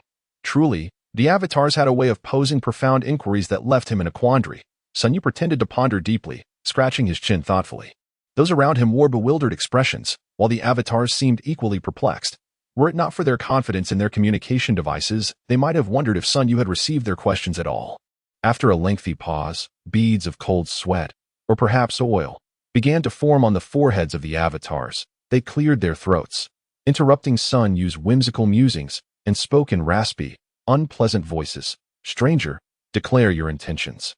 Or do not blame us for taking aggressive action." The tone bore an unmistakable threat, akin to a sword piercing through the air toward the occupants of the captain's chamber. Sun Yu chuckled awkwardly and met the leader's gaze directly, stating, "No need to be so impatient. We bear you no malice. On the contrary, we have come to assist you." "Humph." The leader scoffed at Sun Yu's words. "Assist? My people do not require your help. The great Ignaz will protect us."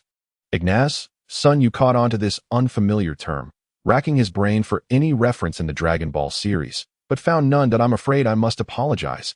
I happen to know several deities in this universe, but none by the name of Ignaz. At the very least, among the 5 great kings of our northern universe, there is no one named Ignaz." Foolishness. The leader appeared to be in a fit of rage, extending his long, sharp fingers to point at Sun Yu, bellowing, "How can the flickering light of the King of Realms compare to the brilliance of our divine sun and moon? Depart at once. You are not welcome among my kind." Sun Yu was momentarily taken aback. He had not anticipated that these avatars were familiar with the King of Realms. Could there truly be a deity named Ignaz? However, this was not the time to debate the existence of gods. "Wait," he interjected. "Have you heard of Frisia?" This query bore the same weight as asking if one had heard of Amway on Earth. Anyone aware of both would feel a sudden jolt at the mention of these names. The terror associated with Frisia eclipsed that of Amway by far. The avatars, of course, had heard of Frisia, the notorious leader of the Northern Universe, a descendant of the ancient frozen demon race, synonymous with war and horror. "Why do you bring him up?" The avatar glared at Sun Yu, demanding an explanation. Sun Yu, choosing his words carefully, recounted how Frisia feared the technology of Veblen planet and his intention to amass an army to annihilate it. The expressions on the faces of the avatars, already fearsome, darkened with anger. "A greedy conqueror," one remarked. "Then why do you share this with me?" Sun Yu sighed as he settled into the captain's chair, speaking slowly, "Because once Frisia has obliterated you, the Science will be next. There is a saying you may have heard, 'The enemy of my enemy is my friend.' Simply put, I come seeking cooperation." The avatars were intrigued by this notion, seemingly in agreement. "If you truly seek collaboration, demonstrate your sincerity by leaving your forces outside. You may come alone for a detailed discussion with us." Before Sun Yu could respond, Lana and Alankus slammed their hands on the table in unison, exclaiming, "Absolutely not." Bardock then calmly approached the holographic display, addressing them in fluent galactic standard. "We do not have the custom of allowing our leader to venture alone into unfamiliar territories. Your forces may remain, but we must send a few of our own to accompany him. This is our utmost sincerity." Bardock, seasoned in dealings with extraterrestrial beings, was well versed in the nuances of diplomacy. Though often unnecessary, it was undeniable that his words carried weight. The avatar leader pondered for a moment before finally nodding. "Then we can only send 5 to accompany you, no more. This is also our greatest sincerity." Thus, an agreement was reached. Sun Yu was indifferent to the accompanying personnel. Despite the considerable distance to Veblen planet, he sensed that its highest combat strength was merely 1 million. While formidable, it was not insurmountable. Even if negotiations failed, he was confident that they could not harm him. The decision regarding the accompanying personnel was made among the others. Lana and Bardock, being the second and third strongest fighters present, were naturally included. The remaining 3 were Uncle Ollie, Alankus, and another member named Wister from the city management team. Wister and Alankus, of similar age, were stout with prominent brows and eyes, embodying a restless Saiyan spirit. Once the accompanying personnel were decided, Sun Yu led the 5 to the single-capsule spacecraft launch pad, which was equipped on both wings of the exploratory strategic void ship. Habitually veering left, He traversed the lengthy corridor where numerous patrolling Saiyans greeted him and his companions with fervent admiration, a reverence reserved for the strong. The corridor narrowed as they advanced, ultimately revealing a tier of 15 steps. Ascending the steps, they encountered rows of single-capsule spacecraft nestled in the ground's recesses, resembling an amusing plastic tray designed to cradle eggs. "You two must not hinder Lord Sunyu," Bardock warned, turning coldly to Alankus and Wister. Upon hearing this, their expressions stiffened, and they lowered their heads. Sunyu turned back with a smile. "It's all right. Just take care of yourselves. I could manage alone if necessary." "Ha! Do you think we would allow you to venture out alone while we remain cooped up in the ship?" Lana discreetly pinched Sunyu, her expression brimming with pride. "Ah, so that is your true intent." The others nodded in agreement, revealing their genuine concern for their own safety was feigned. Their desire for adventure was authentic. Sunyu regretted bringing them along. "I will distribute 10 senza beans to each of you. You should be familiar with their significance. They may save your lives in critical moments. I won't elaborate on the dangers of Veblen planet. You wouldn't heed it anyway. Just do your utmost to protect yourselves. Safety comes first, understood?" The group nodded vigorously. Although Uncle Ali and Lana had already received ample senza beans from Sunyu, they readily accepted his offering, as more could never hurt. Chapter 63. Challenge. After distributing the senza beans, the group boarded their respective single-capsule spacecraft. Once manual controls were set, the 6 spacecraft slowly sealed their hatches that a small passage opened beneath the left wing of the exploratory void ship, resembling a hen laying eggs, producing 6 white spherical flying objects. These were the vessels carrying Sunyu and his companions. Once detached from the mothership, the 6 spacecraft began to hum, suddenly transforming into streaks of light as they sped toward the hazy Veblen planet. If Sunyu's first descent to Earth had been marked by the breathtaking expanse of blue, this time, his arrival on Veblen was overshadowed by scorched earth and ruins, enveloping the Saiyans in an overwhelming sense of despair. From their vantage point above, the ship's sensors revealed a landscape riddled with pockmarked debris, suggesting the planet had recently endured a brutal conflict. Contrasting the ruins were towering, pyramid-like structures. As most planets in the universe boasted gravity many times greater than Earth, resulting in predominantly dome-shaped architecture. However, this planet uniquely featured pointed pyramids. If not for the dimensional disparity, Sunyu might have assumed that the Egyptians had crafted them, arranged in a line. The spacecraft entered the atmosphere one by one. Shortly after breaching Veblen's skies, they observed several aircraft resembling yellow caterpillars emerging from the pyramid-like edifices below. These yellow, caterpillar-like crafts disregarded gravitational forces and air resistance, soaring directly towards Sun-US vessels, then executing a sharp 90-degree turn in midair, indicating for Sunyu and his companions to follow them. Point 1. Can only imagine the expressions of Newton and the Wright brothers upon witnessing such a scene. The spacecraft followed the yellow caterpillar-like vehicles through a vast expanse of pyramid structures, heading toward the tallest pyramid ahead. As for the height of this grand pyramid, Sunyu could not accurately gauge it. They had caught a glimpse of it even from outer space. The pyramid was predominantly silver-gray, with 12 copper pillars supporting a quarter of its apex, oriented with its base facing north and featuring a vertical staircase at its southern entrance. Sun-US spacecraft descended directly beneath this colossal silver-gray pyramid. As they emerged from their vessels, they were greeted by the same blue avatars that had appeared on the holographic display earlier. Though the scarred-eyed leader was notably absent, approaching Sunyu, they pressed their right hands to their hearts, bowing slightly, and spoke in raspy voices. "May the god Ignaz bless you, esteemed visitors from afar. Please, follow me." After speaking, he soared towards the apex of the colossal silver-gray pyramid. Sunyu exchanged glances with Lana and the others for a moment, only to realize that none of them comprehended each other's intentions. Consequently, they fell silent and followed the group. As they arrived beneath the 12 bronze pillars, Sunyu spotted the leader, whose eyes bore scars. The few escorting guards stood respectfully to the sides, addressing the leader as the cough.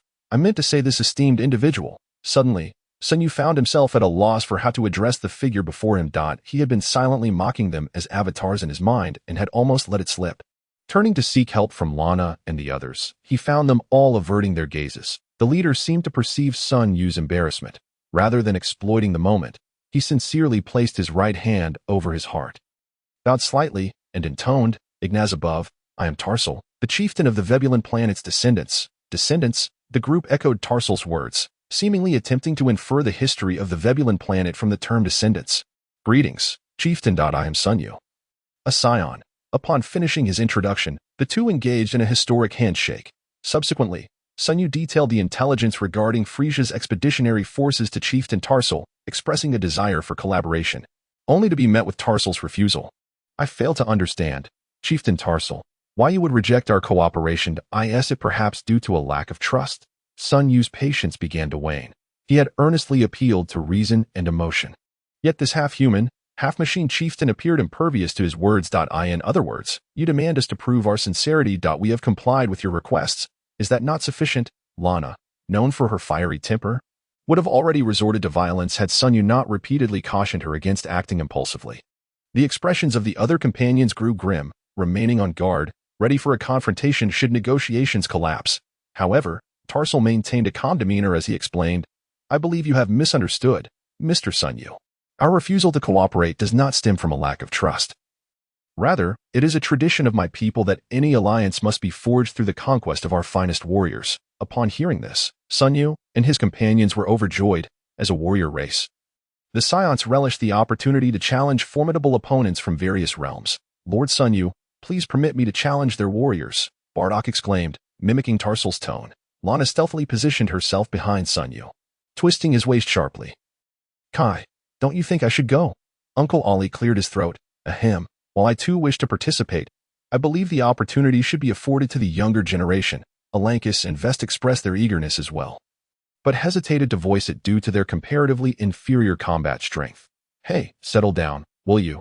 Usually, when I ask you to do something, you all act lethargic, yet now that there's a chance for a fight, everyone is so excited. Sun Yu shot a disapproving glare at Lana and Bardock, for he too yearned to spar with the Vebulan natives' warriors, observing the spirited debate among Sun Yu and his companions.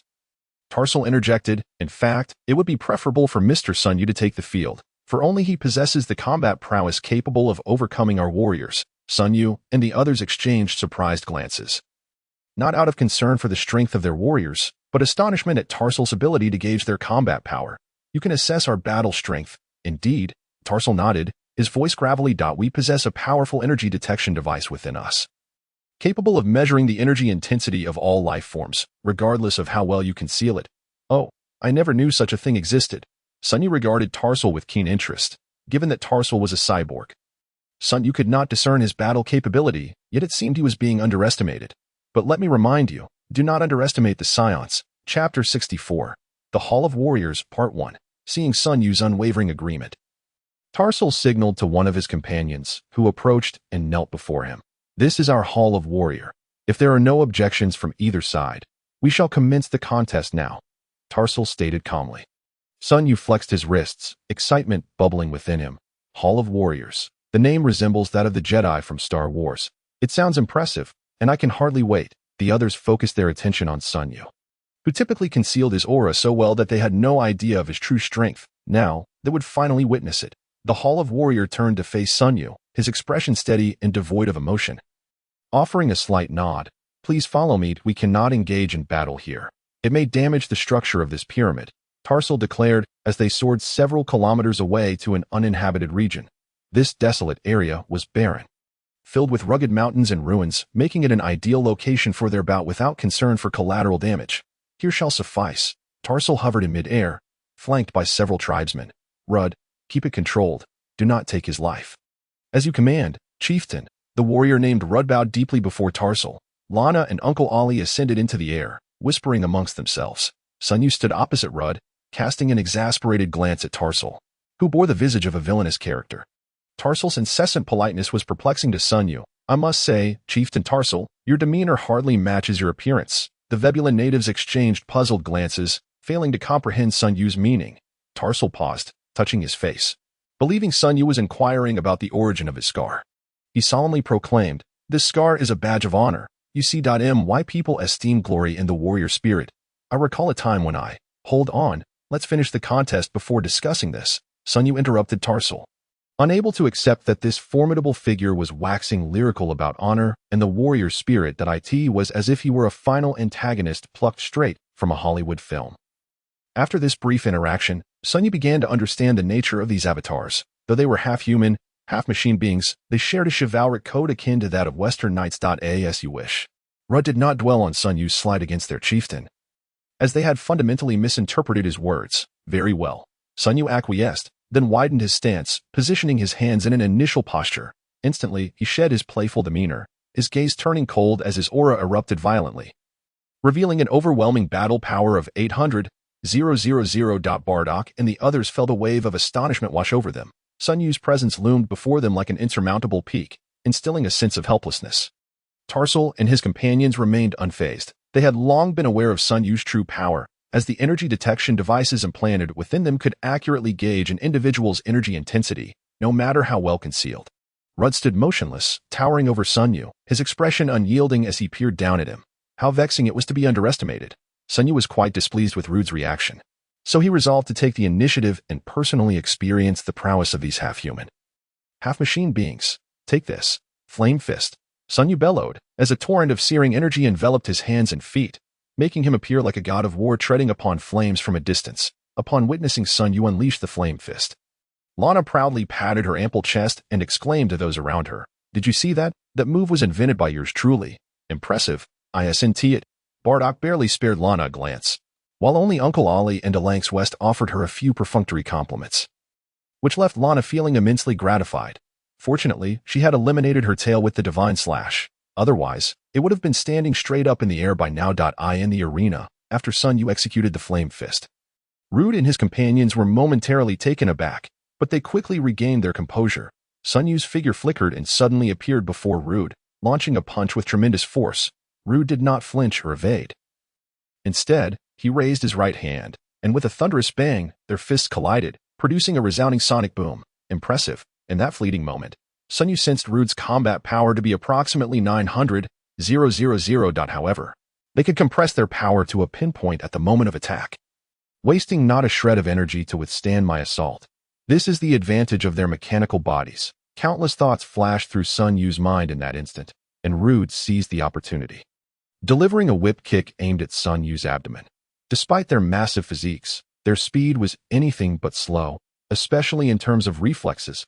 They could execute the most precise judgments, ensuring that any strike would undoubtedly hit its mark.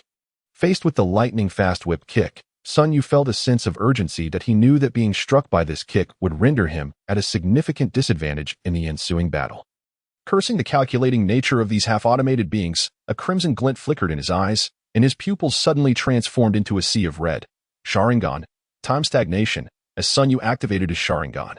An indescribable force of time enveloped Rude, rendering his once agile body momentarily heavy, as if time itself had slowed around him. What is happening? Even Rude and the other natives of the vibrant star felt a wave of disorientation. They had meticulously calculated the entire course of the battle in their minds, yet an unknown force had interrupted the flow of combat. Kale's eyes. Uncle Ollie seemed to have glimpsed something terrifying. He fixated on Sun Yu's eyes, beads of cold sweat forming on his forehead. Noticing her father's unusual demeanor, Lana turned curiously and asked, "Dad, what's wrong?" Kale's eyes can change color. That seems to be his special ability. So you needn't worry, Lana reassured him. However, Uncle Ollie appeared not to hear her words. He continued to stare intently at Sun Yu, muttering, "Just like that person's eyes. It's that person," a statement that left others perplexed.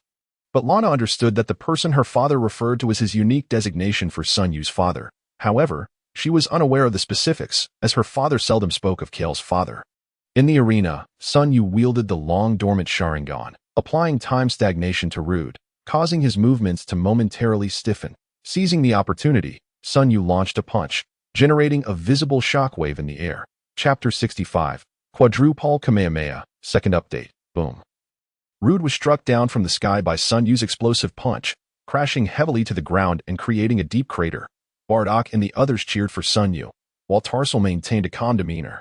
"Heh, do you now recognize my strength?" Sun Yu said triumphantly, watching the dust settle on the ground, revealing a transparent energy shield. "What is this?" The onlooking Bardock and Lana gasped in astonishment as they beheld Rude, enscathed within the shield, their shock reaching a peak. Sensing their confusion, Tarsal explained in his deep, gravelly voice, "This is a protective shield that can withstand a certain amount of damage." "Heh, a protective shield, is it?" Sun Yu coldly regarded Rude through his Sharingan, his aura rising once more. "Let us see just how much you can endure," he declared, vanishing from his original position. In the next moment, Rude felt a wave of heat wash over him. "Ha, ha, ha." Sun Yu launched a barrage of punches against Rude's energy shield, each strike creating ripples and sending tremors through the earth, leaving spectators in awe. Inside the shield, although Rude's heart raced from Sun Yu's overwhelming presence, he smirked confidently, exposing his sharp teeth. No need to waste your energy. I admit your power is formidable, but if you cannot shatter my shield in an instant, the energy within me will continuously replenish any damage incurred. You will eventually tire, while my energy is limitless, a perpetual energy device. Suddenly, Sun Yu recalled that, despite Dr. Gero's demise, other civilizations had managed to research such technology. What a bug in the system. However, so what? Perhaps for artificial beings. Combat strength is directly linked to their initial energy settings, rendering their growth potential low. But Sun Yu was different. An instantaneous surge of power was as easy for him as reaching into a pocket. Oh, so you have great confidence in your shield. Sun Yu paused his assault, leaping back to a distance of 5 meters in front of Rude. I hope your shield is as sturdy as you claim. Or you may meet a grim fate. Rude merely smiled non-committally. Sun Yu exhaled deeply, crossing his hands and chanting, Ka. Me. Waves of azure light shot forth from his palms, the surrounding air thickening as the ground trembled like a swarm of restless locusts. Me. Sun Yu withdrew his hands to his waist, the earth quaking slightly. Tarsal and the others sensed the energy within Sun Yu surging to double its previous amount, and immediately shouted, Rude, retreat. Do not withstand it. With a powerful shout, Sun Yu thrust his palms forward, unleashing a beam of blue light akin to a high-pressure water jet toward Rude. Rude was momentarily stunned by the sight before him.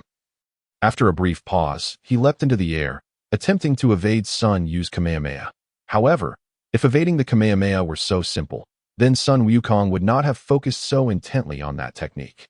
Sun Yu sharply shook his hands, causing a wave-like ripple to expand forward, altering the trajectory of the Kamehameha toward Rude's leap.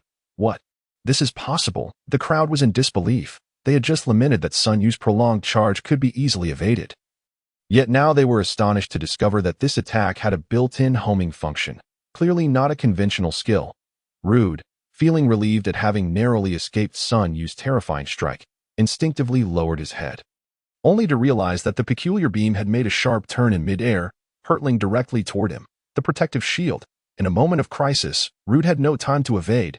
He crossed his robust arms before his chest, generating a luminous barrier. Boom! When the Kamehameha collided with Rude's shield, a thunderous roar erupted, and the transparent barrier displayed severe cracks that Rude's expression turned icy as he shouted, Overload! Triple shield! Zzz. Suddenly, the once azure skin of Rude flushed a deep crimson. Wisps of azure smoke emanating from his form. The protective shield before him thickened significantly, instantly restoring the shattered light barrier that had succumbed to the Kamehameha wave. Witnessing this scene, Sun Yu felt a surge of frustration welling within him. He clenched his teeth and exclaimed, Do you think you are the only one capable of overloading? I can do it too. Behold, Quadruple Kamehameha. With a mighty roar, Sun Yu unleashed his full combat power, causing the ground beneath him to fracture. The cracks spreading outward as powerful gusts of energy sent debris soaring into the air, shattering it to pieces. Whoosh! The energy sphere at the center of Sun Yu's hands suddenly doubled in size. A colossal orb of light hurtling forward along the trajectory of the original Kamehameha. Upon making contact with Rude's triple-layered shield, the once unyielding barrier crumbled as if made of mere paper. Boom! As the Quadruple Kamehameha pierced through Rude's protective shield, Sun Yu immediately retracted his energy. Rude was merely buffeted by the wave's residual force, yet even so, his body became drenched in crimson, plummeting from the sky. Rude's injuries were a result of both Sun Yu's assault and the aftermath of his overload. Rude. Tarsar moved swiftly, teleporting to catch the falling Rude, with others following suit to assess the situation. Exhausted from overexertion, Sun Yu felt as if his very essence had been drained, stumbling and collapsing to the ground. At that moment, Lana soared toward him, reaching into her bosom to retrieve a senzu bean, which she promptly fed to Sun Yu.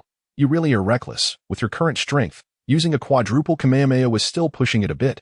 After consuming the senzu bean Lana provided, Sun Yu instantly regained his vitality. Grinning as he said, with senzu beans on hand, there won't be any major issues. Besides, I feel that after this energy expenditure, my combat prowess has significantly increased. But enough of that. Rude appears to be gravely wounded. Let us go check on him. With that, the two of them flew towards Tarsar's side, where Rude lay, his right side a gruesome mess of flesh and blood, thankfully alive. Uncle Ollie produced another Senzu bean and fed it to Rude. They were fortunate that the Veblen natives had not entirely transformed into mechanical beings. Otherwise, even Senzu beans would have been of no help to them. After consuming the Senzu bean, Rude's injuries healed instantaneously before the astonished gazes of Tarsar and the others. Rising to his feet, he disregarded the situation around him and knelt before Tarsar. "Chief, I have brought shame upon our clan." Tarsar helped Rude to his feet, his deep voice resonating gravely. "Defeat is not to be feared. What is truly frightening is the inability to confront one's failures. Hone your martial skills diligently, my warrior. As their energy remains constant, the half-mechanical beings could not enhance their combat power continuously like Sun Yu. Their only means of becoming stronger lay in the relentless honing of their combat techniques, inputting more battle data into the intelligent chips within their minds, which was why they held the warrior's spirit in such high esteem." "Understood, Chief." Rude rose and stepped aside. At that moment, the Veblen natives regarded Sun Yu and the others not with the previous indifference but with a hint of reverence. Like the Saiyans, they revered the strong. "It is a pleasure to collaborate with you, Mr. Sun Yu." Tarsar respectfully inclined his body slightly, expressing his esteem for his comrades. Sun Yu had not anticipated forging an alliance with the Veblen so smoothly.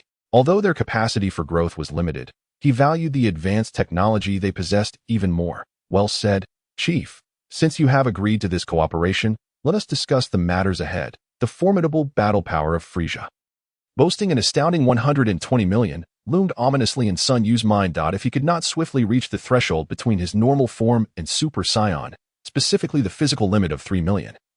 Even transforming into a Super Saiyan would not suffice against Frisia. A Super Saiyan merely amplified one's base power 50-fold.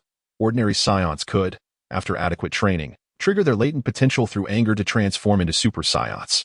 However, exceptions existed, such as the legendary second-generation Super Saiyans, exemplified by Sun Wukong's son, Sun Wutian. Lacking a Super Saiyan father, Sun Yu could only rely on his own efforts. He sighed softly, dismissing thoughts of Frisia and resolved to follow Tarsar and the others back to their silver-gray pyramid.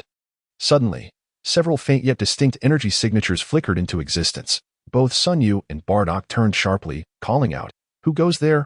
Lana and Uncle Ollie also sensed the subtle energy but did not pay it much mind. "Perhaps just a few insects, aside from us. This planet is home to some resilient bugs." Tarsar's voice was tinged with a hint of melancholy, as if lamenting the fate of this planet. Bardock scoffed derisively. "You lot who rely solely on your scanners, I doubt your devices would inform you that these signatures conceal a terrifying killing intent." "What?" Tarsar and the others looked at Bardock in disbelief, attempting to gauge the truth of his words from his demeanor. Indeed, Sun Yu warily scanned the surroundings, recognizing that the sensation bore a striking resemblance to the immense power he had felt in outer space. Given the uncertainty surrounding the Veblen situation, he had refrained from inquiring further. Now, it seemed clear that this energy was undoubtedly hostile. "Chief, we are unfamiliar with the circumstances here, but I hope you will stand united with us." It was not that Sun Yu was unwilling to trust Tarsar. After all, being cautious while away from home was prudent. Lana, Uncle Ollie, and Alanx unconditionally trusted Sun Yu, and upon seeing his tense demeanor, they too took up defensive positions around him. Only Tarsar and his companions exchanged glances, not out of reluctance to trust Sun Yu, but simply adhering to their inner warrior pride. "You are wasting your efforts." Tarsar displayed a rare hint of impatience, casting a cold glance at Sun Yu before preparing to depart. "Danger, you fool." An instinctual chill ran down Sun Yu's spine, a warning of impending peril. Sure enough, several figures burst forth from the ruins hundreds of meters away. Sun Yu felt his heart seize, powerful energies descending upon them like towering mountains. The combat power of these figures exceeded 500,000, with the foremost bearing the unmistakable signature of the 1 million power level he had sensed in space. "Chief, get away." Indeed, that individual with 1 million combat power was targeting Tarsar, the chief of the Veblen. The unexpected assailant bore strikingly similar physical traits to Tarsar's kin, yet his skin was black, and he was devoid of a mechanical body. More importantly, Sun Yu discerned their combat power as long as they did not deliberately conceal it. Sun Yu unleashed his fiery fist, surging forth at maximum speed, attempting to push the oblivious Tarsar out of harm's way, but he was a moment too late. The black assailant struck. One hand aimed squarely at Sun Yu's chest while the other transformed into a claw. Plunging into Tarsar's heart, Sun Yu felt his insides churn violently from the blow, yet he gritted his teeth, retaliating with a heavy punch infused with searing heat, aimed at the intruder. The black assailant was forced back several paces, and Lana, Rude, and the others sprang into action, bracing against the initial wave of attackers. Could someone explain this situation to me? Sun Yu braced himself against the force of the strike, sustaining considerable injury. For the opponent's combat power of 1 million was no trivial matter. He swiftly consumed a magical bean, restoring his condition to its optimal state. The few cloaked assailants surrounded Sun Yu and his companions, their cold gazes sweeping over the group as if they were mere insignificant insects. Hey, you are the clan leader. If even your subordinates possess such strength, you ought to be even stronger, Lana inquired with a furrowed brow. Clearly dissatisfied with Tarsal's recent performance, had Tarsal provided adequate support to Sun Yu, he would not have incurred such severe wounds that Tarsal's visage appeared aged in an instant. He cleared his throat and explained. This is my negligence. I did not anticipate their continued existence on this planet. In the universal galactic language, their pronunciation differed from that of them, and Sun Yu and his companions noted this distinction. Listening intently as Tarsal continued, they are known as the infected, once our kin. Thousands of years ago, when our planet was still a beautiful world, some of our people fell victim to a devil's curse, transforming them into these dreadful beings, the infected, who are responsible for our current plight. As Tarsal spoke, his frail form trembled incessantly. When the topic of infection arose, Sun Yu immediately thought of the parasitic life form, the cotton vines from Dragon Ball Super. However, noticing that the assailants lacked the distinctive antennae, he discerned that it was not the cotton vines at play. Exercising caution, Sun Yu activated his Sharingan to probe the infected. As his gaze fell upon Tarsal, his eyes narrowed, and with a swift motion, he plunged his right hand into Tarsal's heart, the light blue blood of the Vibranian spilling onto the ground. Chapter 67. The shield. Sun Yu's actions startled the onlookers. Rude reacted the quickest, furiously raising his massive palm to strike Sun Yu, while Lana, Bardock, and the others unleashed their full might, positioning themselves protectively around him. The outermost infected watched with predatory intent, as if ready to pounce the moment conflict erupted within. The atmosphere was tense, thick with impending violence. After a moment of shock, clan leader Tarsal gestured for Rude to stand down. At that moment, Sun Yu withdrew his hand from Tarsal's chest, raising it high. Bloodied and glistening, revealing a squirming insect pinched between his fingers. With a sharp squeeze, he crushed the creature, its remnants scattering. I suspect the infected were not cursed by a devil. Rather, they have been infested by these insects. Sun Yu's gaze shifted to the 1 million combat power infected, who displayed no signs of embarrassment at being unmasked, instead regarding Sun Yu with a curious glint. Tarsal's expression darkened as he accepted a magical bean tossed by Sun Yu, mimicking his actions. Although uncertain of the bean's properties, they were well aware of its ability to heal wounds instantly. We must not linger here. Mr. Sunday, let us join forces to confront their leader and retreat strategically. Despite having a numerical advantage, only Sun Yu and Lana could truly contend with the foe. The others were no match for the infected. Thus, a tactical withdrawal appeared to be the wisest course. Sun Yu glanced at the sun hanging high in the sky, a smile gracing his lips as he declared, "No, clan leader, I shall handle that individual. You focus on safeguarding my people as they retreat." Tarsal hesitated. Logically, he should never allow someone with 800,000 combat power to confront an opponent boasting 1 million. Yet, upon meeting Sun Yu's resolute gaze, he found himself questioning his data analysis for the first time in history. Perhaps this youth could indeed perform miracles. Very well, but be cautious. Do not allow them to wound you and cause infection. Seeing Sun Yu and his companions brimming with fighting spirit, the infected, who had regarded them as easy prey, readied themselves for an assault. Lana, ensure the safety of the others. Do not overexert yourself, especially you, Bardock. I know you are eager to prove your strength, but our primary objective is survival. Everyone, when I count to 3, we act. Sun Yu paused, and the infected seemed poised like arrows drawn on a bowstring, ready to spring into action at the count of 3.3. Sun Yu bypassed the numbers 1 and 2, causing all present, including the infected, to stumble slightly, nearly losing their balance. Just as Lana and the others prepared to chastise Sun Yu for his unorthodox counting, they found him sprinting towards the 1 million combat power infected, launching a surprise attack with both fists. All right, this kid is becoming increasingly cunning, even deceiving his own allies, Lana muttered inwardly. Sun Yu's sudden offensive disrupted the situation, creating a momentary chaos that, unexpectedly, favored Tarsal's side. As Sun Yu drew the attention of all the infected, Tarsal and Rude, along with the others, seized the opportunity to strike, their massive hands revealing sharp claws as they concentrated their assault on the nearest infected, inflicting serious injuries. Unwilling to be outdone, Lana unleashed a fiery punch, her combat power of 600,000 radiating throughout the area. With Lana leading the charge, Tarsal and his group managed to restrain most of the infected, while Bardock and Ollie supported from the flanks, turning the tide of battle favorably on Sun Yu's side. He sent the 1 million combat power foe hurtling several meters away as he advanced. However, he was met with a retaliatory strike, the infected's claws slicing through the air with a piercing sound. In an instant, Sun Yu's form was shredded and vanished, but the 1 million felt no thrill, recognizing that the apparition was merely a shadow clone. Sun Yu's true self materialized on the ground, crouching before launching into a powerful leap, utilizing the momentum of his jump combined with the fiery punch's enhancement to deliver a devastating blow. Behold, the rising dragon of Mount Lu.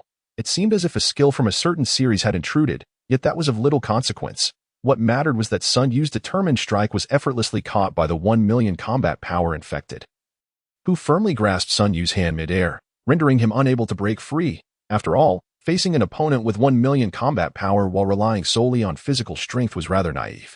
The 1 million infected slammed Sun Yu's arm down towards the ground, producing a thunderous crash that cracked the earth. Subsequently, the infected dragged Sun Yu's form before it, raining down punches like a tempest. Each blow sent tremors through the ground, and Lana glanced towards Sun Yu's direction, only to see the earth beneath him sink several meters. Kale, alarmed at Sun Yu's perilous situation, Lana instinctively prepared to assist, but Tarsal restrained her. Mr. Sun is fine. You need not worry for his safety, Tarsal asserted firmly. As if to corroborate Tarsal's words, the ground before the 1 million infected suddenly erupted with a burst of blue light, a wave of energy surging forth and striking the infected, forcing it to stagger back. In the next moment, a faint golden figure soared into the sky, and upon closer inspection, it was Sun Yu, enveloped in a shimmering golden shield. A protective barrier. How can he also wield such power?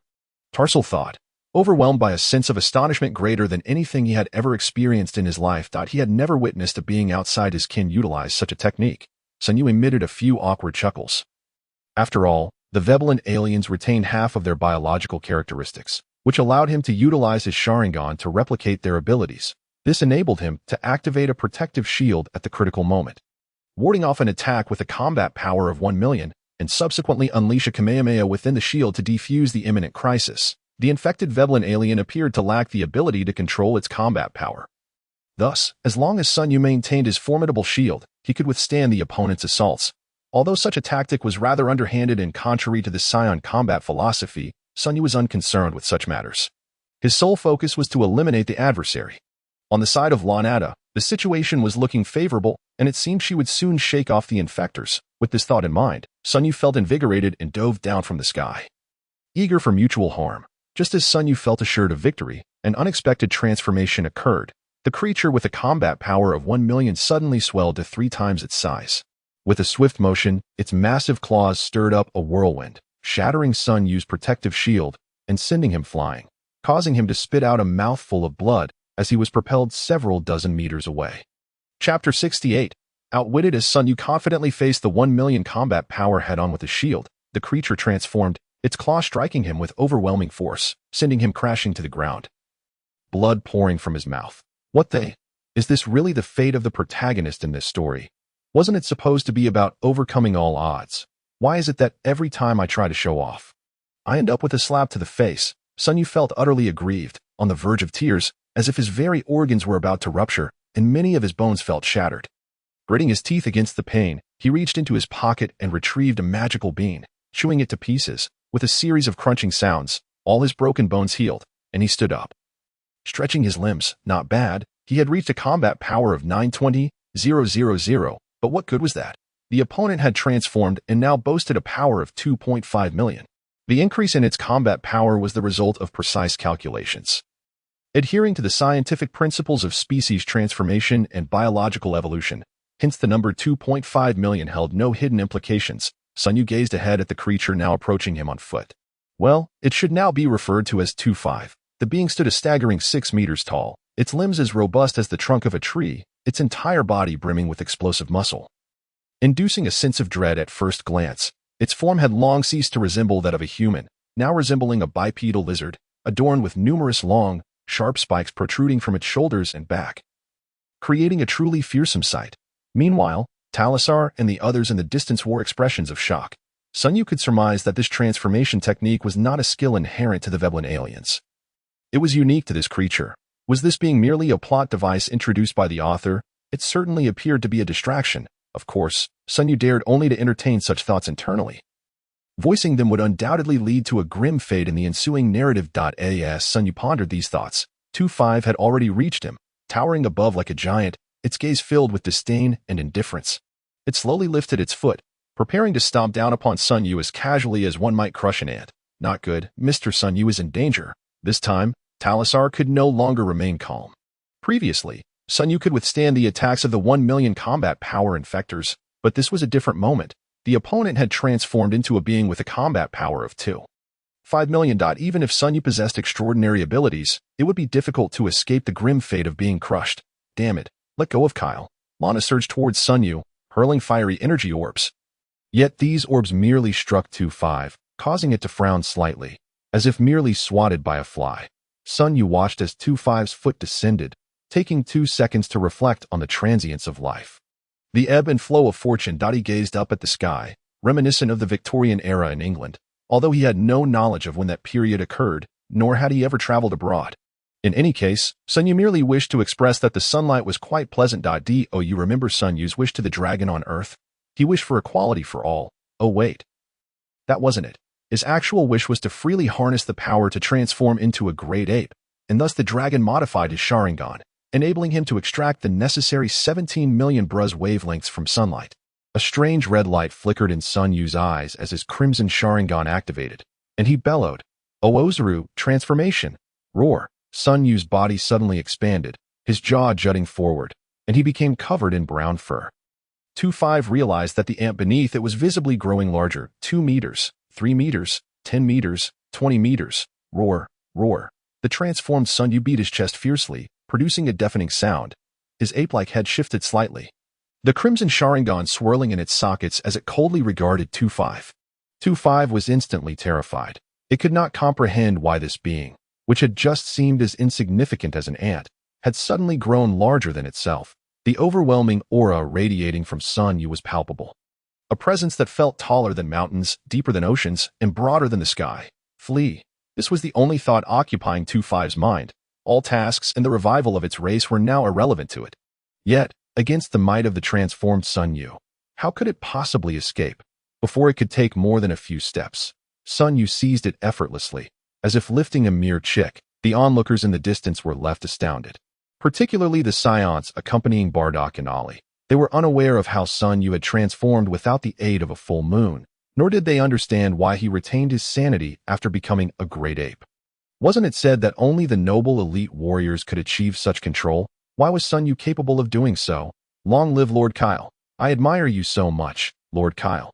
Yalinx and Vister stood frozen, their emotions reaching new heights of excitement. If someone were to tell them that Sun Yu was a deity descended to the mortal realm, they would not hesitate to believe it. Talisar and the other Veblen aliens remained silent for a while, murmuring, "Is this truly the strength of Mr. Sun Yu? Such terrifying combat power." Sun Yu's combat power in his great ape form soared to a staggering 9.2 million, an aura so immense that even without deliberate release, it instilled an indescribable sense of pressure among the onlookers, struggling in Sun Yu's grasp. 2-5 desperately attempted to break free, yet Sun Yu offered no opportunity for escape. He lifted his massive ape arm and slammed 2-5 downwards, then leaped into the air, stomping down with tremendous force. Boom, boom, boom. With each stomp of Sun Yu's colossal legs, Talisar and the others felt the very planet tremble beneath them. While such a statement may have been exaggerated, the resounding thuds felt like great drums pounding in the hearts of everyone present. The strongest of the infectors had been vanquished, and the remaining foes crumbled like a house of cards. Talisar led his comrades in a victorious pursuit, capturing them all. The crowd gathered around Sun Yu, their faces radiant with the joy of victory. Once more, Sun Yu let out a triumphant roar, proclaiming the perfect victory of this battle. At that moment, 2-5, lying on the ground and reverting to its original form, suddenly coughed up several mouthfuls of blood and rasped, "Did you think you have won? The 5 celestial locks of Veblen planet have already been seized by us. The planet's defense system is completely paralyzed. You have lost." What? Upon hearing the term celestial locks, Talisar and the others trembled violently. Those locks were the cornerstone of the planet's defense system. If destroyed, Veblen planet's most vulnerable side would be fully exposed to the cosmos. They suddenly realized the gravity of the situation and rushed towards 2-5, only to see it open its mouth wide, from which a dark, writhing worm emerged, swiftly burrowing into the ground. Damn it!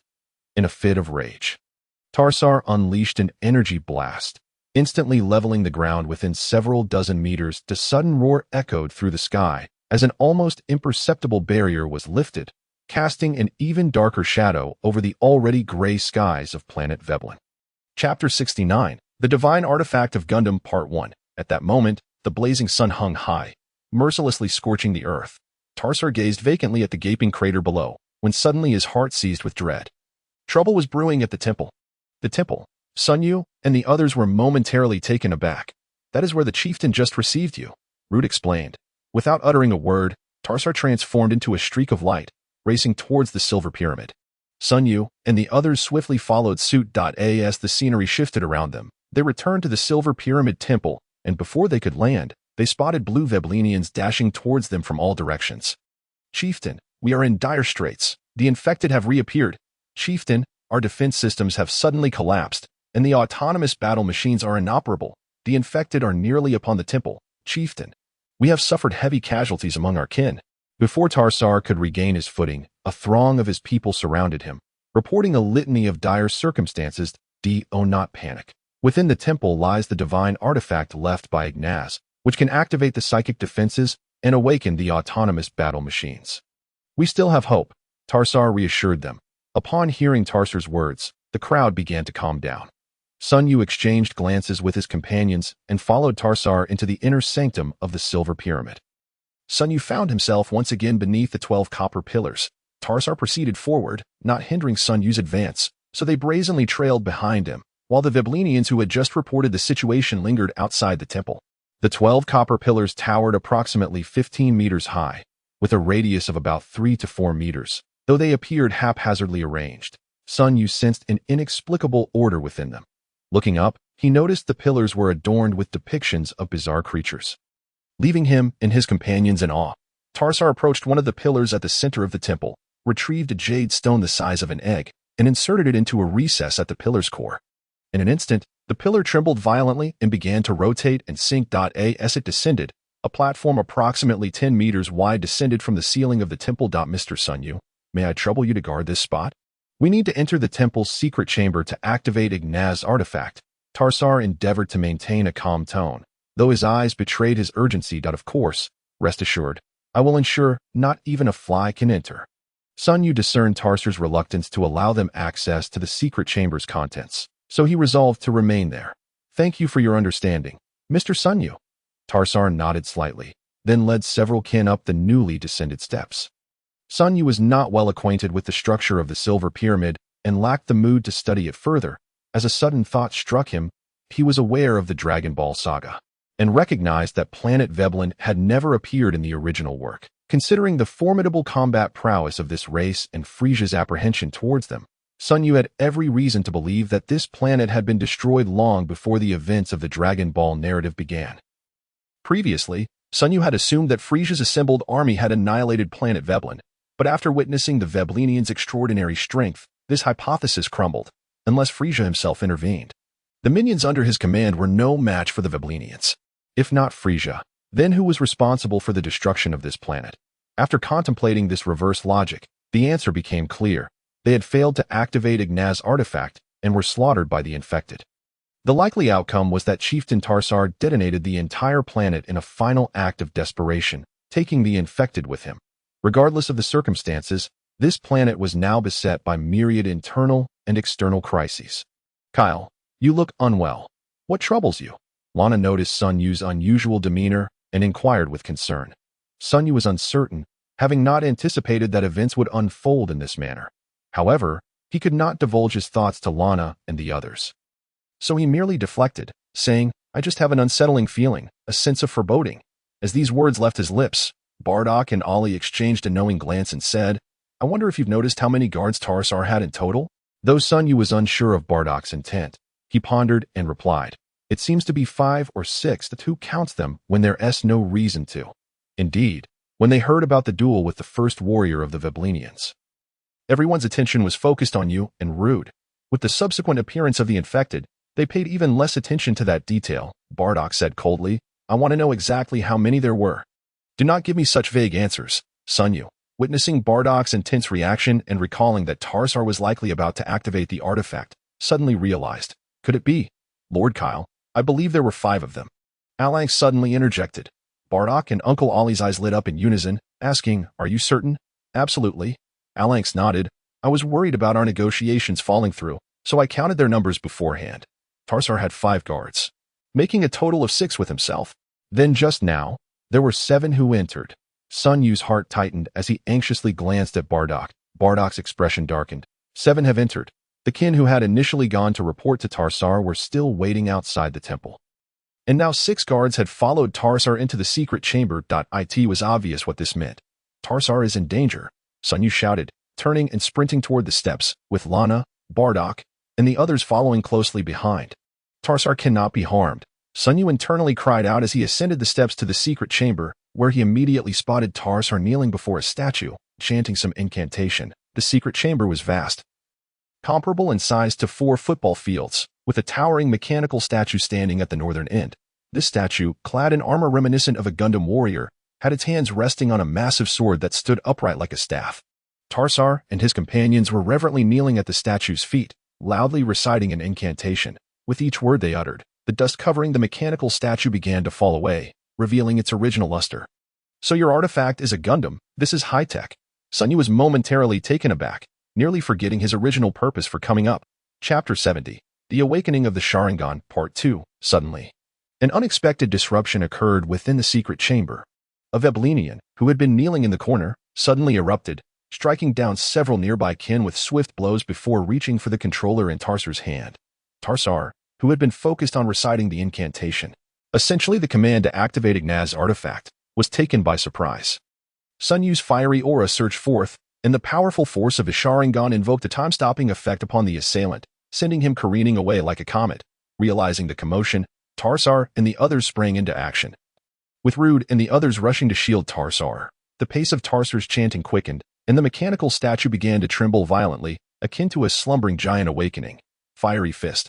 Sun Yu soared through the air, delivering a powerful punch. The individual ensnared by Sun Yu's time-stopping technique found himself moving in slow motion, unable to evade the impending strike. Boom. As their fists collided, both combatants staggered back a few steps. Sun Yu could already sense the formidable combat power of his opponent. An astonishing 1,000,000. It is you, the infected one. Indeed, you are the resilient cockroach that cannot be exterminated. Through his attunement to the energy around him, Sun Yu recognized that this individual was none other than the assailant who had previously ambushed them. Following their earlier battle, Sun Yu had recovered from his severe injuries, his combat power having surged to 920,000. Coupled with a solid foundation, he was now capable of trading blows with the infected adversary before him, who possessed a combat power of 1,000,000. Observing that Sun Yu could handle the situation alone, Lude and the other Vebulan inhabitants took up positions around Tarsal for protection. Although Bardock and his companions wished to assist, it appeared that their involvement was not urgently required at this moment. In a brief instant, the mechanical statue was activated with a thunderous mechanical roar. The eyes of the colossal automaton gleamed with golden light, and with a vigorous shake, it drove the blade of its immense sword deep into the ground, leaving only the hilt visible. The moment the sword pierced the earth, the silver pyramid temple trembled, as if something had been activated. Moments later, the mechanical giant emitted a mechanized voice, announcing, initiating Zenith Defense System. Detecting infected entity, commencing elimination. With that, it raised its wrist and withdrew the sword from the ground. Lude, brimming with excitement, exclaimed, Chieftain, it seems the artifact has successfully activated. We are saved. The Zenith Defense System was not only equipped to deal with the infected, but even if Frisia's army were to arrive, it would provide both offensive and defensive capabilities. Perhaps the fate of this planet had been altered. Tarsal turned to Sun Yu and urged, Mr. Sun Yu, quickly move aside to avoid collateral damage. Understood, Sun Yu replied, observing the towering mechanical warrior that resembled a Gundam. Although he could not discern its combat power, it appeared to be an extraordinary entity. He leapt 10 meters away, and mid-air, the colossal sword descended, striking the infected entity. The infected one, feeling the pain, roared in fury as its body began to swell. Despite having assumed a new form, it seemed the creature's transformation abilities remained intact. After the metamorphosis, its power was unchanged, standing at an imposing 6 meters, adorned with spikes, and maintaining a combat power of 2,500,000. With a mighty roar, the infected one smashed the mechanical statue's sword. Leaping high to claw at the statue's chest, Sun Yu gestured to Lana and the others, "Look at that giant insect. It dares to confront the statue head-on. It truly must be tired of living." No sooner had he spoken than the insect succeeded in puncturing the mechanical statue's chest. Lana shot Sun Yu an exasperated glare. "You really have a way with words." Sun Yu shrugged, forcing a smile. "Blame me. Perhaps that statue is designed to be just like us Saiyans, gaining strength the more it's battered." In an instant, the infected one effortlessly disarmed the statue and smashed its head. The once imposing mechanical warrior crumbled under the might of the infected one. Its prowess akin to that of wet paper. The atmosphere in the arena turned awkward as Lana and her companions broke into cold sweats witnessing the scene. Sun Yu slapped his forehead, loudly exclaiming to the frozen Tarsal, "Please tell me this isn't your trump card. It's utterly useless." Tarsal turned his mechanical head to look at Sun Yu, his mouth trembling for a while before he managed to utter a few words. "Years of disrepair, years of disrepair, years of disrepair. My foot," Sun Yu thought, having just contemplated whether the mechanical statue could take on Frisia, only to realize it was merely a disposable pawn. As he spoke, the infected one had already reduced the recently summoned mechanical statue to ruins. It twisted its neck and began to approach Sun Yu and his companions, its eyes filled with murderous intent. "Mr. Sun Yu, you must transform." Tarsal looked at Sun Yu with a frustrated expression.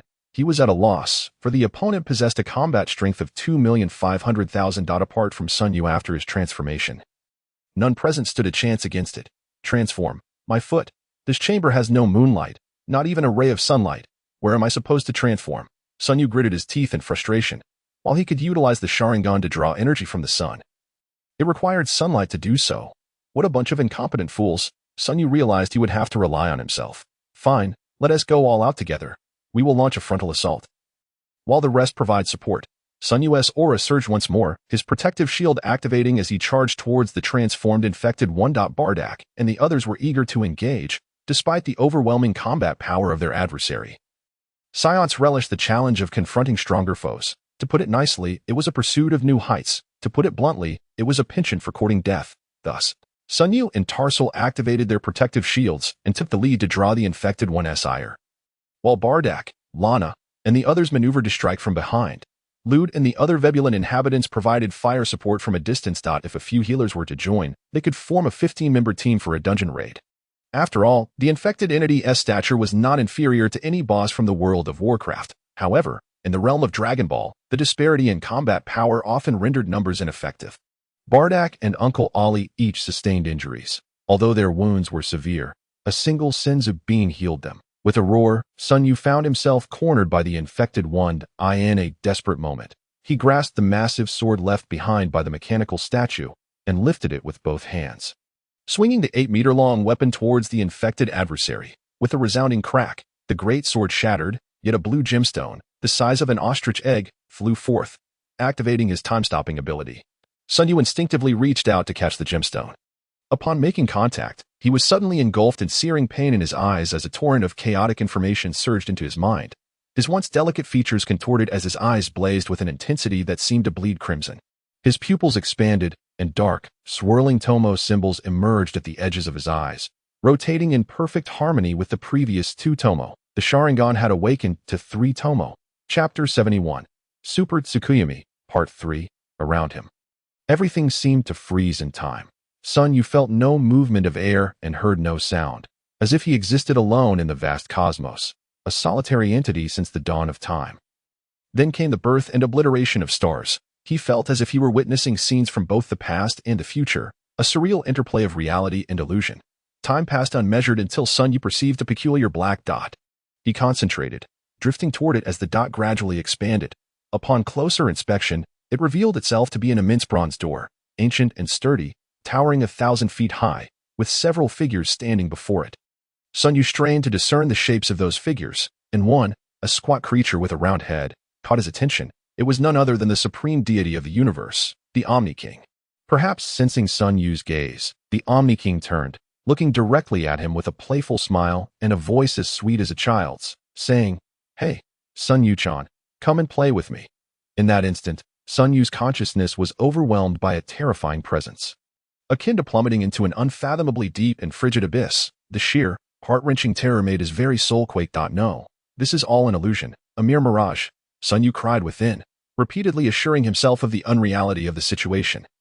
Yet the essence of the Omni King felt all too real. "Sun Yu, get away." "Kel, what are you dawdling for?" Familiar voices echoed urgently in his ears, gradually pulling Sun Yu back to his corporeal form. Suddenly, he remembered he was still in the midst of battle. What? Sun Yu was abruptly awakened, his senses heightened as he scanned the surroundings. In his grasp remained the jade stone, comparable in size to an ostrich egg. The infectors were still maneuvering in the vicinity, and one of them lunged towards him with a menacing claw. How peculiar, it seems that only a brief moment had elapsed since the previous environment. A faint smile curled at the corners of Sun Yu's mouth. He felt a surge of power emanating from the jade, awakening the latent potential of his Sharingan. In the depths of his being, Sun Yu sensed that he had unlocked yet another skill of the Sharingan, Tsukuyomi. In an instant, a bizarre aura materialized around Sun Yu, creating a radius of 10 meters. The infector, upon stepping into this realm, appeared to be ensnared in a strange alternate space. The sky was painted a deep crimson, while the ground and air stretched endlessly in shades of black. "Welcome to my domain." Sun Yu smiled at the infector. A grin more terrifying than that of an abyssal demon. Tsukuyomi, originally a technique of Itachi Uchiha's left eye in the Naruto universe, ensnares the target in an unknown otherworldly dimension upon mere eye contact. Within this realm, every aspect, including time, location, and geography, fell under the control of the caster, meaning Sun Yu reigned supreme here. Unlike Itachi, Sun Yu could activate Tsukuyomi with both of his eyes, negating the need for direct gaze. Any foe entering within 10 meters of him would fall prey. Perhaps, as Sun Yu's power grew, this range would expand, rendering his ability far more formidable than its counterpart in Naruto. "You little brat. I don't care what tricks you have up your sleeve, you shall undoubtedly perish today." The infector sneered, launching itself at Sun Yu, its massive claws shimmering ominously, poised to rend him asunder. Its speed was astonishing. Appearing before Sun Yu in an instant, its 3-meter-wide claws crashing down with the force to shatter the very heavens. However, this thunderous strike met only air, and the infector, bewildered, lifted its head to find itself back in its original position. Sun Yu standing calmly as if nothing had transpired. "This is impossible. I clearly struck you." The infector gazed at Sun Yu in disbelief, attempting to discern a flaw in his expression. Sun Yu merely smiled in silence. Unconvinced, the infector charged once more, again and again. No matter how fervently it tried, each time it neared Sun Yu, it inexplicably returned to its starting point, as if nothing had ever occurred, nearing the brink of madness. The infector felt an overwhelming frustration, a sense of possessing immense power yet having nowhere to unleash it. "I can assure you, here I am the sovereign." Sun Yu advanced, explaining, "I command all elements of this realm, including time and space. Even the full moon above can be conjured at my whim." Hehehe. Although we Saiyans transform under the full moon, as the master of this world, should I choose not to transform, I shall not. Pausing momentarily, Sun Yu appeared to revel in his surroundings. "With the awakening of my abilities, my combat power has surged to 1 million. Under the illumination of this full moon, it has increased tenfold. While this enhancement may be illusory and not entirely tangible, I dare say that without at least 10 million in combat power, you stand no chance of breaking my super Tsukuyomi." In the Naruto universe, the principle was that Tsukuyomi could not be countered. However, considering the differing laws of the Dragon Ball realm, if the disparity in strength between caster and target is too great, no skill can be deemed unbreakable. Much like Sun Yu now facing Frieza at full power, with Frieza's combat power surpassing 100 million, even the mightiest Tsukuyomi would have no effect on him. Nevertheless, as Sun Yu's strength grew, this technique could be considered invincible among equals, even allowing for challenges against foes of greater rank. Thus, he rebranded Tsukuyomi as Super Tsukuyomi, transcending its origins in Naruto while embracing its limitless potential. Sun Yu smiled. "Come now, let us bring this pointless farce to an end. You are most fortunate to be the first to perish within my Super Tsukuyomi." Slowly raising his hand, an energy of such magnitude that it altered the very fabric of reality surged within him. The infector attempted to flee but found itself utterly immobilized. A suffocating aura locked onto the infector as a brilliant light erupted from Sun Yu's hand, striking the infector and eliciting a wretched scream before it was reduced to ash. As the remnants scattered in the air, Sun Yu gently closed his eyes, briefly, before reopening them, his pupils returning to their inky blackness. At that moment, Taser and Lana approached, having witnessed the earlier spectacle, just a moment ago. The infector had been roaring in aggression, only to stand stupefied the next second, and then vanish into nothingness at Sun Yu's command. As a side note regarding the Sharingan, I intend to introduce numerous original elements in the future. Therefore, dear readers, please refrain from questioning the authenticity of my Sharingan and its differences from Naruto, that I am concerned that certain individuals may brazenly accuse me of plagiarizing. Some readers have given me low scores simply because my protagonist possesses the Sharingan, which I find quite amusing. Truthfully, I value ratings highly. Previously, several readers misinterpreted the plot and assigned me low scores, and I have patiently explained the story to them, pleading for them to reconsider their ratings. I truly care about the scores. If anyone genuinely feels my writing is lacking, I accept low ratings without complaint. However, if the feedback is merely baseless and malicious, it deeply saddens me. That is all. Chapter 72. Equipment Update. Kyle, did you really kill it? Lana exclaimed in exasperation. Sun Yu, looking bewildered, responded, what else was I supposed to do? Keep it around for the holidays. Idiot. At least leave one alive for questioning. Lana shot him a frustrated glare. Sun Yu chuckled awkwardly and beckoned Taser over. Elder, do you know what this is? I sense immense energy within it. Taser, unable to contain his excitement, stepped forward, declaring, this is a gem embedded in a colossal sword. Known in the annals of history as the Eye of Ignuts. It possesses boundless divine power and can serve as the core energy source to activate the temple. With that, he swiftly snatched the ostrich egg-sized jade from Sun Yu and hurried towards a control panel.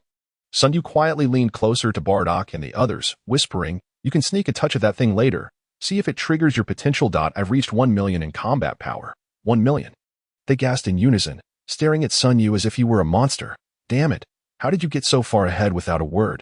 We need to work harder. As they spoke, the pyramid temple reverberated with a series of booming sounds, prompting Sun Yu and the others to look curiously at Taser. The defense system has been successfully activated, and autonomous combat drones have been dispatched. It's time to hunt down those infectors outside. Let us go have some fun with them. Sun Yu cracked his knuckles, brimming with enthusiasm. Kyle, you don't need to join us. Let us have a chance to fight. Lana playfully draped her arm over Sun Yu's shoulder, her ample chest pressing against his back with a delightful bounce. Sun Yu silently appreciated the remarkable elasticity of her back, clearing his throat and saying, ahem, just be careful. Taser, please send some people to accompany them. Taser readily agreed. Rudd, I'll assign you 300 autonomous drones. You are to follow the orders of these esteemed individuals. As it was Sun Yu who rescued them, Tarsal's manner of addressing Sun Yu and his companions underwent a transformation. He directly dispatched his most trusted subordinates to heed the commands of Bardock and Lana, a gesture rooted in his trust for Sun Yu. Rude bowed respectfully to Tarsal and led the group away. Sun Yu, with a smile gracing his lips, turned to Tarsal and inquired, Tribe leader, I have heard that your technology is quite advanced. Might you be able to construct a gravity training chamber for me? The size should be approximately that of this private room. Gravity training rooms adhere to strict size-to-gravity increment ratios. As the area of the room increases, so does the gravitational enhancement, thereby intensifying the force exerted on the building materials. This is a predicament that has long plagued Dr. Brivus in his quest to create gravity training chambers that exceed current levels on Earth. Sun Yu now had to contemplate the training needs of the Scions docked in the orbit of Veblen planet. It would be unrealistic to provide each of them with individual gravity training rooms. Thus, he considered establishing a large-scale gravity training facility where they could train collectively, subsequently selecting those with exceptional adaptability for their own dedicated chambers. This approach would not only conserve resources but also serve to invigorate their fighting spirit. Upon hearing Sun Yu's request, Tarsal pondered for a moment and replied with caution, it's not a significant issue. I estimate that after a few hours of simulating the structural parameters, we could commence construction. We have previously built such facilities for cultivating high-gravity flora. It will only take a few hours to begin construction. Sun Yu's eyes sparkled with excitement. This technologically advanced species was indeed impressive. Could you also fabricate a few pieces of ultra-heavy armor for me? The kind that protects the wrists while being exceedingly weighty. Ideally offering 150 times the standard cosmic gravity. An astounding 150 times the standard gravity equates to roughly 200 times Earth's gravity. Even someone with a combat power of 1 million like Sun Yu could not underestimate such weight. The previous ultra-heavy armor's mass had become negligible in Sun Yu's eyes, prompting his search for an even stronger substitute. We possess a type of flexible armor that can reduce gravity by manipulating spatial gravitational forces. Perhaps we could adapt this technology to achieve an increase in gravity. If you desire, we can custom tailor a set for you, Tarsal proposed. Absolutely. It is imperative to equip my personnel adequately, as we are the guardians of the cosmos. And we cannot afford to lag behind, Sun Yu exclaimed joyfully. With the equipment issue resolved, the training concerns of his Saiyan comrades would also be alleviated. The remaining factors would hinge on their individual talents and efforts. Tarsal, however, was sweating profusely at Sun Yu's enthusiasm. Mr. Sun Yu, this technology is not yet at the stage of mass production due to a lack of essential materials. At present, we can only produce one piece. And we will need to find these special materials before we can achieve small-scale production. All right. Sun Yu waved his hand dismissively. One piece it is. I'll simply wear it for now. Soon after, Tarsal led Sun Yu to the equipment testing facility, where the staff designed an ideal combat suit for him. It was essential that the suit be lightweight and comfortable while also reducing impact forces for protection. Additionally, it featured remarkable elasticity, ensuring that it would not tear when Sun Yu transformed into his giant ape form, thus avoiding any embarrassing moments. The most extraordinary aspect was that Veblen Planet possessed a biological metal that, once molded, could absorb microparticles from the air to automatically repair damaged areas. Truly miraculous. So, the metal you wear is of this biological variety? Sun Yu inquired, astonished. Indeed, merging with this metal can extend our lifespans, Tarsal remarked with a sense of wonder. Subsequently, through their conversation, Sun Yu learned that once the damaged locks of the otherworldly sky were repaired, Tarsal would be able to utilize spatial technology to conceal the coordinates of Veblen Planet. The coordinates for interstellar navigation are determined based on specialized radar scans of the planets within that region. Once the planet's coordinates are hidden, it would vanish from the star maps. Although Sun Yu did not entirely support the idea of hiding, the current circumstances necessitated a step-by-step approach. He wished not to dwell too much on the future. His immediate desire was to don his specially crafted combat suit and dive into a new round of training. Veblen Planet's production capabilities proved remarkably efficient, and the following day, Sun Yu received his custom combat suit. This suit bore a design reminiscent of the battle armor they wore, yet it was far more fitted and comfortable. Upon receiving it, Sun Yu eagerly donned the suit and began to study the gravity controller attached to it, adjusting the settings to 200 times Earth's gravity. Instantly, he felt as though a mountain had been placed atop him. The effect was truly remarkable, akin to that of a gravity training chamber. It was essentially a mobile gravity training facility. P.S. I recommend 2 books by friends. Dragon Ball, The Strongest Myth, by the talented Funyadashi, whose writing is fluid and beautiful, with an engaging and dramatic storyline that I wonder if my glowing review will earn me an extra chicken leg at dinner. The other is My Devil Fruit, a problematic one-piece fanfiction, authored by the charming Jiao Jie, a lovely young lady. Feel free to reach out to her. Chapter 73, The Pyramid of Khufu in the Days That Followed. Sun Yu remained within the temple, devoted to his training. During this time, Uncle Ali visited him once to collect some senza beans, and Sun Yu distributed 10 beans to each of them at that moment.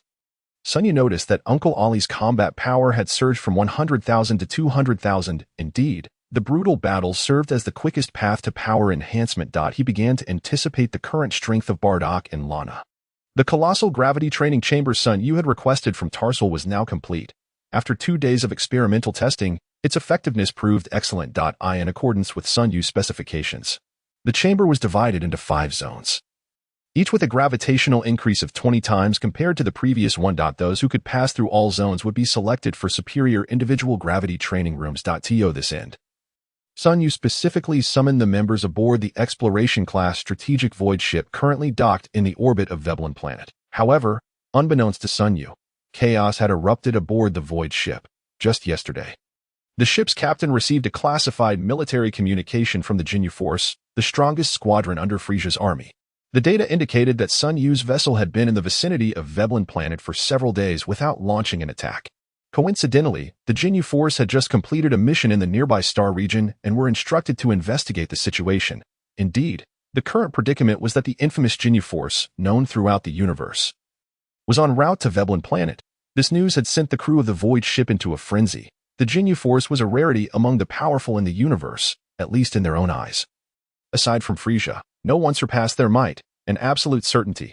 Most aboard the void ship were unaware of the Ginyu Force's true nature. They had merely received a military directive to disarm within 3 days to welcome the Ginyu Force, or face immediate annihilation. Following the issuance of this command, the crew was in a state of panic. Just then, a communication request from Veblen Planet came through, and the captain unhesitatingly accepted it. Sun Yu's visage promptly materialized on the holographic display in the captain's quarters. "Hello, Captain. Anthill, you were here too. By the way, why does everyone look so glum?" Sun Yu inquired, observing the somber atmosphere in the captain's chamber. Anthill managed a faint smile and asked, "Let's put our situation aside for now. Kai, how are things on Veblen Planet? Are Lana and Ollie doing well?" Sun Yu chuckled, a hint of jealousy in his tone as he replied, "Oh, they are just fine. We successfully established an alliance with the inhabitants of Veblen Planet, and they even assisted me in constructing a massive training chamber. You all can come over now, bring all the Scions along." Upon hearing that her husband and daughter were safe, Hill's face brightened as clouds of worry dissipated. "That's wonderful news. However, Kai, I must inform you of something. Frisia has dispatched an advanced team, known as the Ginyu Force, and they may engage us in direct combat." Upon hearing the name of the Ginyu Force, Sun Yu couldn't help but chuckle. "I was wondering who it could be. Let them come. I estimate that even Orangs can defeat them with one hand tied behind their back." Anthill. "You need not worry." The mention of Orangs, one hand, made Hill feel as if she were hallucinating, but upon seeing Sun Yu's resolute gaze, she felt reassured. "All right, let us prepare for landing immediately. Our Kyle has grown up." Sun Yu blushed at Anthill's words and turned to the busy Tarsal beside him, asking, "Is my spaceship ready for landing? Hurry up and arrange accommodations and training facilities for my people." Tarsal grumbled impatiently, "I am overwhelmed with work here, and you are adding to my troubles. How can this be considered trouble? My crew is a fresh force. They will be the backbone of our alliance in the future. I tell you, we Scions." "Hey, Tarsal, don't run away. Come back." Often, Sun Yu was responsible for overarching decisions, leaving the minutiae to his subordinates. Consequently, while his subordinates toiled diligently, Sun Yu would leisurely roam about. After the landing request for the exploration-class void ship was approved, Sun Yu personally piloted a self-disciplined battle craft with elder-level permissions, leading over 50 ordinary armed mechas to greet the arrival. The grand welcoming party soared through the sky, exuding an impressive aura. As he gazed at a small black dot slowly descending from the sky, it gradually grew larger until the over 800-meter-long void ship landed like a spear thrust into the earth. The landing site of the void ship was near the Silver Pyramid Temple. Sun Yu flew high into the air to survey the scene. The once massive void ship appeared considerably smaller when compared to the Silver Pyramid. However, considering the technological prowess of the Veblen people, particularly their superior mastery of spatial technology, all of this seemed entirely reasonable. The hatch doors on either side of the void ship slowly opened, and orderly rows of Scions emerged, their auras revealing that they had grown significantly stronger since boarding the warship. As Anthill stepped out, she immediately noticed the neatly arranged squadron of battle mechas in the sky. Cautiously, she flew to the forefront, where she spotted Sun Yu inside one of the mechas and smiled as she asked, "Kyle, what is this? Why are you the only one here?" Sun Yu opened the hatch of the self-disciplined battlecraft, poked his head out, and explained, "Anthill, this is a self-disciplined battlecraft, capable of transformation. It belongs to the combat-type armed mechas. I'm just having some fun with it. Let us get moving. I'll take you to the temple." Tarsal had constructed a towering 400-meter pyramid building near the temple for Sun Yu to accommodate all the Scions. Sun Yu grandiosely named this edifice the Khufu Pyramid. Thus, Sun Yu led his team of 1,000 towards the Khufu Pyramid, which was divided into 60 floors, each featuring gravity training rooms the size of 4 to 5 football fields every 5 floors. This structure is expected to house 20,000 inhabitants, and its interior design was infused with futuristic sci-fi elements, featuring artificial lighting and comprehensive facilities, though vegetation was absent, as plant life had long been extinct on Veblen Planet for 300 years. After settling all the Scions, Sun Yu took special care of Bardock's wife, Jine, and their eldest son, Raditz, arranging for them to reside on the topmost floor, close to his own quarters, making it convenient for Bardock to visit his wife and child in the future. "Commander, 5 unpermitted spacecraft have been detected. Should we initiate a destructive strike by the Zenith defense system?" inquired Sun Yu's elder-level self-disciplined battlecraft mechanically. .5. "Could it be that the Ginyu Force has arrived?" Sun Yu's eyes lit up in delight as he replied, "Do not strike, do not strike. Let them come." Chapter 74. The Ginyu Force within the atmosphere of Veblen Planet. 5 single-capsule spacecraft were in the process of decelerating for landing. .5 streaks of crimson light swept across the sky, causing a series of tremors on the surface of Veblen. where 5 large craters appeared in a desolate field.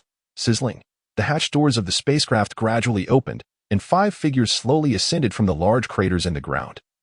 The air seemingly filled with an unknown melody. Yeah, like him. A burly man with orange hair landed on the ground, taking a martial stance, his left arm crossed over his chest while his right hand pointed skyward. Just then, a blue figure leaped out, cackling with laughter, in stark contrast to Lycom's pose. That, with white hair flowing in the wind, one might mistake him for a model in a shampoo commercial as he half-squatted with both hands raised to the sky. Shouting, "GIs!" Next came the small green being, Goldo, followed by the captain, Ginyu, who stood in reverse with his rear end protruding. Another group of men exuding their own background music, as a cold wind swept by. They posed for a while, but with no one within 100 miles, they soon found it dull and gathered around Ginyu. Let the captain see where those Saiyan monkeys have run off to. I say, Lord Frisia should just order to exterminate all those Saiyans. It would be much simpler. Ginyu extended a finger and poked at the battle power scouter on his ear, upon seeing a string of beeping numbers. He was momentarily stunned. Seeing their captain in a daze, the other members teased, "What's wrong, Captain? Did you see a battle power that scared you out of your wits? Ahahaha, TCH, my scouter must be malfunctioning. There are actually several individuals ahead with battle powers of 4 to 500,000. It seems they are in combat." Ginyu ripped off his scouter and crushed it, turning to the others and saying, "Bat, check the highest battle power on this planet." Bat scoffed, "Humph, Captain, don't joke around. How could there possibly be anyone with a battle power of 4 to 500,000? Besides Lord Frisia, there is no one stronger than us in this universe." As he spoke, he pressed his own scouter, and a series of numbers appeared on his visor. Daha. "Old man, the direction you just pointed indeed has a few individuals. But their maximum battle power is only 50,000. While they can be considered strong, to us, they are still quite weak. There are many individuals with battle powers close to 10,000 over there. I estimate nearly 2,000. They must be that batch of Saiyans." Bat pointed towards the Silver Pyramid Temple. It is worth noting that Bardock now possessed a battle power of 50,000. Though he had slightly suppressed it, so his normal energy signature only displayed 50,000. The burly Lycum patted Bat on the shoulder, saying, "I say we hurry up and have a good fight." "I can hardly wait." Goldo also appeared eager, saying, "Exactly. Let us go. We've been cooped up in the ship for so long. I feel like I'm going moldy." Suddenly, as he spoke, Goldo noticed several figures lurking around. "Who are those sneaky people over there? Come out and face your doom." But also noticed the tall, dark figures appearing around them. Instinctively, he pressed his scouter again, revealing a number below 200 on his visor. Haha. So these are the natives of this planet. Their battle power is truly low. I don't understand why Lord Frisia wants to destroy this worthless planet. "Goldo, you can handle this trash." Goldo, called out by Bat, jumped up, protesting, "Why do I have to deal with cleaning up garbage? Aren't you supposed to be the fastest in the universe? You could easily take care of them." Unfazed by Goldo's complaints, Bat casually patted him on the shoulder. "If I say you go, then you go. Do you dare to have any objections? Do you not want to hang out with us?" As the words of Bart echoed in the air, a hearty laughter erupted from Ginyu and his companions. "TCH, fine, I'll go." Goldo, reluctant yet determined, stepped forward, locking his gaze onto the imposing black figure that had encircled them. "How dare it underestimate me? The great Goldo!" With a furious roar, he leaped into action, raising his diminutive fist to strike at the shadowy form. Although Goldo possessed the extraordinary ability to halt time, he felt no need to resort to such power against an opponent with a combat strength of under 200. Thus, he opted for a direct confrontation. However, before his fist could connect, the dark creature effortlessly raised a hand, as if swatting away a bothersome fly, and grasped Goldo firmly within its grip. "Let go of me." Goldo struggled desperately, but the creature towered at 2 meters tall, with a robust build that would have been instantly recognizable to Sun Wukong and the others as an infected being. Realizing he might have bitten off more than he could chew, Goldo abruptly held his breath and activated his time-stopping ability. In an instant, the world around him froze, the wind ceased to blow, the clouds hung motionless, and all existence seemed to succumb to slumber. "Ha ha ha," Goldo chuckled triumphantly at the suspended reality, nearly losing his breath as he swiftly covered his mouth with his hand. He gleefully regarded the frozen infected creature before him, contemplating ways to vanquish it, only to be taken aback as the creature's eyes twitched within their sockets. A sense of dread washed over Goldo as he sought to escape, but a massive hand shot forth, ensnaring his diminutive form, causing him to gasp for air. "Captain, help," he cried out, directing his plea toward Ginyu. With a surge of dark energy, the infected being crushed Guldo with merciless force, a low, chilling laugh escaping its lips. Heh. Such a weak insect. Ginyu and the others realized the gravity of the situation, not out of concern for Guldo's life, but rather for the unsightly predicament their team formation would face with one less member. We'll address the formation later. Let's deal with these nuisances first. Raikum. Jeez, you two go. Ginyu declared, crossing his arms defiantly. Undeterred by the 5 surrounding infected creatures, Raikum, hands on his hips, erupted into laughter before suddenly contorting his body into an awkward pose. Ha! Leave it to me. Watch me take them out with one move. Raikum, flying kick. Before Raikum could finish his boast, 2 of the shadowy figures darted forward with blinding speed, leaving 3 bloody gashes across Raikum's chest. Damn it! Raikum clutched his wound in pain, collapsing to the ground, revealing his pale backside. Raikum, the others gasped in shock, unable to fathom that a being they had deemed insignificant could so effortlessly eliminate Raikum. Jees activated his battle power detector once more, and to his horror, the combat strength of those 5 black figures had surged to 200,000 to 300,000. This, Jees was genuinely terrified, and as he turned to flee, the nearest infected being leapt upon him, its claws raking across his body. Jees' pupils dilated, his eyes glazing over as he fell to the ground, motionless. Within mere moments, 3 members of the Ginyu Force had been lost. Witnessing this, Bart, known as the fastest in the team, was utterly paralyzed with fear. He took a few steps back before abruptly turning and vanishing like a flash of lightning. I'm done here. What a stroke of bad luck. How could such terrifying beings exist in the universe? As Bart sped through the air, the scenery blurred past him. He despised cowards, but nothing was more precious than his own life in the face of overwhelming foes. Suddenly, he felt a gust of wind and, to his shock, a massive black figure loomed before him. It was the largest of the infected. The creature struck with blinding speed, gripping Bart by the throat and raking its sharp claws across his body, leaving 3 bloody lines. Meanwhile, Ginyu stood still, surveying the corpses of his fallen comrades. After a brief moment of astonishment, a manic glee spread across his face. Ha ha ha. Who would have thought such powerful beings existed in the universe? Truly a blessing from the Creator. I once foolishly believed I was the strongest being in the cosmos, aside from Frisia. Jinyu's gaze turned fervently toward the colossal infected creature in the sky. A cold smirk curving his lips. Praise the divine, for I have found such formidable life. Soon, you shall become me. With that, Ginyu positioned his hands before him and shouted toward the airborne infected.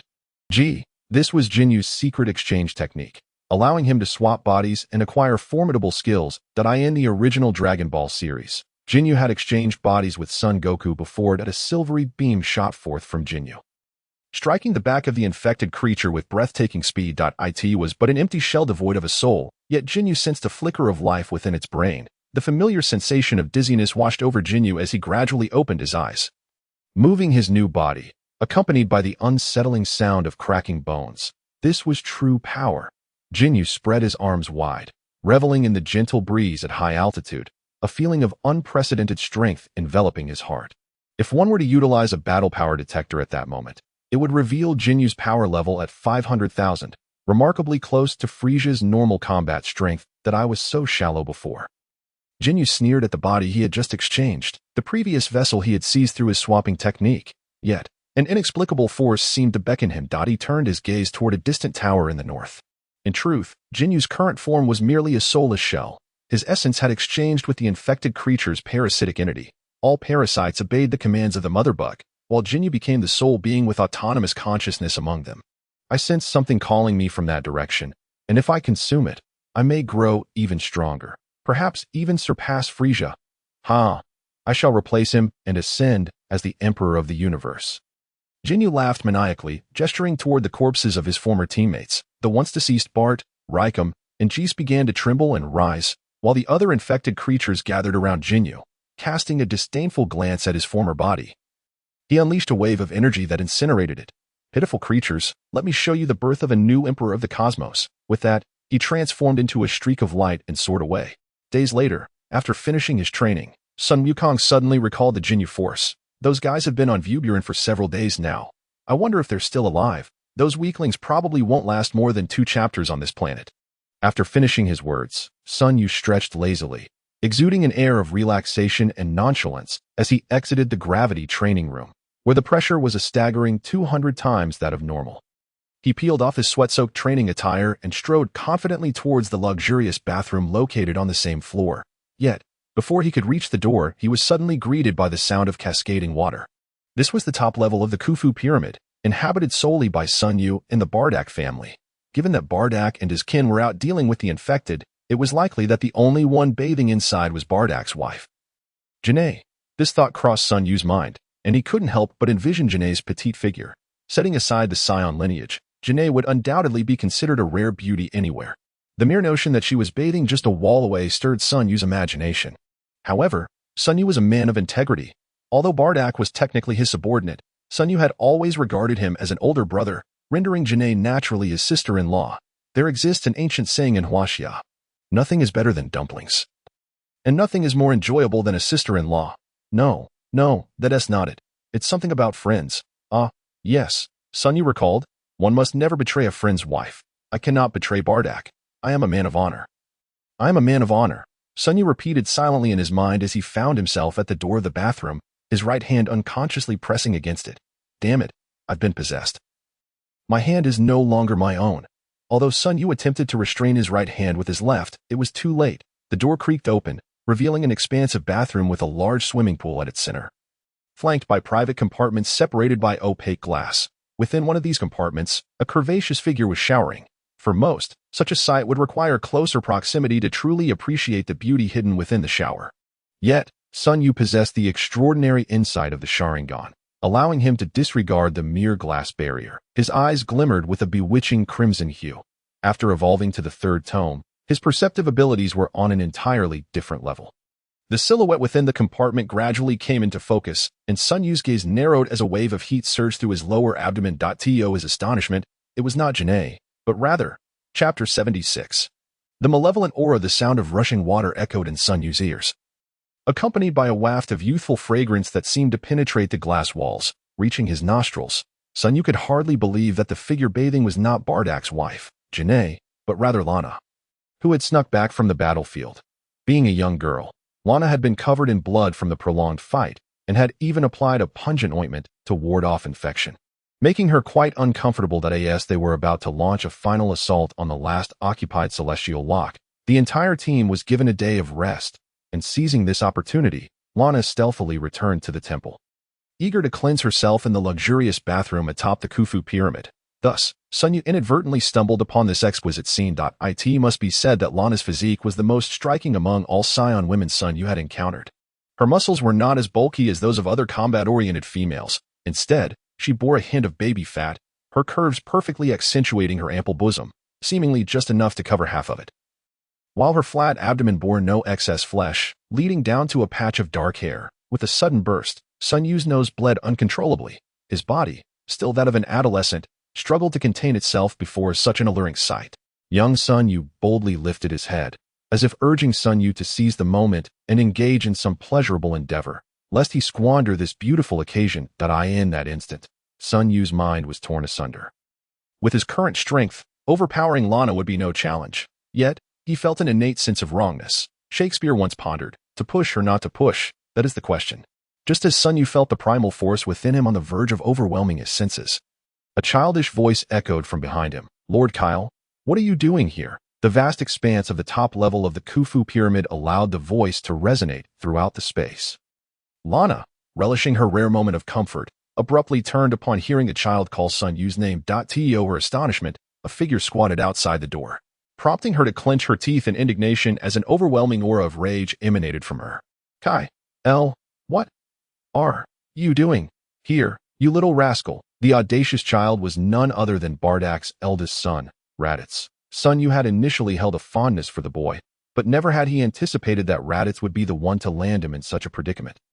The most infuriating part was that Sun Yu could clearly see a smirk playing at the corners of Raditz's mouth. This was clearly intentional. Raditz, I swear I'll teach you a lesson, Sun Yu exclaimed, seizing the fleeing Raditz by the scruff of his neck, causing the boy to wail in distress. Help! Lord Kyle is going to kill me to silence me. He was peeking at Sister Lana in the shower. Help! Sun Yu hastily covered the boy's mouth, a wave of chilling malice erupting from the bathroom. Causing his heart to race, he mechanically turned to see Lana emerging from the bathroom, donning a shirt. Her hair was still damp, a single droplet of water glistening on her collarbone.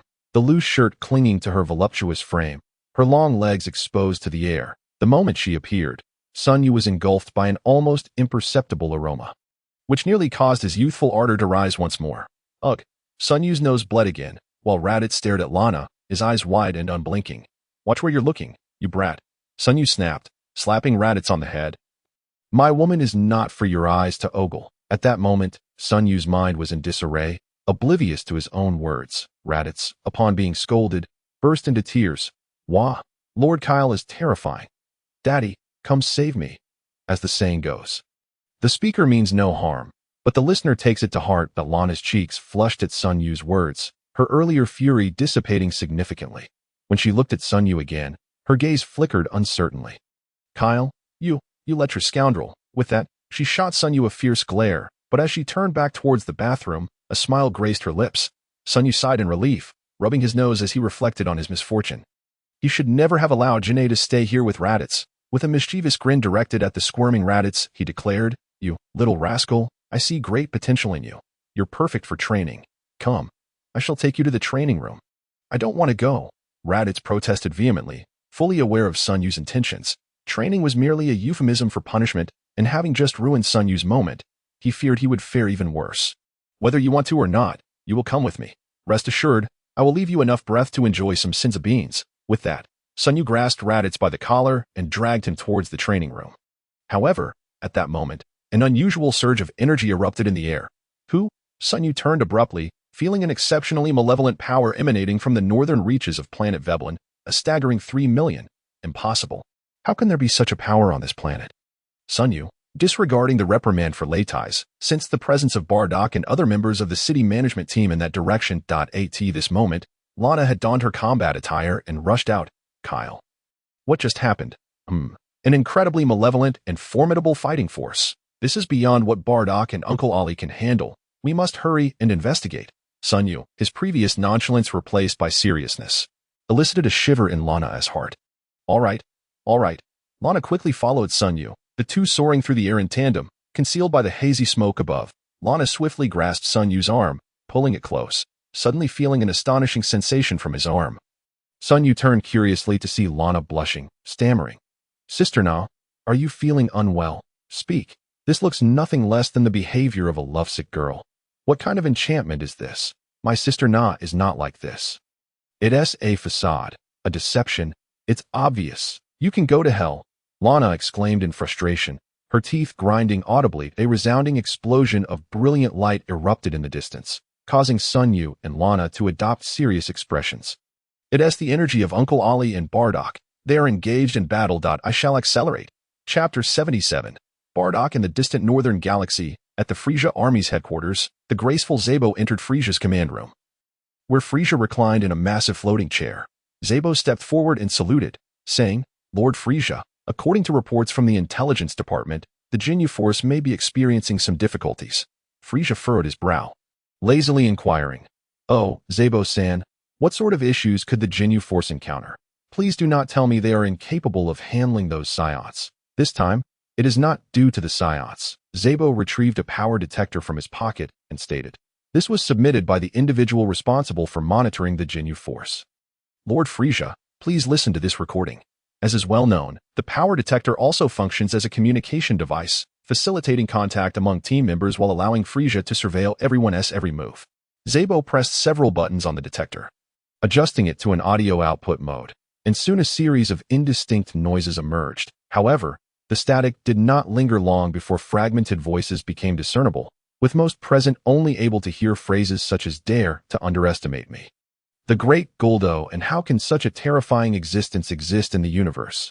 Soon you will be like me. Suddenly, after a brief silence, a familiar and hoarse voice declared, I can become even stronger. Perhaps I can even surpass Frisia. Ha ha ha ha. The recording devolved back into meaningless static, creating a disturbingly eerie atmosphere in the command room. F. Frisia-sama. Zabo, noticing Frisia's grim expression, cautiously glanced at him. Frisia slowly rose from his floating chair, suddenly bursting into laughter as if he had heard the most amusing joke, clutching his stomach for a lengthy fit. Then, with a cold gaze, he turned to Zabo and said, Zabo-san, since Ginyu has acquired the power to surpass me, let us witness it for ourselves. I hope it does not disappoint me too greatly. Lord Frisia. A bead of cold sweat formed on Zabo's forehead. Frisia's somber demeanor dominated the command platform. The room enveloped in silence as all eyes fixated on him, not daring to breathe. Just when King Vegeta seemed to have calmed down, it was unexpected that the Ginyu Force harbored such ambitious designs. Frisia slammed his hand down on the control console, shattering the massive device into fragments. Prepare to depart for planet Veblen. At your command. On planet Veblen, dozens of Veblen inhabitants, led by Bardock, Hyud, and others, were about to cleanse the last stronghold occupied by the infected. When a terrifyingly powerful foe suddenly emerged, this being stood a towering 3 meters tall, and unlike ordinary infected, his eyes lacked the dullness and aggression characteristic of the infected. He exhibited not only high intelligence but also unfathomable combat prowess. The initial wave of attack was spearheaded by Bardock, who, rejuvenated by the mystical beans, relentlessly pushed himself to the brink, frantically exhausting every ounce of his potential.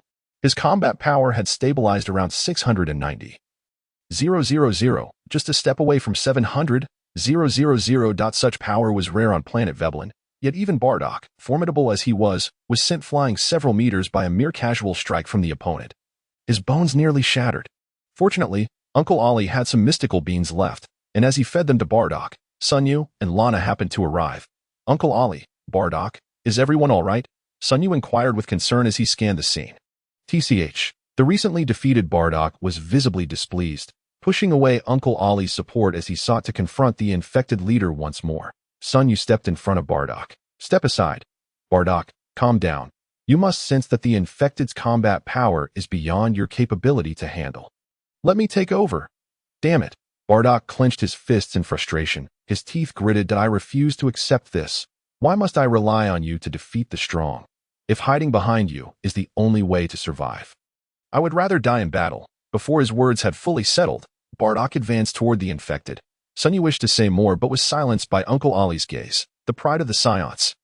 Sunyu felt helpless. Bardock's character was reminiscent of Vegeta, their pride and tenacity being the very reasons they could become immensely powerful. On the tower, the 3-meter-tall infected being stood with arms crossed.